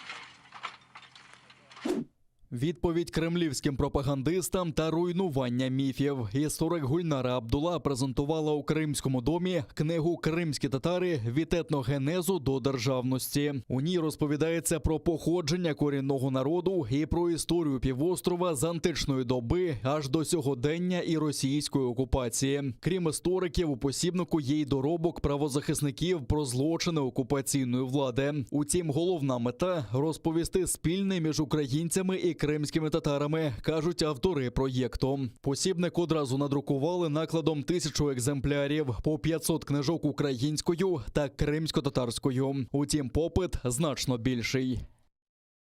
Мой главный месседж был показать, кто такие крымские татары. Сегодня в мире действительно знают много о крымских татарах, но мало кто знает, что это за народ и почему он называет себя коренным, и почему его этническая территория Крым. Моя книга – это всего лишь только кирпичик в формировании будущей такой библиотеки мировой о крымских татарах. Я на это надеюсь. Когда были задержаны мои друзья, братья Ахтемовы и Нариман Джелял, для меня это было большое потрясение. Как раз выходила украинская версия книги, и я приняла для себя решение, что 10% с каждой проданной книги лично от меня пойдет в семьи политзаключенных. Треба шукати погляд зсередини на, власне, на два народи, які утворили одну країну – Україну. Бо кримці точно такі засновники України, як і українці, і не в кількості справи, а в якості. Знання історії – це відчуття права проживати на цій території, це відчуття своїх прав як нації. Найбільші наративи, які народжувалися, це якраз були по відношенню, фальсифікації по відношенню до кримських татар і українців. Є великий запит сьогодні на те, аби знати, а хто такі кримські татари.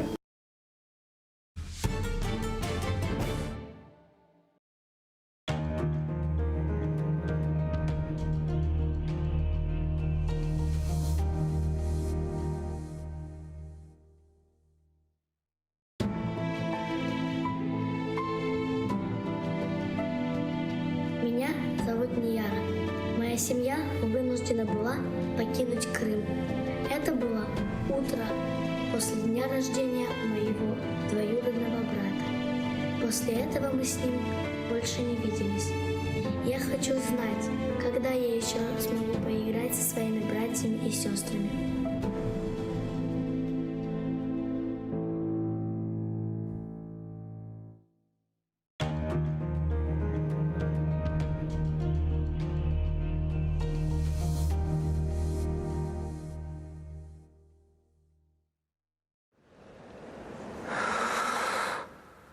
Eşitesiniz mi? Meni hatta unuttunuz mu?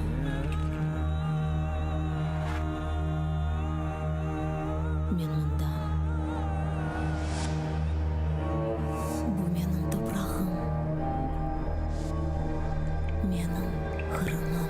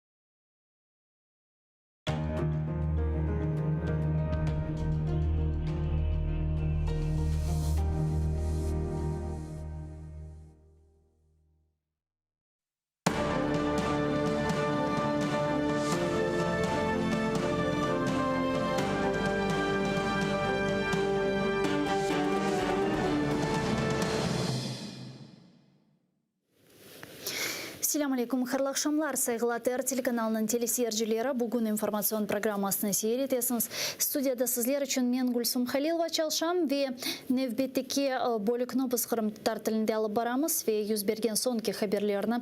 Студиямызға тешрев бұрған мұсафирамызле музакер етмеге планаштырды. Хамайыны тақдим етмезден евел қатырлатам біз жанлы яйында күн саат 6 саат чалшамыз ве біздерге бұл 6 саат девамында телефон açıp студиямызға суаллеріңізні, ғайлеріңізні, фікірлеріңізні сеслендірме имканына сайыпсыңыз. Бұны біз сіз Viber вастасыйлы, Skype вастасыйлы керчеклештіре білесіңіз. 067-63-46-130 бұл біздің Viber нумарамыз. Біздерге бедава шекелде телефон açınız, еді Skype адресімізді қоланыңыз atr.tv. Бұнылы бераберлікте біздің YouTube сайфемізге абоне олмаға ұнытмаңыз. Не қадар чоқ инсан YouTube сайфемізге абоне олса, о қадар чоқ дигерлері де біз епқан хаберлеріні көрейджектір. Ве мадей дестекні керчеклештірмеге істейсеңіз патреонымызға абоне олыңыз, оның линкіні экранларыңызға режиссерларымыз тақдим етті. Мен сіз студиямызға тешеу бұрған мұсафирімізді тақдим етмектен мемнуным мелемежесі азамыз Риза Шевкиев. Селям алейкум, хош келдіңіз, Ризаға. Селям алейкум, ақшам шерфлер, қайырлы олсын. Жүмлемізге. Ризаға келіңіз бойлы ажеле хабернен дейінімізді башлайық. Іште çok yıllar devamında bu 8 yıl içerisinde Kırım işgalini kabul etmekte böyle zorlangan deyip aytsak doğru olur ya da kabul etmege istemegen bazı bir sebeplerinin Rusiya Cumhurbaşkanı Aleksandr Lukashenko sözde Cumhurbaşkanı'nda aytacağım. Aleksandr Lukashenko bugün Kırım'a yol almağa istegenini ve artık Kırım'ın Rusiya teritoriyası olganını kabul etkenini açıkladı. İşte siz ne düşünüyorsunuz bununla bağlı? Bu ne anlamına geliyor? Ben belirsen başından onun fikrine yok ediyor. Rusya tübüne kalacağın. Hep o yüzden ayrı hükümet sahip. Daha da yana da prezident saylanacağın ömür boyu böyle albaracaktır diye böyle düşünüyordu. Onun için Kırım'ı Rusya'ya koşulganın saysaydı o zaman bu Rusya'da koşulmasına bir yol açacak idi. Onun için o sonuna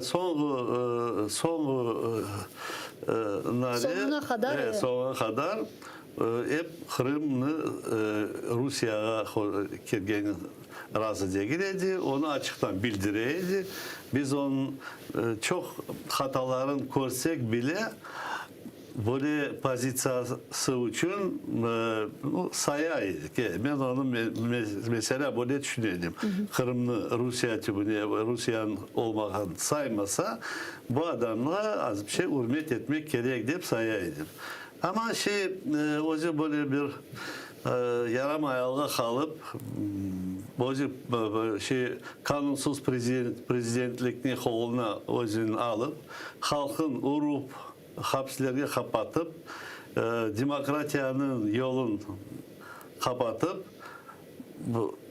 o yolun yanında Rusya tübüne barıp tıkıldı. Çünkü çaresiz kalgan idi ya Rusya demokratik yoluna geçecek idi. Yani prezident iştirak edecek idi. Ya da böyle yolun özünü yerini kaldırgay, prezident saygay ama halkı baskınlar tübüne, okupantlar tübüne kalacağını onu düşünmedi. Böyle bakanda bugün Rus Federasyası adım adım yuta, hoşa, çeşit kanunların petisyonu, bu Lukashenko'da sağ selamet yürüyeceğiz az bir şey ona anlamında oppalanıp yürümeye yol verir. Ama da vakti geldi Lukashenko'nun da çetki çekerler. Onu da bir Rostov'a bir yere yerleştirirler. Yanukovych'in yanına mesela ve Belarusya'ya özün temsilcisini koyup onu bir federatsiya, Rusiyanın bir federatsiyasını yasacaktırlar. Ben öyle düşünüyorum. Putin'in planları. Ama mına Lukashenko'nun Kırım'ını Rusya teritoriyası kabul etmesi için Putin bayağı böyle bir güç sarf etti deyip aytmağa mümkün. Onu çok zamanlardan işte bunu yapmasına iteledi deyip aytamız ve bunu zaten takip ettik koreyedik. Bir müddet Alexander Lukashenko bunu kabul etmemekte böyle biraz zorlanaydı ama şimdi gerçekleştirdi. Ne için sizin fikriniz Putin için Alexander Lukashenko'nun Kırım'ını de facto de jure sözde Rusya teritoriyası etip kabul etmesi mühim. Zaten kabul edilmeyen bir prezident. İşte kabul edilmeyen bir prezidentin Kırım'ını tanıması ya da tanımaması ne manası var ki bunda? Yok bir şey Lukashenko Putin Lukashenko'ya yol açtırdı. Başka SSR hükümetlerine ve Avrupa hükümetlerine gösterecek olup Lukashenko prezident, Rusya'nın prezidenti. Ama o tanınmadı. Tanınmay ama Putin onu prezident şişaya. Onu o yerinden çekmedi. Onun için onu gösteriyor bana bu adam prezident olup Belarusya'nın prezidenti kabul etti Kırım'ı Rusya'nın toprağı olganı deyip o bilesmi bir nomine gibi kişi başlayacaklar propagandistler aylandırmaya sanki böyle yolun mümkün çeşit prezidentler kimden hoş olmadı bu Kırım Rusya'nın olmasına hoş olmayanlar yol gösterirler bana siz de hoş olun siz de niyetin Rusya'ya da Putin bir güzellikler yapacaktır, para verecektir. Evet ona kol tutacaktır. Ondan gösterecek halkın hükümetlerine kimden onu Kırım'ı saymayan pozisyaya turganları onu buyurtacaklar. Buyurunuz diyecekler.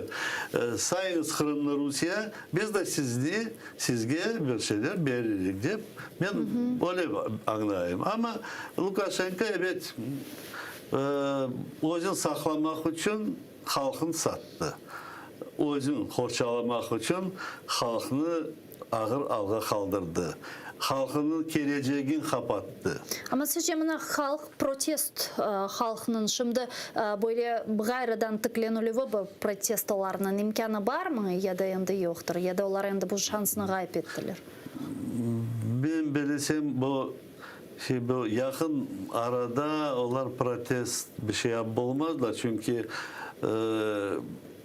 baskın bu KGB Rusya'nın KGB'si evet onlara yardımcı oldular Rusya'nın FSB'si birlikte beraber bastırdılar bütün demokratik tırışmaların onun için yakında halk basın koterip olmaz belirleyeyim. Onlar da bekleyecekler onlar da bir Rusya gibi bir alga kaldılar. Lukashenko değişkende ya ölecek mi, ya kartlayacak mı, ya yıkılacak mı? O yıkılacak vakti geldiğinde o zaman bir şeyler olmak mümkün. Rusya gibi. Rusya'da ben belirtsem Putin'in bir sürünse da yerge yıkılıp yetişilemez ama anda federasya respublikalar ayağa durup başlarlar özlerinin narazılığını bildirmeye ve isterler ayrılmaya, çıkmaya Rusya'dan. Onlar da bekliyorlar. Çok dünya da bekliyor, Avrupa da bekliyor, bizler de bekliyoruz. Hepimiz böyle bir şey olmasını bekliyoruz. Çünkü başka bu dünyanın hareketleri, sanksiyalar diyek mi, çeşit laflar mı ya Putin Rusya'nı hoşmaylar toplaşılarga onlar azlık etse sanksiyalar böyle yıkıtkan sanksiyalar diye gelir. Onun için bizler de bir umut etemiz. bir prezident bir şeyler bir sürünü olgay Rusya hükümetine bir değişmeler olgay. Biz geçenlere sizin meslektaşınız Milli Meclis azası Enver Kurtiyev'nin de laf etkendik bu yayında ve Enver Kurtiyev'nin aytkanına göre asıl da bir şeylerinin denişmesi için ki biz 8 yıldan beri hem o taraftan hem bu taraftan Kırım'ın azat edilmesi için çaba sarf etemiz. Ama ne yazık ki semereli bir neticeler alida yoktur. Yapılgan hepsi faaliyetler daha böyle gelecekte bakılgan faaliyetlerden hem de sanksiya meselelerini alacak olsak ve bu yönelişte işte Enver Kurtiyev'nin de aytkanına göre umumi böyle bir global denişmeler olmalı. Umumi vaziyetinin denişmesi, işte halkara çeşit türlü teşkilatlarının özünün ustavlarını deniştirmesi gerek. Zira 1946 senesinden beri Birleşken Milletler'in aslında kural ve kanunları çok fazla denişmedi ama dünya 1946 senesinden sonra çok denişti. Çeşit türlü topraklar yok oldu. Yani devletler meydana geldi, tızıldı, bazıları işgal edildi, bazıları azat edildi ve ilahir. Yani birçok hadiseler oldu ama işte kaideler, kurallar bu teşkilatlardan çok fazla denişmedi ve bu sebepten böyle global denişmeler yüz vermesi zarur olganlıkta Enver Kurtiyev de bizim yanımızda böyle bir fikir bildirdi. Siz böyle fikirle razısınız mı? Ve biz sizin fikriniz şimdi böyle bir global denişmelerinin posağasında duramız mı ya da yok? Global değişmelerin posağasına duramız. Evet. O erken bir yanılık çıka o yanılıkta son bizge yana bir umut veriyor. Mesela bugün Amerika ştatları açıktan ayttılar Rusya'ya yol vermeyeceklerin. Hazırlık yaparlar böyle bir samolyotlar, korunmayan samolyotlar, bombardirovщикler kaysaları yader silahını alıp yürüyecekler üstüne. O uçaklar Avrupa'nın etrafına uçup başlayacaklar ve her zaman hazırlık yapacaklar. Hem onların sistemaları öyle yeni bir sistemalar, kompüterleri koydular. Onlar uzaktan duyacaklar Rusya'ya girmezden chatten duyacaklar onların S-400, S-300 bütün protivoraketler оборонасы gerek olsa gerek toçkağa uzaktan raketaların yollap onlarını yok etmeye alları var. Bu uçaklarını koterip hazırlayırlar. Onlar böyle daha hoş olacaklar da Rusya onlar asla ben bilesem mırk etip olmazlar. Ukrayna tarafına geçmeye her şey görecekler, her şeye hazır olacaklar. Ama bugün Putin o'zining press-konferensiyasında eshitdiniz mi? O dedi ki işte Amerika Birleşken de aslında bir ülkelerinin Ukrayna toprağında o'zining askerlerinin veya işte harbiy texnikasının yerleştirilişi bu böyle bir kırmızı çizgi deb aytıp geçti. Yani böyle növbetdeki kere bu kırmızı çizgilerini belgiledi. Yani bu daha çok bizim Garbi ittifakdaşlarımızga berilgen bir mesaj olarak tanımak mümkün değil mi? Putin özü bu kırmızı çizgini çoktan geçti. Onun için onu aytkanın kimse asla kulak asmay. Ben öyle sayamayayım. Doğru da öyle. Onlar bu bütün halkara kanunların bozup Ukrayna'nın teritoriyasını, Kırım'ını ve Donbas'ını kolga alıp okupasyon yapıp Budapeşt memorandumunu basmayı bozup o bütün kırmızı çizgilerini geçti. Aslında Amerika, Britanya ve başka hükümetler, Avrupa hükümetleri 14 senesi Rusya'ya karşılık yapıp silahlı karşılık yapıp onu yerine koymak gerekirdiler ama vakti kaçırdılar. Onun için bugün Putin'in öyle aytkanın kimse ona bakmaz, aylanıp da bakmazlar. Onun için ayta bersin o. Ama misal olarak bizim garbi bağışlar sözünüzü böldüm. Şimdi biliyorsunuz Ukrayna'da ve aslında bizim garbi ittifakdaşlarımız çok faal bir şekilde demek Putin'in ve Kreml Rusya'nın Ukrayna'ya böyle bir balaban cenk ilan edeceği ihtimalini müzakere edir. Taraflama bunu aytalar. Eğer ki bu olsa, eğer ki Rusya hakikaten daha da ileri ketse Ukrayna topraklarına, biz bizim garbi ittifakdaşlarımızın bize yardım edeceğinden eminiz mi? Çünkü 2014 senesini alacak olsak Kırım işgalini, Donbas'taki vaziyetini aynen Ukrayna vaxtki siyasetçilerinin aytkanına göre aynen garbi ittifakdaşlarımız ve şu sırada Amerika Birleşken Devletleri bekleniz bir şey yapmanız degen böyle tenbihlerlerde bulungan edilir. Yani şimdi vaziyet tekrarlanmaz mı? Yok, tekrarlanmaz. 14 senesi Rusya, Amerika Ştatlarının, Avrupa hükümetlerinin böyle anlaşmaları var idi. Böyle alışveriş, mal alışverişi var idi. Kavgalı değil ediler. Bütün dünyanın Rusya'ya o zaman kavgalı değil idi. Herkesin bir karar yaşaydılar. 14 senesi bu çizikli olarak geçtiler. Başka prosesler başladılar. Bugünkü alga bakanda bütün dünya Rusya'nı agresör deyip saya. Şimdi herkes onun bu nesin etiketkasını asıp koydu.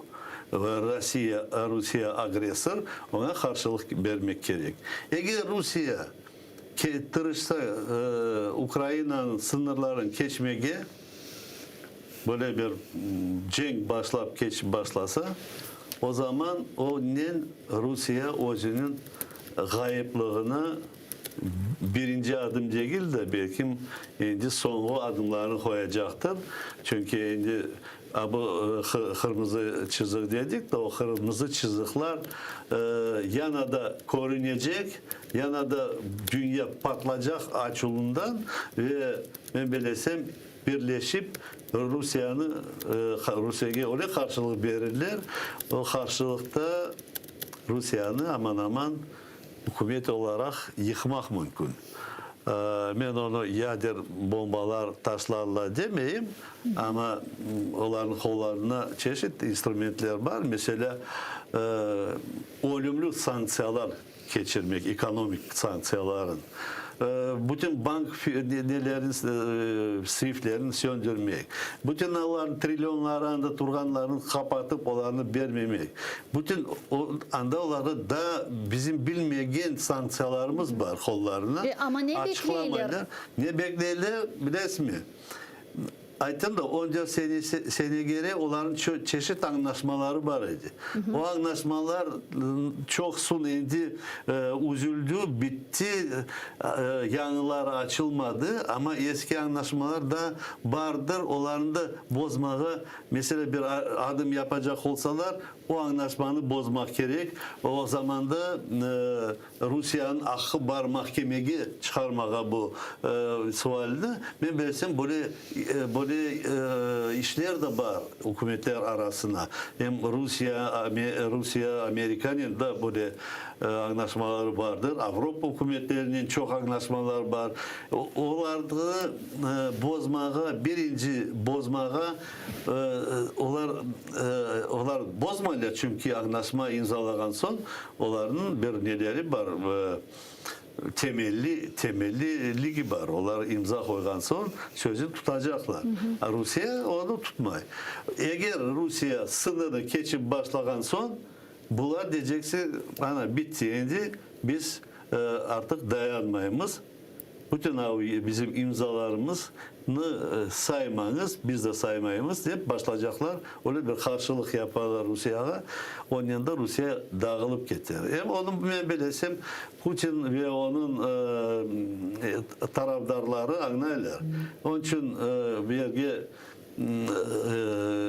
harbilerin yakınlaştırıp, netip, uçayı bir şeyler geçirip korkuzan gibi değil, o o aslında manevralar yaparlar. Aslında armiyada Yani sizce şimdi böyle şantaj meselesi gidiyor. O şantaj da değil. O armiya yuklap kalmagay, armiya bilese armiya bir yerge tursa, olar ben armiyaya hizmet ettim.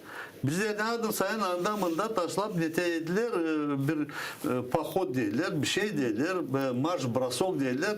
O bir marş brasoklar yaparlar ama dünya onu dünyadaki onu başta Kreml propagandistleri onu çevirirler, ana yakınlaşarlar, ana şey basacaklar diye. Sonundan da bizim analitikler, politikler başlarlar onu ucuna tutup başlarlar ona da bir laf olsun diye çıkışlar yapıp aytmağa son biri korku başlay, biri de onun faydalanıp efirge çıkmağa tırışa ve YouTube'a çeşit rolikler yazıp para kazanmağa, osu da var. Ne kadar çok baksalar onun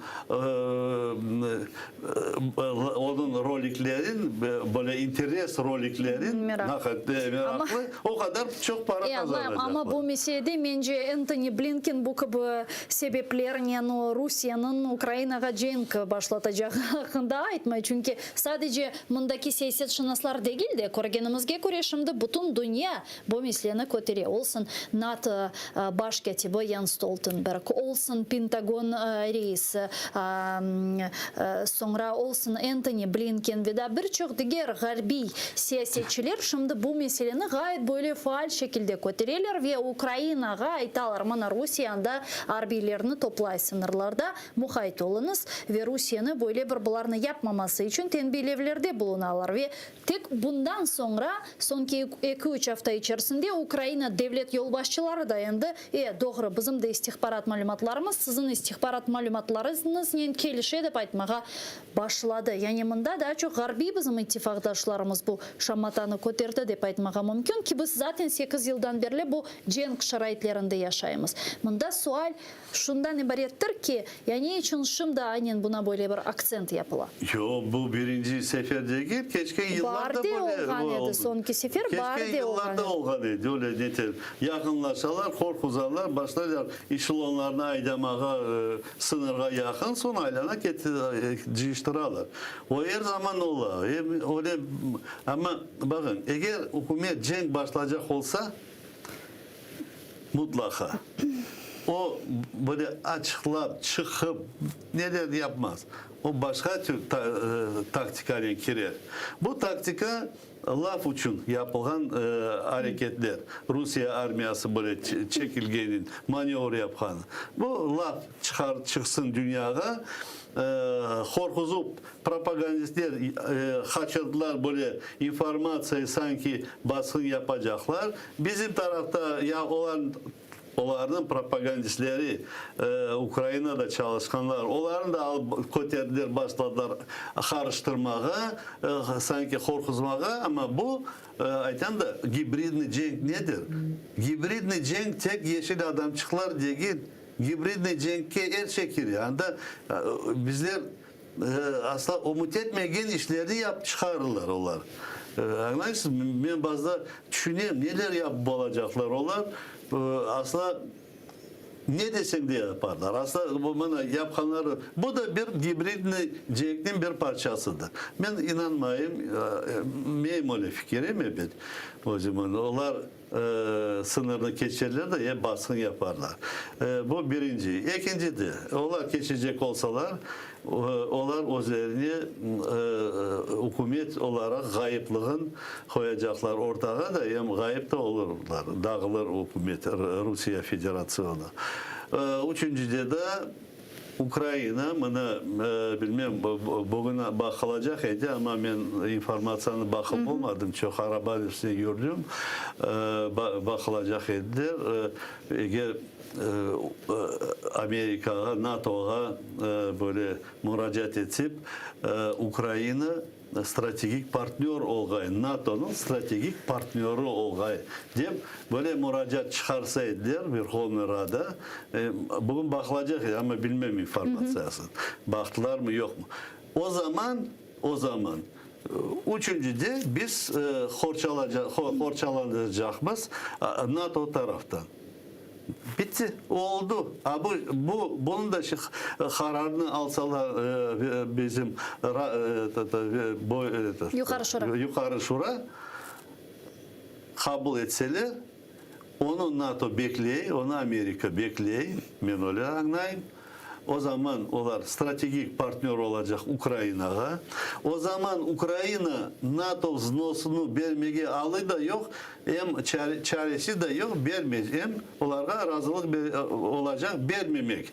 O anda para koymamak o NATO blokuna.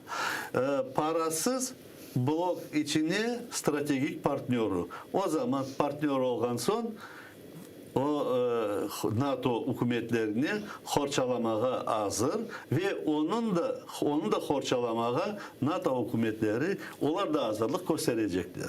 O zaman Ukrayna diyecek bir haflı bir hareket yapılsa Rusya taraftan o razılık verecek NATO ordusuna Ukrayna girmeye karar alır. NATO ordusu girer Ukrayna'ya. Sınır boyunca çizilir. Uçaklar başlarlar uçmaya Ukrayna üstüne. Son hadi Rusya varacak. Girecek mi? Yok. Toktalır kalır. Ama yana öyle hareket yakınlaşıp başlasa ayten da Rusya özgürlüğünü gayip edecek. Onun için onlar mutlaka böyle akılsız iş yapmazlar. Onlardan da analitikler düşünen adamlar vardır. Keçenlere bilesiniz Ukrayna prezidenti Vladimir Zelenskiy'nin press-marafonu o'tkazildi. 5,5 saat devam etken press-marafon çerçevesinde Ukrayna Cumhurbaşkanı çeşit türlü jurnalistlerin suallerine cevap verdi. Siz de muhakkak dinlegendirsiniz, görgendirsiniz. Teessüratlarınız nasıl? Mana bu 2 yıllık aytkan prezidentlik ekvatorı. Başta analiz yapmazdan evvel ben birinci düşüncem ne geldi? Bu da bir hibrit bir forması değil mi diye Rusya'da taraftan birinci onu düşündüm. Ve ben özüme razılık verdim. Bu çıkarılan Wagner Gate, Rusya'nın azınlığı, onlar her şeyini yaptılar. Onlar bu pastanovunu başından yaptılar.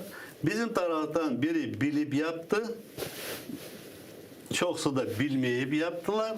Koşuldular bu işe. Sonra da bu pres konferansiyaya prezidentli o da az bir şey, ne aytayım, bir neopытность. Tecrübesizlik. Yaptı. Böyle pres konferansiyaya çıktı. O mütetkendir. Sanki kvartal 95'te çıkıp o kim olsa da cevap vermeye hazırıydı. Kim çıksa da öyleydi de. O senada kim çıksa kimin laf etse de o cevabını tapaydı. Ama prezident olarak cevap başkaca vermek gerek. O zaman başkaca albarmak gerek. O zaman başından tırışma. Давайте мы все простые, мы вот как будто вот öyle olma. Na простой laf edecek olsan sen men prezident demedi. O zaman prezident gibi tut. 76 o zaman laflarını ağırca laf etip her bir lafha atılıp etmeye cevap vermeye tırışma. O aytsın. Ona son cevap verirsin. Başka işlerin cevabını verirsin. Anladınız mı? Bu başladı sanki bu bir kazinoga oturup viski içip laf gibi öyle albardı olsun. Onun için onun görünüşünü ben beğenmedim. Ama da yana da haytam Rusya'nın hibrit cenklerini bu uydurulgan bu asla bütün Wagner Gate bütün bunun etrafına bu skandal asalet yapılgan yana da dünya başta Ukrayna'da bu patladı herkes başladılar laf etmeye son O günü de Rusya'ya başladı bu laf. O günü de. Onlar sanki o pres konferansiyaya oturan gibi böyle başladılar. Ondan sonra Avrupa politikleri, ondan sonra Amerika'dan politikler başladılar çıkışlar yapmaya. Ana son nege herkes bu problemi tutulup başladılar laf etmeye. Ben diyeyim, bu yana da bir Putin'in bir fokusu taşladı bunu ortağa uydurup yaptılar. Bütün dünya onun etrafına laf etse, Kırım yana da çetke unutuldu, kaldı, Donbas da unutuldu. Herkes bunu laf etti. Sanki başka laf yok mu? Bu nedir bu asla? Asla ben jurnalist degende bir hürmet ettim. Her zaman jurnalisti sayan. Ama bu sefer ben onların hareketinde onlar biraz govor gibi toplandılar efirde. Efirde onlar laf ederler.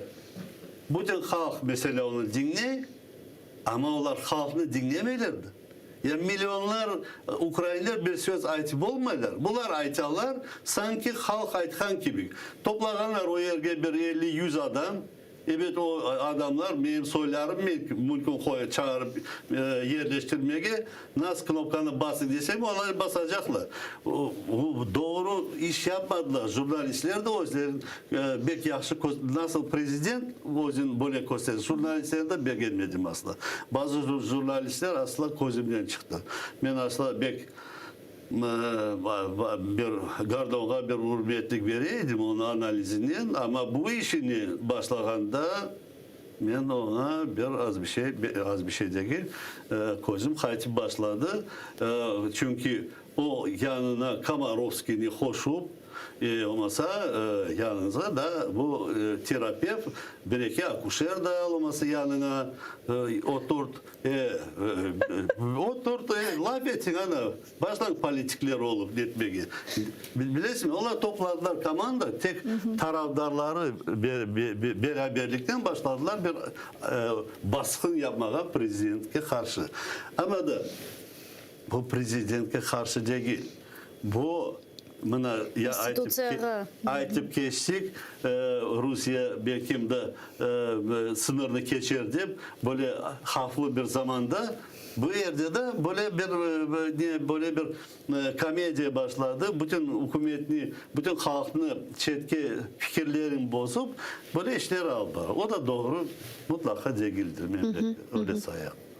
Ama bunun beraberlikte Zelenskiy da miraklı bir şeyini aytıp geçti. Degenine göre demek Ukrayna'da 1 dekabrge devlet devrimi hazırlanayken bazı kişiler tarafından ve bu devlet devrimine sanki dersin Ukrayna'nın büyük ticaret adamlarını da dahil etmeye tırışarlar ve bilesiz yarın demek Kiev'de böyle bir miting planlaştırıldı. Aynen bu Wagnergate treki dep aytalar. Şimdi böyle mod bir söz oldu trek boyunca.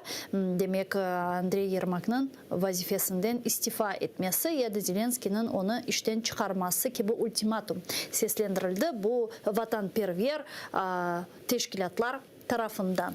Bu mesele tarafından ne düşünüyorsunuz? Hakikaten mi sizce bu gibi devlet devrimine hazırlıkları var idi ve yarınki olacak mitingler Ukrayna içerisinde iç siyasette bir destabilizasyon meselelerine yol açabilir mi? Halkına ayakta uzmak için onlara bir fikir vermek gerekler. Onlar ondan razı olmagaylar, onlar ona açılangaylar, onlar ona karşı çıkaylar. Böyle informasyonu jurnalistler verdiler Ukrayna 24'te. Verdiler, çıkardılar şimdi bu cin. Şimdi yarın evet bir miting olacaktır. Ben de öyle düşünüyorum olacaktır ama öyle Maydan gibi öyle kalabalık bir şey olmaz. Anda Maydan vaxtlarında ben de birkaç kere geleydim bunda. Bilirsin bu Maydan'dan sığanadan bakanda gece fenerlerin yakaydılar adamlar. Evet. O sokaklar öyle doluydu, o yerge milyonlar vardır diye öyle düşünüyordum. Öyle halk çıkmazlar. Eğer de bu bir parça halk çıkarırlar, mesela 5-11 de çıkarırlar. Çıksalar lozunglarla mesela Yermak'ını alıp taşlan, bunu alıp taşlan, keçiler, çadır koysunlar, kanun içine hareketler yapılsın demokratik hükümet. Ama eğer onlar başlasalar baskınlık yapmaya, ofiske tırışıp girmeye, paralamaya, o zaman o yarama iş, bu provokasyon ben sayacağım. Bu Ukrayna hükümetine karşı hazırlanan bir provokasyon olacağını deyip tanıyacağım. Sondan 75% Ve Rusya bundan faydalanacak mı? Evet. O da bu her şey ondan çıkar. Bilirsiniz mi? Biz deyimiz onlar öyle akıllı değiller ama onlar akıllı olmasalar da onların institutları bu bütün Sovyet zamanından başlayıp 17 senede 18 senelerden başlayıp çalışmaları, razrabotkaları, metodikleri nasıl yapmaya, nasıl hazırlamaya, onlar bu işleri kompüterden de test çalışmaya hazırlamaları olağında. O için onların kolu barmında. Eğer de daha düşünmek gerek, jurnalistler çıkış yaptılar, karşılık ettiler, Zelenski'nin reytingi düşe dediler, bir şey dediler.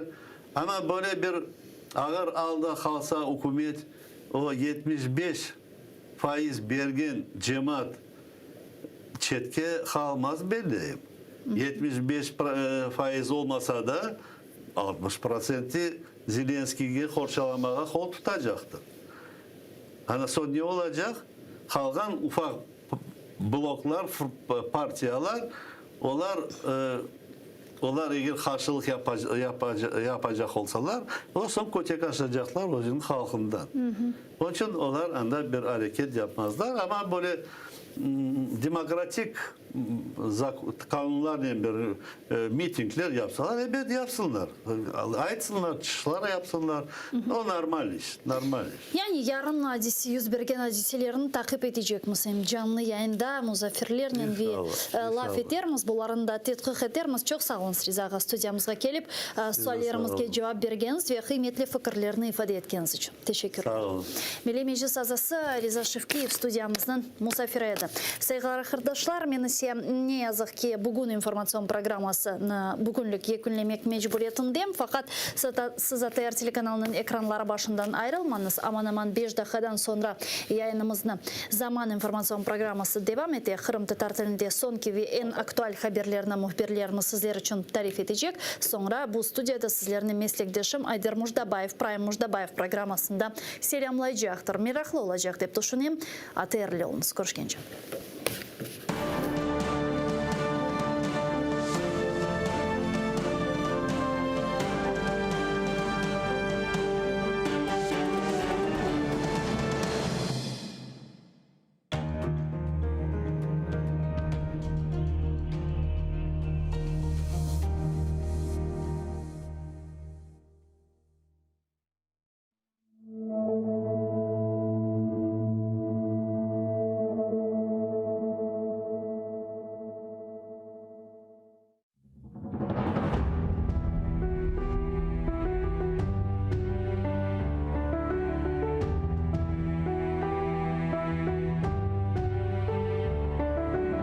Dayan Kırım'ım.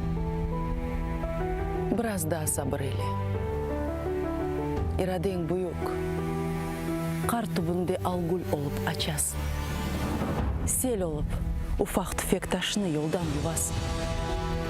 Dakkaya gibi susup dursan bile. Dayan. Tış sıkıp. Yumruklarını topla. Sevgine, dülberligin, çeberlikке teң yoktur. Tamırsız kuru kuray gibi geçkenler çoktur. Ketecekler. Tenine oz tikenin saplap. Savuşur yaran. Seni güzel bakça yaparız. Biz için bugün kara beyaz. Dost düşmanın bir yan oldu. O kara kalpler için de belki sayılı günler kaldı. Evladım, kartal kalkın, kanat yayarız.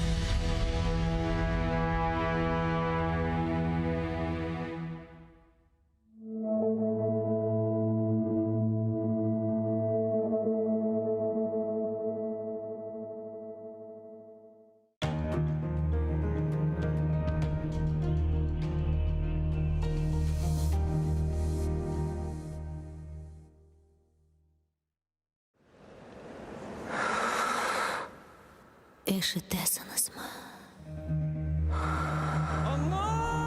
Мен ақтауны тынызма.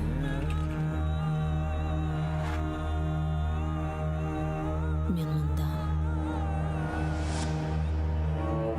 Бұл менің топрағым. Менің қырымым.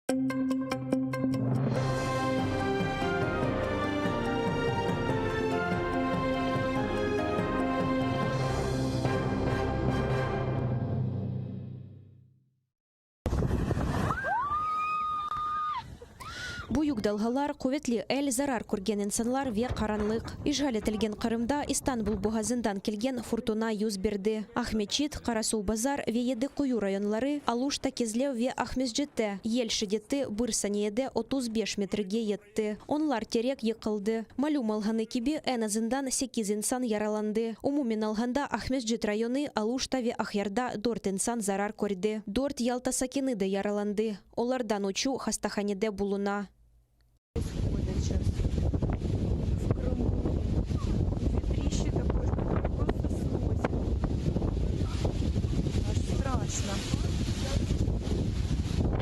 Тек Ахмесджетте 50-ге якын терек йықылды. Арабалар бір бала бақчасы ве уч мектепнің дамлары да зарар көрді. En azından 12 bin Қырымлы электриксіз қалды. Ижгалжилер акимиеті білдіргеніне көре 450 трансформатор аст станциясында электрик кесілді. Қырым пайтақтының мерkezіне қаранлық түшті.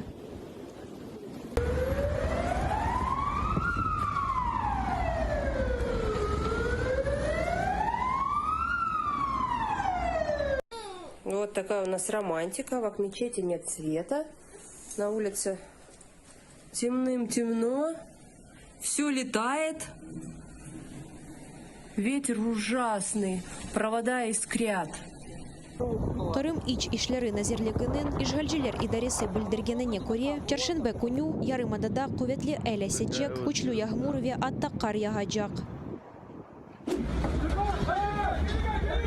Базар эртесі күну Истанбулда қасырға юз берді. Елнің тезлігі 1 саатта 130 километрге етті. Қасырға әвлернің дамлары ве реклама тақталарыны қопары палып кете, ве юк машиналарыны авдара еді. Дениз лиманы живарындaki биналар чоқ зарар көрді. Истанбул боғазында буюк далғалар көтерілгені үшін пекетілген ялы кенарыны сув басты.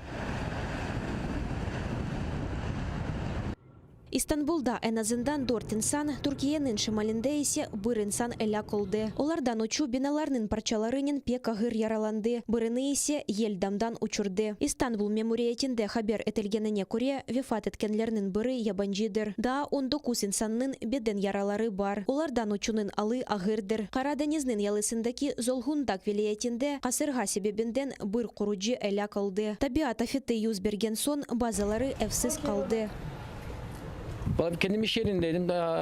Я був на роботі, коли мені діти зателефонували. Вони сказали, що в нашому будинку зірвало дах і щоб я якомога швидше прийшов. Коли я прийшов, будинок був у такому стані, нам вдалося врятувати деякі речі. Минулої ночі ми залишилися в будинку мого брата. Зараз думаємо, що буде далі. 2 моїх дітей під час стихійного лиха були вдома. Слава Богу, з ними нічого не сталося. Ніхто не постраждав. Ми молимося, щоб не було пожежі та вибуху газу. Burada işte bu odada böyle süsler var. Скляні прикраси, що були в цій кімнаті, впали на землю. Було багато шуму через вітер. Обидві кімнати почали падати. Нам було дуже страшно. Останньою залишилася кухня. Двері були замкнені, ми не могли вийти, потім прийшли чоловіки. Вони виламали двері і врятували нас. Я був з братом, і нам тоді було дуже страшно вдома. Sonra amcamgil geldi, kapıyı kırdılar işte öyle. Biz de çıktık. Оқу йортларында дәрсләрне лягу әттеләр. Түрк авай йоллары адлы учак ширкеты рейсләрнең кеч калмасы хакында белдерде. Истанбулда кунмага телүкеле алганы өчен учакларны Анкара вә Измиргә юнәттеләр. Истанбул бугазында гемеләр катнавы тохтатылды. Түркиянең чох регионларында паром йолларыны капаттылар. Майже півсотні 122-мм артилерійських снарядів прилетіли на околиці станиці Луганської. Майже водночас російські окупанти завдали удару зі 120-х мінометів у напрямку Старого Айдара. За повідомленням штабу Об'єднаних сил, поранено 2 українських воїнів та 56-річного жителя станиці Луганської. Усі постраждалі зараз під наглядом медиків. Їх стан називають задовільним. Більшість снарядів розірвались неподалік місцевої залізничної станції та депо. Вибухом повиривало шматки залізничних рейок, уламками перебило лінії живлення. 1500 жителів станиці Луганської тимчасово залишилися без електрики. Крім того, окупанти провокували оборонців Світлодарська, Старогнатівки та Новолуганського. Українські захисники відкривали вогонь у відповідь, не застосовуючи заборонене мінськими домовленостями озброєння, та змусили противника припинити обстріли. Завдяки зусиллям українських воїнів рубежі наших підрозділів залишилися незмінними.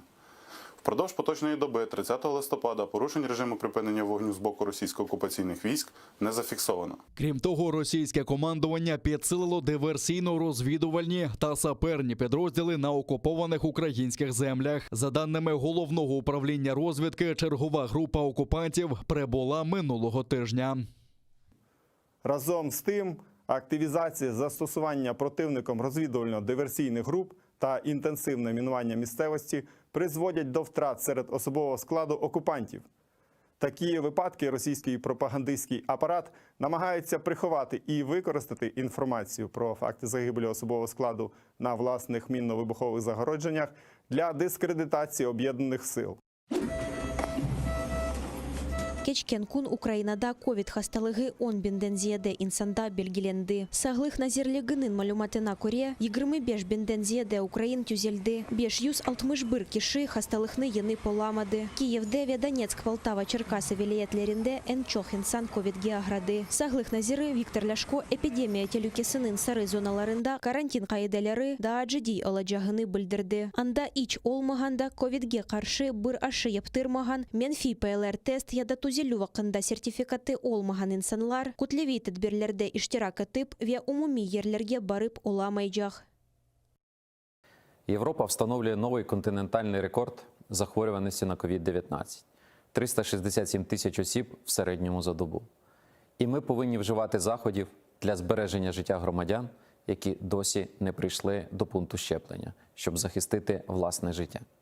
Саглых назирлигенде билдирилгенине көре 11 миллиондан зияде Украин ковидге каршы эки ашы яптырды. Виктор Ляшко украинлерни вакцинанын экинчи дозасыны вактында алмага чагырды. Бундан гайры саглых назиры хатырлата. Базар эртеси кунунден башлап сары ковид сертификаты тек 30 күн девамында кечерли олажак. Бу инсанларны экинчи ашы вактында яптырмага мечбур этежек. Термін дії жовтого сертифіката з 6 грудня стає 30 днів. Раніше він був чинним 120 днів. Нагадаємо, що мінімально можливі інтервали для введення других доз вакцини. Pfizer – 21 день, Moderna – 28 днів, CoronaVac – 14 днів, AstraZeneca – 28 днів. Яны ковид хасталары азлаша, амачин вирусындан вефат эткенлернин сайысы арта. Ишгалжилер акимиетинин шубели эсапланмаларына көре кечкен кун 658 кырым сакининде ковид белгиленди. 34 киши хасталых агырлашмасы нетижесинде элак олды. Ахернин ишгалжилер акимиети билдиргенине көре шээрде коллектив мукавимет аман-аман шекеленди. Ковид хасталарына айрылган 294 ятах боштыр. Хастаханеге яткызуу севиеси 11%га эксилди. Бутун дуньяда девлетлернин окуметлери ось ватандашларыны омикрон адлы коронавируснын яны вариантындан куртармага тырыша. Оны энди чох мемлекетте белгиледейлер. Базы өлкелерде серт карантин сынырланмаларыны керсеттейлер. Меселя Израиль ве Японияда четел туристлери үчүн Кения сынырларны капаттылар. Полония окуметы еді Африка мемлекетине учушларны ясаклай жагы, базы сияатчылар үчүн карантин вактыны узата жагы, ресторанлар ве башка умумий ерлерде айны вакытта булуна билген инсанларнын сайысыны эксителжегыны билдирди. Латин Америкада да карантин сынырланмаларыны керсетежеклер. Бразилия 6 Женубий Африка мемлекетинден келген сияатчылар үчүн ось сынырларыны капатажак. Чили окуметы да айны кайделерни керсетежек. Мексика президенты исе базар эртеси куну телешланмак үчүн ич себеп жок деп билдирди. Векерчектен де дуньяда ковиднын яны штамындан ич кимсе вефат этмеди. Саглык кору в дунья тешкилаты тахмин эткенине көре, бираздан омикрон бутун дуньяда таркалып, жиди нетижелернин себеби олур. Биринчи сефер омикрон Женубий Африкада кайдетилди. Экспертлер айтканына көре, ковиднын яны штамына каршы энди барылган вакциналарны кулланмак мумкун. Чи ефективні нинішні способи лікування? Так, ми впевнені, що стандартні процедури у нашому протоколі мають бути ефективними. Ми очікуємо, що вакцини захищатимуть від госпіталізації та важких форм хвороби. Модерна, Джонсон & Джонсон ве BioNTech вакциналарынын истисалчылары омикрон штамына каршы яны вакциналарны ишлеп чыгармага башлаганын билдирди. Кремль пропагандачыларына жевап ве мифлернин yok этилмеси. Тарихчи Гульнара Абдулла Кырым эвинде Кырым татарлар этногенезден девлетчиликке yol адлы китапны тагдим этти. Бу китапта тамыр халкынын пейда алмасы антик вакытлардан башлап бугунге кадар Кырымнын тарихы ве Рус ишгали акында малумат бериле. Бундан гайры анда ак корчалайчылар тарафындан азырланган ишгалчилер акимиятынын жинаятлери акында билгилер де бар. Китапнын эсас максаты украинлер ве Кырым татарларны бирлештирген шейлерни көстөрмөк деп айта Лейханын муалифлери. Китапнын украин ве Кырым татар тилдеринде улган бин нусхасы нешеретилди. Мой главный месседж был показать, кто такие крымские татары. Сегодня в мире действительно знают много о крымских татарах, но мало кто знает, что это за народ и почему он называет себя коренным, и почему его этническая территория Крым. Моя книга – это всего лишь только кирпичик в формировании будущей такой библиотеки мировой о крымских татарах. Я на это надеюсь. Когда были задержаны мои друзья, братья Ахтемовы и Нариман Джелял, для меня это было большое потрясение. Как раз выходила украинская версия книги, и я приняла для себя решение, что 10% с каждой проданной книги лично от меня пойдет в семьи политзаключенных. Треба шукати погляд зсередини на, власне, на два народи, які утворили одну країну – Україну. Бо кримці точно такі засновники України, як і українці, і не в кількості справа, а в якості. Знання історії – це відчуття права проживати на цій території, це відчуття своїх прав як нації. Найбільші наративи, які народжувалися, це якраз були по відношенню, фальсифікації по відношенню до кримських татар і українців. Є великий запит сьогодні на те, аби знати, а хто такі кримські татари.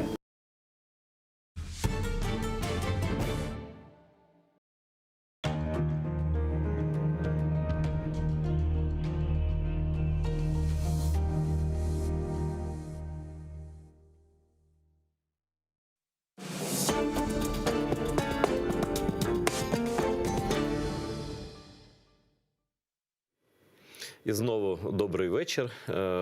У прямому етері АТР Прайм. Це час, коли ми говоримо про найцікавіші події для Криму, всієї України і світу.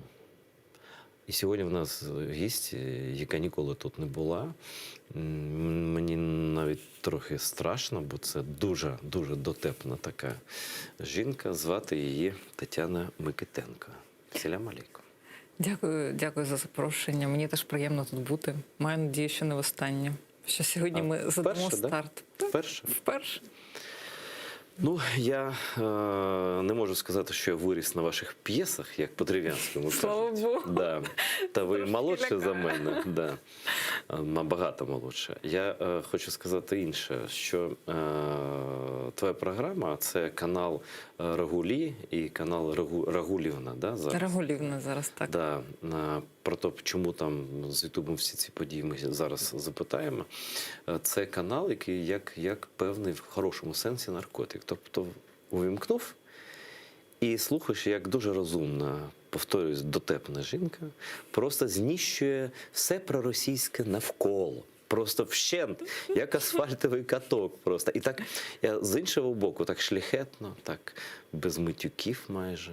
Майже, да. Але іноді Іноді. В цілому, так, навіть з якоюсь там, і може навіть тобі і жалко їх трохи. Я не знаю. Ти як до них ставишся, як до проросійських діячів всяких. І ти дуже-дуже уважно слідкуєш за станом української журналістики. Це теж важливо. І такі, може, ти одна людина, і ти не можеш там все спостерігати, але якісь там дуже важливі речі ти помічаєш і дуже класно все це розкладаєш просто людям. Я просто не можу відірватися. Ось такі компліменти. Дякую. Я компліментів розумною жінкам не кажу, бо це марно, але правду можна. Мені приємно, але для мене це, як би там комусь не хотілося, всі вважають, що в мене якась надмета, але для мене це просто сеанс терапії, тому що я бачу все, що відбувається навколо, незалежно від того, роблю про це контент чи ні, і я все одно ці речі помічаю. Тобто ти інфоманка типова, я просто да? інфоманка, і я розумію, що я це бачу, і мені треба далі якось передавати, як у фільмі «Дзвінок». Ти подивився відео, і тобі треба скинути його далі, тому що це прокляття потім на зависне, і ти потім будеш з цим жити. І тому ти переварюєш і йдеш далі. Тому, з одного боку, всім здається, що в мене дуже шляхетна мета змінити світ, в тому числі, але, крім того, це мій самоаналіз, власне. Я сижу і така, так, я раніше це толерувала, а це ні, а це цікаво, на це не звертала увагу. І тому я щотижня проходжу таку безкоштовну для себе психотерапію з глядачами. Ми повернемося до всіх тем, але перше, чому такі репресії з боку Ютуба на твій канал? Ось цей канал Рагулі, який існував скільки років? Він існував останньому в своїй ітерації 1,5 роки, коли я почала активно стрімити з дому і перейшла вже на домашній формат. 1,5 роки я виставляла контент, на який було декілька скарг, але вони були дуже такі миттєві, і я їх дуже швидко анулювала. А тут, після того всього, що відбувалося, після тих всіх переписок і стукань у всі двері, я побачила, що після відновлення каналу 2 відео заблоковані назавжди. Зараз я подала на них апеляцію і маю надію, що розблокували вже, так? Відео ще не розблокували, канал розблокували, але відео, які заблокували, стосувалися Іллі Варламова і того, що одне з відео заблокованих, яке називають, так би мовити, відео, що розпалює ворожнечу, це відео, яке називається «Чи хочуть українці назад в Радянський Союз?». Тобто розпалювання ворожнечі полягає у тому, що я ставлю такі запитання. Якщо ти не хочеш жити з росіянами в одній країні, це розпалювання ворожнечі. Це розпалювання. Це ти ворог просто. Зрозуміло. І цілком зрозуміло, в який офіс прийшли. Московський офіс Ютубу. І що принесли? В тебе там більше, ніж 100 тисяч підписів? 120 тисяч було на той момент. Це має бути вже конкретна скарга. Не так, знаєш, там, клік, а принести заяву. Тобто хтось принес заяву. Це давно невелика таємниця, що соціальні мережі залежать від Росії. І я відверті речі такі чув, слухайте, там більше грошей. Ми просто заробляємо гроші. Російськомовний контент, він більше. Там просто більше. Як і всі топи музики, YouTube музики, Apple Tunes і так далі, все це переповнено російським контентом серед українців в українському просторі медійному. Тобто, очевидно, що YouTube має розділяти юзерів з України і юзерів з Росії, але наші топи фактично збігаються, і це просто цілеспрямована політика. І особливо, якщо за цим спостерігати і досліджувати, і бачити, як це все відбувається, які відео виходять в топи, які не виходять, порівнювати статистику і розумієш, що, в принципі, це просто цілеспрямована робота, яка направлена на те, щоб не випускати нас з медійного простору єдиного для оцього совітського чоловіка. Який, до речі, просто занадто забитий російськими каналами. Деякі з яких подаються як незалежні, як блогери. Ось той самий Ілля Варламов, це маніпулятор ФСБшний. Він там нема тавру де ставити просто. Ну, але ж наші наївні поні українські дивляться, лайкають і хвалять. Ну, взагалі, все чудово. Варламов, в принципі, відпрацьовував окупацію Криму з перших днів. Абсолютно, Він розповідав про свою бабушку, яка завжди хотіла умереть в Росії, хоча бабушка приїхала в український Крим уже після того, як він став взагалі українським і прожила там 50 з лишком років. Все життя хотіла умереть в Росії, і зрештою Варламов використовував цю всю історію про свою малахольну бабушку як підставу того, що Росія має право. Можна було привезти і закопати. В принципі. Ну, якщо так бажало. Не цікавилися долею бабушки. Хотілося б, щоб уже сталося. Ти знаєш, мені здається, це Варламов набрехав про свою бабусю. Бабуся, скоріш за все, спокійно жила собі і померла. Таким, ну, знаєш, природним чином, я б сказав так. А Варламов – це просто брехло, трепло, і він дуже відомий в Росії трепло. А те, що тут багато хто не знає, хто він, да, це недолік нашої роботи інформаційної. Так.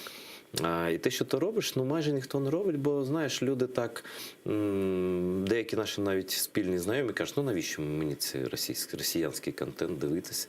Ну, слухайте, якщо ти можеш дозволити собі таке життя, ну, я би сказати, легке, що ти можеш не звертати увагу на Росію, да? То добре, я за тебе щасливий, але все ж таки цікаві це потрібно. І коли ось нагнітання чергове там напруга якась, ми відразу, а що там вони кажуть? Це ж все-таки, ми ж залежимо все ж таки від того, що там відбувається, від пропаганди так само. А давайте тільки одне питання поставлю, таке загальне, бо все ж таки Кримстарський канал, напевно, не всі бачили твоїх Рагулів, і не всі підписані ще на канал Рагулівна.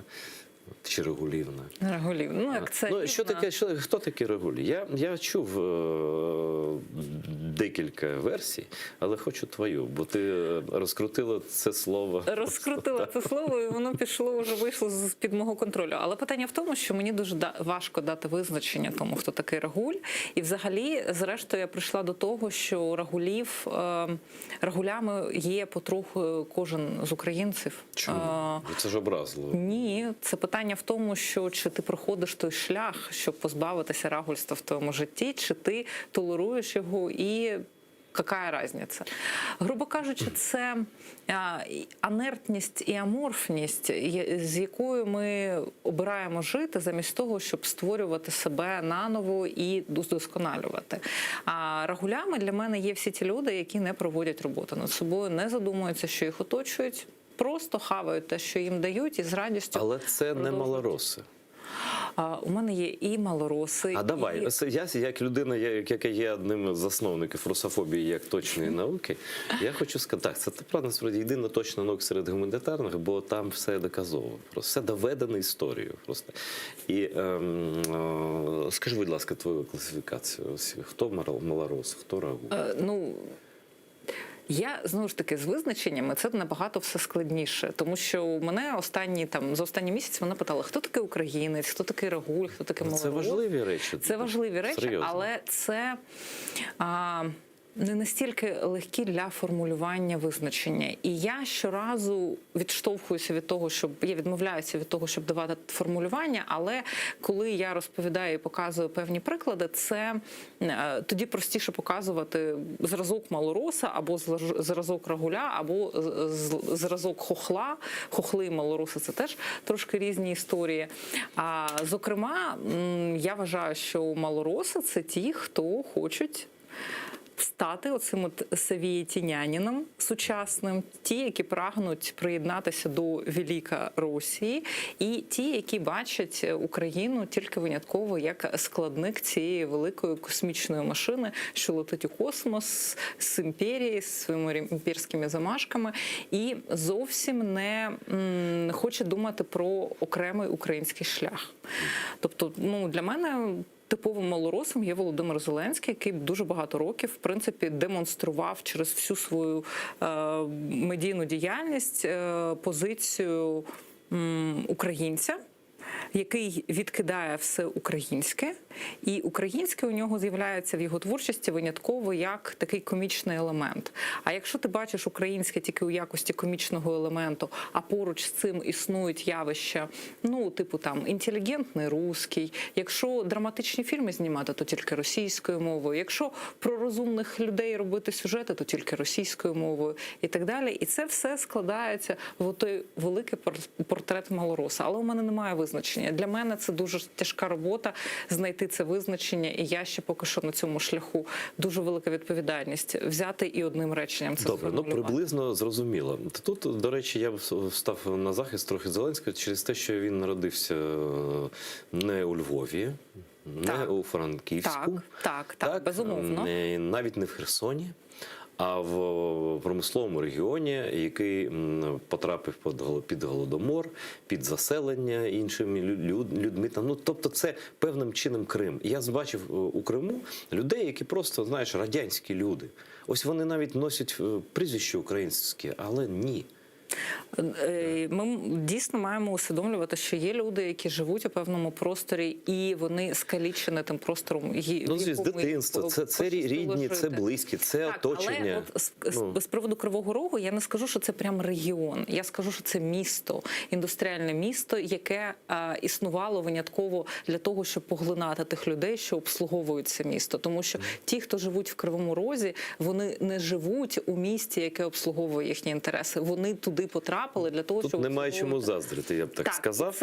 І це трагічна історія. Але якщо взяти регіон і від'їхати від Кривого Рогу на 20 кілометрів і поїхати в якесь село або те ж саме Запоріжжя. Це типово для Донбасу.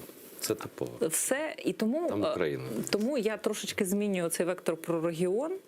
Я, звичайно, розумію, що хлопчик, який виріс у певного типу сім'ї, інтелігентні, пострадянські в Кривому Розі. Це провінційна інтелігенція. Я такий тип людей, я знаю. І я абсолютно даю на це знижку. Але питання в тому, що протягом 20 років він не завдавав собі клопоту подумати про те, чому в його сюжетах українська мова звучить винятково як насмішка. А ти не хочеш з іншого боку зайти? А може тому, що попит такий був? А ми всі аплодували. Ну не всі. Ну добре, ти не аплодувала. В тебе такий смак вишуканий. А ось люди, я тоді, вибач, я з Тамбову. Це взагалі, це гірше за батьківщину Володимира Олександровича. Це просто там. Слухайте, в Кривому Розі я була двічі, і я планую туди ще раз поїхати. Мене вразило це місто. По-перше, своїм масштабом, по-друге, абсолютно різноманітними людьми, з якими ти там стикаєшся. І знову ж таки, я не хочу бути таким доктором, який бере і виставляє діагноз. Але питання в тому, якщо говорити про попит. Попит – це одна із тем, яку я постійно піднімаю в своїх ефірах. Зокрема, телевізійники говорять, створюючи певний продукт. А що первинно? Це як яйце і курка, да? Що попит чи... Я вважаю, що пропозиція може сформувати попит. Тому що те, що я робила, не було таким уже затребуваним і не було таким уже загальним місцем, коли я починала робити роботи. А зараз ти відчуваєш інший попит. А зараз я відчуваю інший попит. Змінюється ситуація, звісно. І, до речі, знаєш, тут таке. Тут радянська естетика, це КВНівська радянська естетика, так? Це ж ви не всі знають один одного, да? І я таку таємницю скажу, може це не таємниця, що в нього в 95-му кварталі одні з основних людей, це з Тамбова. Вони вчилися на курс молодше за мене. Житков там був. Так, це сценаристи і інший Володимир, здається, Сергій Казанін, який грає Путіна. Він точно з там, де я знаю просто. Ось ці два з Тамбову.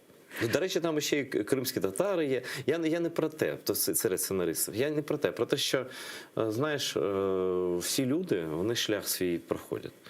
І коли я думав, а як взагалі ніхто ж не чув від Зеленського української мови. Ну, майже не чув, да? ну де? Я дивився, коли в Тамбові своєму жив, ще там в Москві, я дивився Реготав, дивився 95-й квартал, і мені було так кайфово, що у сусідній країні можна таке про владу, а там же всі гайки там закручуються. Там, тут така, я показував своїм колегам, казав, дивіться, що може там Зеленський, його там друзі. Це дуже, це правда, на тлі того, це круто було. У вас інший підхід, інший погляд, так? Але все одно, еволюція, вона всіх стосується. І Зеленський, ну, майже бездоганно українською зараз розмовляє. Він насправді вивчив українську непогано, але якщо порівнювати навіть еволюційний шлях Януковича, Янукович теж вивчив українську мову, незважаючи на те, що в принципі стартові позиції у них недалеко одне від одного були. Плюс Зеленський все-таки формувався уже в період, коли Україна здобула незалежність. Так. Там дуже багато різних факторів. Тим не менш, Зеленський спромігся вивчити українську. Він, ну, очевидно, це видно з сюжетів, які знімають, коли він там десь ходить і спілкується зі своїми колегами, там він російською мовою спілкується, він не настільки багато послуговується українською, але він вже дійшов до того, щоб не ігнорувати, ну тому що він президент, у нього немає вибору. Свій марафон телевізійний минулий, перший. Ну, в мене є своє ставлення до цього жанру. Я вважаю, що він дуже корисний для розвідників російських, для аналітиків ФСБ. Це правда. Для психологічного портрету. Зважаючи, що перший марафон був 14 годин, а останній був 5,5, це дійсно для всіх великий матеріал. Там сидять люди не дурні, вони записують всі нюанси, на що можна натиснути психологічно, бо розкриватися в голові воюючої країни не можна. Але такий шлях був обраний просто від початку. Ну, добре, якщо ви так вирішили, я проти, але не я президент України. Але перший марафон був виключно україномовний. Жодного слова, ну, може там щось було, ну, да. Тут, коли людина хвилюється, коли він сперечається, коли є діалог, тим більше такий, ну, я б сказав, напіввічливий, да? А може і взагалі не вічливий.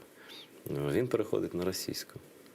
І він, більш того, переходив декілька разів для того, щоб підкреслити, що я хочу, щоб мене почули і зрозуміли ті, хто дивляться мене в Росії, без перекладу, щоб не перекладали, інакшували мої слова.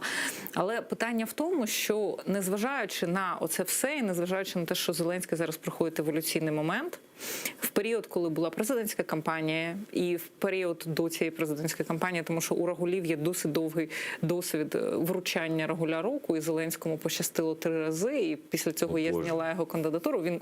Його обирали, його до президентства обрали Рагулем. Твої глядачі? Так. І я своїх глядачів звинувачую в тому, що ви самі його обрали за 4 місяці до виборів. Ну, типу, це ваша відповідальність. Але питання в тому, що якщо ти існуєш в державі під назвою Україна і ти створюєш медійний продукт для українців, то зрештою тобі мало б спасти на думку те, щоб робити продукт, зокрема, для українців. Давай коротку паузу, бо дзвінок, і ми завжди відразу ведемо в етер. Я вас вітаю, кажіть, хто ви, звідки, і ставте своє запитання гості. Добрий вечір. Добрий. Я з Івано-Франківська, звати мене Василь. Ви тільки що раніше сказав, що Зеленський з інтелігентної сім'ї, там в нього батьки професори і тому подібне. Я не знаю, з якої він сім'ї інтелігентної. Мені здається, він з сім'ї гопників. З всяким разом, так як він себе поводив на прес-конференції, він себе не поводив взагалі як президент, він не поводив себе, я не знаю, людина психічно неадекватна, там треба за психіатра. Ну, він давайте не будемо так. Можливо, тільки психічні захворювання, хвороба. Я перепрошую, ну давайте не будемо такі слова вживати. Він не володіє українською мовою, він путає якісь речення, взагалі не збиті фрази, він таке враження, як трохи психічно людина. Так, я перепрошую, давайте, дякую за дзвінок, але коли просто поспіль психічно, ми не психіатри з вами, я не психіатр, і Тетяна теж не психіатр. Я відмовилася бути лікарем прямо от за хвилин 5 до цього дзвінка. Але Якщо говорити про от останню прес-конференцію Зеленського, то, звичайно, очевидно, він живе з великою кількістю демонів. І у нього ці демони пов'язані з тим, демонів, які не відпускають його, тому що я Це страшні криворозькі демони. Декілька ефірів тому я розбирала той нюанс, що у Зеленського комплекс відмінника. І багато хто з моїх глядачів не зрозуміло, що я мала на увазі. Зеленському він з професорської сім'ї. подобатися всім. Ну він син професора. Йому хочеться, щоб він завжди був лайкабл. Має право на це. І надіятися. одна із головних причин, чому його так несло під час прес-конференції, це в тому, і він там прямо говорив це прямим текстом. Я хороша людина, чому про мене говорять погано? Я ж хороший, чому цього не бачать? Чому люди, які мене не знають особисто? Може, ми щось... Або він так себе просто сприймає, але не аналізує до кінця. Слухай, він має же почуття гумору. Специфічне. Має. Слухай, Знову ж таки, все залежить від контексту. Почуття гумору – це, по-перше, дуже сильний інструмент, а по-друге, це той інструмент, з допомогою якого ти показуєш, на чиїй ти стороні, на чиєму ти боці. І коли Зеленський жартує про ебонітові палички на Майдані, це жахливий жарт, насправді.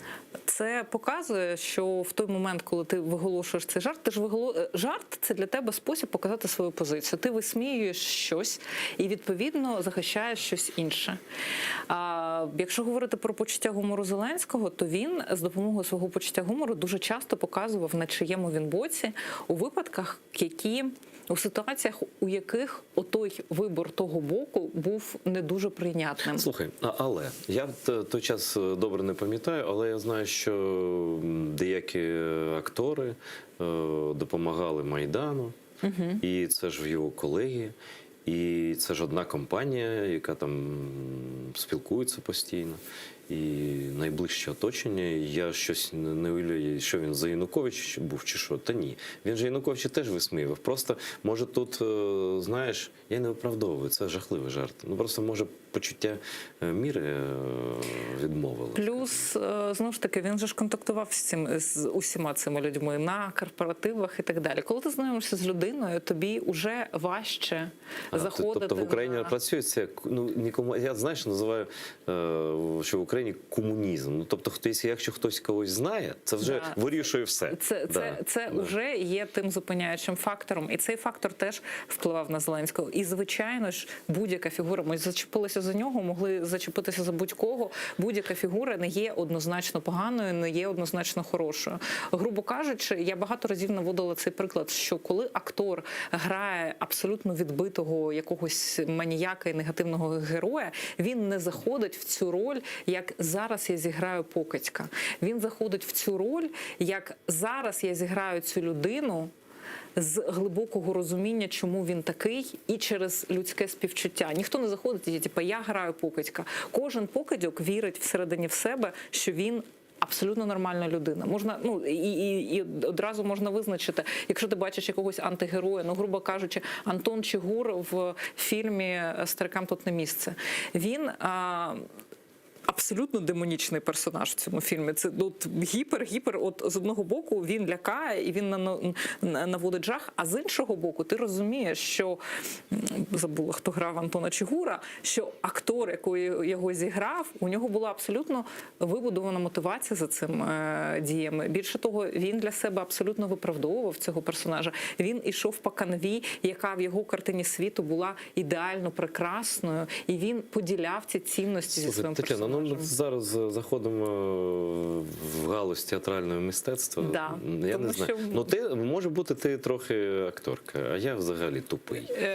Я про те, що кожен із героїв, коли він робить якісь вчинки, він не робить їх, тому що от зараз я зроблю якесь лайніще всім. А він робить це з точки зору, тому що він в це вірить. І Зеленський, як і багато інших персонажів, про яких розповідають, вони абсолютно вірять в те, що вони роблять. І тому кожен раз, коли я розбираю ту чи іншу ситуацію в Рагулях, чи будь-де, я розбираю вчинок І цей вчинок є одною з характеристикою цієї людини. Але ми вранці заходимо в магазин, купуємо молоко, вдень ідемо по вулиці, переходимо на червоне світло, ввечері їдемо за кермом, наприклад, не пристібнувшись рівнем, потім приходимо додому, гиркаємо на своїх близьких. У нас дуже багато різних облич. І коли я витягаю якусь історію, це не означає, що я ставлю просто тавро на людину, але я ставлю, я показую те, як він діє в тій чи іншій ситуації. Тому мені дуже важливо це говорити.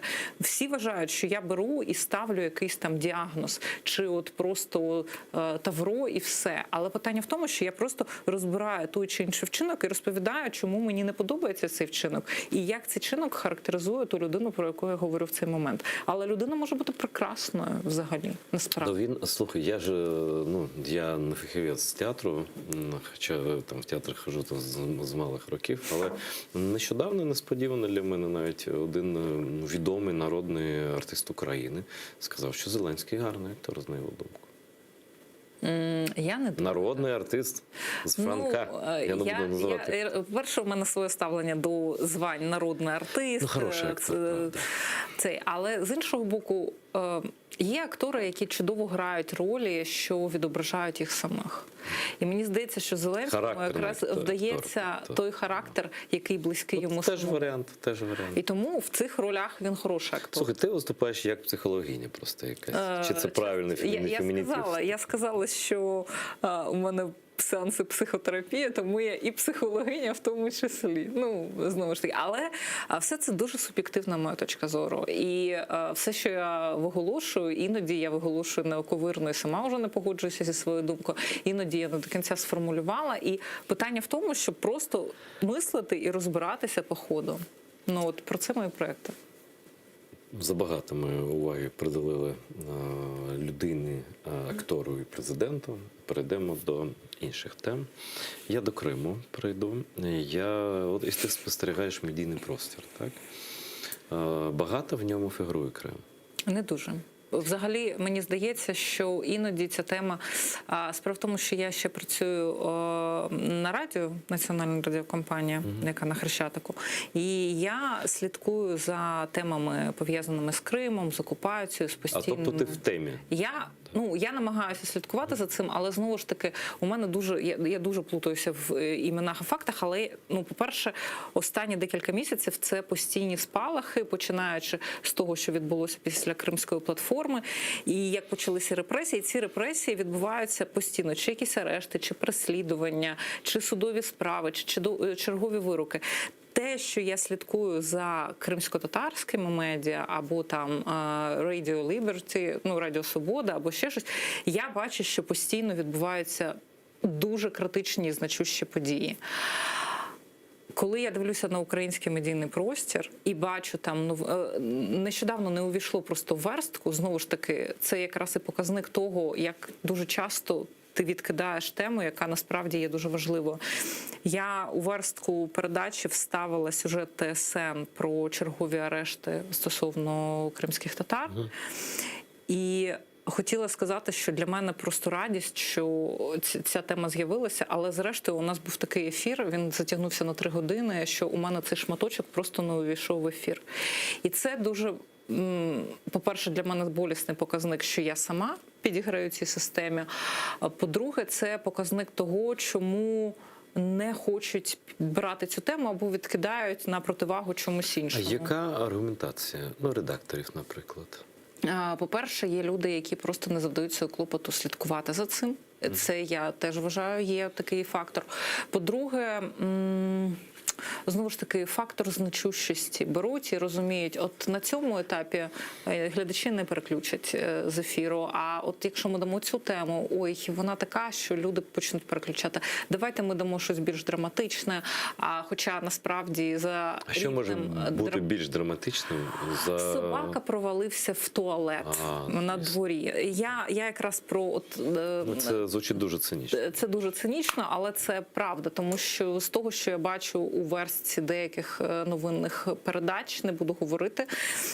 Я бачу, що надають перевагу не важливим подіям, які стосуються України і які є важливими для України на міжнародному рівні, а якісь от питання: собака провалився в дерев'яний туалет у дворі біля села, там в 40 кілометрах від Житомира. От така історія. Тобто надають перевагу якимось абсолютно побутовим і незначущим. З одного боку говорять, це проблема, яка стосується кожного з нас, але з іншого боку, таким чином вимивається тема з Криму. І я проведу цю паралель. Дуже багато хто з тих, хто поза політикою, з великим здивуванням можуть подумати про те, що, виявляється, у нас ще війна триває. Вони випадають з цього контексту. Дуже багато. Є. Є. Ні, війни немає. Яка війна? Питання в тому, що набагато більша кількість людей, які взагалі згадують про те, що відбувається в Криму, про те, як там відбувається переслідування, скільки кримських татар знаходиться у заручниках, фактично у того політичного режиму. Там стан безвихідний, бо там такі вироки 15-18 років. Розумієш, це просто це за вбивство таке дають людям, які просто не тримали в руках нічого. Навіть кулі. Більше того, те, як відбуваються арешти, те, як приходять і просто через саму процедуру того, як це повернення чорних воронков з радянського періоду, коли до тебе вночі приїжджають, тебе забирають і нікому не говорять, де ти. Про цей досвід ми говоримо дуже мало. І я насправді намагаюся піднімати тему Криму теж у своїх випусках. У мене найчастіше це, я ледь не що випуску, звичайно, говорю про окупований оцей so-called ДНР, ЛНР. А з Криму у мене менше сюжетів, але я стараюся робити це теж досить часто, показуючи зріст того, що там відбувається, чи якусь дичину, яка там відбувається, нагадуючи, що ми пам'ятаємо, що Крим знаходиться під окупацією. Я повторюю. Дякую тобі. Не кожна людина, не кожна медійна людина вважає це за потрібне, але це просто, знаєш, це, якщо забути про Крим, це початок кінця просто. Плюс зараз Лукашенко дуже активізувався в цьому плані, і теж дуже багато заяв. Ми намагаємося аналізувати, я зі своїм співведучим Андрієм, ми намагаємося аналізувати не лише події, які там відбуваються, не лише так, як ця тема присутня в наших медіа, а і що говорять. Зокрема, коли була от Кримська платформа, ми дуже активно розбирали, по-перше, які висловлювання були на Кримській платформі, і яка реакція, і які висловлювання були як реакція на Кримську. Це був інформаційний спалах на тему Криму. Це був гігантський інформаційний спалах, який досить швидко згас. І от остання прес-конференція Зеленського, було одне запитання, яке стосувалося заручників. Це все запам'ятали, бо воно єдине було. Єдине. Більше цих питань. Але це сором, насправді. Це, знаєш, це сором українській журналістиці, я думаю, в тому числі. Не тільки там Офісу Президента, який там нас не покликав. Не хочуть, нехай не кличуть. Кримські татари нікому не нав'язується. Але, слухай, скільки там журналістів було? 30, да? І тільки в одній людині таке питання виникло. Для багатьох збили на тому, що їм задали іншу рамку цього спілкування, і вони повелися. Можливо, там було б більше таких запитань. Але просто рамку Зеленський задав на третьому запитанні, і далі про Ахметова звучало весь час, а про питання якісь інші не звучало майже нічого. Кожен цікавився своєю. На мій погляд, це помилка, бо президент все ж таки має задавати тренди. Як ти кажеш про попит і пропозицію, да? Президент, він задає сенси. Коли була Кримська платформа, він задав дуже круті сенси. Міністр закордонних справ підтримує це в порядку денному світовому. І зараз просто він я знаю, вони в Ризі були, зараз міністр у Стокгольмі. І все це там стосується безпеки України. Але все ж таки мені здається, що потрібно чіткіше і частіше про Крим казати. І знаєш, а насправді відбувається інше. Люди, які щонайменше толерують окупацію Криму, в найгіршому випадку вони просто відкрито підтримують її.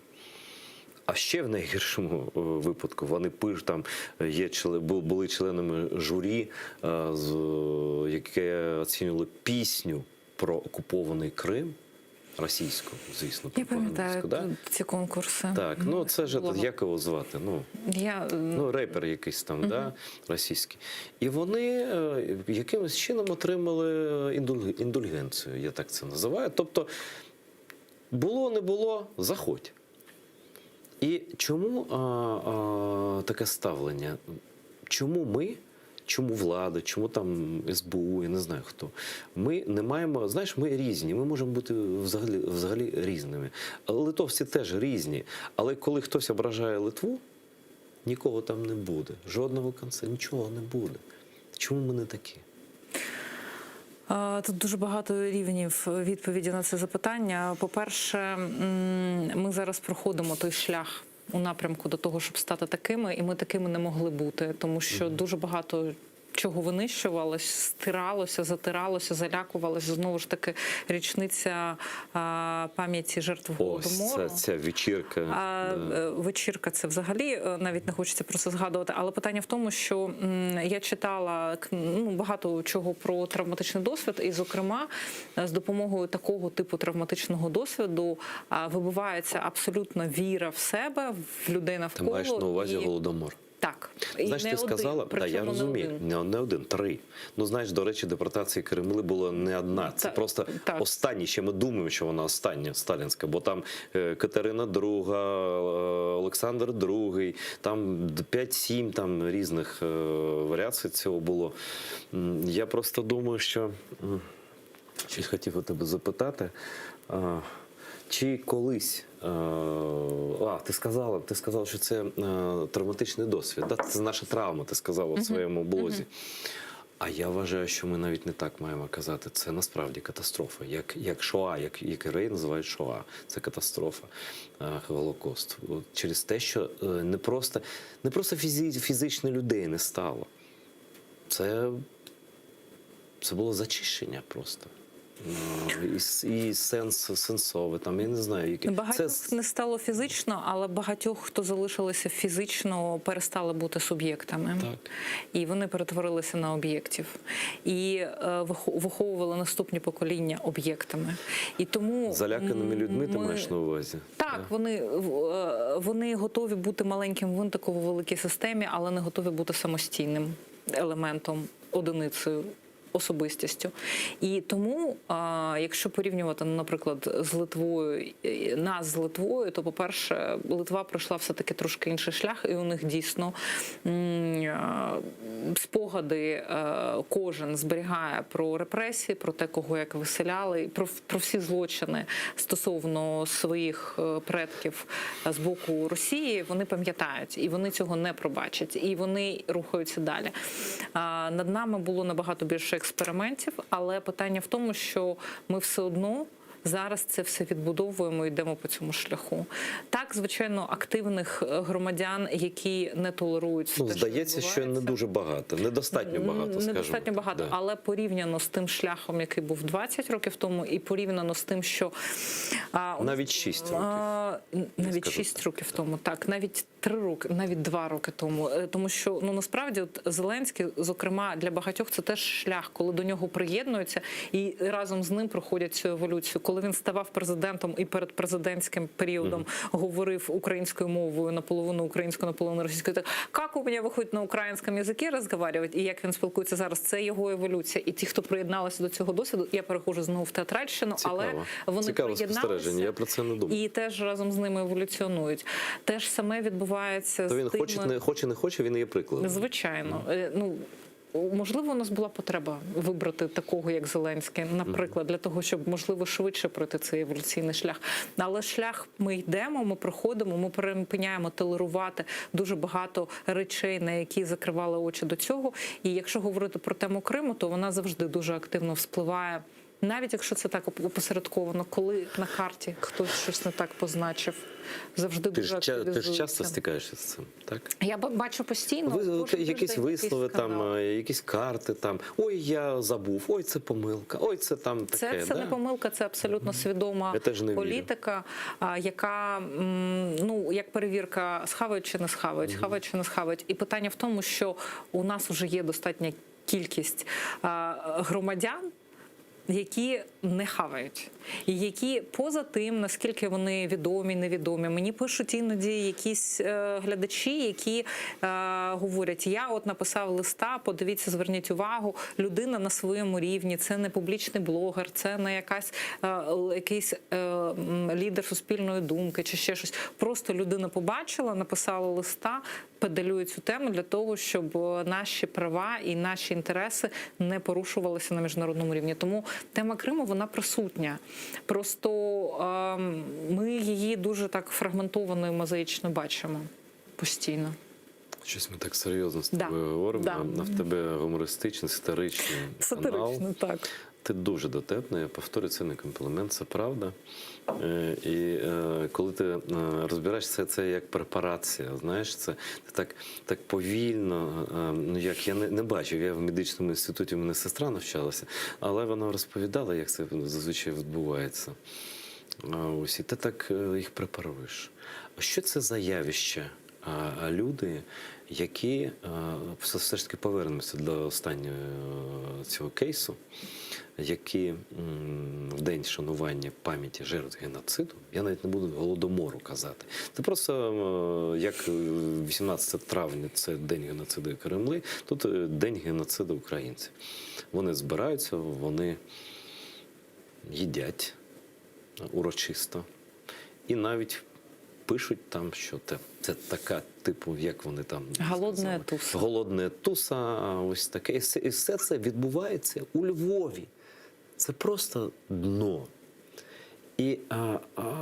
Але ти сказала, що цей кейс все ж таки про перемогу, а не про зраду. І це правда, тому що багато кейсів, ну, просто поспіль, коли така неповага до суспільства, до нормального суспільства, я скажу так, до України, вона обертається, ну, такими ляпасами гучними. Да? І вони зараз там стогнуть, ревуть і стогнуть, що їх там жаліються, плачуть, що ви зробили, від мене відмовилися всі рекламодавці, там всі торговля вся відмовилася, в мене немає жодного контракту, я нижчий, там сірий, убогий, там тощо. Цей процес колись закінчиться, колись ми перестанемо дивитися на це потворство. Ну, повністю він ніколи не закінчиться, тому що, зрештою, суспільство не може бути однорідним, тому що коли ми станемо всі якийсь киви залишиться все одно. Звичайно. Десь, взагалі, якраз кива і підкреслює норму. Ну, тобто, існування киви підкреслює норму. І якщо прибрати киву, таким чином ми створимо якесь суспільство біороботів. Такі люди будуть. Але просто реакція на цих людей буде зовсім іншою. І більше того, тут питання навіть не в тому, що вони не знали, що це день жалоби. Та знали, звісно. Припустимо, що вони, наприклад, не знали. Вони жартували над цим, як не знали. А Стапчук зараз робить вигляд, що це ЗМІ вигадали цю ситуацію. Зараз вони намагаються виплутатися. Але питання навіть не в цьому. Питання в тому, що коли до тебе приходять і говорять, ти таким чином, в принципі, знецінив скорботу нашої нації. А тобі у відповідь відповідають, ти мені просто завідуєш. Це розмова сліпого з лихим. І от в цей момент ти розумієш, що дірка в голові дуже велика. І в цей момент, що суспільству дуже бракує таких дискусій. Для того, щоб, по-перше, зрозуміти, що толерувати таке ставлення не треба. По-друге, знати, як відбивати ці атаки. По-третє, ставити людей на своє місце. Ми навчилися відбивати ці атаки? Потрошки вчимося. Стерненко в цьому сенсі просто працює класно, послідовно. Я його підтримую завжди, коли він такі питання ставить. І вони отримують покарання. І так непогано, до речі. Ну, я далекий від думки, що там їх можна переконати в іншому ставленні до України, але принаймні вони залякані. Це непогано. І, можливо, вони пізніше все-таки завдадуться клопоти задуматися, що відбувалося. Тому що найчастіше люди, до яких критикують таким чином, не слухають критику і не намагаються навіть вдуматися в ті слова. Але потім, може, дійде. Але потім, може, дійде, і потім, після довгих рефлексій, відпрацьовування, потім висновки будуть зроблені. Ну, тобто ти за таку культуру шока, за культурний шок, щоб треба людині деякий катарсис пережити, щоб просто задуматися, може я щось не те роблю? Ну, яскравим прикладом є один ефір, який я робила про одну телеведучу, що сказала, що, а може бути, вот рагули украинцы идут защищать нас на восток, а может быть у них просто высокая суицидальная наклонность. Що? Це про армію, так я розумію? Так, про армію, про людей, які йдуть захищати Україну, тому що у них в житті вони хотіли покінчити з життям? Немає нічого цікавого в житті, і вони намагаються зреалізуватися хоча б так, гучно покінчивши життя самогубством. Вона заявила це. Зараз цієї дами немає в медійному просторі, але певний час після цього вона ще активніше була присутня. Незважаючи на те, що, в принципі, ну, така фраза, мені здається, це вже вирок. Є варіанти, коли ти можеш бути будь-якою людиною, але є якісь вчинки, які є, ну, ставлять... Слухай, ну таких людей дуже люблять, толерують канали, ми знаємо, так, які. От щойно хтось таке щось сказав, вони запрошують до етеру, там, давайте пряме включення, дуже... що, як ваш стан, вас зацькували, так, зацькували. Так. Вона якраз там дуже активно висловлювалася. Але питання в тому, що коли ти витягаєш таку історію, і частина глядачів, які ніколи з цим не стикалися і не думали про те, наскільки велика дичина звучить з рота деяких людей, вони починають задумуватися. І в ситуаціях, коли вони стикаються з таким у житті, в маршруточці, умовно кажучи, вони вже не будуть мовчати. Вони можуть дати якусь репліку. Зразки – це важливо. Так. Зразки. Так. Тобто зразки, яке суспільство сприймає як норму, вони поступово це стає нормою, і ми вже порівняно таке дуже побутове. Раніше курили всюди, зараз уявити неможливо, що там в магазині куриш, там, чи в потязі куриш, ну це просто не можна, це вже норма така, так? А ми ж, ні, я пам'ятаю, коли це не було нормою. Я недавно згадувала, що в ресторанах можна було палити, і ти просто напружишся, щоб згадати, чи це ти так пам'ятаєш, чи не пам'ятаєш, але потім я згадала, коли це просувалося, там, це 5-й, ні, може в 9-му, в 10-му році, тобто це 10 років тому назад, але ти вже не пам'ятаєш. Слухай, ну, крім того, що ти дуже розумно, дотепна, я повторюю, ти ще дуже артистична, це правда? Бо ти вмієш тримати увагу довгий час.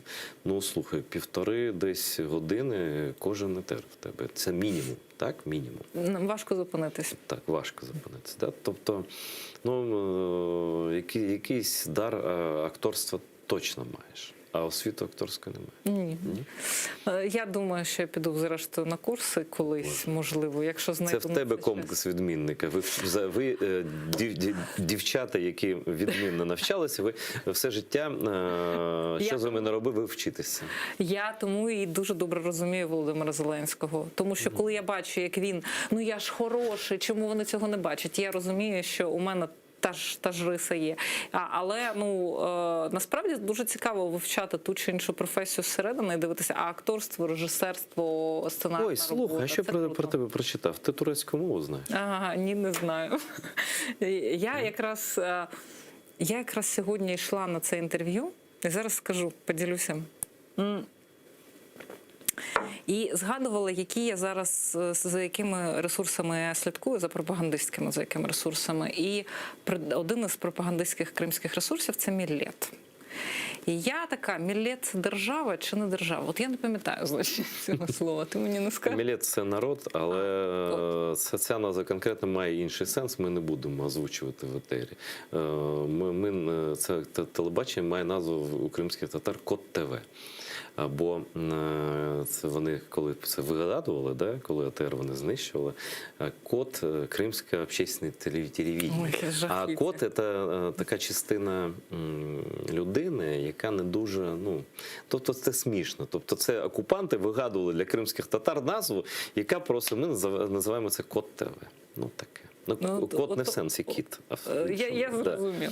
Ну, це от якраз про турецьку мову. Я настільки сильно її забула, що я вже не пам'ятаю, що в турецькій мові значить слово «міллета». Відповідно, ну, воно і в турецькій є, і в кримській. Що таке «сагол», ти знаєш? Будь Це не турецька, в нас вживається як «дякую». Ну, так. Турки кажуть «teşekkür вони кажуть. Так, частіше, але «саолсун», вони теж кажуть. Але у мене дуже фрагментовані знання залишились. Тобто вони настільки на якомусь такому рівні, що я навіть не хочу соромитись. Ти вже сказала, що ти здала себе з потрохами. Я не знаю, чи є слово «потрохи» в українській мові, але так сказав. Що ти інфоманка і любиш дивитися там, да? Дивись, просто увімкні, випадково потрапиш на кримсько-татарський ТР. В нас мова, в наших ведучих бездоганна. А ще кажуть, що кримська мова – це таке тюркське есперанто. Якщо ти знаєш, розумієш кримську мову, ти розумієш майже всі тюркські мови. Так. Я думаю, що ти слова принаймні згадаєш. Це не ідентичні мови, але тюркські мови вони достатньо. Це пасивне знання, це дуже пасивне, коли ти там здогадуєшся і ще щось. Ось вже ти і не відмінниця. Ну так, бачиш? Десь треба стратити. Угу. Що хотів ще запитати? Так, що в нас там завтра? Переворот державний? Ну, стверджують так, роздають людям по 1000 гривень для того, щоб прийшли і влаштували. Я побачила сьогодні, якраз їхала на ефір і побачила карту, як будуть перекривати місто. Майже без центру. Так, і воно такими, ця карта, і такі червоні смужечки, і воно так якось хаотично. І я згадала гру в кальмара, і там ж це креслення, як грати в гру кальмара. І я так зрозуміла, гра в кальмара дуже правильне креслення у нас. Яка гра, такий і кальмар. Воно так нагадує, насправді, що воно щось там намагалося намалювати, але... А зараз я попрошу вимкнути почуття гумору. І в нас хвилинка залишається. А чого насправді ти бажаєш Україні? І в тому числі завтра. Бо насправді ми так сміємося, але статися може все що завгодно. Росіяни, вони теж спостерігають, і вони зацікавлені не владі в Україні, це точно. Їх зацікавленість головна, я всі ці роки кажу, це хаос. Як його створити? Вони мають важелі для цього. Що на нас чекає? Не те, що завтра, а взагалі. І що ти хочеш? Яку Україну? Я хочу усвідомлену Україну. Я хочу, щоб ми більше думали про те, що з нами відбувається, чому це відбувається, і переварювали цей досвід. Тому що дуже часто ми просто не завдаємо собі клопоту зупинитися і подумати. Поверхнево живемо. Так, нас привчають обставини, і ти просто звикаєш до певного ритму життя і живеш в ньому. А потім трапляється якась критична точка, яка з одного боку забирає у тебе щось, а з іншого боку зупиняє тебе і говорить: подумай, як ти до цього дійшов. Цих точок в історії сучасної України було багато. І в кожній ми втрачали багато. Ось чи немає в тебе відчуття дежавю, коли, знаєш, всі інтелектуали пересварилися? Це було в 17-му році, це було, правда. І я навіть бачу, вибач, що перебив тебе. Слухай, розумієш, про що я, да? Ми сваримося, а в Кремлі банкет за банкетом просто. Вони дивляться, слухайте, та вони вже, ось завтра там таке почнеться, а ми тут раз. Мені важко так прямо робити якийсь зріз. Але я все-таки хочу, щоб ми свідомо підходили до того, що відбувається, зупинялися і думали. І стримано.